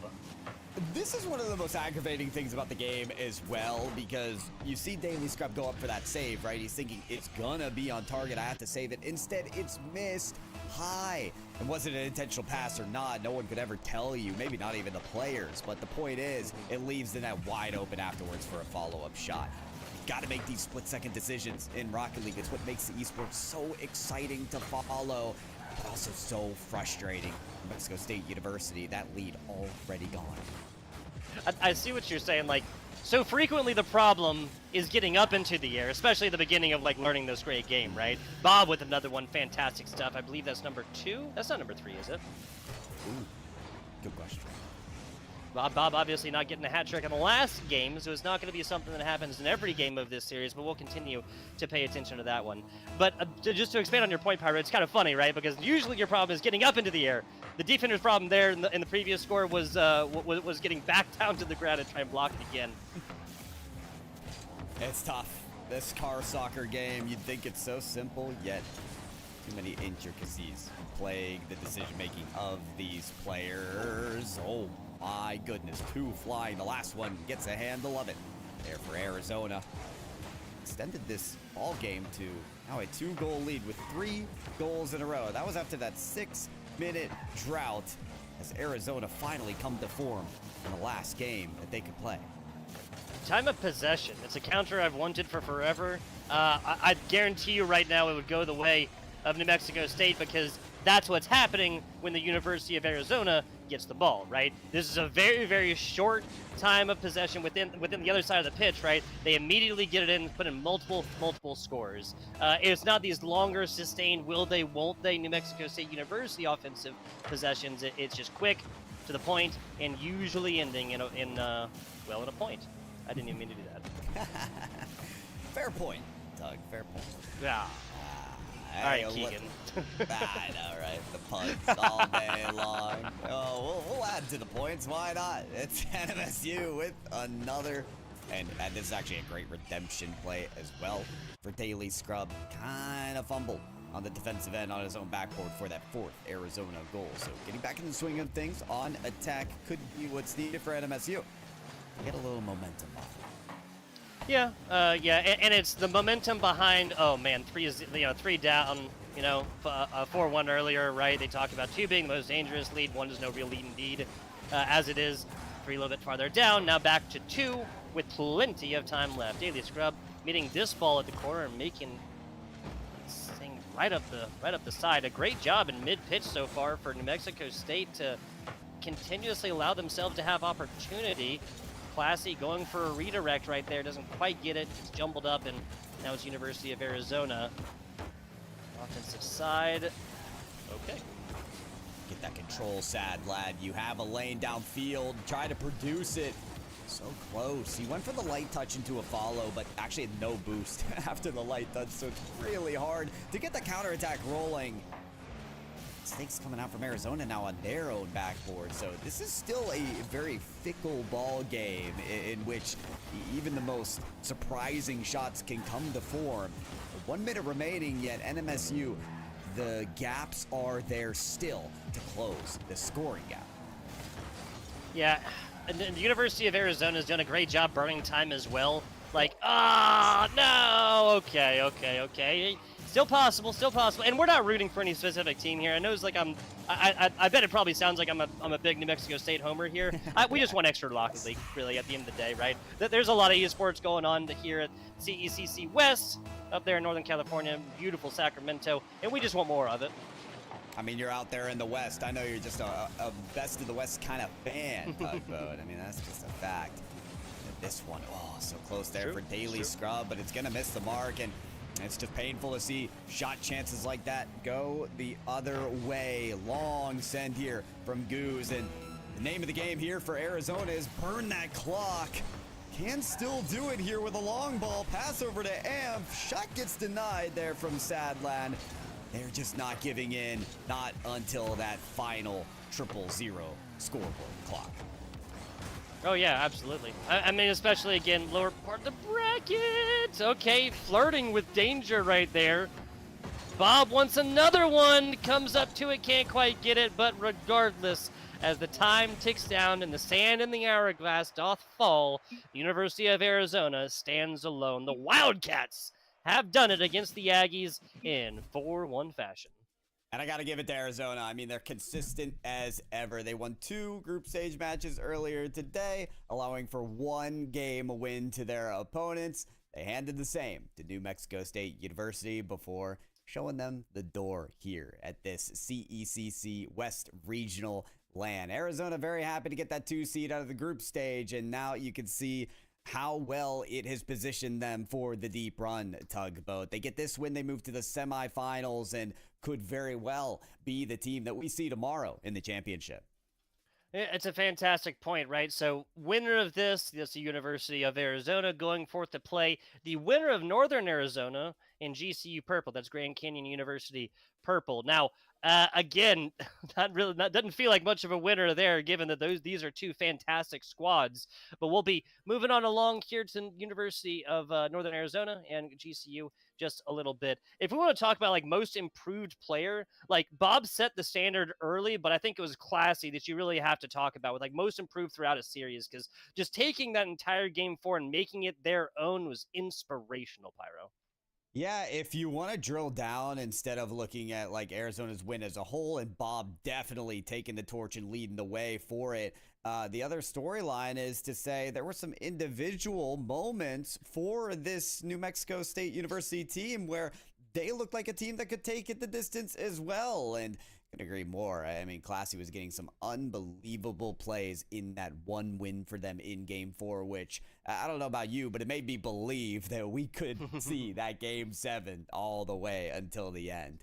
But we have seen the end of this match. Once again, folks, that is the University of Arizona going, and we have an interview already prepped and ready to go. It is Clutch Key over there with Bob.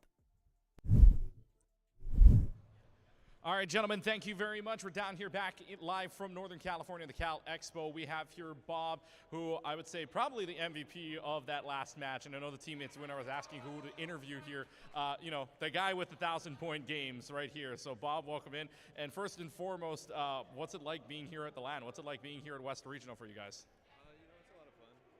I greatly enjoy. Not on. Let me just check that real quick. All right, let's see if that works. Yeah, there you go. All right. It's a lot of. Can you repeat the question? So, what's it like being at the LAN situation for you guys right now? It's a lot of fun. We enjoy playing together a lot. We just have a lot of fun playing. That's about it. Yeah, just having fun, just having some good teammates. How long have you guys been playing together for? Is this a team that's been here for a while, or you guys, because I only saw 3 of you back there. So how long have you guys been playing with each other? Yeah, we've been playing for about a year. We got together, team formed about like a year ago, like last summer, before the semester, and we've been playing a lot together ever since. Playing in like even non-collegiate tournaments together, so have a lot of reps with these guys and enjoy it a lot. Now, I know you guys were back there, and we talked about this before we went on here. You guys were at CECC May Madness about 6 months ago now. Only a couple more months down the line until we get to another one. What would it mean for you if your team wins this regional and automatically gets that spot into Texas already? It would be nice. Being able to just have an auto bid there would be ideal, not have to go through any other tournaments to get it. It was a lot of fun to play it last year, so hoping to make it back there again. Yeah, and it would be fun to see you guys now. Last year, your bid came through the Western Cactus League. And for those that don't know here, the Western Cactus League was basically a combination of some of the Arizona schools, including Arizona State, Grand Canyon University, Northern Arizona as well. Northern Arizona also here at the Western Regional alongside you guys. And, of course, there was Arizona State that also played. I don't know if they're here yet. But mainly for you guys as well, are you guys going to do Western Cactus League again, should that opportunity arise? And then if you guys don't win this, is that Western Cactus League door open for you guys? Yeah, I mean, we are definitely going to be doing it again. We did win it last year, so would love to go back to back. And if we don't win here today, which I'm doubtful of, then we just have that to play in.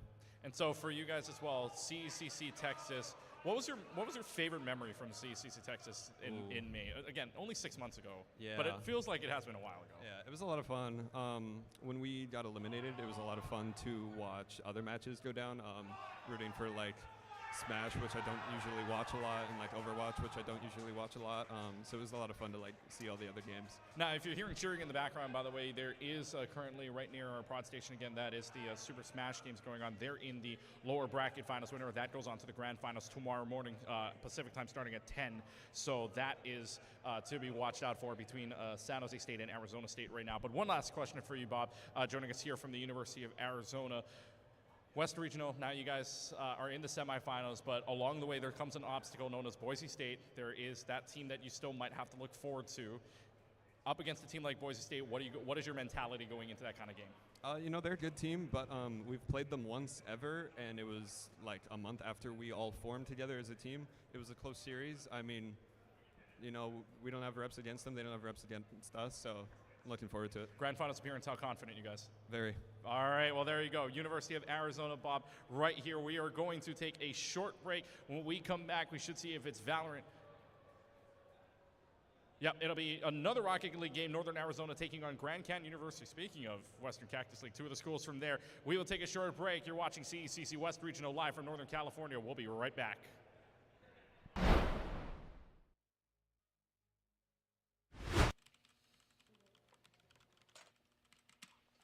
All right, we got this win streak. Let's go, let's go.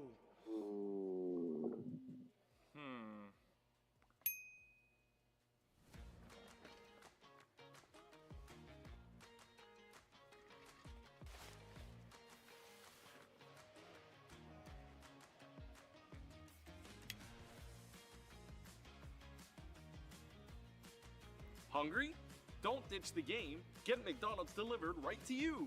Even get a free large fry with any purchase over $1 when you download the McDonald's app today.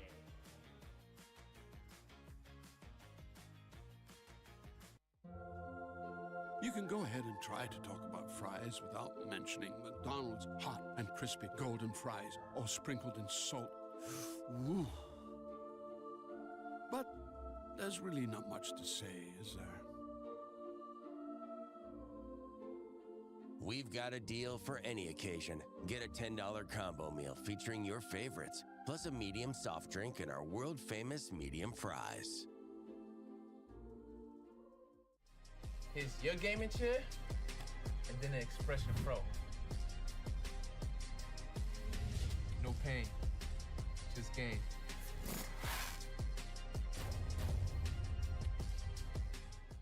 If you have to ask why it's important to start your day early, here's your answer. Enjoy a sausage McMuffin with egg. Get 2 for $6 and pair them with a $1.49 any size soft drink. Ba-da-ba-ba-ba. Hungry? Don't ditch the game. Get McDonald's delivered right to you. Download the McDonald's app today.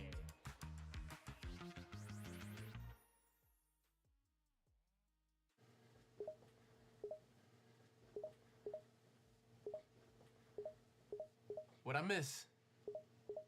Ah, Expression Pro. Yeah, man.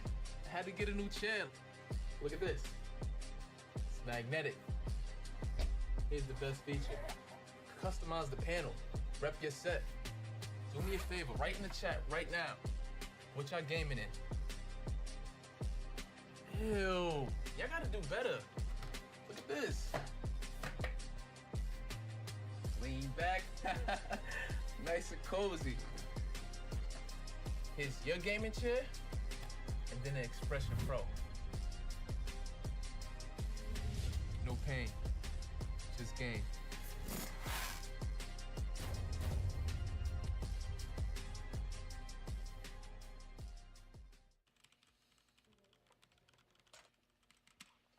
All right, we got this win streak. Let's go, let's go.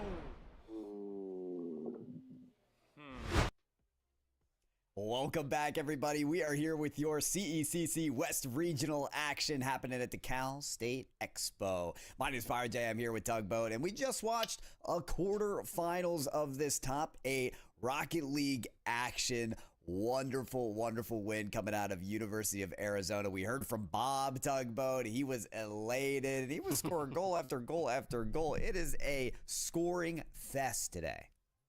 Yeah, I'm Bob, making more hat tricks than not. I think it's safe to say that we have our offensive juggernaut of the University of Arizona. Wildcats going to feel great about that one. Moving into this one, Northern Arizona that we've seen on broadcast here today already, taking on the GCU, that is the Grand Canyon University squad, and another Arizona team as well. So we have Northern Arizona, Arizona State, and GCU. That's going to be pretty much half the competitors here for Rocket League coming from the great state of Arizona.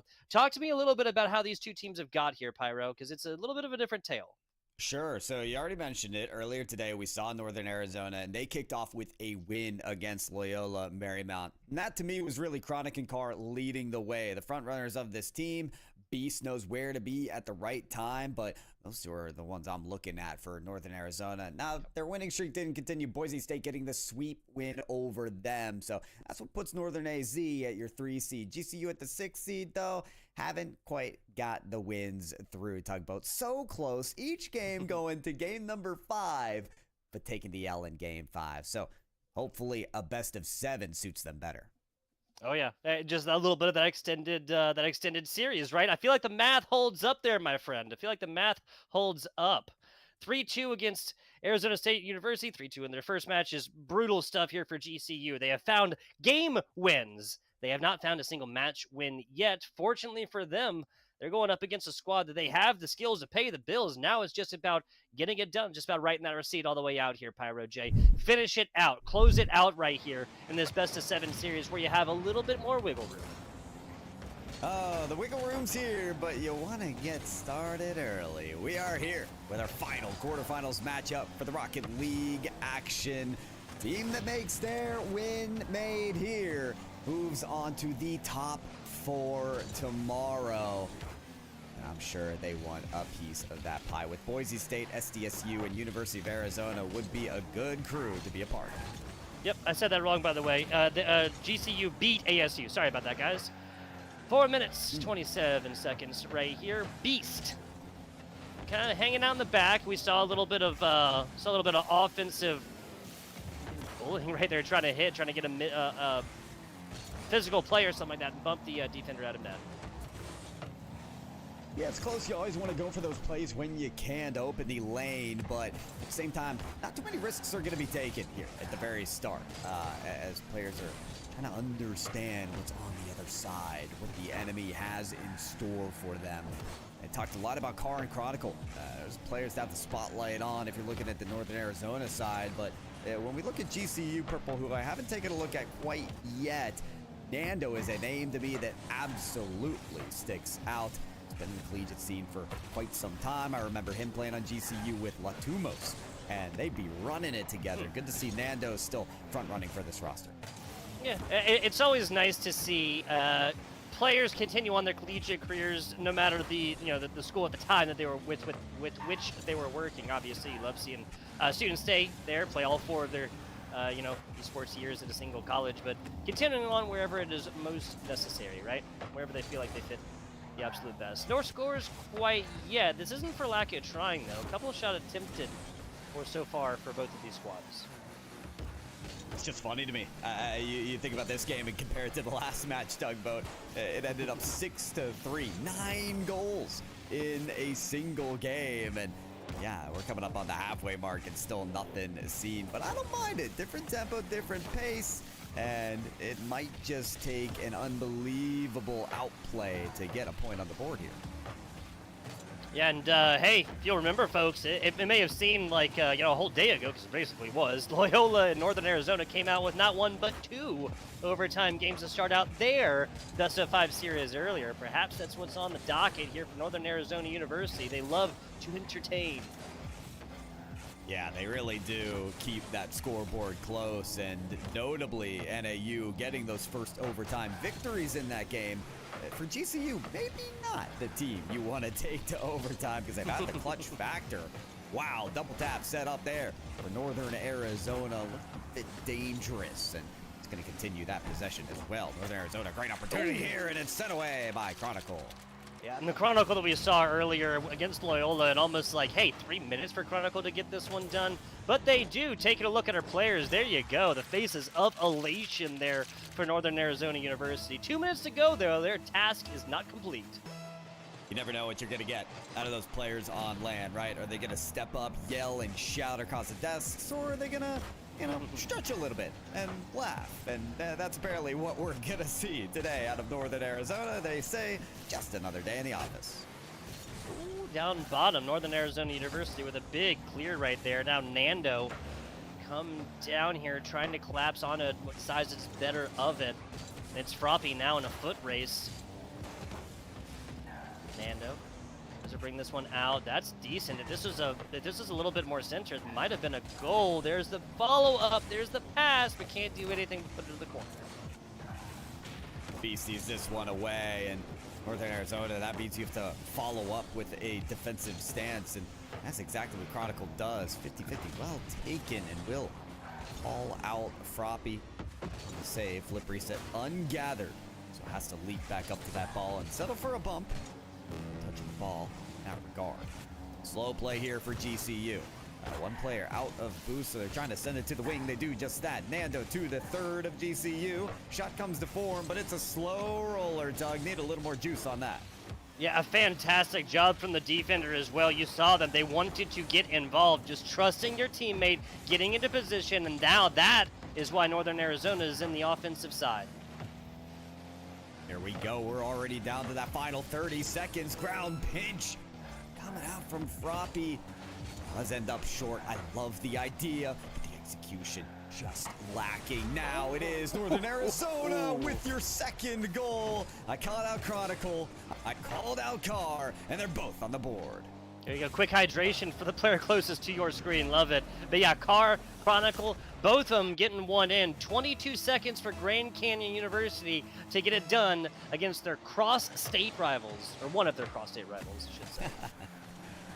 Flooded over here with Arizona teams, and enemies are all over the place here for these Arizona teams, but it is Northern Arizona that we are focused on here. 2-goal lead, maybe not 3. One right off the crossbar, but it's not going to change the result. NAU, they've got a long way for 4 wins to get to the semifinals, but this is about as good as you could start. Yes, it is. Yes, it is. Now, you'll remember, folks, is 2-1 overtime victory for Northern Arizona over Loyola to begin off their series, and then a 4-5, okay, overtime afterwards. A lower-scoring Rocket League game followed up by a very, very high-scoring Rocket League game. We have not actually hit double digits quite yet. We've got 9 scores in a couple of different Rocket League games, but now let's take it to the numbers. Beasts, kind of proving that name there. 5 demos. I love to see it. I mean, I mentioned how Carr and Chronicle were going to lead the effort on the offensive end, so what does that leave for Beast other than boost steals, demos, and trying to facilitate the play, even as an assist to his name? So this is very much a full and holistic roster of Northern Arizona that you got to keep an eye out for, but where my eyes drawn to is those saves. Look at that, 7 saves for the 7 shots of Grand Canyon University. GCU stopped at every play they made. Yeah, what that tells me is the Antelopes, Grand Canyon here, they're going to be putting up quality shots that are forcing hands of defenders, but it's just about passing plays and just getting one pass right here, because right now, Northern Arizona is doing their best brick wall impersonation, my man. Over here in Pittsburgh, we like to say the steel curtain for the brick layered or steel layered defensive wall. Either way you want to say it, Northern Arizona, they got it. And they're looking to continue it here. Game 2 underway. Little bit of pressure early here against Northern Arizona. Now Nando taking this one down, little bouncer, and it just goes back to the middle. A little bit of slower gameplay for Game 2 so far. Looks to be that way. I like the corner read, though, from the players of NAU. I mean, they're really not afraid to go for that special play that could really take the opponent by surprise. I almost want to see that more from GCU, though. Having to be scoreless and going on now 6 minutes of game time with no goals to your name, you might have to start putting out something different at a certain point. This makes a lot of sense. I mean, especially best of 7 series here, Pyro. A lot of times, after what you witness, especially this wasn't a shellacking in game number 1, right? Yes, it was a shutout, but it was a 2-0, right? It was a 2-0. So it's nothing really that you can, like, write home and be like, oh my goodness, like, I can't believe we did that, right? The fact that they've gotten so many shot attempts as well means that, there you go. That was kind of elongating that along a little bit, because I thought GCU was going to get this one done a little bit early. A scoring drought has finished in Arizona. I'm getting jobs not done mentality there from GCU as we looked at the camera there in the bottom corner. You know, we had kind of a relaxed point of view there from Northern Arizona, and little to no reaction for Grand Canyon University. That is just the way they are dialed in. What a decent job of just keeping the ball away and utilizing the wall as best they can in that endeavor, Pyro. you really are looking at a completely different GCU squad, especially towards the back half of that game number 1. You're looking at a squad that was kind of scrambling a little bit. Like, they'd spent an entire game putting quality shots on net, right? So it's got to be a little bit irritating. Seems like a little bit of those nerves are gone, and now they're just more so playing the Rocket League game in front of them. Sometimes it's all you can do. And that's certainly what Nando will do. Coming off the corner, lost track of that ball, and now it's gone to the midfield, pass up the backboard. Here comes the shot as well, off the crossbar again. This is difficult for Northern Arizona University because you just had that wonderful counterattack. Percolating chances. Nothing to go. Half flip save is there though for NAU to keep this close.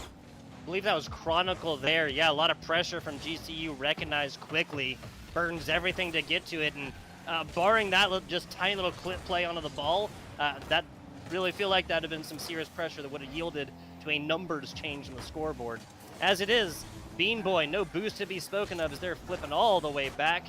Again, this is a little bit of what we talked about now with New Mexico State and Arizona earlier. The maintaining of resources. Wow, these just literally just play some basketball right there, man. A couple of dribbles, keeps it between your legs, and puts us in for a score. I mean, he just slammed the brakes. How about that? I love it.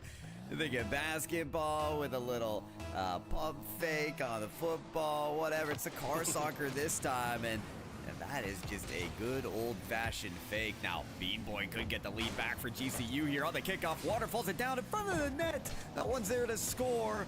Robbie trying to make things happen with the back pass. Here comes the third now of Bean Boy. Bump's gonna miss. Shot's gonna miss, and GCU can't put it away. And that's what we're talking about. Minor physical plays here, Pyro. That was Beast. It just got a tiny little tap again. No need for a 100-mile-an-hour demo, right? And it had teammate not come forth and made a play for them for another defensive save, this would have been a score and another breaking of the tie. Down bottom, another demo as this crowd is getting electric. You know they're amped when we can hear it on our side. Oh yeah, that is the perfect indication of a good esports atmosphere. Time to get loud, even if it's just game 2. Froppy in front of the ball there, moving it around to the midfield. Bean Boy, is it the bumper? Is it the shot? It's neither, and Chronicle survives the effort. Off the back wall right here, Chronicle has been getting involved a lot more recently in like different parts of this field, more defensive side. Again, Carr and Chronicle are really the two-pronged offensive weapon with which NAU forges victories. As it is, it's been a little bit more of a split play, and I have to wonder if that's a result of physical play that has been played against them on stream or off. Well, that's a good estimate. And you wonder as well, though, if time's going to dwindle to OT, because for Northern Arizona University, we have seen a high success rate for extra time. We draw closer there. They seem to become more empowered. Air dribble towards the net. Nanda with a flip just to quell the momentum. Froppy the flick, up above the bar. Bean Boy takes the shot, but misfires. Here it comes upfield now. Shot opportunity, just gets on Froppy's windshield to contend it away. Chronicle boosted enough for the air dribble pass. Missed there from GCU, hits the ground, and it will indeed be OT. Northern Arizona cannot play a series without at least a little bit of overtime. Like I said, they live to entertain, and we're all here for it. We are all here for it. Carr, a little bit of an uncharacteristic miss right there as Chronicle rectifies the mistake right there. Kind of a random errant ball over there, maybe a miscoordination of comms. Well, it's time to get it tight because for OT, you cannot allow for mistakes. Name of the game is capitalization at this point. All it takes is one mistake to burn, one mistake to punish, one flick towards the top corner to send this game away. GCU's defense has been nothing short of spectacular, though, to keep Northern Arizona University away. Robbie sends out out to the corner, but it will be beat there from Chronicle. The demolition's there, the shot lane's not, and GCU bailed out once again. A great job from the Antelopes there, realizing Demo was coming in, and it's immediate rotation to net. Now more demolition, more physical play. Chronicle hand is forced. Another Demo right there. There's no real pressure against NAU. Fantastic job eliminating the threat as it was developing.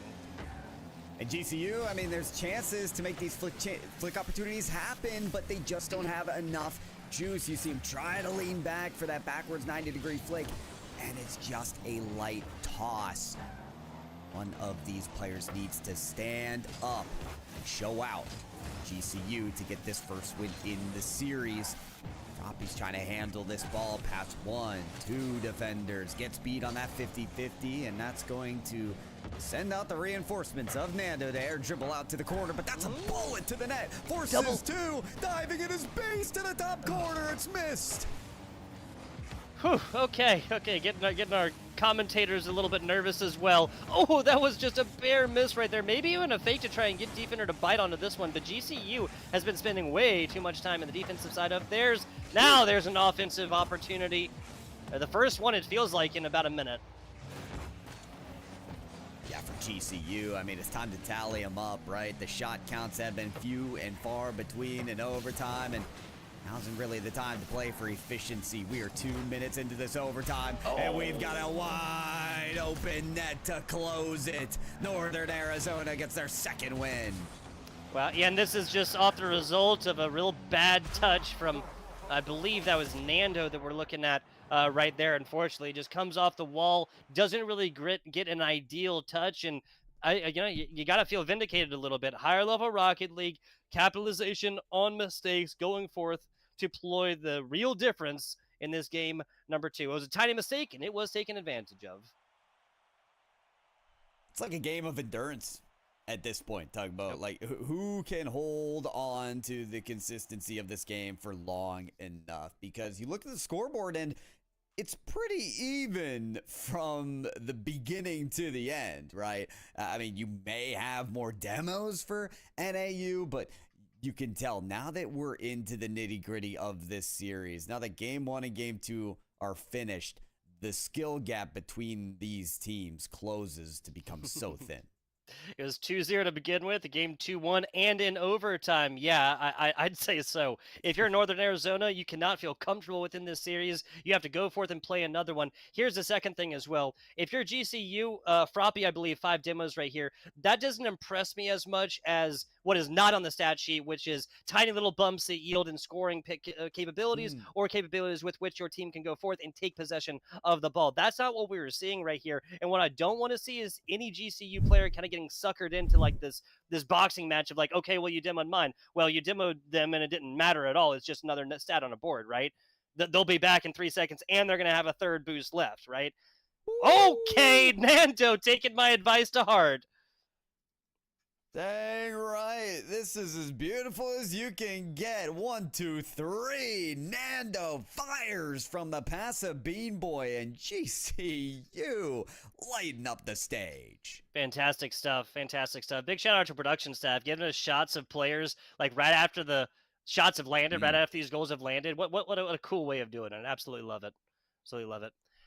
On board the car right now, they're kind of flipping through the air and haven't really reached the ground in a while. Okay, Nando, I see you. I was not familiar with your game. 2 shots, 2 goals, 21 seconds in. I don't even think Nando was familiar with their own game. This was just the longest clear that you could possibly produce. And at that point, you just cross your fingers and hope the defense isn't there in time. And talk about taking a team by surprise. This is GCU, who hasn't been able to score really much of anything this series. Now 2 in the first minute. It's as good as it feels like it's going to get. Okay, you try and bring this out. We'll take a demo and more. Bean Boy making something sing down here. Goes for the defender. Tappy tap too high. That's down bottom. I think Froppy was anticipating this one getting hit. Wait. Froppy? Okay. Again, not familiar with your game, apparently. I thought defender had this. What exactly happened? It's kind of an odd angle for us to try and tell. So he's on the bottom. Oh, just literally a hair's breadth away. Sorry. Now, Beast was closing in on the play. There was just a complete misfire from Northern Arizona on the clear. And we've discussed this before, right? The name of the game being capitalization. If that mistake comes through from your opponents, you've got to be ready to punish. And GCU are definitely at the ready. It has been the name of the game to claw their way into such a great lead. Yep. So here's a stat for you. First minute of this game, GCU scores thrice. That is three times more to be exact, than they scored in about 11 and a half minutes of game 1 and 2. Zero scores in the first. That was a 2-0 win for Northern Arizona. 2-1 in overtime there in game number 2. So whatever they figured out right quick, and the algorithm is paying off. Yeah, you think about it too. We don't even have timeouts in this scenario yet. What a transition of play it has been. For Northern Arizona University, this is reminiscent of the past. I've got to mention it just because for Loyola, I believe it was game 3 that they conceded, and it was the only game they conceded. So this isn't really a raise huge eyebrows moment for NAU, especially if they're going to get this one from Beast.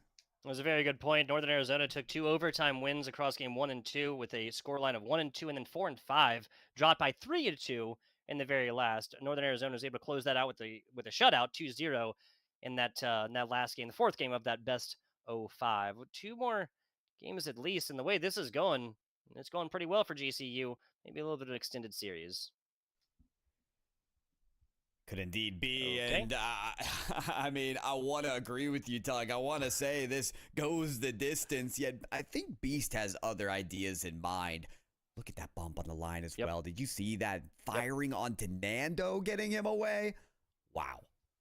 This was in the easiest block of Nando's life. Otherwise, well, the best block is no be there. That's what Mr. Miyagi said in Karate Kid. Well, and that's 100% true because there's no capability otherwise. NAU. This is some momentum for them here. And GCU, you've got that 3-0 lead that's now dissipated to 1. What can you do to limit the scoring here of Northern Arizona? Almost a third goal already comes out from them. But look at the way Nando's handling this ball. Lovely work. Goes for the 50 and puts it in line for Froppy to score. Yet he's going to take that to the sidewall instead. Long ball cross gets cut off well by Bean Boy. And now he may just have a lane to score. No, he's going to try and get behind it instead. I mean, at the very least, GCU, they're elongating this clock down to the last 2 minutes. Yeah, I'm not against that. GCU pulls out like a really, really wonky offensive possession where they're trying all kinds of random things right there. NAU wisely just kind of slows down a little bit and is like, okay, well, we will play this ball when you eventually get it close to our net. There was no score, and then I love the idea though. And Nando, there you go. Somebody get a cap. Throw it out on top because Nando's got a hat trick. Lovely from Nando. Double tap. Defense has absolutely no chance of saving it. Best part is, I don't even think Nando had the double tap, but he's like, I'm about that life. And so here we go. 2-goal lead. Could it be brought back to 1? Chronicle of the kickoff gets denied. A roll inside and a block. Another sustained shot, and Chronicle going to be singing their praises again. First goal here in game number 3. Oh, wow. Northern Arizona, they've got victory in their scope. Targeted, ready to fire. Because the way they're battling back in this game shows that they're not ready to concede a single loss or concede a single win to their opponents. If I'm Grand Canyon University, I am stoic as ever. I'm trying to be as consistent as possible because NAU are ready to chomp at the bit. Yes, they are. Pass play inside and a fantastic block. GCU coming out on top. A physical play attempted there, but now only one defender back. A horrible position, and GCU makes the best of it. Absolutely love to see it, my friend. Oh, Chronicle putting that one out for a teammate to get the long clear, but Nando has been pristine behind the ball. Beats 1, beats 2. Couldn't trounce the third on their march forward upon the field. Nando, though, I am loving what they're pursuing here on the field. Look at that double jump from the ceiling just to get another touch. Yeah, if this series ended right now and we had to decide who on GCU to interview, that would be Nando 3 times out of 2. How about that? 4-3 scoreline as of right now. 30 seconds to go here. GCU, obviously they want to take another one to go, but at the end of the day, there you go. Score there for Bean Boy and a little bit of cushion for the Grand Canyon University Antelopes. Oh, wow. This is sealing the deal here. If you're Grand Canyon University, NAU were clipping your heels, but now you've found your stride. Kickoff, if it's settled, that should be it. Demolition's there. They're going to kick that up the wall. This is great for taking and burning time. Flip, reset, shot. Deny, but it feels like the damage is done.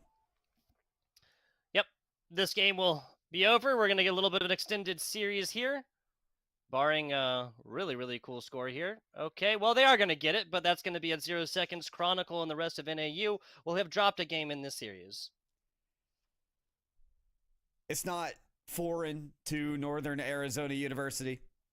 Mentioned it earlier, they conceded a game against Loyola last time that they were on stream, so they know what it's like to bleed. But 5 goals. Tugboat, that is a demonstrative effort here from Grand Canyon University after they had only scored 1 goal in the first 2 games. It is also, outside of the overtime factor, exactly what we saw in the second game of the best of 5 series with Northern Arizona. Exactly. So you got to feel like history is repeating itself a little bit here. Relatively low scoring affairs towards the beginning of the series, and then you get hard and heavy with everybody seemingly getting involved. Yeah, Carr, 3 assists. Which is fantastic, right? Absolutely fantastic. No scores, and he is the only one in this game that doesn't put a score on the board. 7 shots attempted for Beast, but you got to look at Nando again, man. Yeah, I'm glad you just talked about Beast and Nando, because to me, both of them deserve the spotlight. Beast hasn't really been the resident goal scorer for this Northern Arizona team, but he came up with 2 huge goals that game to keep this close and to keep the comeback rolling. But yeah, Nando, hat-trick's impressive, but it's the way they maneuvered the ball past defender after defender during that game. There is clear composure and confidence behind the ball when it comes to Nando. In moments, it feels like he can just dominate the entire pitch. So I want to see more of that as we head our way into Game 4. Bean Boy and Froppy right here. Like, I'm not saying anybody's been relegated to responsibilities by any means, but when you have a teammate who's playing like they are, you have to follow that hot hand as well. Carr looking for a little bit of pinch against the wall right there. Sweeping ball sent the other way.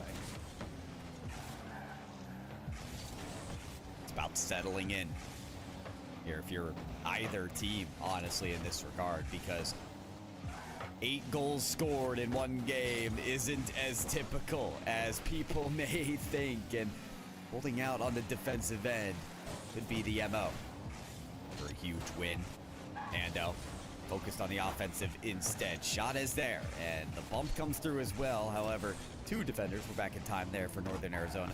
So they find the save away. Ball's coming off the ceiling. Froppy slowing it down for the air dribble. Dunk off the ceiling, and great positioning from Northern Arizona on the ball on the backboard to see it away. Yeah, that was a great job from Bean Boy, not getting involved until they needed to, and GCU is remaining in the NAU's side of the pitch for that reason. Should be able to get picked up yet again. Now Bean Boy wisely decides, yep, I lost that possession. Going forth right here, dangerous positioning until we get something cleared off of backboard. Now, back the other way, Carr. They get something here they can't. No boost to be spoken of there as they burn everything in the attempt. Oh, Beast trying to coordinate a touch there. Looked like a gymnast with the bending and the flipping, yet didn't find their mark. No 10 from the judges.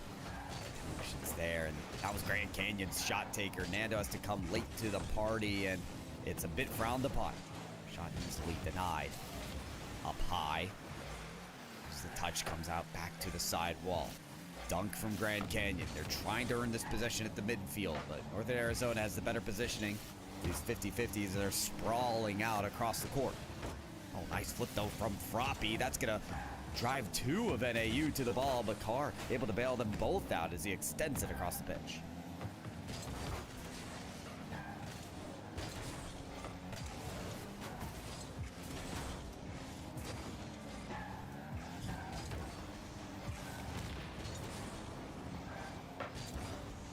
this one coming together once again. Dropping a high ball. Sees Carr off the backboard once again. The defense coming through for Northern Arizona University. Possession hasn't been almighty for them, but the resilience is there, and it finally comes through. Chronicle scoring here. Chronicle getting a score in pretty much every single one of these games, multiple of them in that previous, as Northern Arizona going to be the one to strike first. Taking a look right there. I'm not really seeing anything indicative or like that I can use to indict, I should say, either of these teams, like when it comes to like mistakes or what they need to clean up or anything else like this, outside of the NAU tripling up. And I said it, and then they went forth and turned it into a score. So can't be more wrong, can I, Pyro?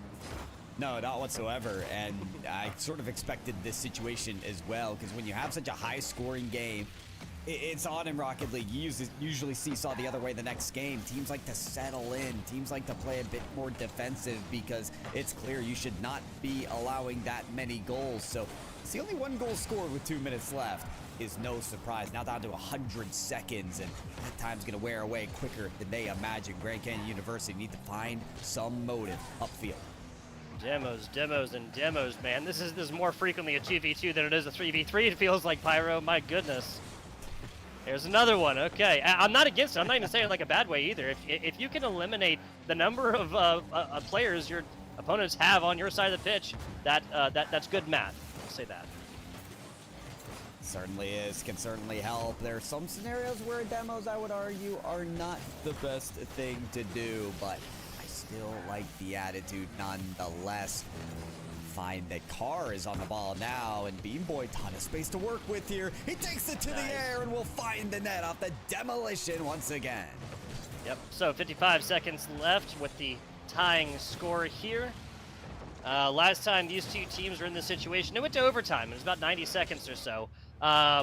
If you're GCU, try and take this down in regular time, man. Especially given that this just happened and you were shut out of the first game. You don't want to see an overtime situation where it's all on the line. And then if you lose that one, you go down 3-1 in the series, match point quickly being the situation. Nice block. Nando read that one perfectly and just dashed in there as quickly as they could.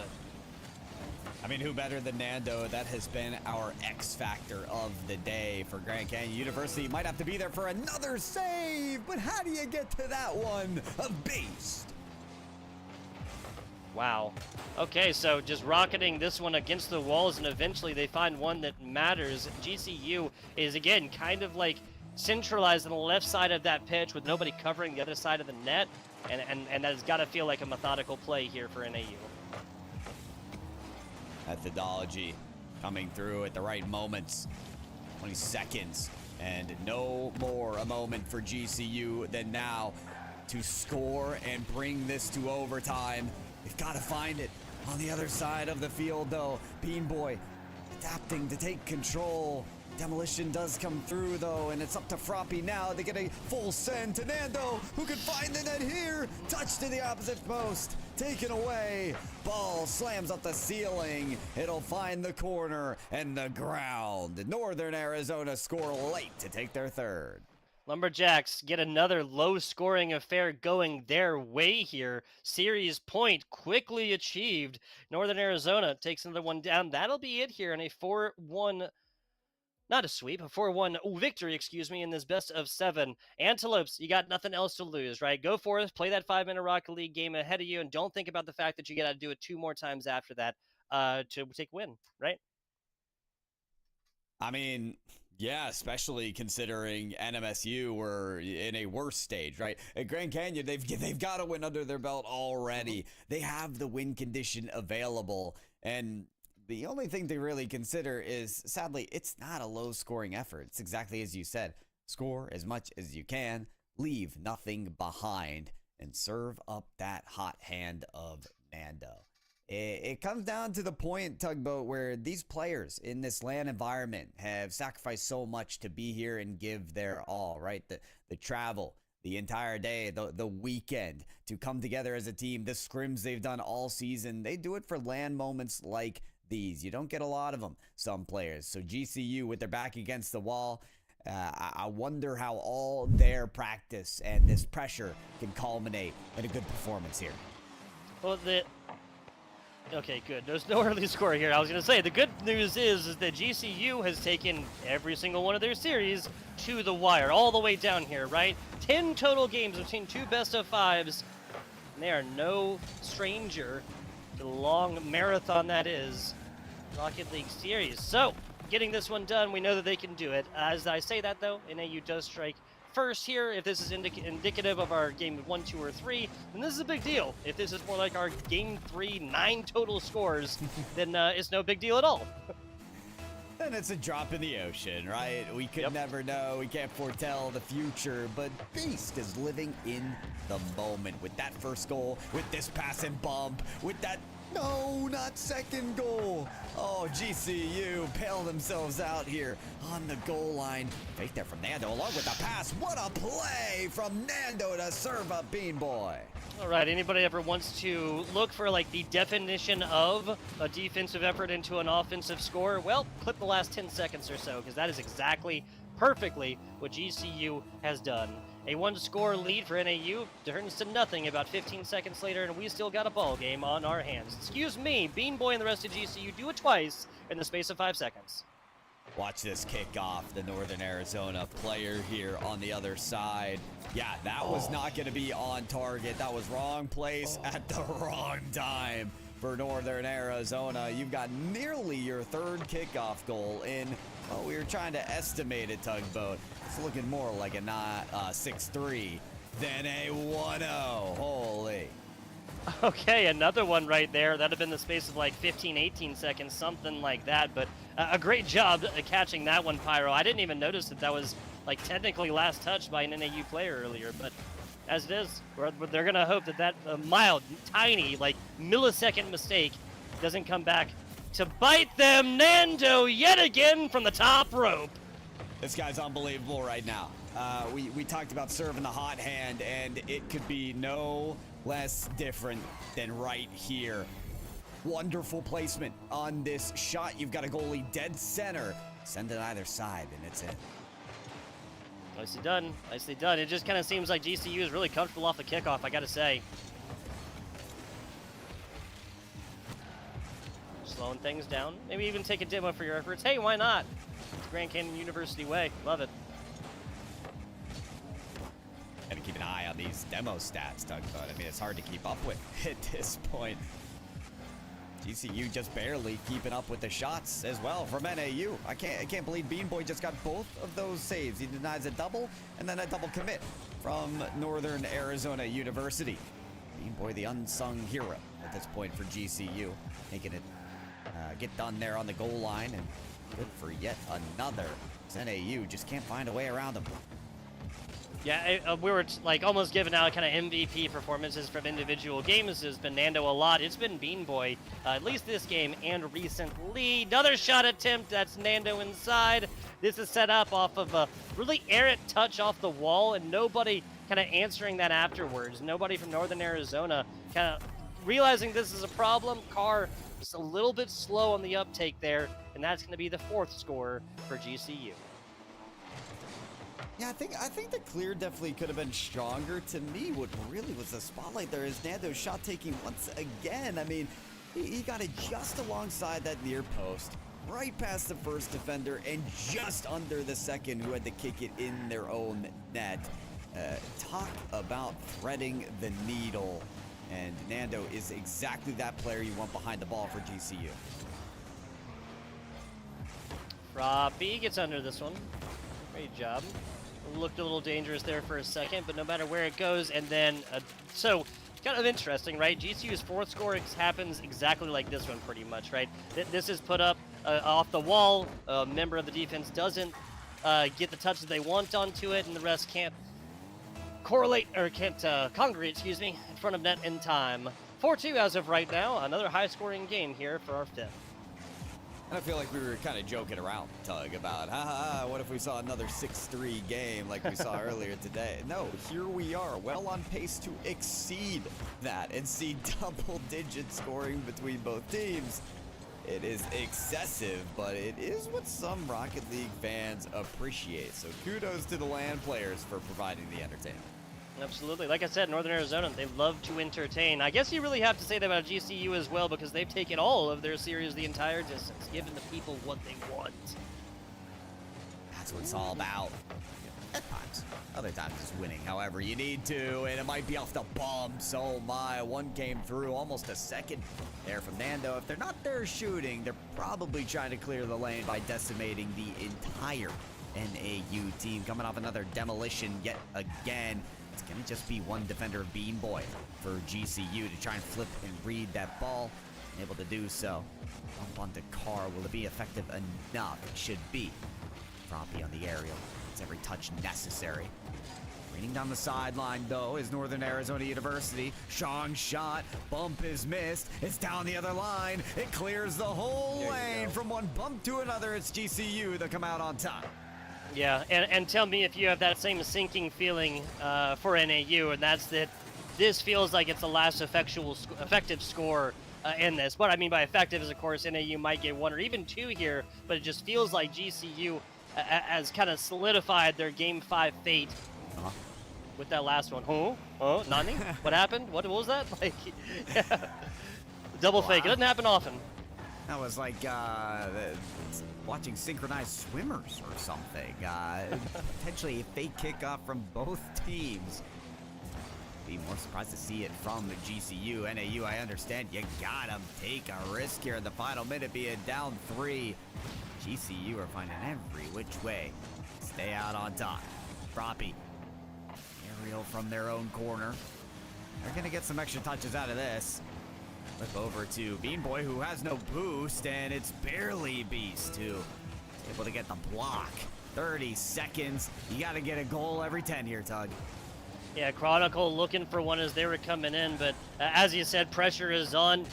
Don't be surprised if you see NAU spend pretty much their entire time in this side of the pitch.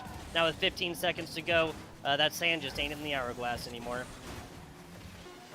It's not. It's dwindling down here. Final 10 seconds. Froppy takes flight. It's contended well by NAU, but of course, as we've said, it's just not enough. GCU look to extend this series as long as possible. They took 2 best-of-5s today all the way to Game 5. They've got their eyes now on 7.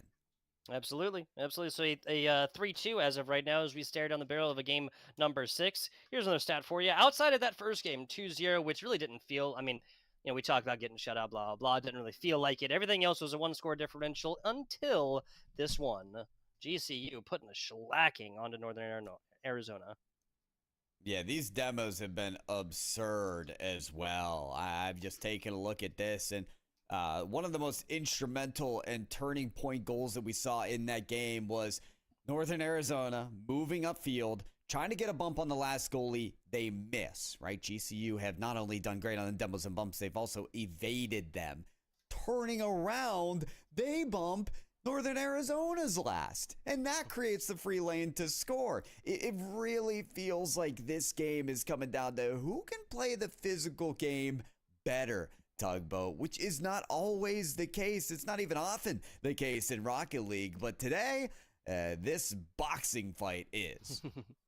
Yeah, an absolute boxing match. Y'all thought the excitement was yesterday on Netflix. No, it is here. The CECC West up there in Sacramento, California.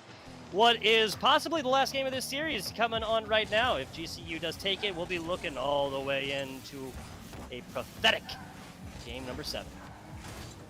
You know, the esports fans, the Rocket League fans, the fans of entertainment, they got their round 8 last night. They want the game 7 tonight. But NAU could do without it. Got to imagine Northern Arizona, they're pretty happy with how the game's gone already. They haven't conceded 2 to 3 goals in the first minute, not yet at least. Which was very much the case the game previous to this. Yeah, so what, they like struck first and then GCU, it was like a quick one that was just completely constructed beautifully, and there's Nando. Can't talk about beautiful constructions without a Nando goal. Yeah, teaming up with Beam Boy is exactly the case. This is an unbelievable angle that Nando takes, by the way. I mean, for NAU, how do you read that shot? How do you even expect it to be on target at that point? ECU throwing everything they can at the net. Surely that's not it! Froppy! Surely you wouldn't do him like that, Froppy. Surely you would not. Surely you wouldn't take this touch off an NAU member and then send it down 3/4 pitch the other way. Doing him like that? Going all the way up to Sacramento and doing him like that? This is I gotta visit Sacramento now. I mean, it's clearly the city of magic. I can't believe the tricks that are being pulled here in this game number 6. Nonetheless, what we've seen throughout this entire series and so much of the surprise factor has favored GCU, whether it's through those demos, those wild pinches, or the magic of Nando. We've seen all day today. GCU Purple continuing to march their way to a Game 7. Yeah, and doing a fantastic effort thus far. It is not time to switch up any strats. GCU is doing exactly what they need to. Looking at this 2-0 can be like elusive there, right? It can kind of make you feel better than. It's really more important than the time left on the clock. Excuse me, that's what I'm trying to say. This is gonna be Bean Boy off the wall right here. Another offensive drive, perhaps, Pyro.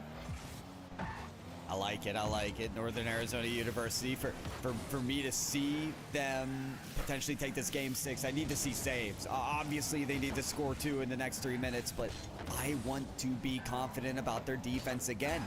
And that confidence has dwindled over the course of this series as Nando has perked up, as Bean Boy has popped all kind of opportunities through the net. It'll be another from him now.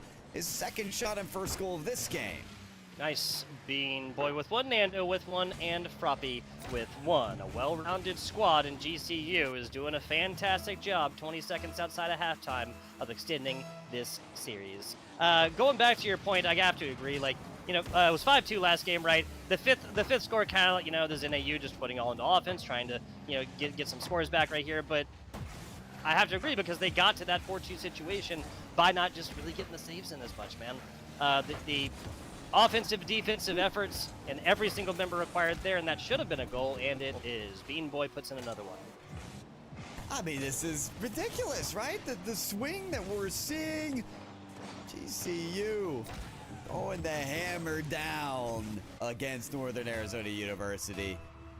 I mean, we could talk all about how we want to see more out of the defense of NAU, but I mean, we just need to see a whole nother team because it feels like they're just a fly getting splattered on the windshield of a 90-mile-per-hour Fennec down the freeway.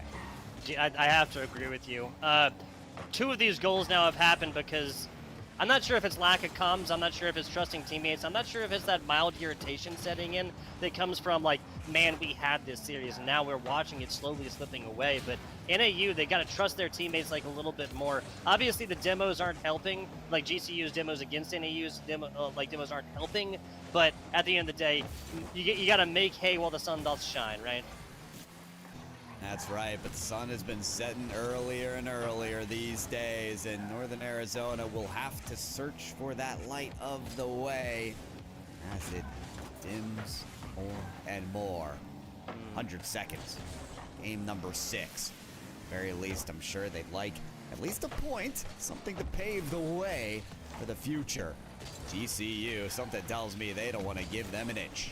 Oh, no, especially after they got shut out in game number 1. What a fantastic way to have gotten the last tying factor in such a way if they do complete that, right? I mean, they give up 1, still be a score difference of 3, but there's just that feeling, bro. That feeling of shutting out a team that has been doing fantastic against you in quite a while. And the defense for GCU stands up yet again.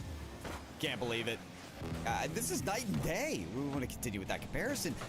GCU, the defense earlier, there were double commits, there were misfires. I mean, something has been locked in for this team. I don't know if it was a coach pep talk or it was the veteran Nando telling his teammates, hey, it's time to shape up. We are a better team than this. They certainly have been. This one's going to be a tough one to contend, yet Nando always finds a way. So, from the base, gets onto the wall, jumps out, hits it backwards, lands with wheels on the ground, and gets back into position. If that's not a sequence that shows you how GCU's defense is playing, I don't know what will. Unbelievable. Northern Arizona University, they're going to be watching film of this, and they'll have to watch it 3 times over to figure out how in the heck they haven't scored a single goal, not only in this game, but the last 30 seconds. Rebound after rebound, they're crashing the boards, yet they find nothing. GCU is a wall. Well, yeah, they're going to watch it 3 times in a fourth in their nightmares. What a shutdown performance for GCU in this one. This is exactly what the doctor ordered right here. That's got to feel great, and you can see it. Just frustration over right here. This is the time they really need to be talking and whatnot. I'm not exactly sure how the timeout rules or anything else like that or mild breaks work with the CECC West, but right now is when I would be taking 60. Just a quick 60, talk to your teammates, figure out whatever it is that just happened and how you make that not happen again. So the pseudo timeout in Rocket League when you're not granted them is to not ready up for the next game. All players respect it, but you can all ready up. If you're ready for the next game, you can wait and you get that 60 seconds. I agree. I think they're going to take that time to do exactly that. I mean, talk about, for me personally, as we head into Game 7, I want to give a special shout out to Valorant for being, slightly later in the day. I don't think we were going to get this game, and can you believe that this one wouldn't have been broadcasted? That's hilarious, Pyro. Yes, big shout out to Valorant for what it just obviously matches that take a little while longer sometimes. Because if we didn't get this, I'd have been very sad. I'd been very sad. Here's a theme for you. GCU has gone to the final game of every single series they have played at the CECC West thus far. Are you not entertained, people? Are you not entertained? Now, where it stops, we don't know at this point. GCU came out on top of Arizona State University. They lost to San Diego State University. And now they're in the same 3-3, one-and-done situation, Pyro. It's a comeback story for Grand Canyon University. For Northern Arizona University, it feels like the movie Holes. They've got a huge ditch to dig themselves out of. They have been silenced by GCU, and it's no better time than the present to get things going. No, it isn't. Froppy, wise read onto this one. 50 collected there by the side of Chronicle. Solid shot attempt. Now back way the other way. NAU, wisely. They're respecting the rotations here and early. There's no deficit with which they need to overcome yet. So there's no need to stretch this field and put it all into offense yet. Cleanliness of these touches coming out from GCU is unbelievable. Froppy had that perfect catch from the ceiling and swung it all the way around the corner. That's what's leading to chances for GCU. The smoothness of their plays, the boost steals in the corner. NAU, they're not even going to have the fuel to play defense anymore. Look at them all on 0 or nearly that. How can they keep a defensive wall postured? I have no idea. Chronicle finally finds one. That's why you're going to be seeing them back, pushing about half of their boost total into that defensive effort. Now finally going the other way of the pitch for just a couple of seconds until Froppy got something to say about it. Oh, he's got something to shout about it. These GCU players have been loud on the pitch. I hope that the fans and the parents and the friends can hear them in the stadium after every goal. Yet none have been scored in this game number 7. But speak of the devil, and the beast arises. There you go. NAU, the drought has finished. What is that, 7 minutes and just about 7 minutes or so of no scores on board whatsoever, and NAU strikes first. Beast, man. It's only been the second half of this series that he has perked up for Northern Arizona University. It was all about Chronicle and Carr in the narrative that I set up at the beginning, but what a surprise! Oh, is this anything but a surprise, Tugboat? It's a demo goal for GCU. Look at this. Look at this. Just trying to get away from him. It's like, no, please!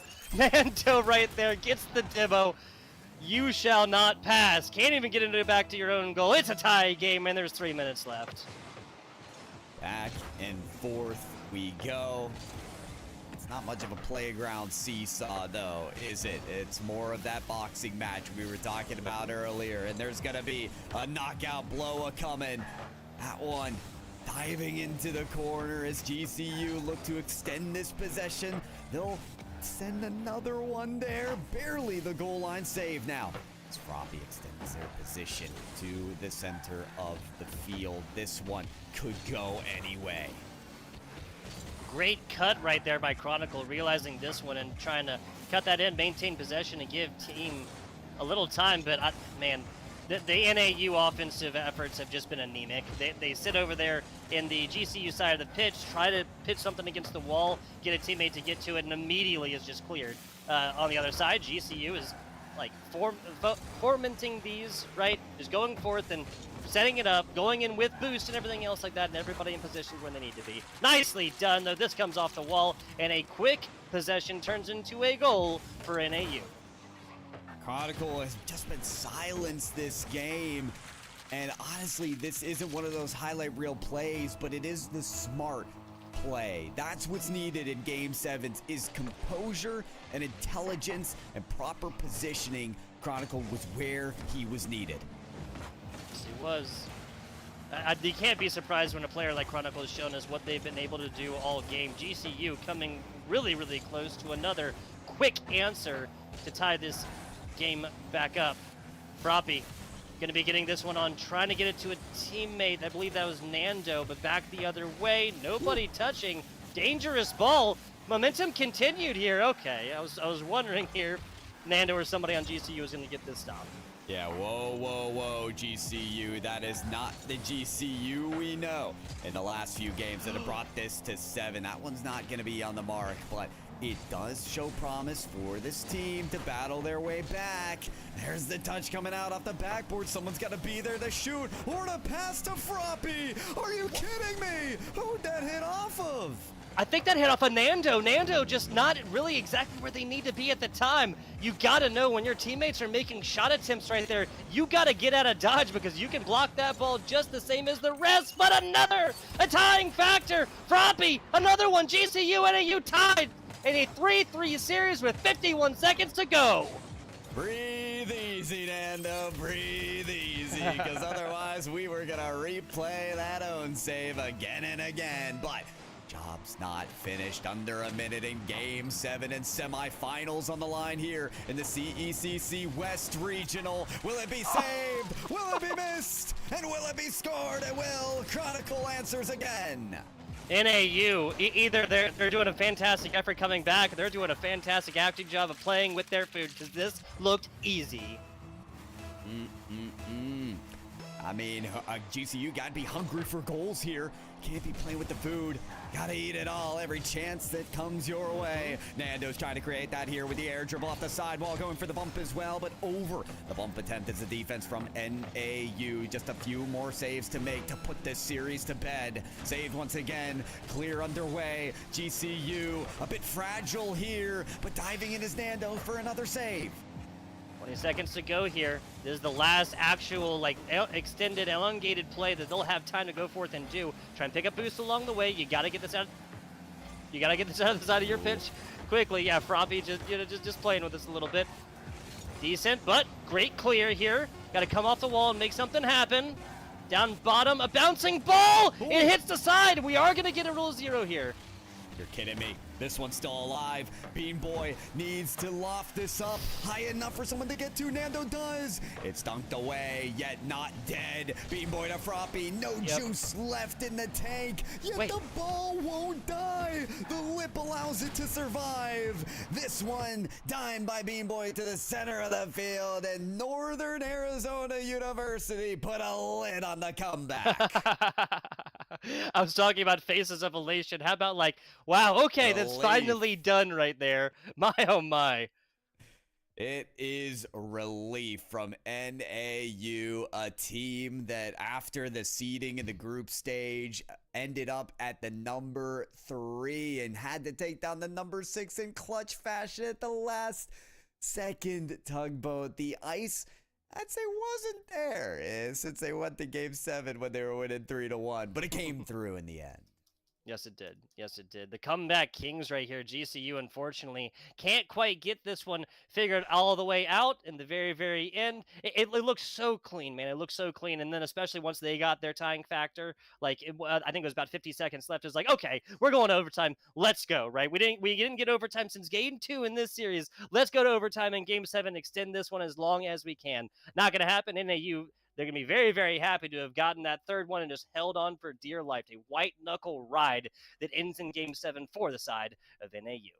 Yeah, I will say for GCU, this is a team that I've casted lands before for CECC, the West Regional last time when they were up against the likes of Boise State and other teams, and Nando has always been a player that is shouted at the top of our lungs, and his story will not be forgotten. I know this team's eliminated now, but the way that he will carry the torch and lead this team to great chances is unrivaled. So kudos to that player. Kudos to GCU for making it as far as they did. Unfortunately, that road ends now, and talking about we've got our top 4. Yes, we do. Yes, we do. We got a little interview action. We wouldn't get the top 4 without an interview. That's Clutch Key getting on here with Chronicle, then one of the heavy hitters here from Northern Arizona University. Tugboat Pyro J, thank you very much, gentlemen. Know you've been working all day long here. A couple of good matches you got, especially that ending, and we have to talk about it. With here, my man Chronicle from Northern Arizona University, first and foremost. Game 7, exhilarating. You were out of breath back there. How do you feel now? That was probably the most intense series I've ever played in my life, especially that Game 7. That Game 7 had us all sweating. Yeah, you guys were back there, saw the celebration at the end. That was insane to talk about. You guys are here. Now you're into semifinals. It's more or less a rematch now of Western Cactus League, if you will, only a couple months back. You guys are going to have to play UA again, but you got to feel pretty good after that game to play against them now. Oh, yeah, we feel fantastic after that. We're really excited to play tomorrow because in Texas in May, we didn't make day 2. We lost out in day 1 to Davenport, but we're excited to play day 2 here and be in the semis. Yeah, you guys are in a day 2, West Regional semifinals and finals coming up tomorrow. You will see the finals, but we'll see if NA can be one of the teams to head to the finals as well. Talk to me, because now you guys have an opportunity here to do what you didn't do before, win the West Regional, and then make it out.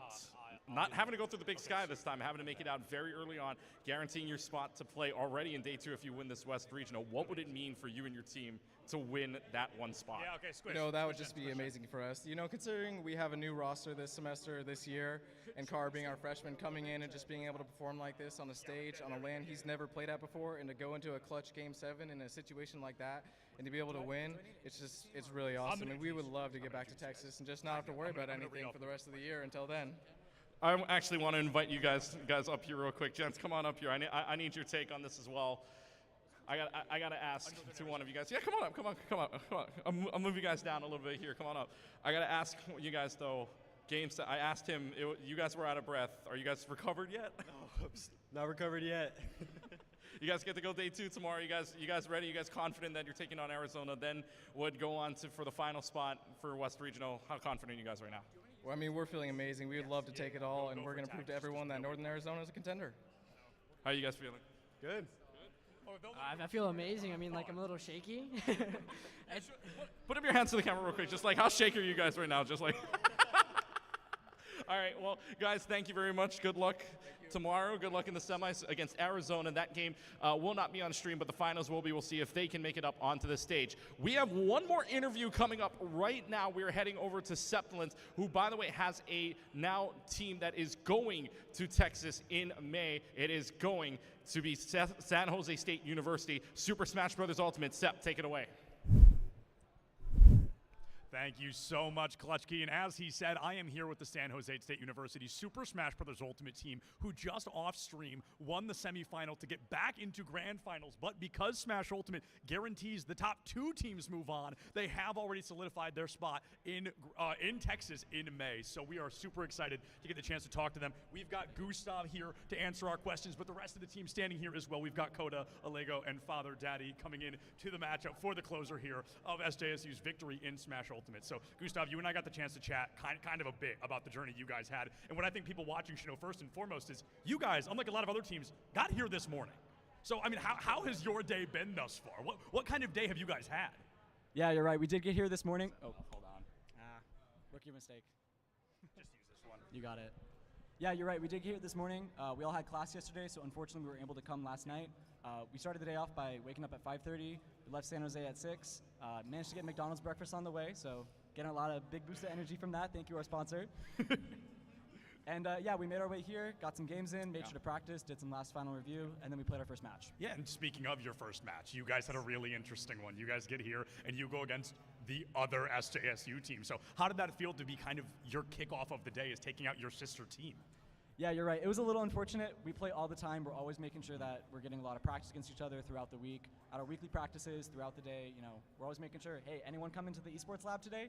We really want to make sure that we're getting a lot of practice and gearing up for this event. So it was really unfortunate to have to play them round one, but they gave us a great fight, and we're really proud of them, and they ended up having a good losers run. So we're very proud of them. Without a doubt, I mean, a great performance from them as well. And something I want to talk about, you talk about practice. We talked about matchups a lot when you and I were just chatting, and you guys have a really unique roster. You run Shulk and Wolf, which we see, somewhat do very commonly, and then you have Duck Hunt and Inkling as the other two, which we see, I think, significantly less common. You talked to me a little bit about Alego being kind of the set MVP in that last matchup and being a very consistent closer. And do you think there's benefit for both the Inkling player and the Duck Hunt of playing characters that are just played less?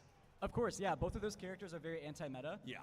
Most people don't have a lot of matchup experience against them, so I won't say that we completely went off of matchup experience, but it's definitely a factor, and we can't deny that. Yeah. So Alego is a fantastic Duck Hunt player. We've always relied on him. He's always been a fantastic member of the team. But today, I think he really helped us out a lot. And of course, Father Daddy, our Inkling player, did very well in our match against Sacramento State. So we're very happy for his play as well. Without a doubt. And, you talked to me a little bit about not being able to get here, just the four of you. There's other people that helped you guys get here. So I want to give you the chance to shout out anybody you'd like to. Yeah, of course. First off, I want to shout out Vin, our esports president. He's been fantastic. This is his graduating semester, so we're really grateful for him. We also wanted to give a shout out to Gabe, our esports coordinator. He's been an absolute blessing to have for our team. So we're very thankful. Thank you to Vin. And of course, everyone at San Jose State that's helped us get here. We're very thankful. Yeah, absolutely. Oh, sorry, one more person I do have to thank. We do have to thank our former player, Sonam Slash. I love Sonam so much.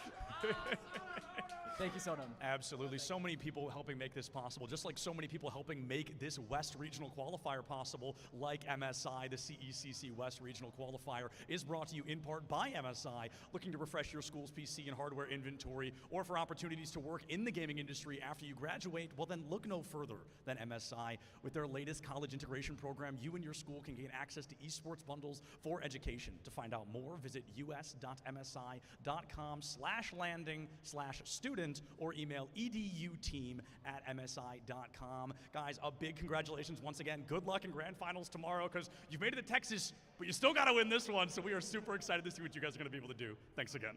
Thank you. We'll be right back with a little bit of Valorant, so don't go far, folks. We got a whole brand new esport we haven't even played yet today on the stream in just a bit, so we'll see you here for it then.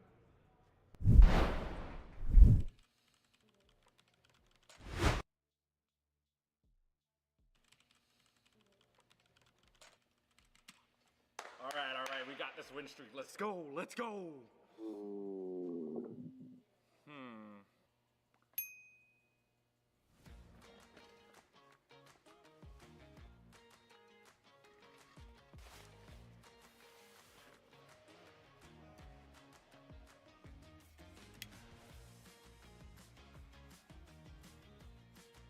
Hungry? Don't ditch the game. Get McDonald's delivered right to you. Even get a free large fry with any purchase over $1 when you download the McDonald's app today.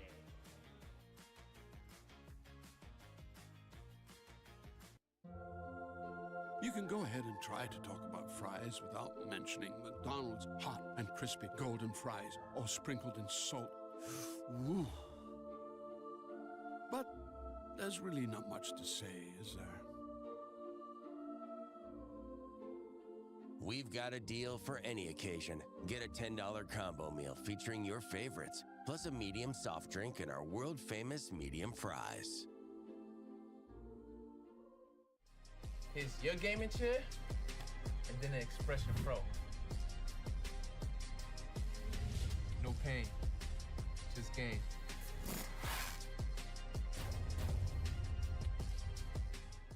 If you have to ask why it's important to start your day early, here's your answer. Enjoy a sausage McMuffin with egg. Get 2 for $6 and pair them with a $1.49 any size soft drink. Ba-da-ba-ba-ba. Hungry? Don't ditch the game. Get McDonald's delivered right to you. Download the McDonald's app today.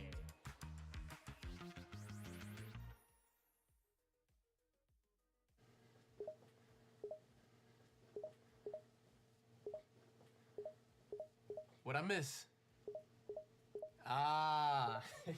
Expression Pro.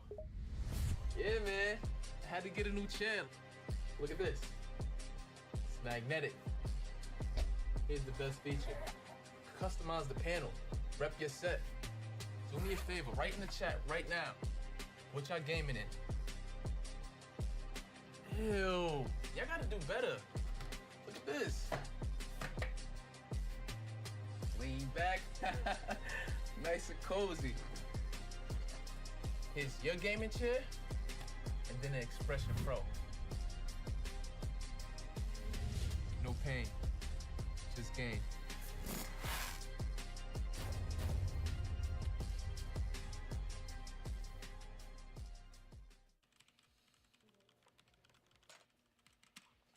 All right, we got this win streak. Let's go, let's go.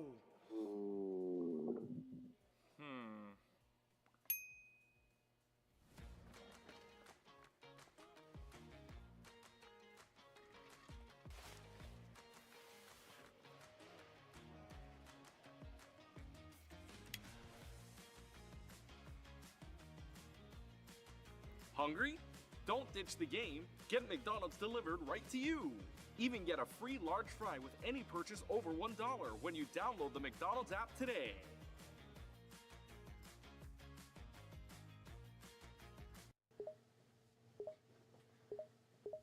What I miss? Expression Pro. Lean back. Nice and cozy. Here's your gaming chair, and then an Expression Pro. No pain, just gain.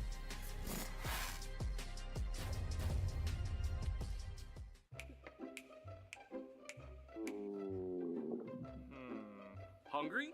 Don't ditch the game. Get McDonald's delivered right to you. Download the McDonald's app today.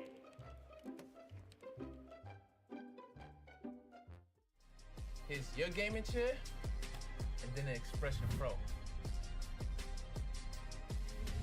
No pain, just gain.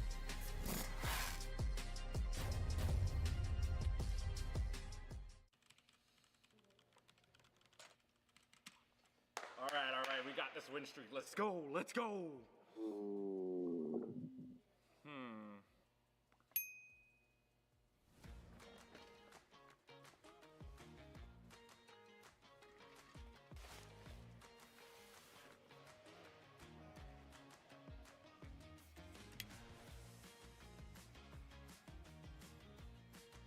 Hungry? Don't ditch the game. Get McDonald's delivered right to you. Even get a free large fry with any purchase over $1 when you download the McDonald's app today.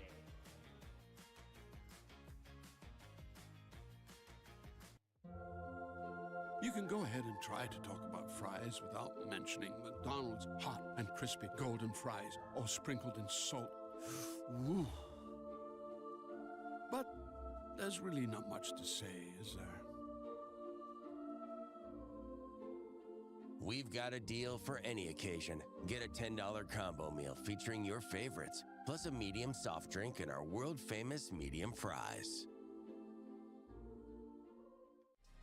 Here's your gaming chair, and then an Expression Pro.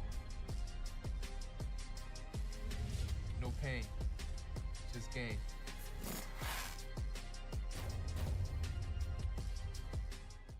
If you have to ask why it's important to start your day early, here's your answer. Enjoy a sausage McMuffin with egg. Get 2 for $6 and pair them with a $1.49 any size soft drink. Ba-da-ba-ba-ba.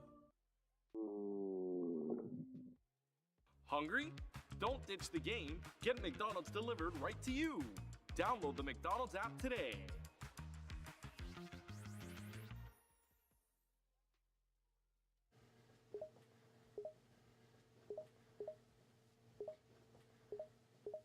What I miss? Expression Pro. Yeah, man.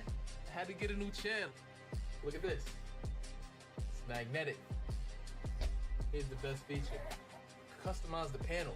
Rep your set. Do me a favor, write in the chat right now. What y'all gaming in? Ew. Y'all gotta do better. Look at this. back. Nice and cozy.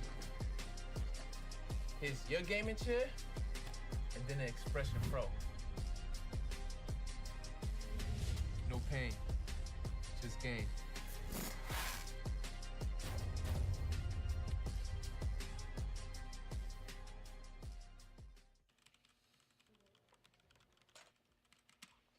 All right, we got this win streak. Let's go, let's go.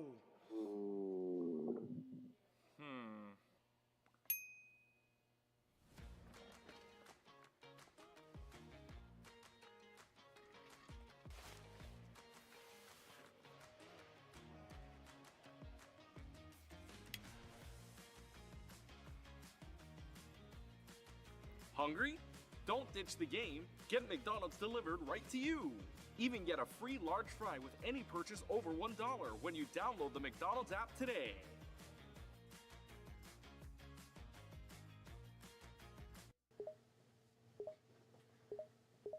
What I miss? Ah, the Expression Pro.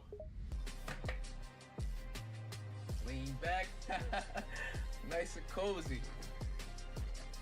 Here's your gaming chair, and then the Expression Pro. No pain, just game.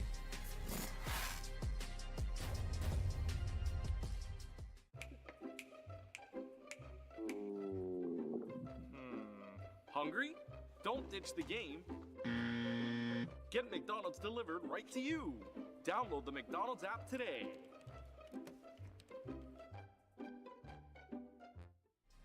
Here's your gaming chair, and then the Expression Pro.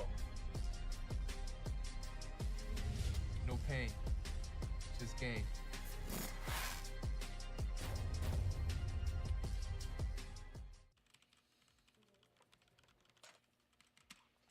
All right, we got this win streak. Let's go, let's go.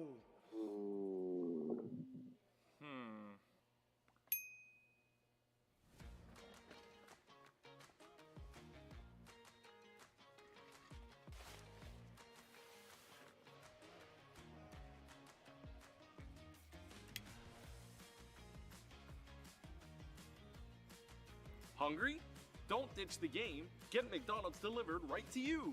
Even get a free large fry with any purchase over $1 when you download the McDonald's app today.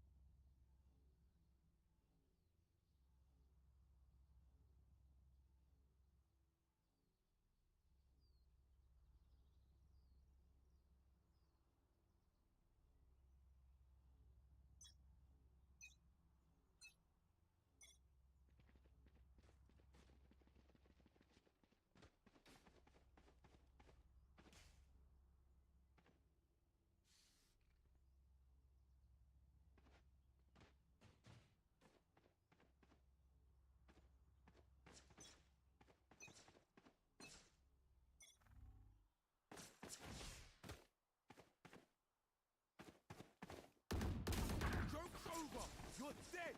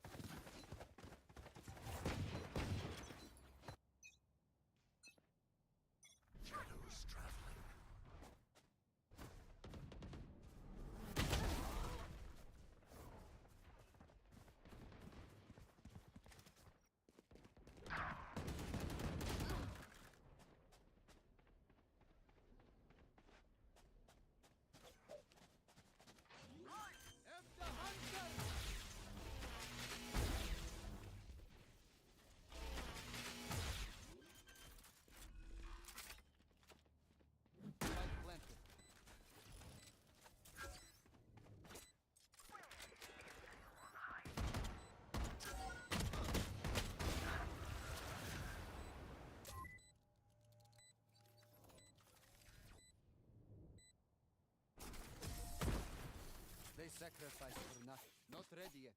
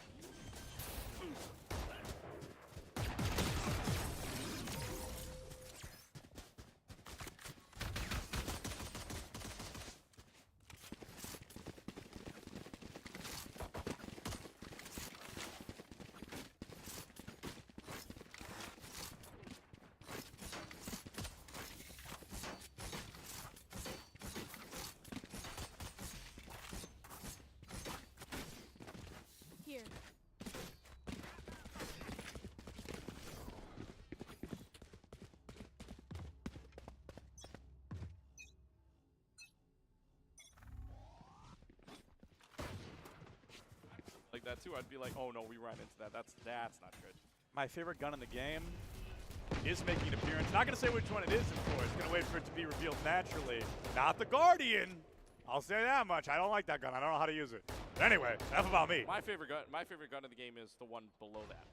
Dog. I can't. I've been here for 15 hours, man. I don't know. I can't picture the one that's cheap. The one that's cheaper within that same row. I can't picture the Valorant weapons in my head right now. Cut me some slack.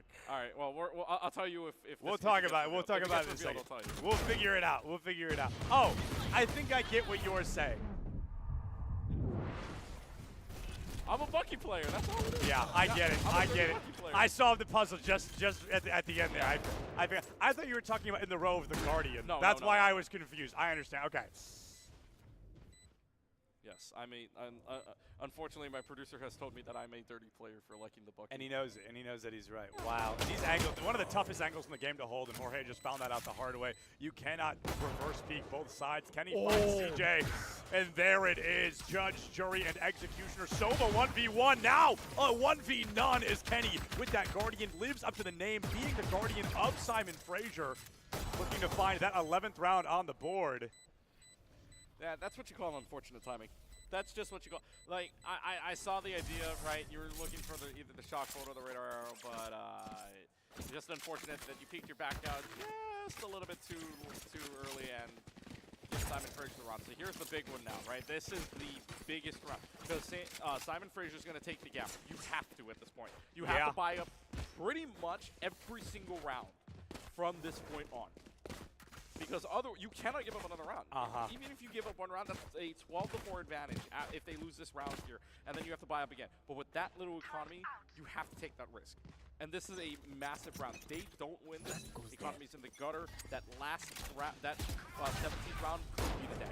Had a great fault line early. A lot of damage on Drekosaurus. 3 players down and out. 5v2 already. An aggressive push goes a long way here for this team if they choose to take it, especially with that ultimate online. The Phoenix ult does come to a close, goes for the reset.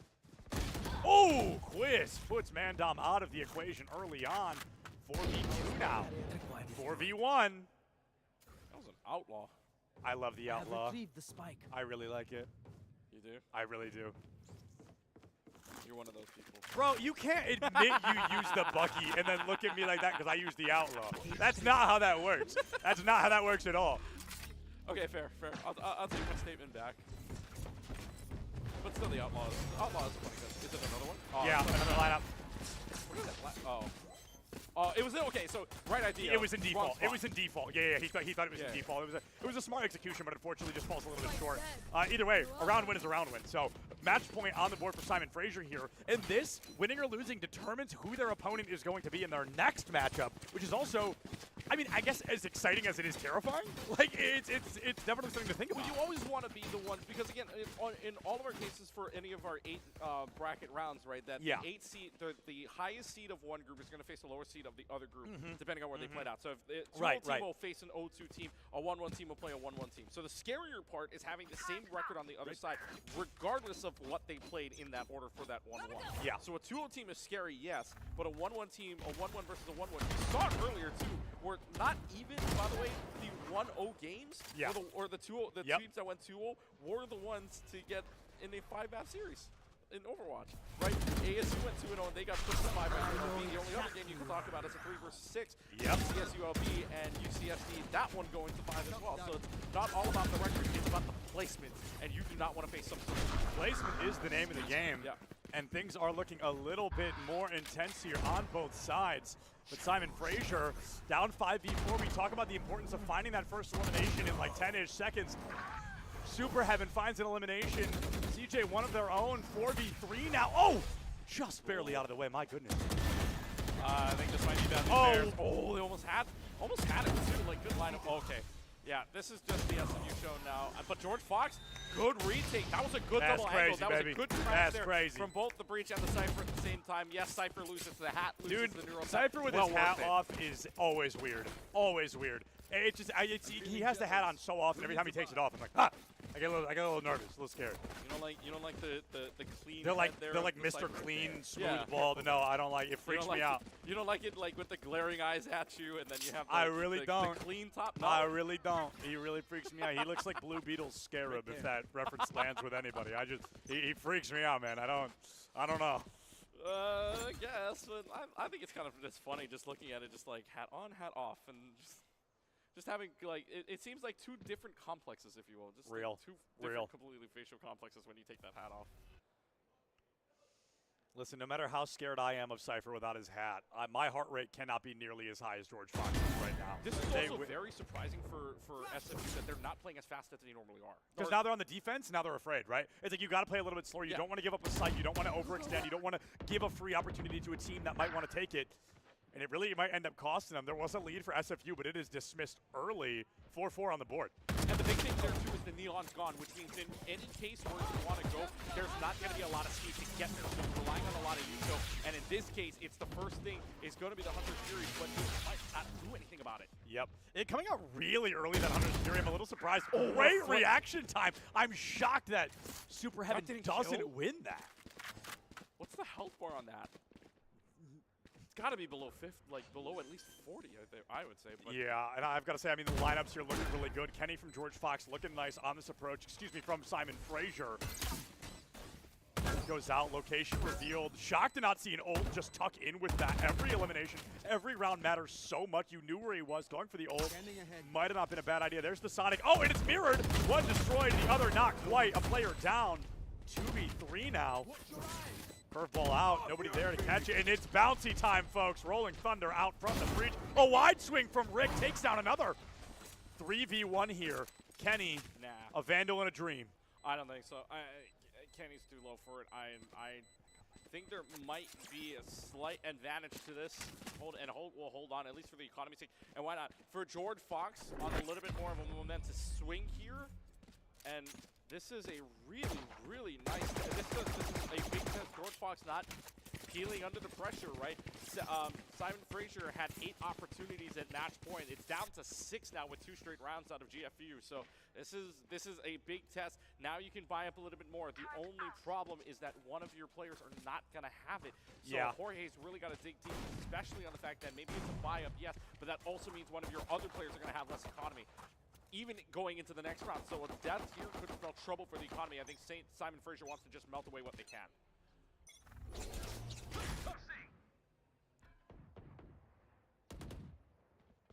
And again, it's just a slow push. It's really nothing that they've got going for it, right? It's for the already Shrek Swords gets punctured out, already gets at least detected. Yeah, it's a weird fast lane on that. It's definitely a weird fast lane. I get it's trying to cover approaches and kind of cover angles, but it's a very temporary solution when you've got 80 plus seconds on the clock. I think a unique play, a bit of a weird one.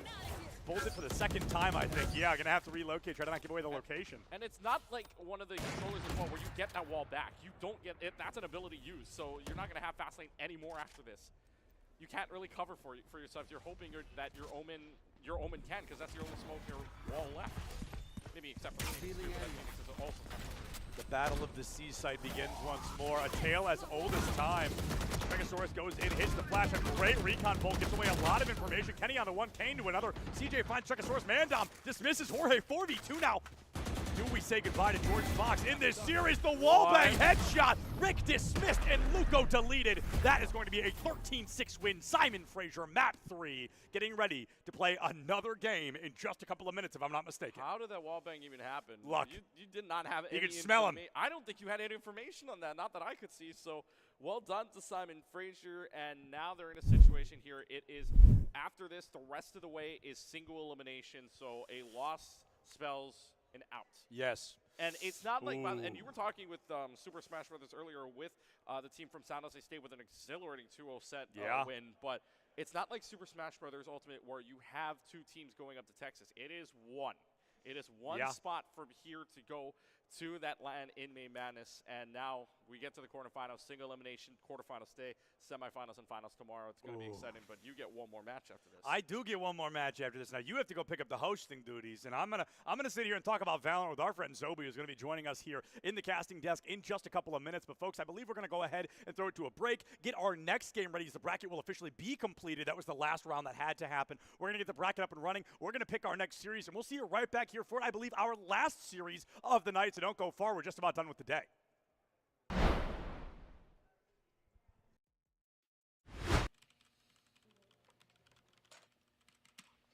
All right, we got this win streak. Let's go, let's go.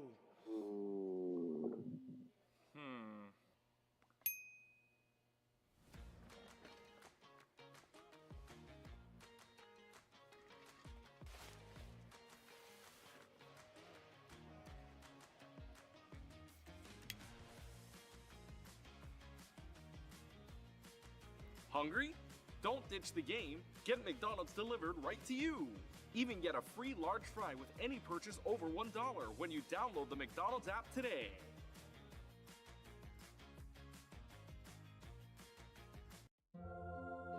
You can go ahead and try to talk about fries without mentioning McDonald's hot and crispy golden fries, all sprinkled in salt. Ooh.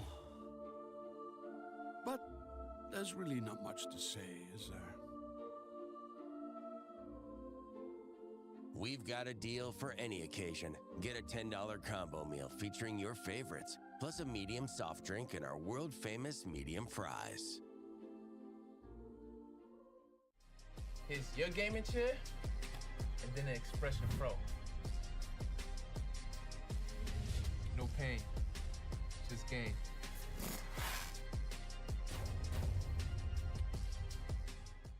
If you have to ask why it's important to start your day early, here's your answer. Enjoy a sausage McMuffin with egg. Get 2 for $6 and pair them with a $1.49 any size soft drink. Ba-da-ba-ba-ba. Hungry? Don't ditch the game. Get McDonald's delivered right to you. Download the McDonald's app today.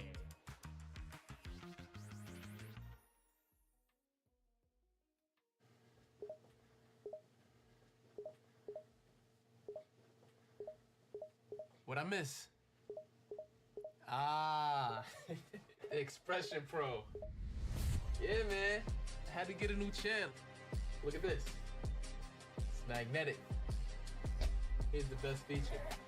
Customize the panel. Rep your set. Do me a favor, write in the chat right now. What y'all gaming in? Ew. Y'all gotta do better. Look at this. Lean back. Nice and cozy. Here's your gaming chair, and then an Expression Pro.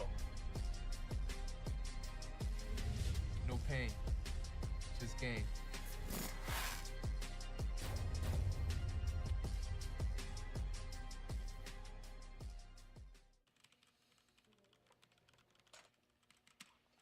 All right, we got this win streak. Let's go, let's go.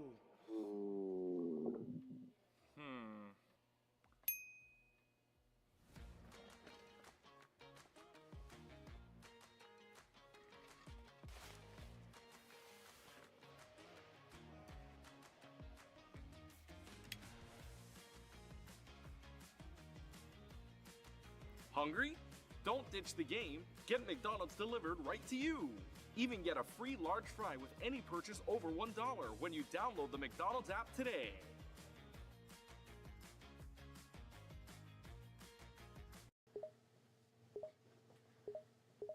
What I miss? The Expression Pro. Lean back. Nice and cozy. Here's your gaming chair, and then an Expression Pro. No pain, just game.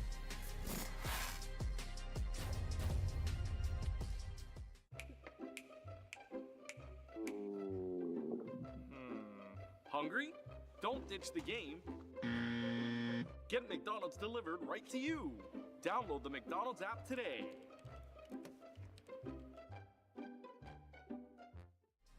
Here's your gaming chair, and then an Expression Pro. No pain, just game.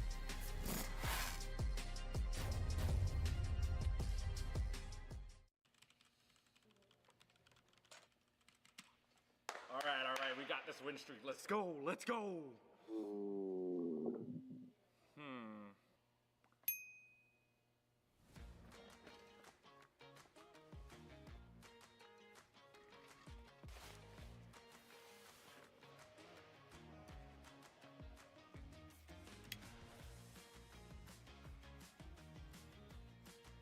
Hungry? Don't ditch the game. Get McDonald's delivered right to you. Even get a free large fry with any purchase over $1 when you download the McDonald's app today.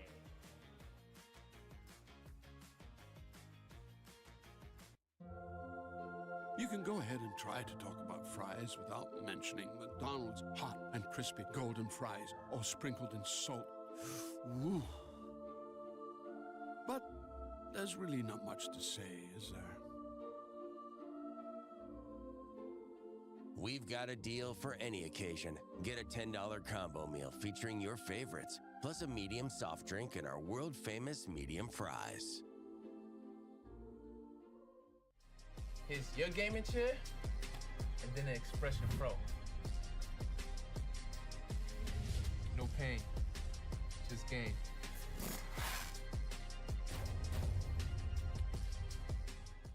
If you have to ask why it's important to start your day early, here's your answer.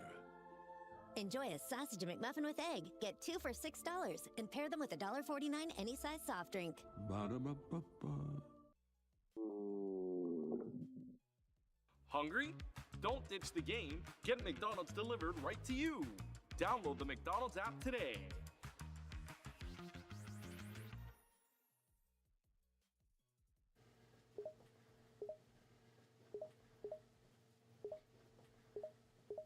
What I miss? Expression Pro. Yeah, man. I had to get a new channel. Look at this. It's magnetic. Here's the best feature. Customize the panel. Rep your set. Do me a favor, write in the chat right now. What y'all gaming in? Ew. Y'all gotta do better. Look at this. Lean back. Nice and cozy. Here's your gaming chair, and then an Expression Pro. No pain, just game.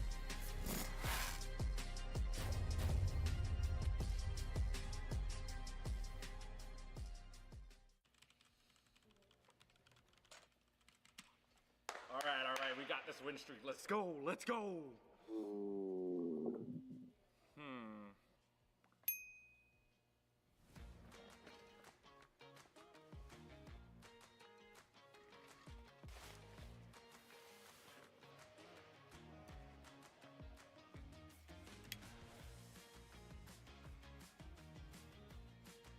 Hungry? Don't ditch the game. Get McDonald's delivered right to you. Even get a free large fry with any purchase over $1 when you download the McDonald's app today.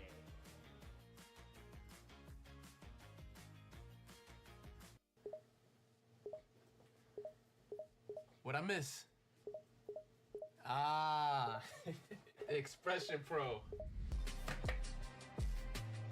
Lean back. Nice and cozy. Here's your gaming chair, and then an Expression Pro. No pain, just game.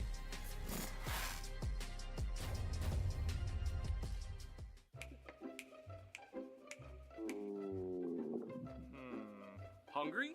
Don't ditch the game. Get McDonald's delivered right to you. Download the McDonald's app today.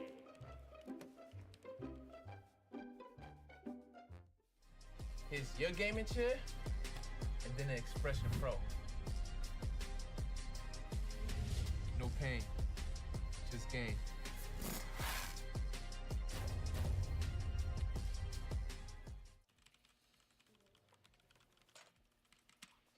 All win streak. Let's go. Let's go.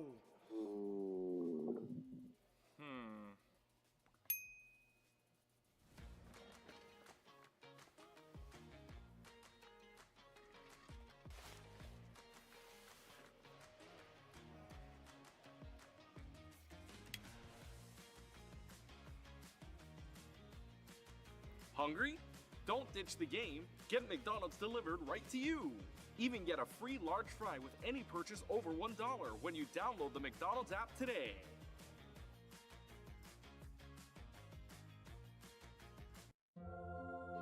You can go ahead and try to talk about fries without mentioning McDonald's hot and crispy golden fries, all sprinkled in salt. Woo. But there's really not much to say, is there? We've got a deal for any occasion. Get a $10 combo meal featuring your favorites, plus a medium soft drink and our world-famous medium fries. Here's your gaming chair, and then an Expression Pro. No pain, just gain.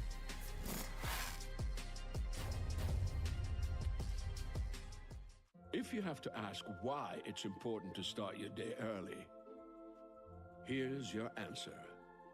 Enjoy a sausage McMuffin with egg. Get 2 for $6 and pair them with a $1.49 any size soft drink. Ba-da-ba-ba-ba. Hungry? Don't ditch the game. Get McDonald's delivered right to you. Download the McDonald's app today.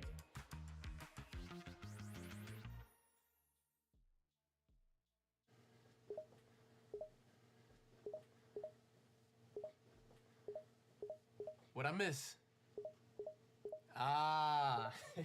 Expression Pro. Yeah, man. I had to get a new channel. Look at this. It's magnetic. Here's the best feature. Customize the panel.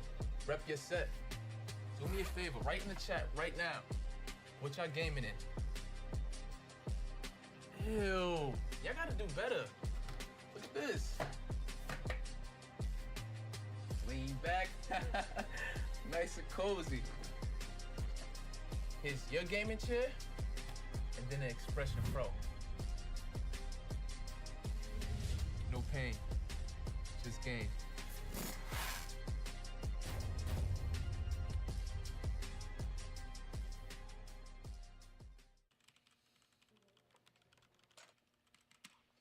All right, we got this win streak. Let's go, let's go.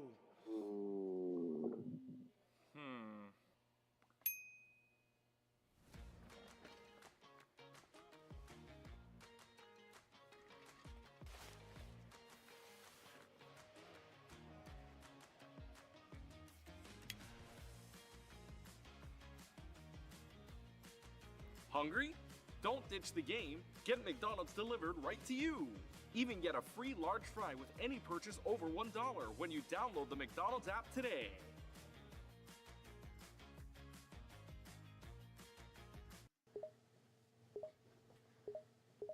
What I miss? Expression Pro. Lean back. Nice and cozy. Here's your gaming chair, and then an Expression Pro. No pain, just gain.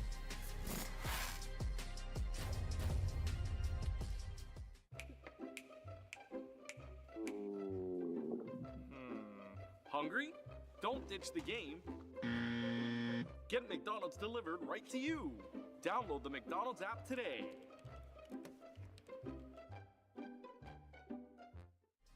Here's your gaming chair, and then an Expression Pro. No pain, just gain.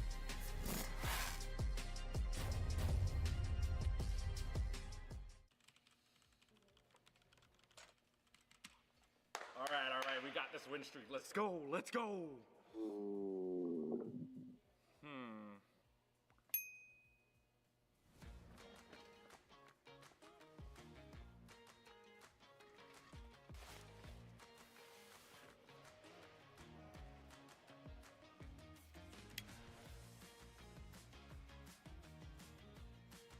Hungry?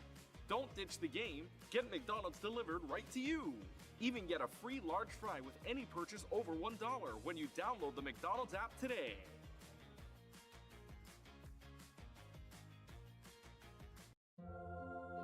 You can go ahead and try to talk about fries without mentioning McDonald's hot and crispy golden fries, all sprinkled in salt. Woo. But there's really not much to say, is there? We've got a deal for any occasion. Get a $10 combo meal featuring your favorites, plus a medium soft drink and our world-famous medium fries. Here's your gaming chair, and then an Expression Pro.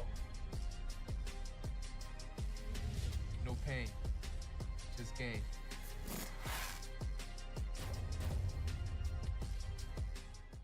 If you have to ask why it's important to start your day early, here's your answer. Enjoy a sausage McMuffin with egg. Get 2 for $6 and pair them with a $1.49 any size soft drink. Ba-da-ba-ba-ba. Hungry? Don't ditch the game. Get McDonald's delivered right to you. Download the McDonald's app today.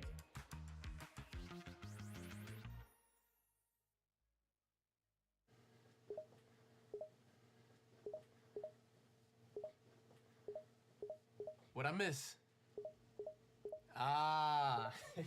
Expression Pro. Yeah, man. I had to get a new channel. Look at this. It's magnetic. Here's the best feature. Customize the panel. Rep your set. Do me a favor, write in the chat right now. What y'all gaming in? Ew. Y'all gotta do better. Look at this. Lean back. Nice and cozy. Here's your gaming chair, and then an Expression Pro. No pain, just gain.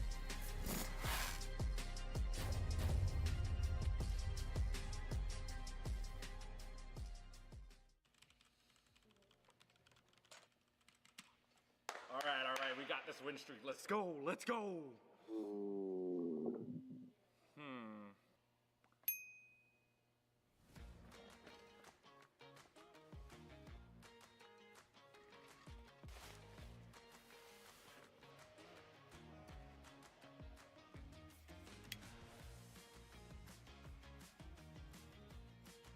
Hungry?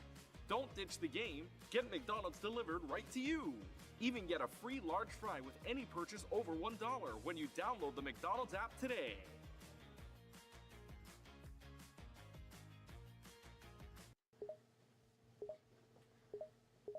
What I miss? Expression Pro. Lean back. Nice and cozy. Here's your gaming chair, and then an Expression Pro. No pain, just gain.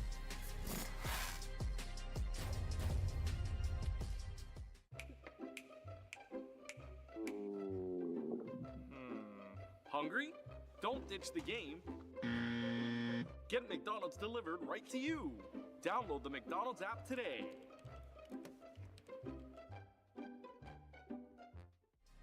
Here's your gaming chair, and then an Expression Pro. No pain, just gain.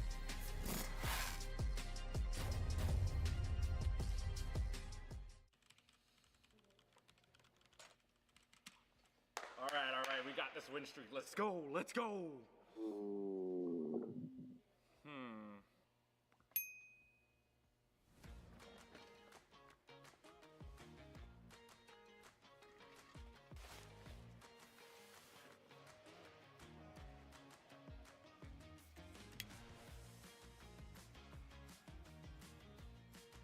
Hungry? Don't ditch the game. Get McDonald's delivered right to you. Even get a free large fry with any purchase over $1 when you download the McDonald's app today.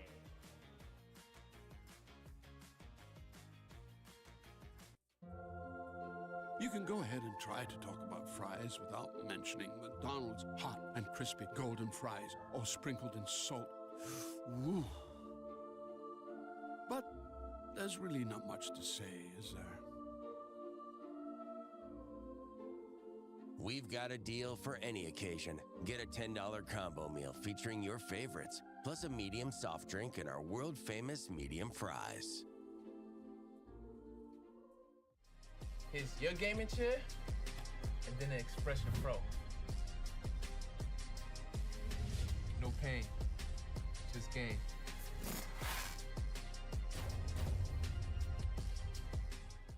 If you have to ask why it's important to start your day early, here's your answer.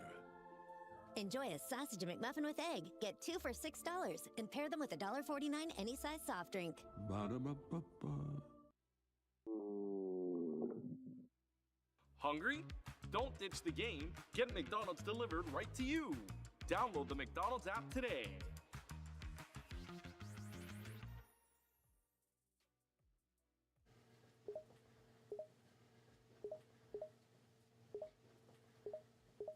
What I miss? Ah, Expression Pro. Yeah, man. I had to get a new channel. Look at this. It's magnetic. Here's the best feature. Customize the panel. Rep your set. Do me a favor, write in the chat right now. What y'all gaming in? Ew. Y'all gotta do better. Look at this. Lean back. Nice and cozy. Here's your gaming chair, and then an Expression Pro. No pain, just gain.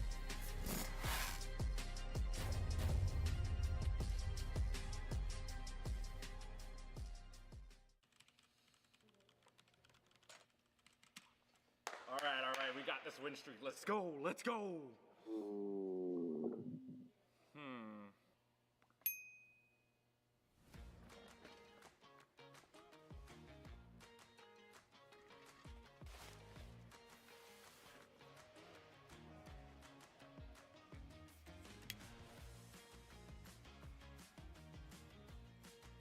Hungry?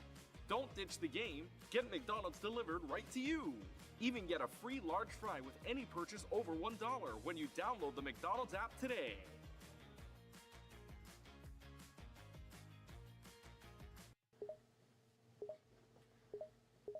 What I miss? Ah, Expression Pro. Lean back. Nice and cozy. Here's your gaming chair, and then an Expression Pro. No pain, just gain.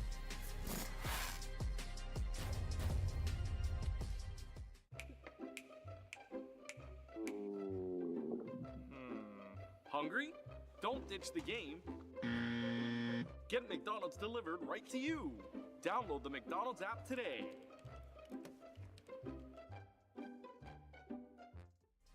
Here's your gaming chair, and then an Expression Pro. No pain, just gain.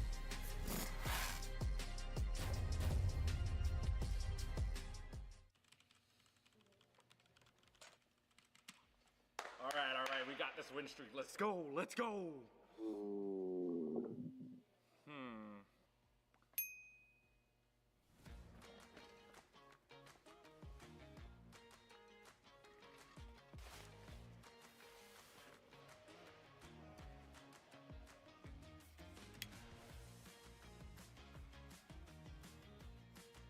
Hungry? Don't ditch the game. Get McDonald's delivered right to you. Even get a free large fry with any purchase over $1 when you download the McDonald's app today.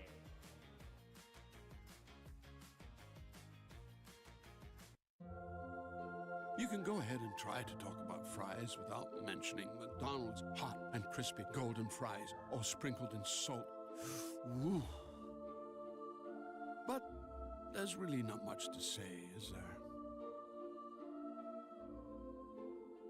We've got a deal for any occasion. Get a $10 combo meal featuring your favorites, plus a medium soft drink and our world-famous medium fries.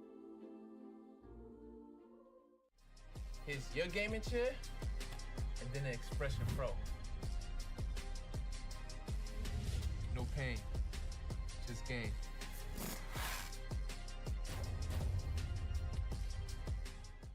If you have to ask why it's important to start your day early, here's your answer. Enjoy a sausage McMuffin with egg. Get 2 for $6 and pair them with a $1.49 any size soft drink. Ba-da-ba-ba-ba. Hungry? Don't ditch the game. Get McDonald's delivered right to you. Download the McDonald's app today.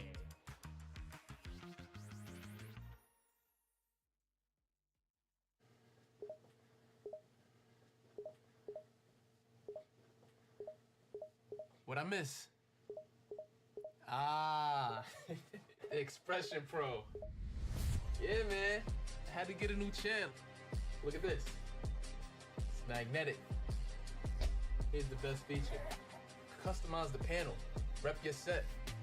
Do me a favor, write in the chat right now. What y'all gaming in? Ew. Y'all gotta do better. Look at this. Lean back. Nice and cozy.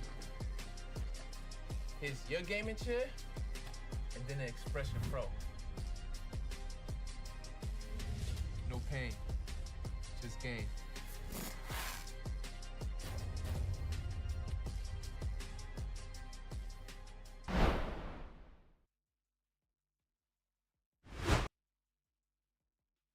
At the top of the hour, we are at our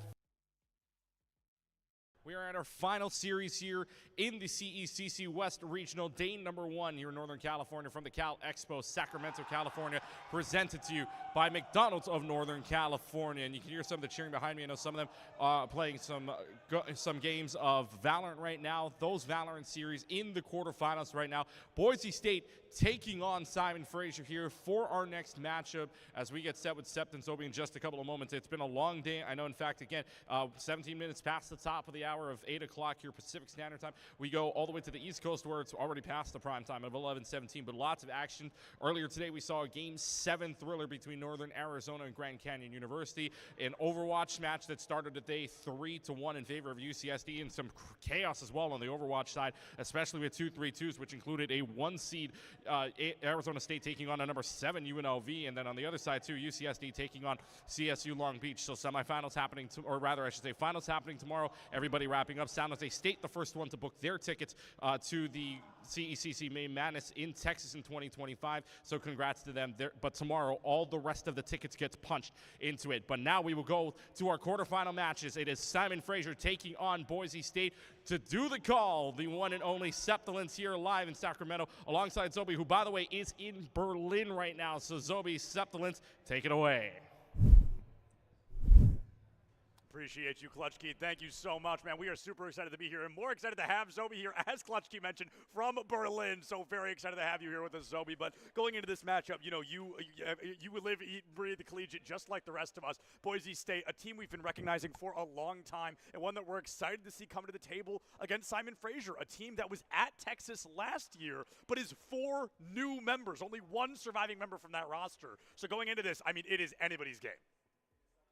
Oh, for sure. Both of these teams, actually, Boise State as well, going to that lane in Arlington, but getting grouped by a team they have now defeated here at the CECC Regional as well, which was GCU, or Grand Canyon University at the time. So they beat their demons, and now they're trying to beat Simon Fraser to advance into the semifinals. But fun fact here, Septilence, SFU wasn't even supposed to be at this LAN, were they? That's it was right. UCI that originally earned the spot, but then gave it away, and my belief is it's because Lace came to compete here in Berlin at Game Changers Champions, which is what I'm at. But aside from that, it has set us up for a spicy match, probably one of the closer ones matchups we're going to get here in the quarterfinals. Yeah, and Simon Fraser, I believe, has gone to map 3 just in their last series against George Fox. They won 2-0. They were 0-2'd by SJSU earlier today, and Boise State had a similar-ish journey. They 2-0'd Grand Canyon and then lost 2-0 to Cal Blue going into this. So both teams have experienced a win and a loss here today. Which one of those teams is going to experience one of those, one more than the other? Well, unfortunately, one way to find out, we know one of these teams has to walk away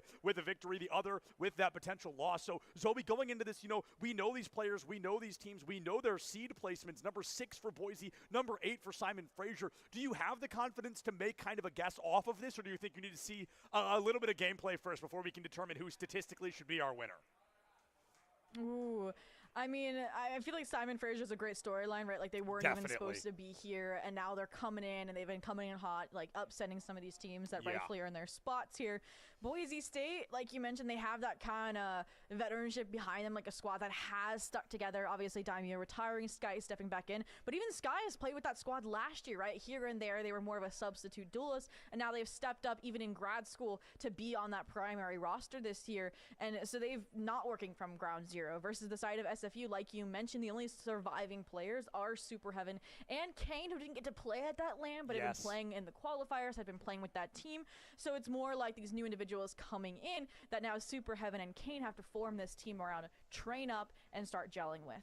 Yeah, and just gelling together is such a critical part of this game, as any team-oriented game, but Valorant in particular, each of you go in with a given role in the game, and it's your job to fulfill that role, to make sure you're carrying the team well. And I know that Rihanna from the side of Boise, that in-house smokes player, a very notorious one here in the CECC, in his senior year this year, is one of those players that I personally am going to be looking out for. I've been watching him play, almost, if not his entire collegiate career. I have seen Rihanna playing for quite a while, so I'm hoping he can come in, be the leadership that Boise's looking for, and that Boise so consistently puts out those leadership-type players. I'm really excited to see the impact that he can have tonight.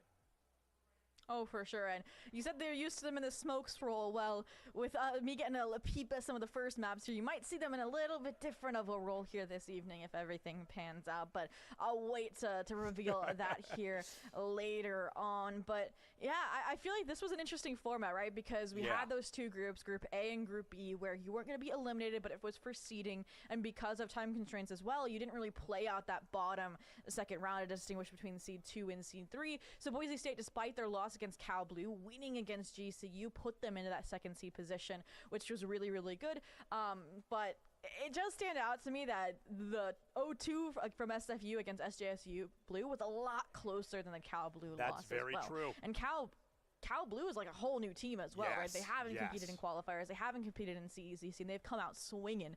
So we don't really know how to gauge their power level compared to SJSU, which means we can't compare SFU to BSU either. You bring up, honestly, an incredible point. If you can't power rank a team, we haven't seen punch yet. You can't kind of put that energy, that equivalent down on the board. So I think with that Cal Blue loss coming in, it is hard to dictate how impactful that was. And I'm so glad you brought it up, because I forgot to mention SJSU loss was an 0-2, but by golly, wasn't a close one, right? I mean, we saw Simon Fraser punching with the best of them, swinging out with that weight, and now we're going to have to find out how impactful that Cal Blue loss was towards Boise's mental, toward their physical game. Are we going to see critical changes now that they were, mistakes they were making in that series? Only time will tell, and I see a couple of players getting in the lobby. We're going to wait for the rest of them to join in just a couple of minutes here, but I do want to see these teams coming out playing their best, right? Because with a couple of recent changes in the game, Valorant, I've so consistently been talking about, is this constantly evolving game that we see so often change. And going into this, Zobi, is there any critical change recently that you think could impact these play styles tonight?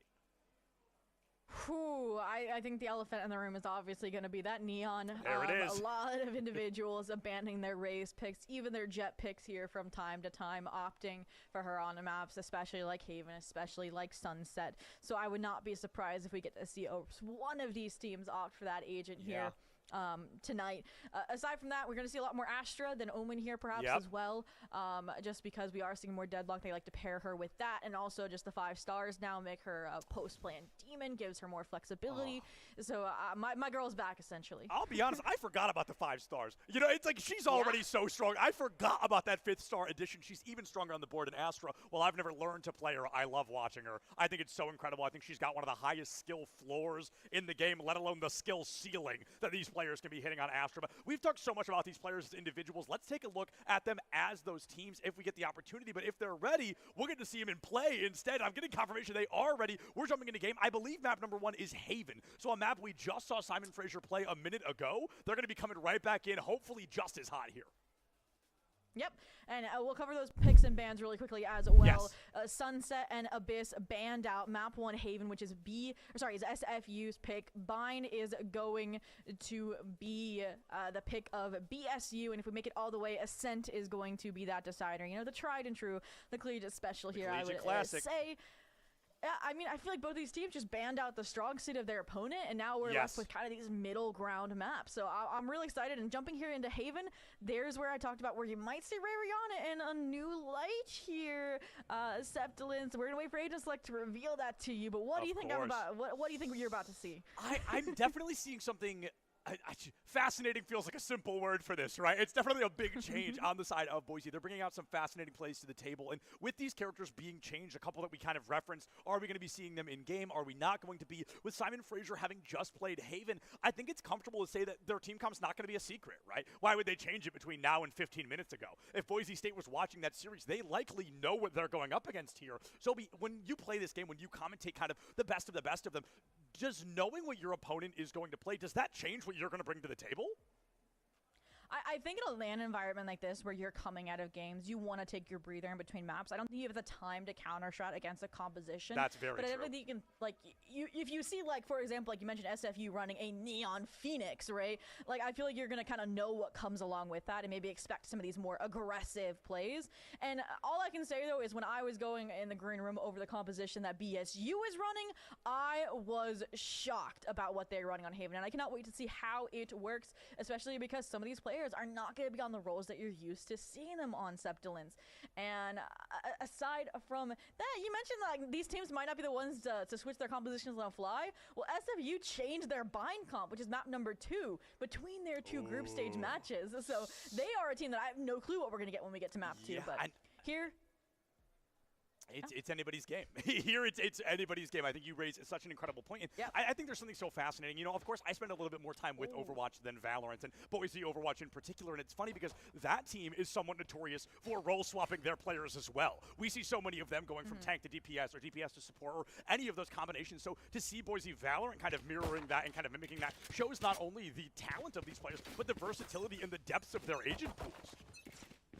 Yep, and speaking of depth of that agent pool, there you go. Rariana on the deadlock, which is such a concern for me because I feel like an anchor on that C side is like a down requirement here, especially with BSU starting out on the defense. So again, I'm going to be curious how you play, and this is exactly what I expected. Have your Pseudo Sentinel Astra play with your deadlock, but what it seems like BSU did not expect was a fast B-pop as the plant has already gone down. And this is exactly how Simon Fraser played it last time. They went for these B hits, they went for them early. A great elimination from Kenny is going to open the door. Prestige's headshot is going to find that. The wall bang on Shrek ties us up 4-4. The site getting pushed heavily by Boise State. Right now, hiding and alone. Kane on an island is going to be drowned out by Master here. Number advantage for BSU. And again, Super Heaven left to their devices, and those devices may just be enough. Frag after frag, and SFU is going to come out on top. SFU, a beautiful opportunity here. Simon Fraser is going to put that first win down on the board. Now, it's important to note that they actually lost, I believe, both pistol rounds in their matchup up against George Fox just one series ago. So this is not only a great win, obviously, for the numbers on the board, but a great win to show the changes and improvements they've made in, what, the 20 minutes between series. Oh, forward for sure. And like you mentioned, right, they're coming out of Haven. That's what they won against GFU or George Fox University to get here. So I can see why this would be their pick coming in to this best of 3 right, get off to the right start, because we've seen what happens when they don't. So pistol on their side, weapons now in hand. And it's interesting, right, when we look at the speed they had when they didn't have weapons on that pistol and the B site, now they're slowing things down, trying to dissect what this Astra Deadlock is going to look like. The Astra Deadlock is definitely going to be fascinating. A lot of post-plant defensive and a lot of just plant denial could go a long way, but unfortunately we're not going to get to find out what either are going to do, as they have been dismissed from the Mortal Coil. 2 players down already. Simon Fraser find themselves up 5-3 in round number 2. A round that, of course, you know, the statistics say they're supposed to win, but we've seen many a team lose it before. Skelesis into skies, finding picks of their own. Now 3v2. Boise State down, but certainly not out. And this is what the half buy the Deagles can promise is economic damage, but is it enough? Skelis says 45 HP here. Taking one more gun off would be huge, but making no mistakes here. Fast line up, getting off site, making sure they're not going to expire to the spike.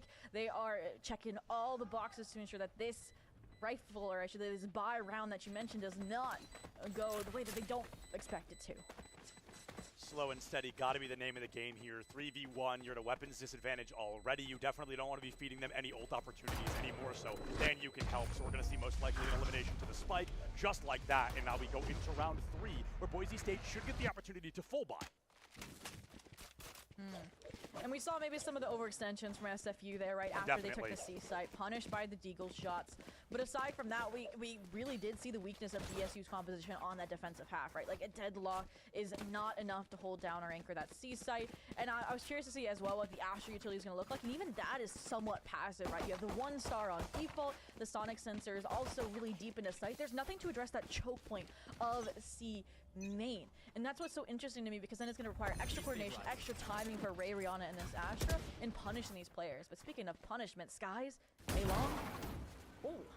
A lot of patience there. The curveball is going to be able to find an opportunity. Pushes Skies back a bit. We hear that ultimate come through. The double tap on the ISO puts him into the forefront, but he still gets taken down by Super Heaven. 4-2 now in favor of Simon Fraser. And look at this. Here's the aggression again. They get the A site. They overextend not just into it, but through it, looking for an opportunity to strike. Rihanna gives themselves away on the high ground, not able to find that spray, but able to put down 1 now. Tries to double it and give it back to somebody else, and that Omen stands strong. All right, 2v3. BSU in danger of losing their rifle around here because of those extra weapons bought up by SFU. Ray Rihanna just waiting for the rotation, waiting and hoping that the Astra would find something, but as Ray Rihanna falls, it looks like the call is here. Prestige, and go ahead and save that Vandal. And you mentioned there, Septilance, right? That SFU almost overheated, but it was off of a run it back, right? Your Phoenix, who has a second life, is going to come back, and they did their job. They made that space, right? They capped off the little pinch play to close out those players over towards long from BSU, and then they prevented a reflood from BSU. So beautifully done here for the 3-0 on the board. 3-0 on the board is already, as I mentioned, a better startup than they saw against George Fox. They had lost that pistol round, and then they went on to win, I believe, 7 rounds in a row. So if they're able to win these first 3, how far is this momentum going to be able to take them? Because going into this round here, we're going to see Boise State go for maybe a little bit of a buy-up, but I'm talking like light shields and maybe an SMG. I doubt we're going to see any rifles, maybe 1, if they want to extend that Franken buy, look for an opportunity to strike, but they know they're walking into Simon Fraser at full power here. Oh, for sure, and I think that's why we have this gamble stack on B. That's why we have 3 players getting ready to push out grass, right? If they're going to take a fight, they want to do it on their own grounds, and they're going to die by that hand as well. Yeah. Holy cow, 3 players blink and you miss it the first 10 seconds. Simon Fraser up by 3. Now a lot of damage dealt on their side, so surely a winnable scenario for Boise State if they can land a couple of shots. Sprang into the middle here. An approach up through Link could be the opportunity to strike, but instead the noise being made, perhaps a bit of a deterrent. It's the C site lock-in where that spike is going to go down. There's a world where this went the way of a BSU, but it's not gonna be in this thread. Skeleton, Eagle in hand. A similar conclusion here. Again, a flawless round for SFU, denying that eco strategy. And like you mentioned, right, the sheer chip damage was good. If Ray Rihanna wins that frag over towards grass, the shock darts from Skelis land to finish off these opponents, it could have gone a very, very different way. The last 4-0 here for SFU. BSU back to a bye. And this is where I think if Boise State loses this round, you got to think about taking a timeout, because something is not working with this composition and the defensive handling. Yeah, and I always kind of have that same rule of thumb, right? If you lose 5 rounds, especially in a row, you probably want to call that timeout and try to see if you turn something around, discuss what's happening and how you want to approach those following rounds. Now, Haven is, I feel like, often referred to as an attacker-sided map, right? So there is that little bit of like, oh, maybe, you know, SFU is able to win these rounds because it's offense-sided. But in reality, I mean, this has been a near flawless execution of site taking, of eliminations, of just planting in default, creating opportunities that Boise isn't expecting, and so be going into future rounds. I mean, what critical changes do we want to see from Boise to try and stop what is currently this snowball against them? I don't want to see what they're doing right now. All SFU kind of forced it, as I want to see more collective retake. The issue here is that SFU talked about it. This overheat favors them once in a while. Right? Yeah. taking out these main re-entry duelists, and if you're holding on to that space, then you cannot have a cohesive retake if you are at Boise State University. So the gamble continues to pay off. They continue to double. They're going for the jackpot, and with that lineup and not coming down, Kenny is going to strike themselves into a 5-0 here, favoring Simon Fraser. Kenny just playing dominoes on the B side there. A beautiful lineup with that Vandal. 8 eliminations on the board, so currently over double what Boise State players can bring to the table at this time. And SFU, it's funny because so many teams, when you put them on stream or you put them on main stage like these teams are right now, there is that little bit of pressure, those nerves that so many people kind of play worse. But I feel like Simon Fraser is playing better. I feel like they were playing really good earlier. They're playing great right now. They are absolutely out for blood.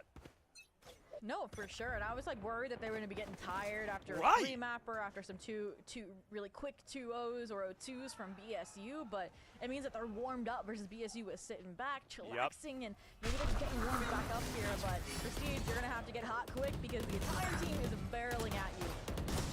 They barrel not only at you, but once again through you. 3 players down and out. Simon Fraser looking for their second flawless, but Sky's going to make sure that doesn't happen with the Blade Storm available. Shock Dart covers that C-Link.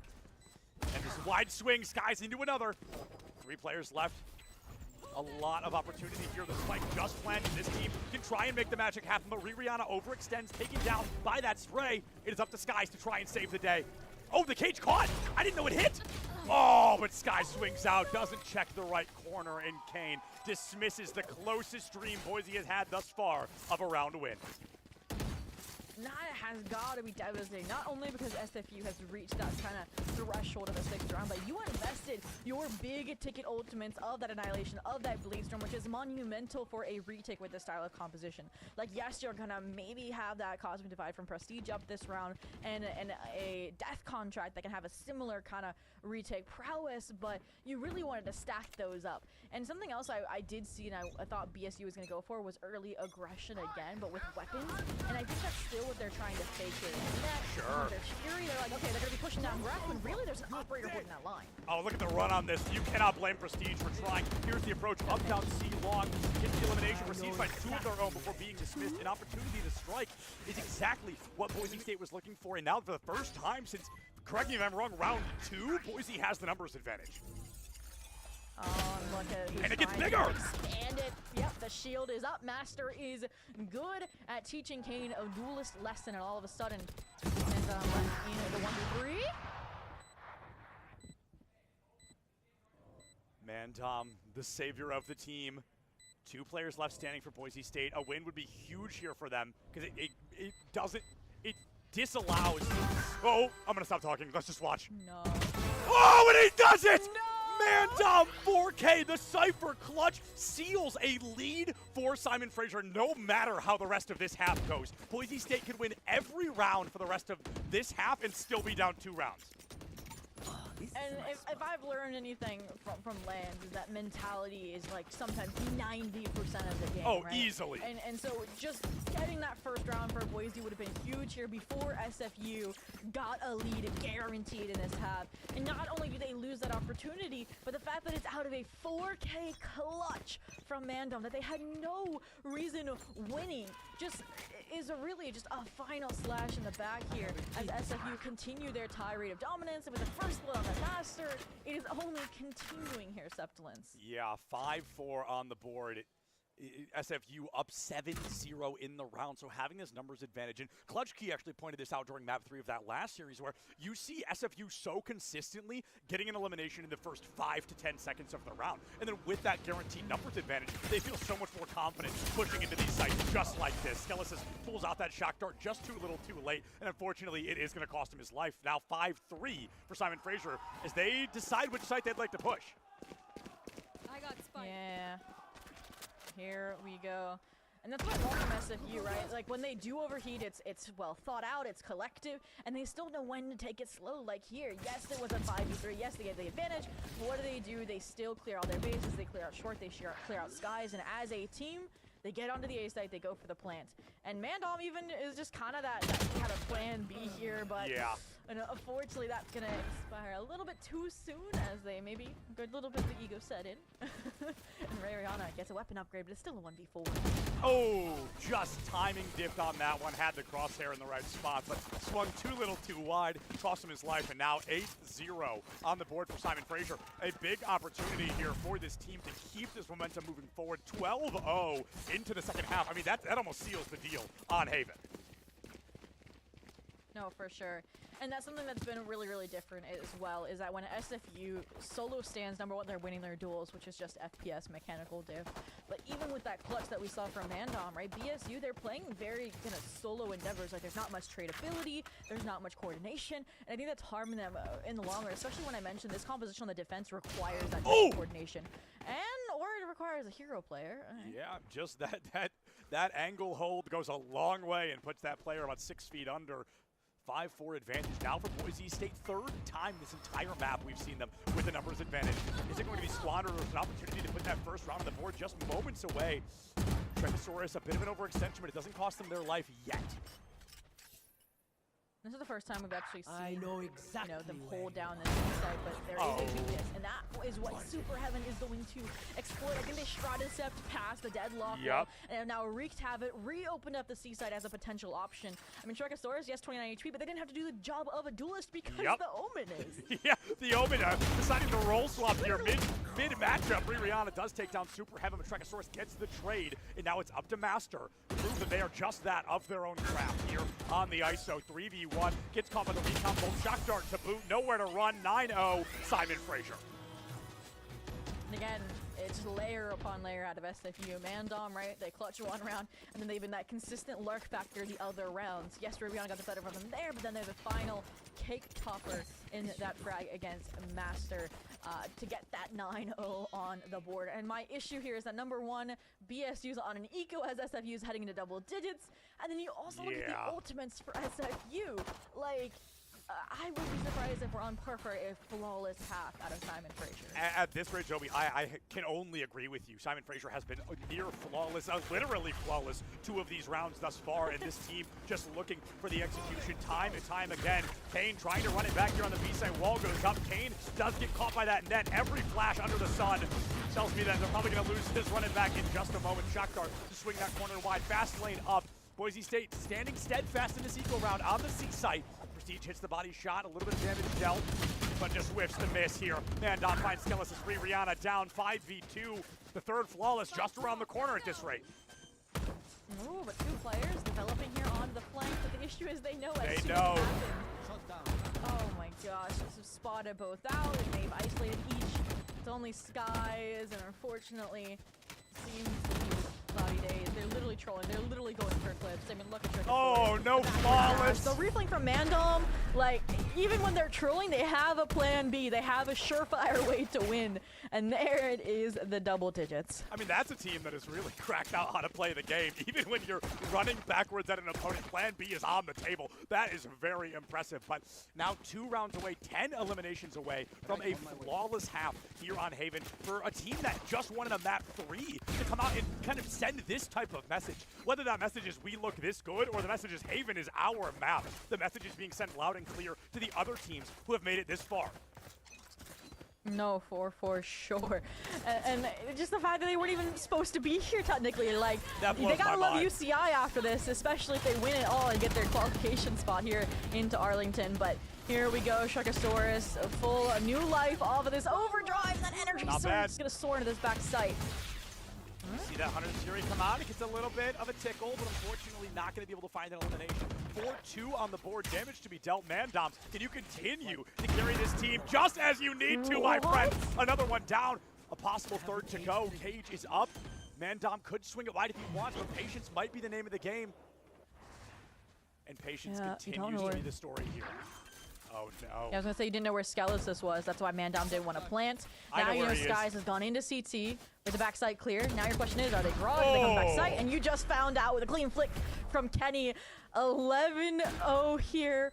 1 round away from the perfect half and map points, Septilance. This is a very, very strong showing from Simon Fraser thus far. This team is coming out in just the message has been sent. I feel like a broken record, but I cannot stress enough, as you said, Zoe, this team not supposed to be here right now. They got here on not quite a technicality, but on an opportunity. And I have never seen a team run with an opportunity quite as aggressively as this team is right now. They say, oh, we weren't supposed to be here, but we're going to walk away the only team standing in this race. Yeah, like we said, made it to playoffs in Arlington. They want to go back, even if it is with a majority of a new squad, right? Kane didn't get their opportunity to play on lane last year, despite SFU winning that spot, and they want to this year, and they are showing it here. A little bit of a slower approach, maybe scared of that, you know, death contract here from the ISO. Plenty of time here. This is, I think, the slowest round we've seen. This is the longest we've seen all 10 players. My bad. All 10 players standing. Master down. Mandom, though, traded. So power player, Clutch King Mandom, has fallen on the side of Simon Fraser. Is that the opening that Boise needs to put a round win on the board? Skies finds Kane. 4-3 advantage. 2 ultimates in a pocket here. Can Boise walk away with a round in the first half? In the last round of the half, might as well dump everything you can into it. Cosm divides out. Skelos is punishing an over peak, but it's super heaven. I called down upon the heavens, and with that, Hunter Tree knew exactly where Skelos is. And while it looked like for a second the tide was changing in the favor of Boise State University, it's Simon Fraser again to come out on top out of pure heroics. I mean, super heaven from Simon Fraser, sending Boise State straight to his namesake, right? Right up there to super heaven, one by one. All 3 players going down, and the door just blown off its hinges by that Omen gameplay. Every time Simon Fraser gets close to losing a round, the clutch factor kicks in for somebody, and they continue to find these round wins over and over. 12-0, a flawless half. I'm not going to say this as a fact, but to my knowledge, that may be the first or one of the first flawless halves we've ever had on a qualifying broadcast. Ooh, I don't quite know in my back of my memory, or maybe the fact that it's almost 6 a.m. is wearing at me here. That But might have something to do with it. we'll see if the 13-0 gets complimented, but this is what I wanted to see. BSU's composition is so strong on the attack, right? Absolutely. Especially you have these exact setups, and then once you actually get site control, what are you going to have? You're going to have sonic sensors, you're going to have this wall, you're going to have the Astra post plant. Like, this was built for the attack half, because you even have that double duelist that can get aggressive to wear down the timer even further. So the fact that they just really wanted like a few rounds in that first half is just so paramount. Oh, Prestige falls in spawn there. Shrekasaurus just, I'm not going to say out of position, but really in an unusual location to take that Astra down and out. Those stars are gone, all 5 of them not able to get used. Mandom gets one, guaranteeing the continued lead. Can he find another? Rihanna with that double kill puts Boise State right back into the fray. Skies dismisses Shrekasaurus, and Boise moments away from a round win. Is enough to Super Heaven to seal the deal. There's another one. He's out of time. And bullets. Second class. No way! One No way! No way! There's no time. There's no time. Oh, my heart hurts. 0.48 seconds away from a 13-0, a flawless map pick from Simon Fraser University. But if that's what it takes to get across the line, then they're going to have a rough half here. It takes one mistake, and SFU is trying to force that. The Stinger squad force up. Now, I am going to say, Septilance, this is how you throw a 12-0 lead, is letting this snowball into an advantage for Boise State when they have a composition that is built for the attack. But I also have to point out that last round, it felt like SFU fundamentally understood Boise State's plan of that Astra playing as far away from danger, as far away from sight, and they isolated that really early on. So that's a huge concern of mine, is that the on-fly calling is insane right now. Yeah, I mean, it was 0.48 seconds away from flawless. They knew the plan from the beginning, I think. Now, Kane goes down, but Skies is traded. Double tap onto Master is going to give a little bit of confidence to get into the fight, but Rihanna being the first one in, you got to go behind the immortal guy for a second there, but unfortunately, it gets nothing done. Bucky in hand, player down. Prestige finds Mandom. At 3-2, Boise State numbers advantage, almost the full round still on the clock, so they can really slow things down and determine where they'd like to go next. And that was a good tendency picked up by Prestige, that Mandom likes to flank, likes to lurk. Yep. And especially when you have a deadlock, not a firm flank hold, they're going to try to take advantage of that compositional weakness here again. I did like the Neon rotating over to the C side because they thought they heard them run away. We're trying to bait for Super Heaven, but the rehit's going to come through, and all this pressure is going to be on the Omen. And I'm curious to see if they're going to re-clear short, because look at this! What is this? Oh, Super Heaven finds one. And now it is up to currently bottom frag of Simon Fraser, Shrekasaurus, to be the player to seal the deal and win the map, putting Simon Fraser up 1-0 in a best-of-3 series.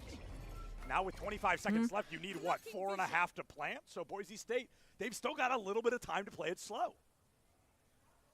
Maybe the bottom frag, but did their job in the first half.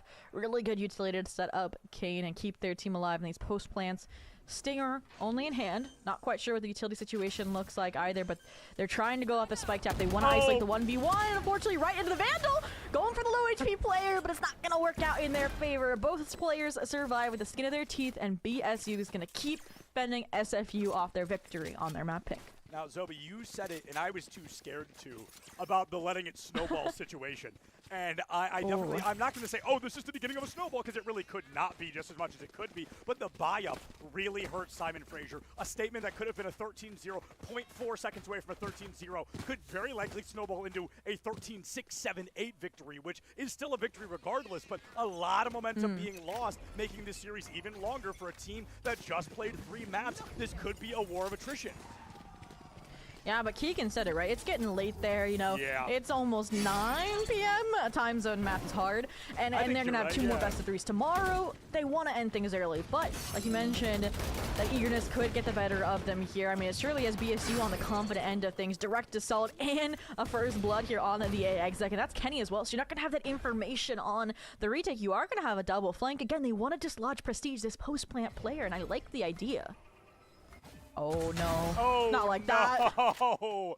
Prestige taken down. Rihanna gets the trade, though. Mandam really silent on the defensive half, which is admittedly ironic. Cypher, you know, that's where a lot of people assume he belongs, and Simon Fraser just not able to find a lot of momentum with that Cypher thus far. Cover going out. Already into the later tick phases of that spike, and Master puts down 1. Oh, into a 3-piece there. Boise State third round. Offense in their favor for sure. Wow, wow, wow. And I will say one kind of nice thing to see from Boise State is your ISO waking up. Like, I think ISO on Haven, I mentioned this prior, can be really, really strong, right? It's not typically paired with the Jet, it's usually the Neon or the Yoru, but I think that they can make it work if Master does rise through these ranks, the top frag that we know they can be, right? Because you do need that stable, you need to punish off those double taps, win those death contracts here, and that 3-piece, yes, it was on an eco, is perfect for getting just the confidence up, which is what they're going to need if they want to win 9 rounds in a row to get us to overtime. Oh my goodness, what a run that would be. 9 rounds in a row for an overtime victory would be just, I mean, that'd be the CECC way. Oh, an early catch onto Shrekasaurus. They get him out, but just in time to catch a bullet to the brain. Super Heaven taking fundamental damage, keeping that player alive just for him to go down. Really hurts the opportunity of Simon Fraser to try and win this one out. Now, Zobi, 2 of your players critical, 1 of your players dead, but you get a 4-player trade here. It's now tied up 4-4. Do you still try to push this, or do you go for a save to try and win the next round? You need 1 round. You definitely go for it, right? Oh, yeah, it's now or never, right. and that's what SFU has proven. You also found Prestige with those, which was their post-plant player, and especially when you're being given ones like this, it should be very winnable, but suddenly that 1v1 you thought you were granted long turns into perfect crossfires, a perfect setup to close out the round. And again, Boise State University gonna live to fight another day here on Haven. And it's again gonna be an eco round. And SFU, they feel like they're just kind of charging up these ultimates, and either they're gonna invest them to turn this eco into a reality, or they're gonna have rifles the next round to complement them, which is gonna be the biggest hurdle for BSU, right? Yeah, and I think just saving up those ultimates is actually, you bring up such a good point, really a good call, because you can lose 7 more rounds before it's a problem. So it's like you can really wait and be patient for those ultimates and then use those to go for an engagement when they need 7 and you need 1. I think patience really could be the name of the game. I wish they would just go kind of full patient, though. Just spend 1 round buying genuinely nothing. Oh, and that aim was clean here. But my concern is that Kane bought a hero rifle. They know they have the run it back. And this is that they plan on investing. If they're going to peek first, try and at least get a trophy before they invest it. And while they take a few down with them, now they leave it to their teammates who don't have those additional weapons. Yeah, the hero rifle opens the door, which is great, but you might have just left it open to get shot in the face here. Boise State, they've got the rifles up. A couple of, I mean, there's a new sheriff in town, but is he going to be here long? Shrekasaurus looking for an opportunity, gets caught by that vulnerable strike, and as the spike is just seconds away from entering that second tick phase, you know that you're getting closer by the second. I don't know if there's a right call here. You just try to be the hero. You forget to check the corner, and Master puts you down with that 4th. Boise State now 5 rounds on the board. Yeah, multi-frag after multi-frag for Master. I mean, we take a look at this, and I said I wanted to see them, sail through the rankings, and it's exactly what they've done, as that is 5 in a row so far for Boise State University this half alone. And my only other kind of qualms with this is, again, or maybe my suggestion for Simon Fraser is, you have the ults now, you have the overdrive, you have them run it back, get ahead of these site takes, because again, the post point is where BSU, these sonic sensors, this Ash util is going to thrive. Even the ice, you don't want to swing when you're vulnerable, so that even prevents you from getting in through these site choke points, like the CT refloods. So all of this is so clean, and look at the procedures as well. Yeah, early Hunter's Fury here, and Master is going to fall to that power player. That multi-kill madness is going to be dismissed from this round, as now it's a 4v2 in favor of Simon Fraser. Are we just moments away from this game coming to a close? Wow, perfect headshot from Prestige, doubles it to put the Super Heaven completely out of the fight. Cuts that lead in half to only a 1-player advantage for Simon Fraser, but Neural Theft makes it that much harder for Boise to pick any site until it comes to the second close like that. Yes, if you want to end this here, all the ultimates they could invest coming in, right? Hunter's Fury from the get-go, run it back when they got past the deadlock wall. Neural Theft, just to confirm, there is no funny business going on, but BSU know that they are on the rope, so Cosmic Divide to try and safely recover that spike, but safety is the last thing they're about to have. Look at Kane. Oh! It doesn't matter. Look at Kane, and you'll see the team go down. My goodness, man, Dom, double kill lineup. Second collat kill we saw, but that one certainly more impact, and a beautiful closing here for Simon Fraser, now going up 1-0 over Boise State. Now, Zoe, of course, that was Simon Fraser's map pick, right? So maybe Boise can have a similar performance on Bind in a couple minutes here. Yeah, I mean, I will say, I love Doc, I love Boise State, but we talk about how Haven was monumental because it was the map 3 they just won against GFU to get here into quarterfinals, right? Well, they kicked off that series with a 13-5 over on Bind. And that was when running I'm going to call it a meme composition, right? Like, they changed their comp between their match against SJSU on Bind and their map against GFU on Bind. And with their performance on Haven, I feel like they're still going to go for this dominant composition, which this one I'll leak. They ran a Reyna, Clove, Sky, Raze, Viper. So no Senti, double duelist, Clove, aggressive as can be as a controller. They went for it. And I think that's exactly what they're going to do, is lean into their mechanics, lean into their confidence to close things out 2-0. And there's no way they could have known this. They played my 5 favorite characters in the game. That's actually, I kind of hope we see that composition. Oh, wow. Those are I would say those are my 5 too. favorites. I mean, those are some banger characters. Hopefully we see them on Bind. Viper in particular, love her. I hope we get to see her. But before we hypothesize a bit too much about Bind, let's jump back to the stat block here on Haven and look at individual performances. Now, Ray Rihanna is that player that I talked about wanting to see be a leader, wanted to see come out and go for a wide swing, and unfortunately just wasn't able to find those numbers. Only 10 elims compared to Prestige and Master with 20 and 15 respectively. But look how close these eliminations actually ended up being. No, for sure. And I think for, since I was talking about Simon Fraser and they're likely to close things out 2-0, for Boise State, I do think they have to get started on the right foot here, especially with more standard composition that they might play. I mean, we haven't really seen Bind from them this event, which will probably work for them. I think that it's gonna go a lot better, especially because, like I said, they start on the defense with a composition built for the attack. This is also going to be, I guess, their pick, right? They may be saving it, in fact, for playoffs. But aside from that, right, we see promise, right? We saw Skeleton 17 and 9. So like you mentioned, this was a dominant performance, but they still we're staging a comeback. They're still really positive for most of these players in the numbers game.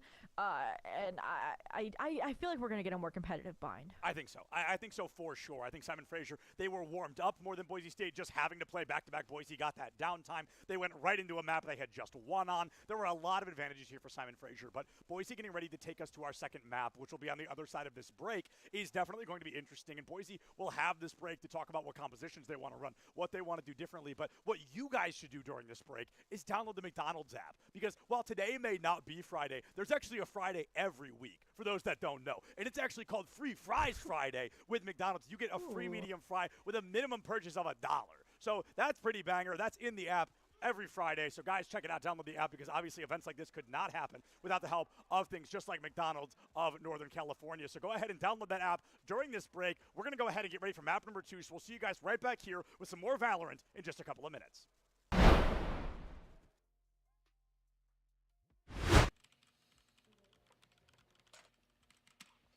All right, we got this win streak. Let's go, let's go.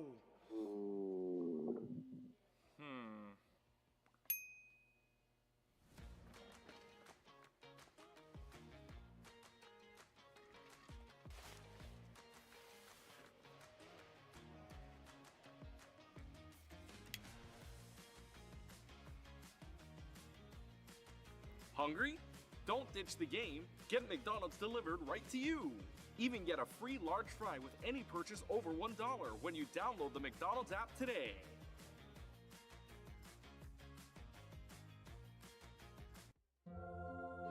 You can go ahead and try to talk about fries without mentioning McDonald's hot and crispy golden fries, all sprinkled in salt. Woo. But there's really not much to say, is there? We've got a deal for any occasion. Get a $10 combo meal featuring your favorites, plus a medium soft drink and our world-famous medium fries. Here's your gaming chair, and then an Expression Pro. No pain, just gain.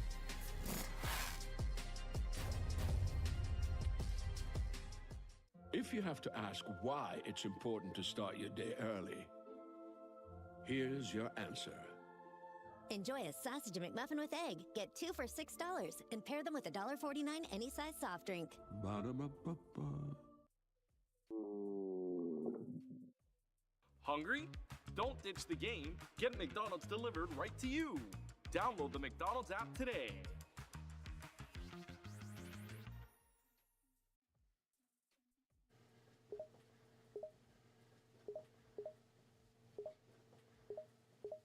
What I miss? Ah, Expression Pro. Yeah, man. I had to get a new channel. Look at this. It's magnetic. Here's the best feature. Customize the panel. Rep your set. Do me a favor, write in the chat right now. What y'all gaming in? Ew. Y'all gotta do better. Look at this. Lean back. Nice and cozy. Here's your gaming chair, and then an Expression Pro. No pain, just gain.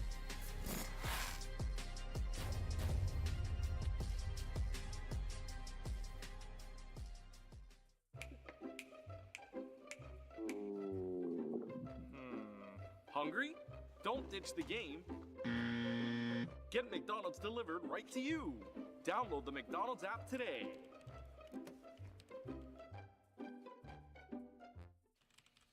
All right. We got. Hello, everybody, and welcome back to the Collegiate Esport Commissioners Cup 2024, but qualifying for 2025. I'm still Septilence, joined still by Zobi as we jump into map number 2 of Simon Fraser versus Boise State. Zobi, we talked a lot about bind and what we're expecting to see from these teams, but if you remove team compositions, you remove kind of micro play, are there any macro changes you want to be seeing from Boise in terms of play style, in terms of execution? Was there anything cross-map that you think they could improve on? It's so hard to say, especially because I feel like the fault on Haven weighs because of that composition and just the understanding of SFU.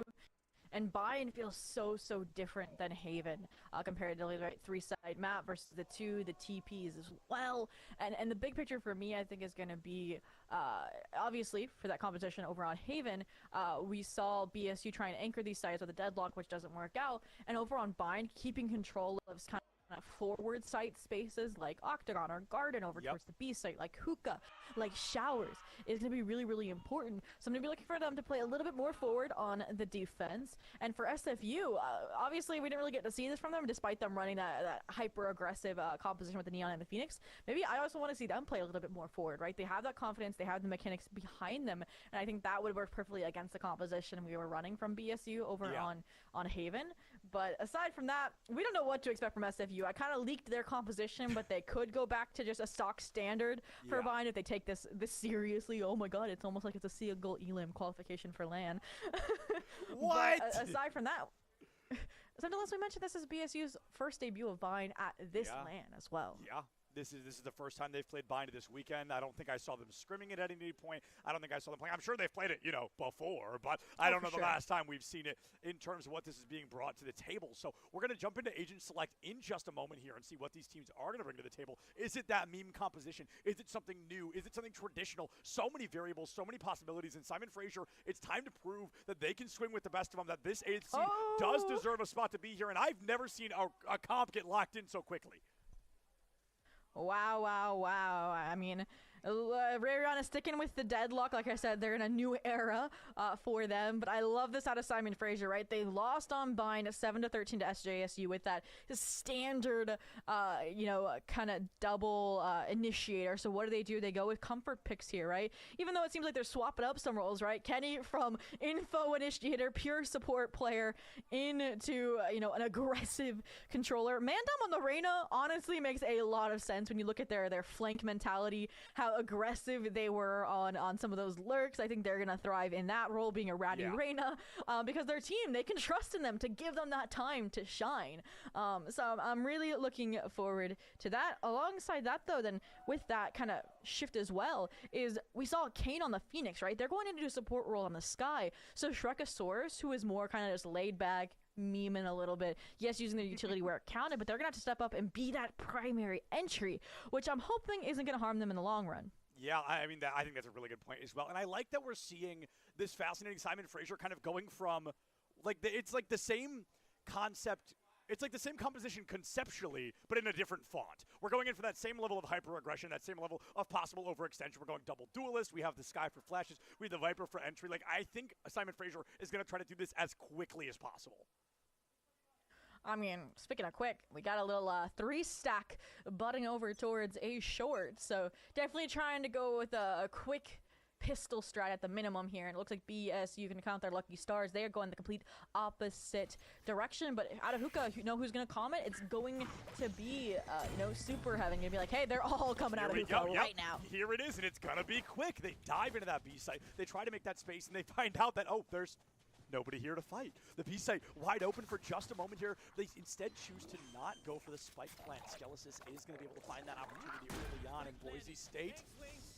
Looking okay on the B side for the time being. Retake now forced out of Simon Fraser. That much easier as Rihanna still does not get to play the game. And they're so wary, or they worry about where Simon Fraser was coming from. Aware of Garden, aware of Hookah. What they're not aware of is that they have all been corralled here into elbow. The ruse is up. They can get someone on the spike, and Trekosaurus is sneaking in. They're still playing that support role, trusting in the Reyna, trusting in Kenny, their other aggressive players, to get that pistol across the board. A really strong round there. A bit of an unfortunate reload, but Simon Fraser winning the pistol round again, I believe, means that they are going to be undefeated in pistol rounds this series thus far. Let's see if they can keep that same momentum we saw back on Haven. Are we going to be seeing a 7, 8, 9, 10 round run, or instead is it going to be Boise State getting the chance to answer back a little bit faster? Because while it is just the pistol round, and that doesn't have to dictate the rest of the series, that did admittedly feel somewhat executable from Simon Fraser. It felt like that was all intentional, all part of the plan, very calculated, very terrifying if you're Boise State. Mm-hmm. For sure. Now, look at the confidence there by full Bulldogs. No pistol, even your rifle. They are fighting tooth and nail. There it is. Feast or famine. Reyna over heels, so even the repercussion of a lighter shield is not going to be seen here. Some nice deagle shots, but unfortunately traded out advantage. Now equated. They left an opening short, and it's been capitalized off of. Now, is that rifle grabbable is the question. See the Bulldog on the ground, but Shrek going to choose. No, does swing in, gets that Vandal wide, puts one down in the blink of an eye. Can you double it and give it back? You sure can, my friend. Shrek with the 2, 3v1 in favor of Simon Fraser. Rihanna, I've been waiting for Ray to give me a moment here, Zoe. Could this be it with a classic in hand? I mean, it's a tough ask, but I've seen him do crazier work. Oh, with you online, the double swing, even if you win the fight against Shrekasaurus, the Sky is there, that's an uncommon angle, and they're going to even give that spotlight over to Kane. That's what I love from Shrekasaurus is, like I mentioned over on Haven, yes, they were left in some not winnable, 1vx clutch situations, but when they're asked to step up here now on Bind, like I mentioned, they might have to with this composition shift, they carry on Mandam's legacy of that hero rifle Vandal. They're even going to keep it here, perhaps. No, they hand it back to somebody else. Wow, look at them. Like I said, they're a humble king. They know when to step back. They know when to let their other teammates take the lead, like when Kane finished off the last round. round. So really clean here so far, you know, starting to quell my doubts. But speaking of doubts, Boise State University, right? You're starting on the attack. You had the deadlock again. This should be your strong suit. Yeah, I think you just said that really well, that this should be your strong suit. This should be the opportunity to take the lead. And while, you know, statistics suggest losing round 1 indicates a round 2 loss, it doesn't always have to be the case. It is going to be this third round that really shakes things up. Because if the economy gets cracked here, if Boise loses this third round, that might put us at a 5-0, a 6-0. That is not what you want to be seeing after what was a 12-0 half into a 13-5 victory for Simon Fraser on their map pick. Did not want to have an early departure here out of the Sacramento, California. Ooh! West. Solid reaction time there from the Skies. Whoa. Payne gets one shot, not able to put down the other though. Master finds it. Boise State 5-3. This is the round they're supposed to win, and looks like they've got a really strong likelihood of being able to do so. Why do I foresee a Mandom Empress in the future? No. I feel like we've seen them invest ultimates to try and win pivotal rounds like this where they can get out ahead. And this is giving me that calling card. They might try and look for one frag before that investment here. A little bit slow to the punch as well. They might be running out of time for that. That prediction to come true. Ulting in a 3v4 is a lot different than ulting in a 3v5. I think you're absolutely right. Looking for that opening elim, but I think you said it best. The spikes already started its later phases. Mandom gets caught out by the flash, gets put down by Skies, and they're going to hold on to that Empress for perhaps a rainy day. Now Shrek goes a little bit crazy with it, finds 2-3 on the way out here, but I think, as you said, just too little too late. Rihanna's going to wait till the last moment here and teleport out, and 3 rifles are going to be bonused into the next round. I mean, the damage was done at that point from Shrekasaurus, right? I think when they decided not to invest, say, the Empress, when they decided just to kind of funnel in, Shrekasaurus taking 3 there with the Bulldog is huge. And that's something else, right, is we mentioned how strong these post-ones are going to be with the Deadlock utility. Now you kind of are getting an idea where these sensors are going to be placed. One on elbows, so then you maybe have to come in through CT, or you need to play those kind of, I guess, unique styles like you did on the pistol round, right? Where you have to, you know, go through these avenues that they aren't going to have equipped with utility, catch some of these players off guard. But we're entering a really important round. Rifles from both sides, ults to work with as well. And this is where, again, it's going to come to preparation like net lineups.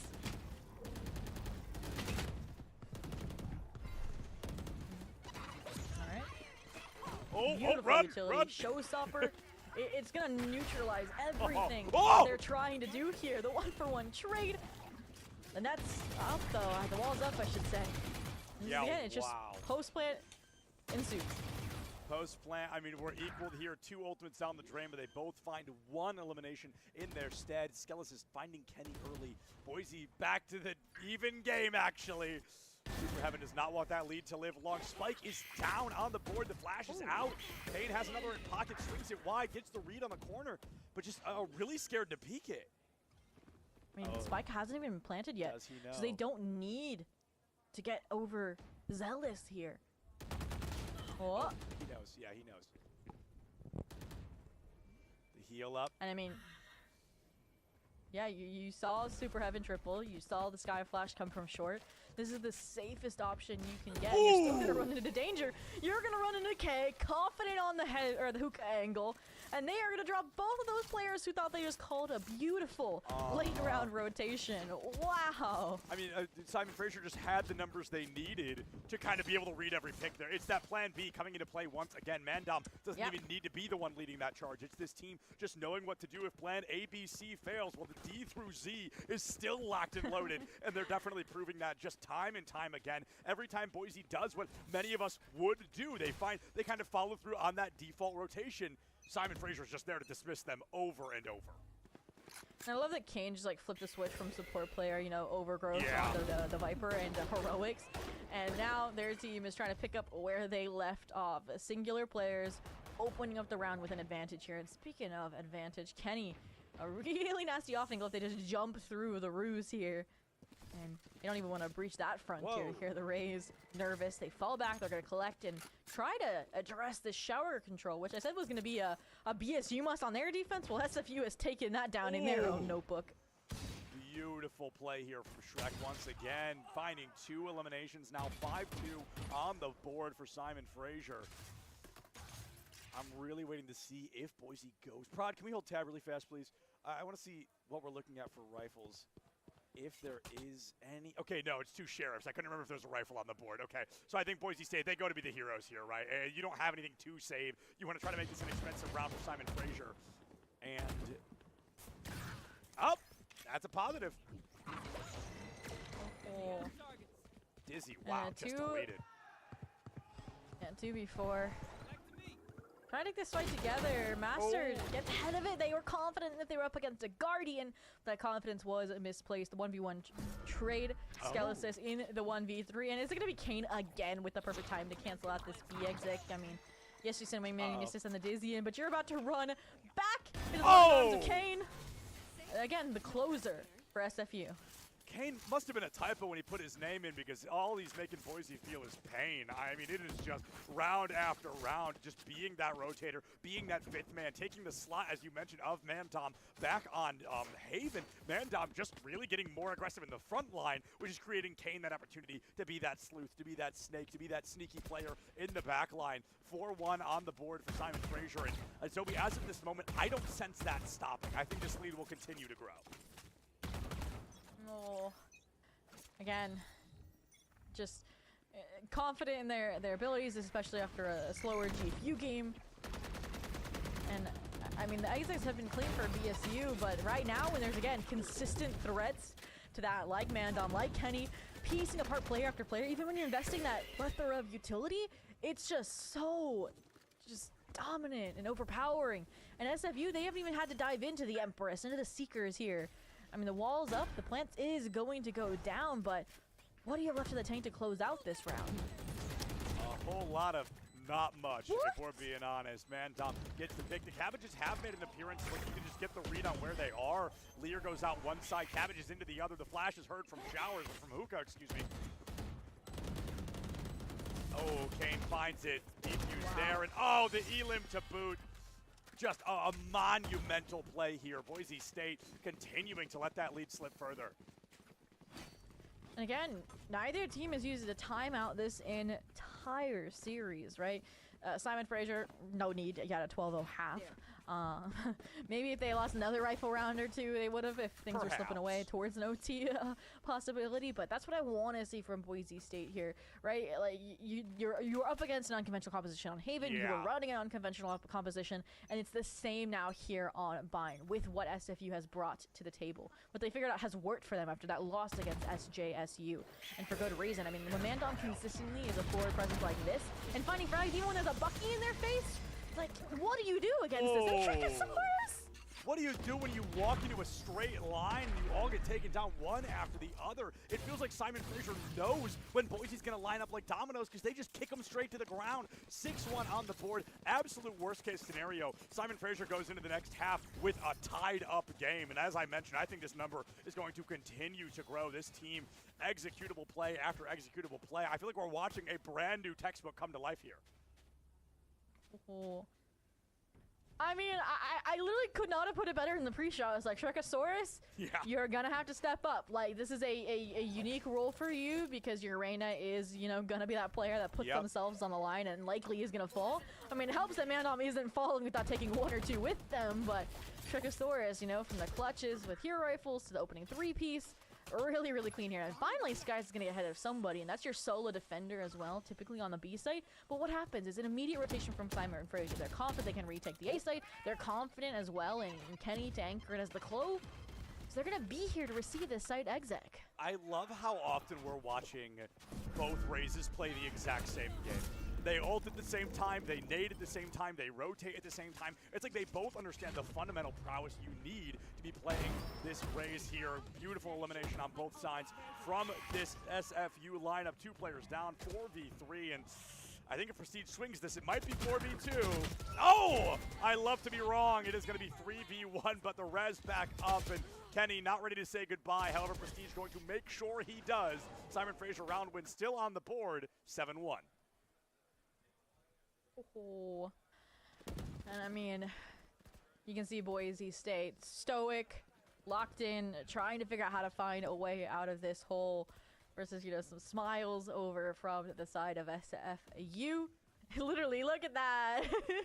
They know that they are winning right now, and like I said, they went with the confident composition pick, and it is showing in their play style. Like, I feel like Super Haven, you could take like a small break over here on the B side, you know, just say AFK on your phone, and like the team's got you. Like not anything against Super Haven because they're doing great. No, I mean I when they're can't. asked to. Sophie, let's be so real. I can't imagine a better feeling than qualifying for a qualifier on not quite a technicality, but like you're already starting as an underdog, and then you walk out and you start going toe to toe and blow for blow with two very dominant teams. Boise State, 4 of these members were at Arlington last year. So for this new Simon Fraser roster to come in and do this well against a monumental team like Boise State, I cannot imagine how this team feels right now. Oh, for sure. Ooh. And there it is. I mean, surviving players like Kane, like Super Heaven, ooh, they should be good for the team, but fortunately, Skelesis, who was a player putting up insane numbers over on Haven, trying to be that hero player. That's what you want out of a Gecko as well, that clutch gene. And in a 2v3, that's what you're going to need. The Seeker's trying to set him up for success, but Sharkosaurus, the pinch, they're looking for the sky more than anything because they know where the Gecko is. They know Skelesis is elbow and taking names. All right. Whoa. There it is. Skelesis puts it on the board. 7-2 in the pocket. Boise State going into the second half, 7-5 is, of course, the dream they're going to be looking for. And I feel like that was, I think, maybe the most confident round we've seen from Boise so far. I mean, I wouldn't even say confident, right? Like, because again, we saw SFU get off to the right foot, get that first blood, and it was just Skelesis stepping up when they needed them to. The 4-piece, right, they equate numbers, and then they expand onto that B site beautifully, and they even, like, push through, right, confidently into CT. Like, if they get dropped there in its prestige in a 1v2, that would be such a different scenario. But the fact that they're able to win out those duels confidently, like you said, take those engagements is everything here. And I love the net lineups here. What a cool net lineup. I've seen the exact same thing with a Nano Swarm, but I'm still impressed. The Snake Bite goes out, the ultimate comes through, but nobody's show is going to be stopped here. Not quite yet. Prestige onto Super Heaven, tied up by Mandom. A silent but deadly elimination. 4-2 in favor of Boise State University. They really need to win this round. They want to get as many numbers as they can before the side swap. Yeah, and that's huge from Boise State University, just the thoroughness of the site clear as well, because SFU, right, they lose a round, what do? They reshuffle the defense. They put Mandom over on the B site, because prior to that, they were fighting really heavily over for long, right? So Mandom would have had that same opportunity they've had round after round to look for first blood, a first engagement. But what do? They pull out the pistol strat. They all go hookah, and they get the perfect timing as well with the dissipation of the wall, of the snake bite, and it just works out, and SFU now forced into a save here. So they may have the lead, but it's going to start shrinking here, hopefully, like you mentioned, round by round, until we have a close half. A close half is exactly what I'm asking for. Boise State, a team or a university, really, that are no strangers to coming back from an upset like this or from a circumstance of a losing scenario. I've seen these teams claw back from the depths of defeat many times, and times again. I know that Doc Haskell continues to drill into their brains that a game, that a series, that a tournament, that a weekend, that a qualifier is not over until it is dead and truly over. So this team, while they are down, they are by no means out, and I'm hoping to see Boise State continue this dominance of these last couple of rounds and give us a much closer game. Attack off for Skies?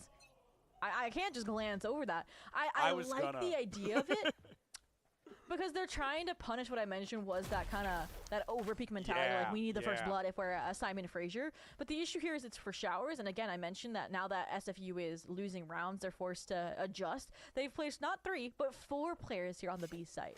So this default and Spike is headed towards the B site. That's where like BSU's gotten the rounds that they've gotten on the board. So they're like heavily gambling into this, and I mean that's a horse I would bet on too if the race is where BSU is gonna head. Yeah, I mean, you bring up such a good point here. It's like high risk, high reward, right? Hey, either you're right or you aren't. Every bet's a 50-50.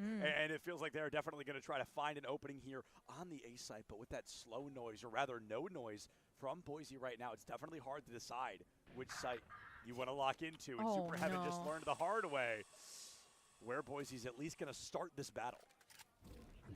Yeah, the fact that Skies hasn't gotten any pushback over towards Shower, I think is why we're going to see this TP play come through. You've gotten the first blood. There was no, Clove utility, Raynalier, Raise nades, so you know that they changed things up. But one player's already flanking. It seems Prestige might not have known, but they're quick to adapt. And so far, PSU is flawless that the plant is going to be secured here on the A site. They want their Thrash back. This is smart. This is smart. You gotta respect the hustle. Gotta have a little guy back in the mix here. Kenny does take Skies out of the equation, so the op has finally gone down, but both remaining players need to basically get 2 eliminations each. A lot of cooldowns here on the Clove. Could be nice. Okay. It is up to Kenny here. They know exactly where you are, my friend. They don't need a neural theft to know where you're hiding. And with the spike already in that middle tick phase, I mean, this is going to be tough. I'm not going to call it impossible. We watched a 4K back on Haven. Bubble goes up. The fake comes through. Oh, so close with so many of those shots, but you don't win games being close. You win games being right. That's going to be the 4th round win on the board for Boise State. The gap continues to close. Will it be a 7-5 on the half?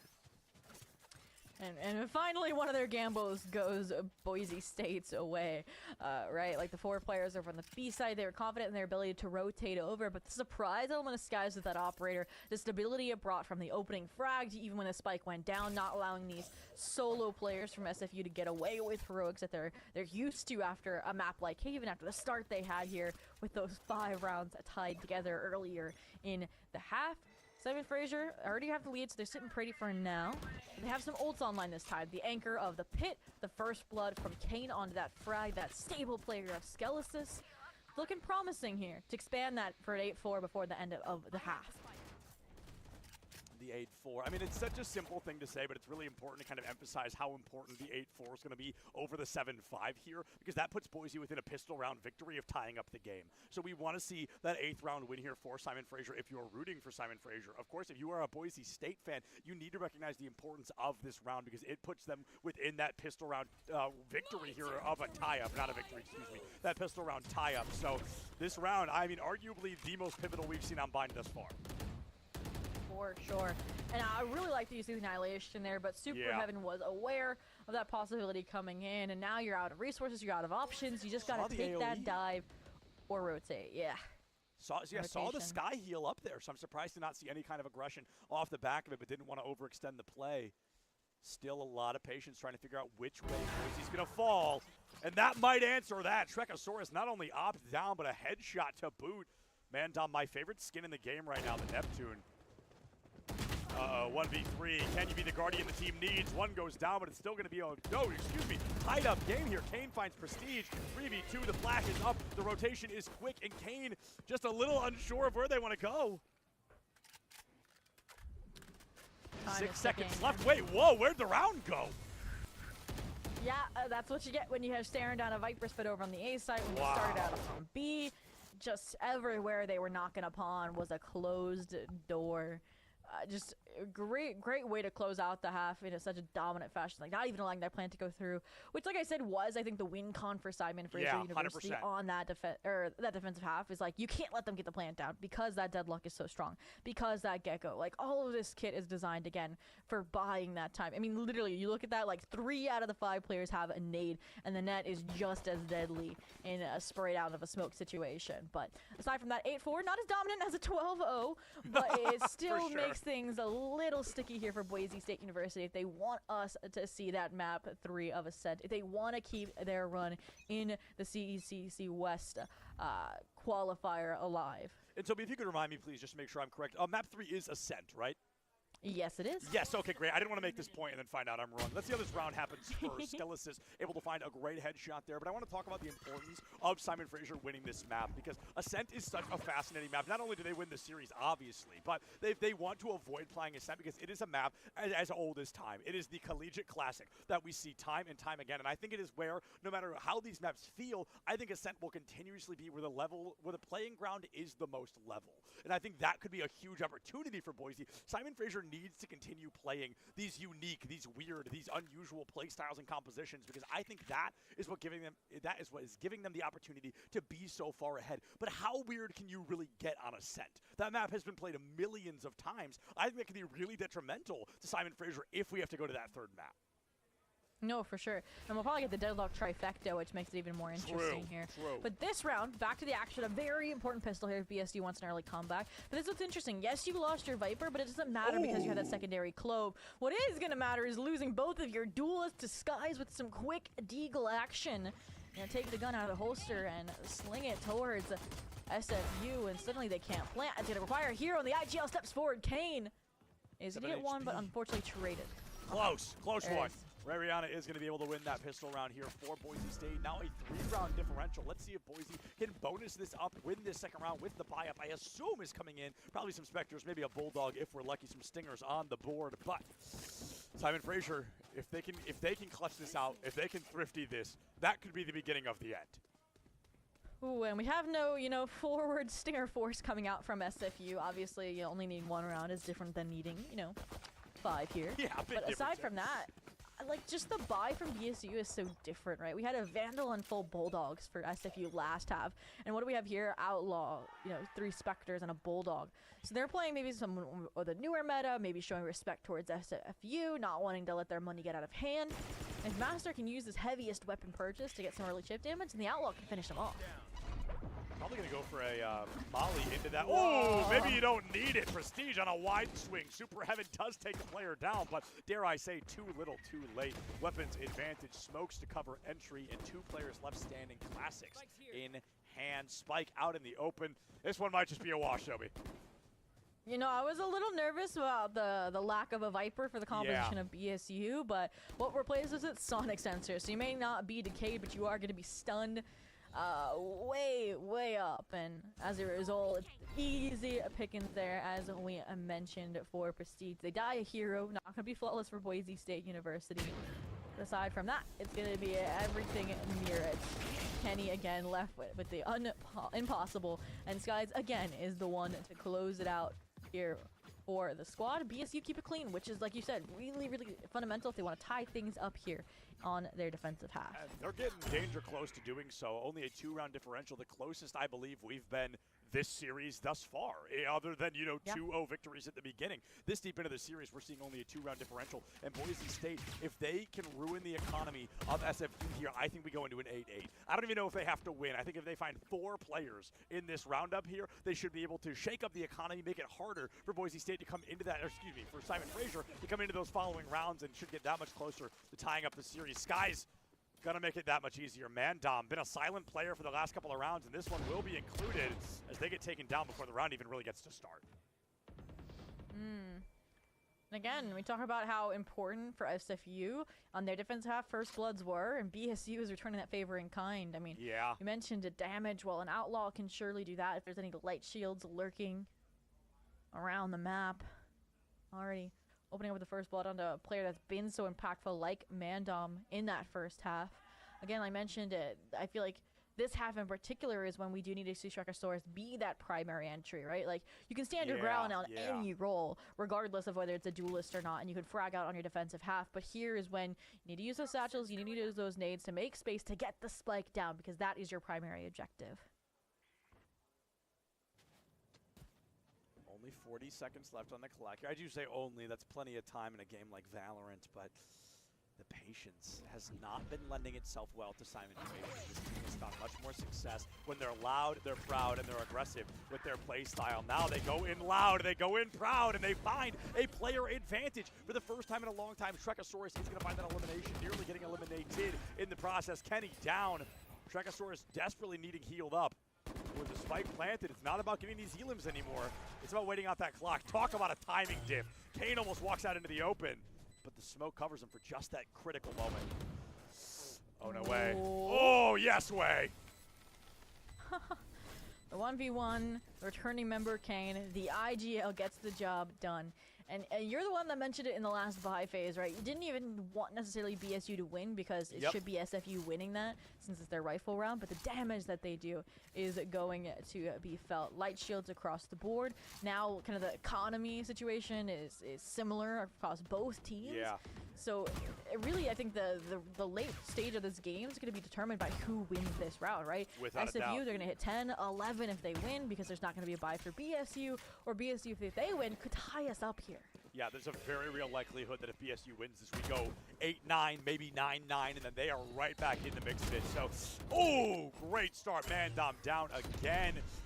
Rihanna finds Trekosaurus as well. This is a pivotal round that Boise desperate to win, and they can recognize the importance. Wow! The wide swing headshot onto Kenny. Are they going to flawless this, Zobi? That will demolish the economy of Simon Fraser. Nope, never mind. Ooh. Well, you would hope so, and I mean, it definitely will help, I think, if BSU's not able to close this round out, if we get to see that 2v4 clutch. But that's why you invest the Seekers. That's why we'll see Skies maybe with a showstopper if Kane would stage heroics, but the threat of the Outlaw staring you down is enough for Master to take the swing, to take the frag, and take the round for Boise State University. Boise State University are going to be able to find that round. 2-round differential here. So things are going to be looking a little bit interesting. Simon Fraser, no buys on the board. Not what we wanted to see from them, as they had such a dominant lead in the beginning, but maybe there will be a show up here. Maybe there'll be some kind of classic turnaround, but it's going to be a big hill to climb. Ascent just seeming closer and closer. The GPS taking us all the way to that third map of the series. It really could happen if Simon Fraser does not give us the turnaround we need for them to end this series and move on this weekend. Wow. 2 rounds separating. Skies has been demonic with this Outlaw. They go back for seconds, and they're still going to get that chip damage, so talk about it. You found your first duelist. You essentially disabled the second with those frags. With that damage, I should say. They're not going to be able to satchel into any action here, and you still have players back sight. Surprised that they're still trying to commit here. It's definitely a confident play. Maybe there's no way they expect us to, right? The smoke does go out, makes it that much harder for Skies, but so many great places to reposition. You're really only buying yourself temporary time. The showstopper comes out, up and over, gets 2 with the help of Rihanna. Skies gives their life for it. 4v2 in favor of Boise State.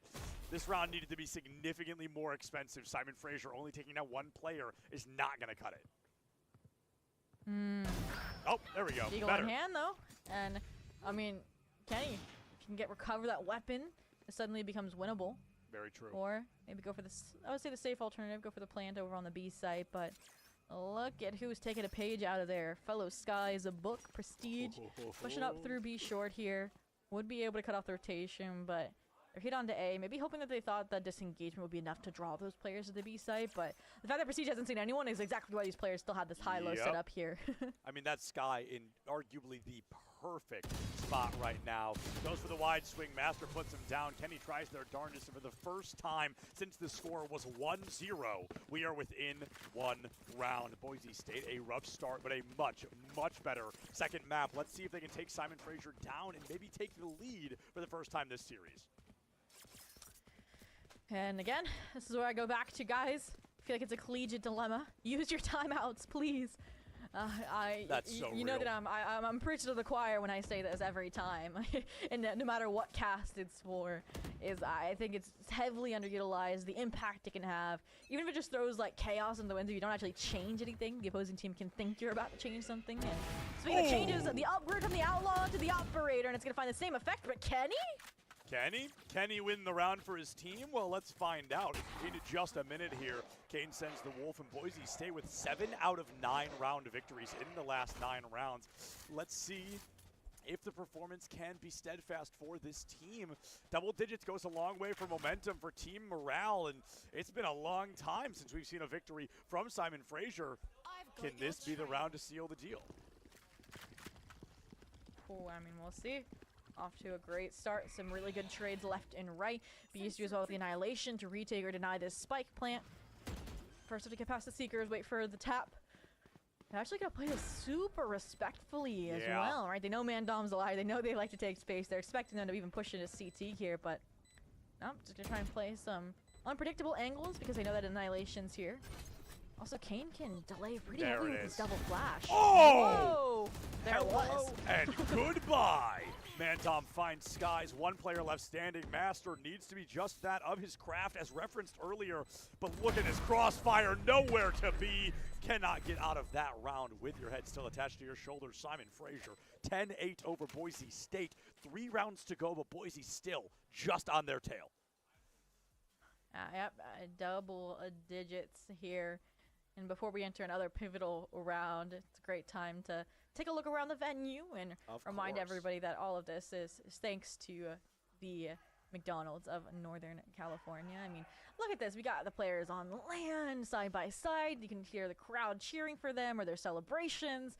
Like, it just adds to kind of the mental game, I feel like, of the tournament, of the competition that you don't get from online qualifiers. And the energy this weekend in particular, electric for these teams so far. For every game we've Wish seen, I was there. we've got some Zoe. Me too, but you're doing some pretty amazing things right now. Let's not be shy of that either. I mean, every game we've seen so far, they have been just like this. There's electric crowds, electric teams, everybody understanding the value and importance of every single round. Just like this game has been such a good example of thus far. Boise State clawing back, not letting that pretty aggressive win against them get to them. They're turning around, and it's been that slow and steady play style that's been so beneficial for them. Will that tell true in round 19 here? I can't wait to see. I like this. You have the one sensor outside of Hookah, but your Deadlock's playing over on A. So you're not going to expect the 3-stack on top of that here from Boise State University. High-low out of elbow. If Strekasaurus is the solo clear, I don't think they're going to use it. They're just going for that slow approach, and here it is. The trap has been sprung. Firing squad. They just spray and pray through and through. Orbital laser comes out, and that is going to be probably a round win for Boise State. Not that it's impossible for these two, but it's just going to be really difficult. All 5 members aggressively pushing into that B site. I love the corner hold. We're seeing a bit of a tough spot, but still possible to get out with your life. Oh, man, the Bob Buddy followed him, but it does get eliminated. Rihanna misses so many shots, but still gets the one that matters. 8 seconds left. Kenny going to try to save the rifle, but cannot get out of the way in time. We are back to a 1-round differential. Boise feeling scary likely to take this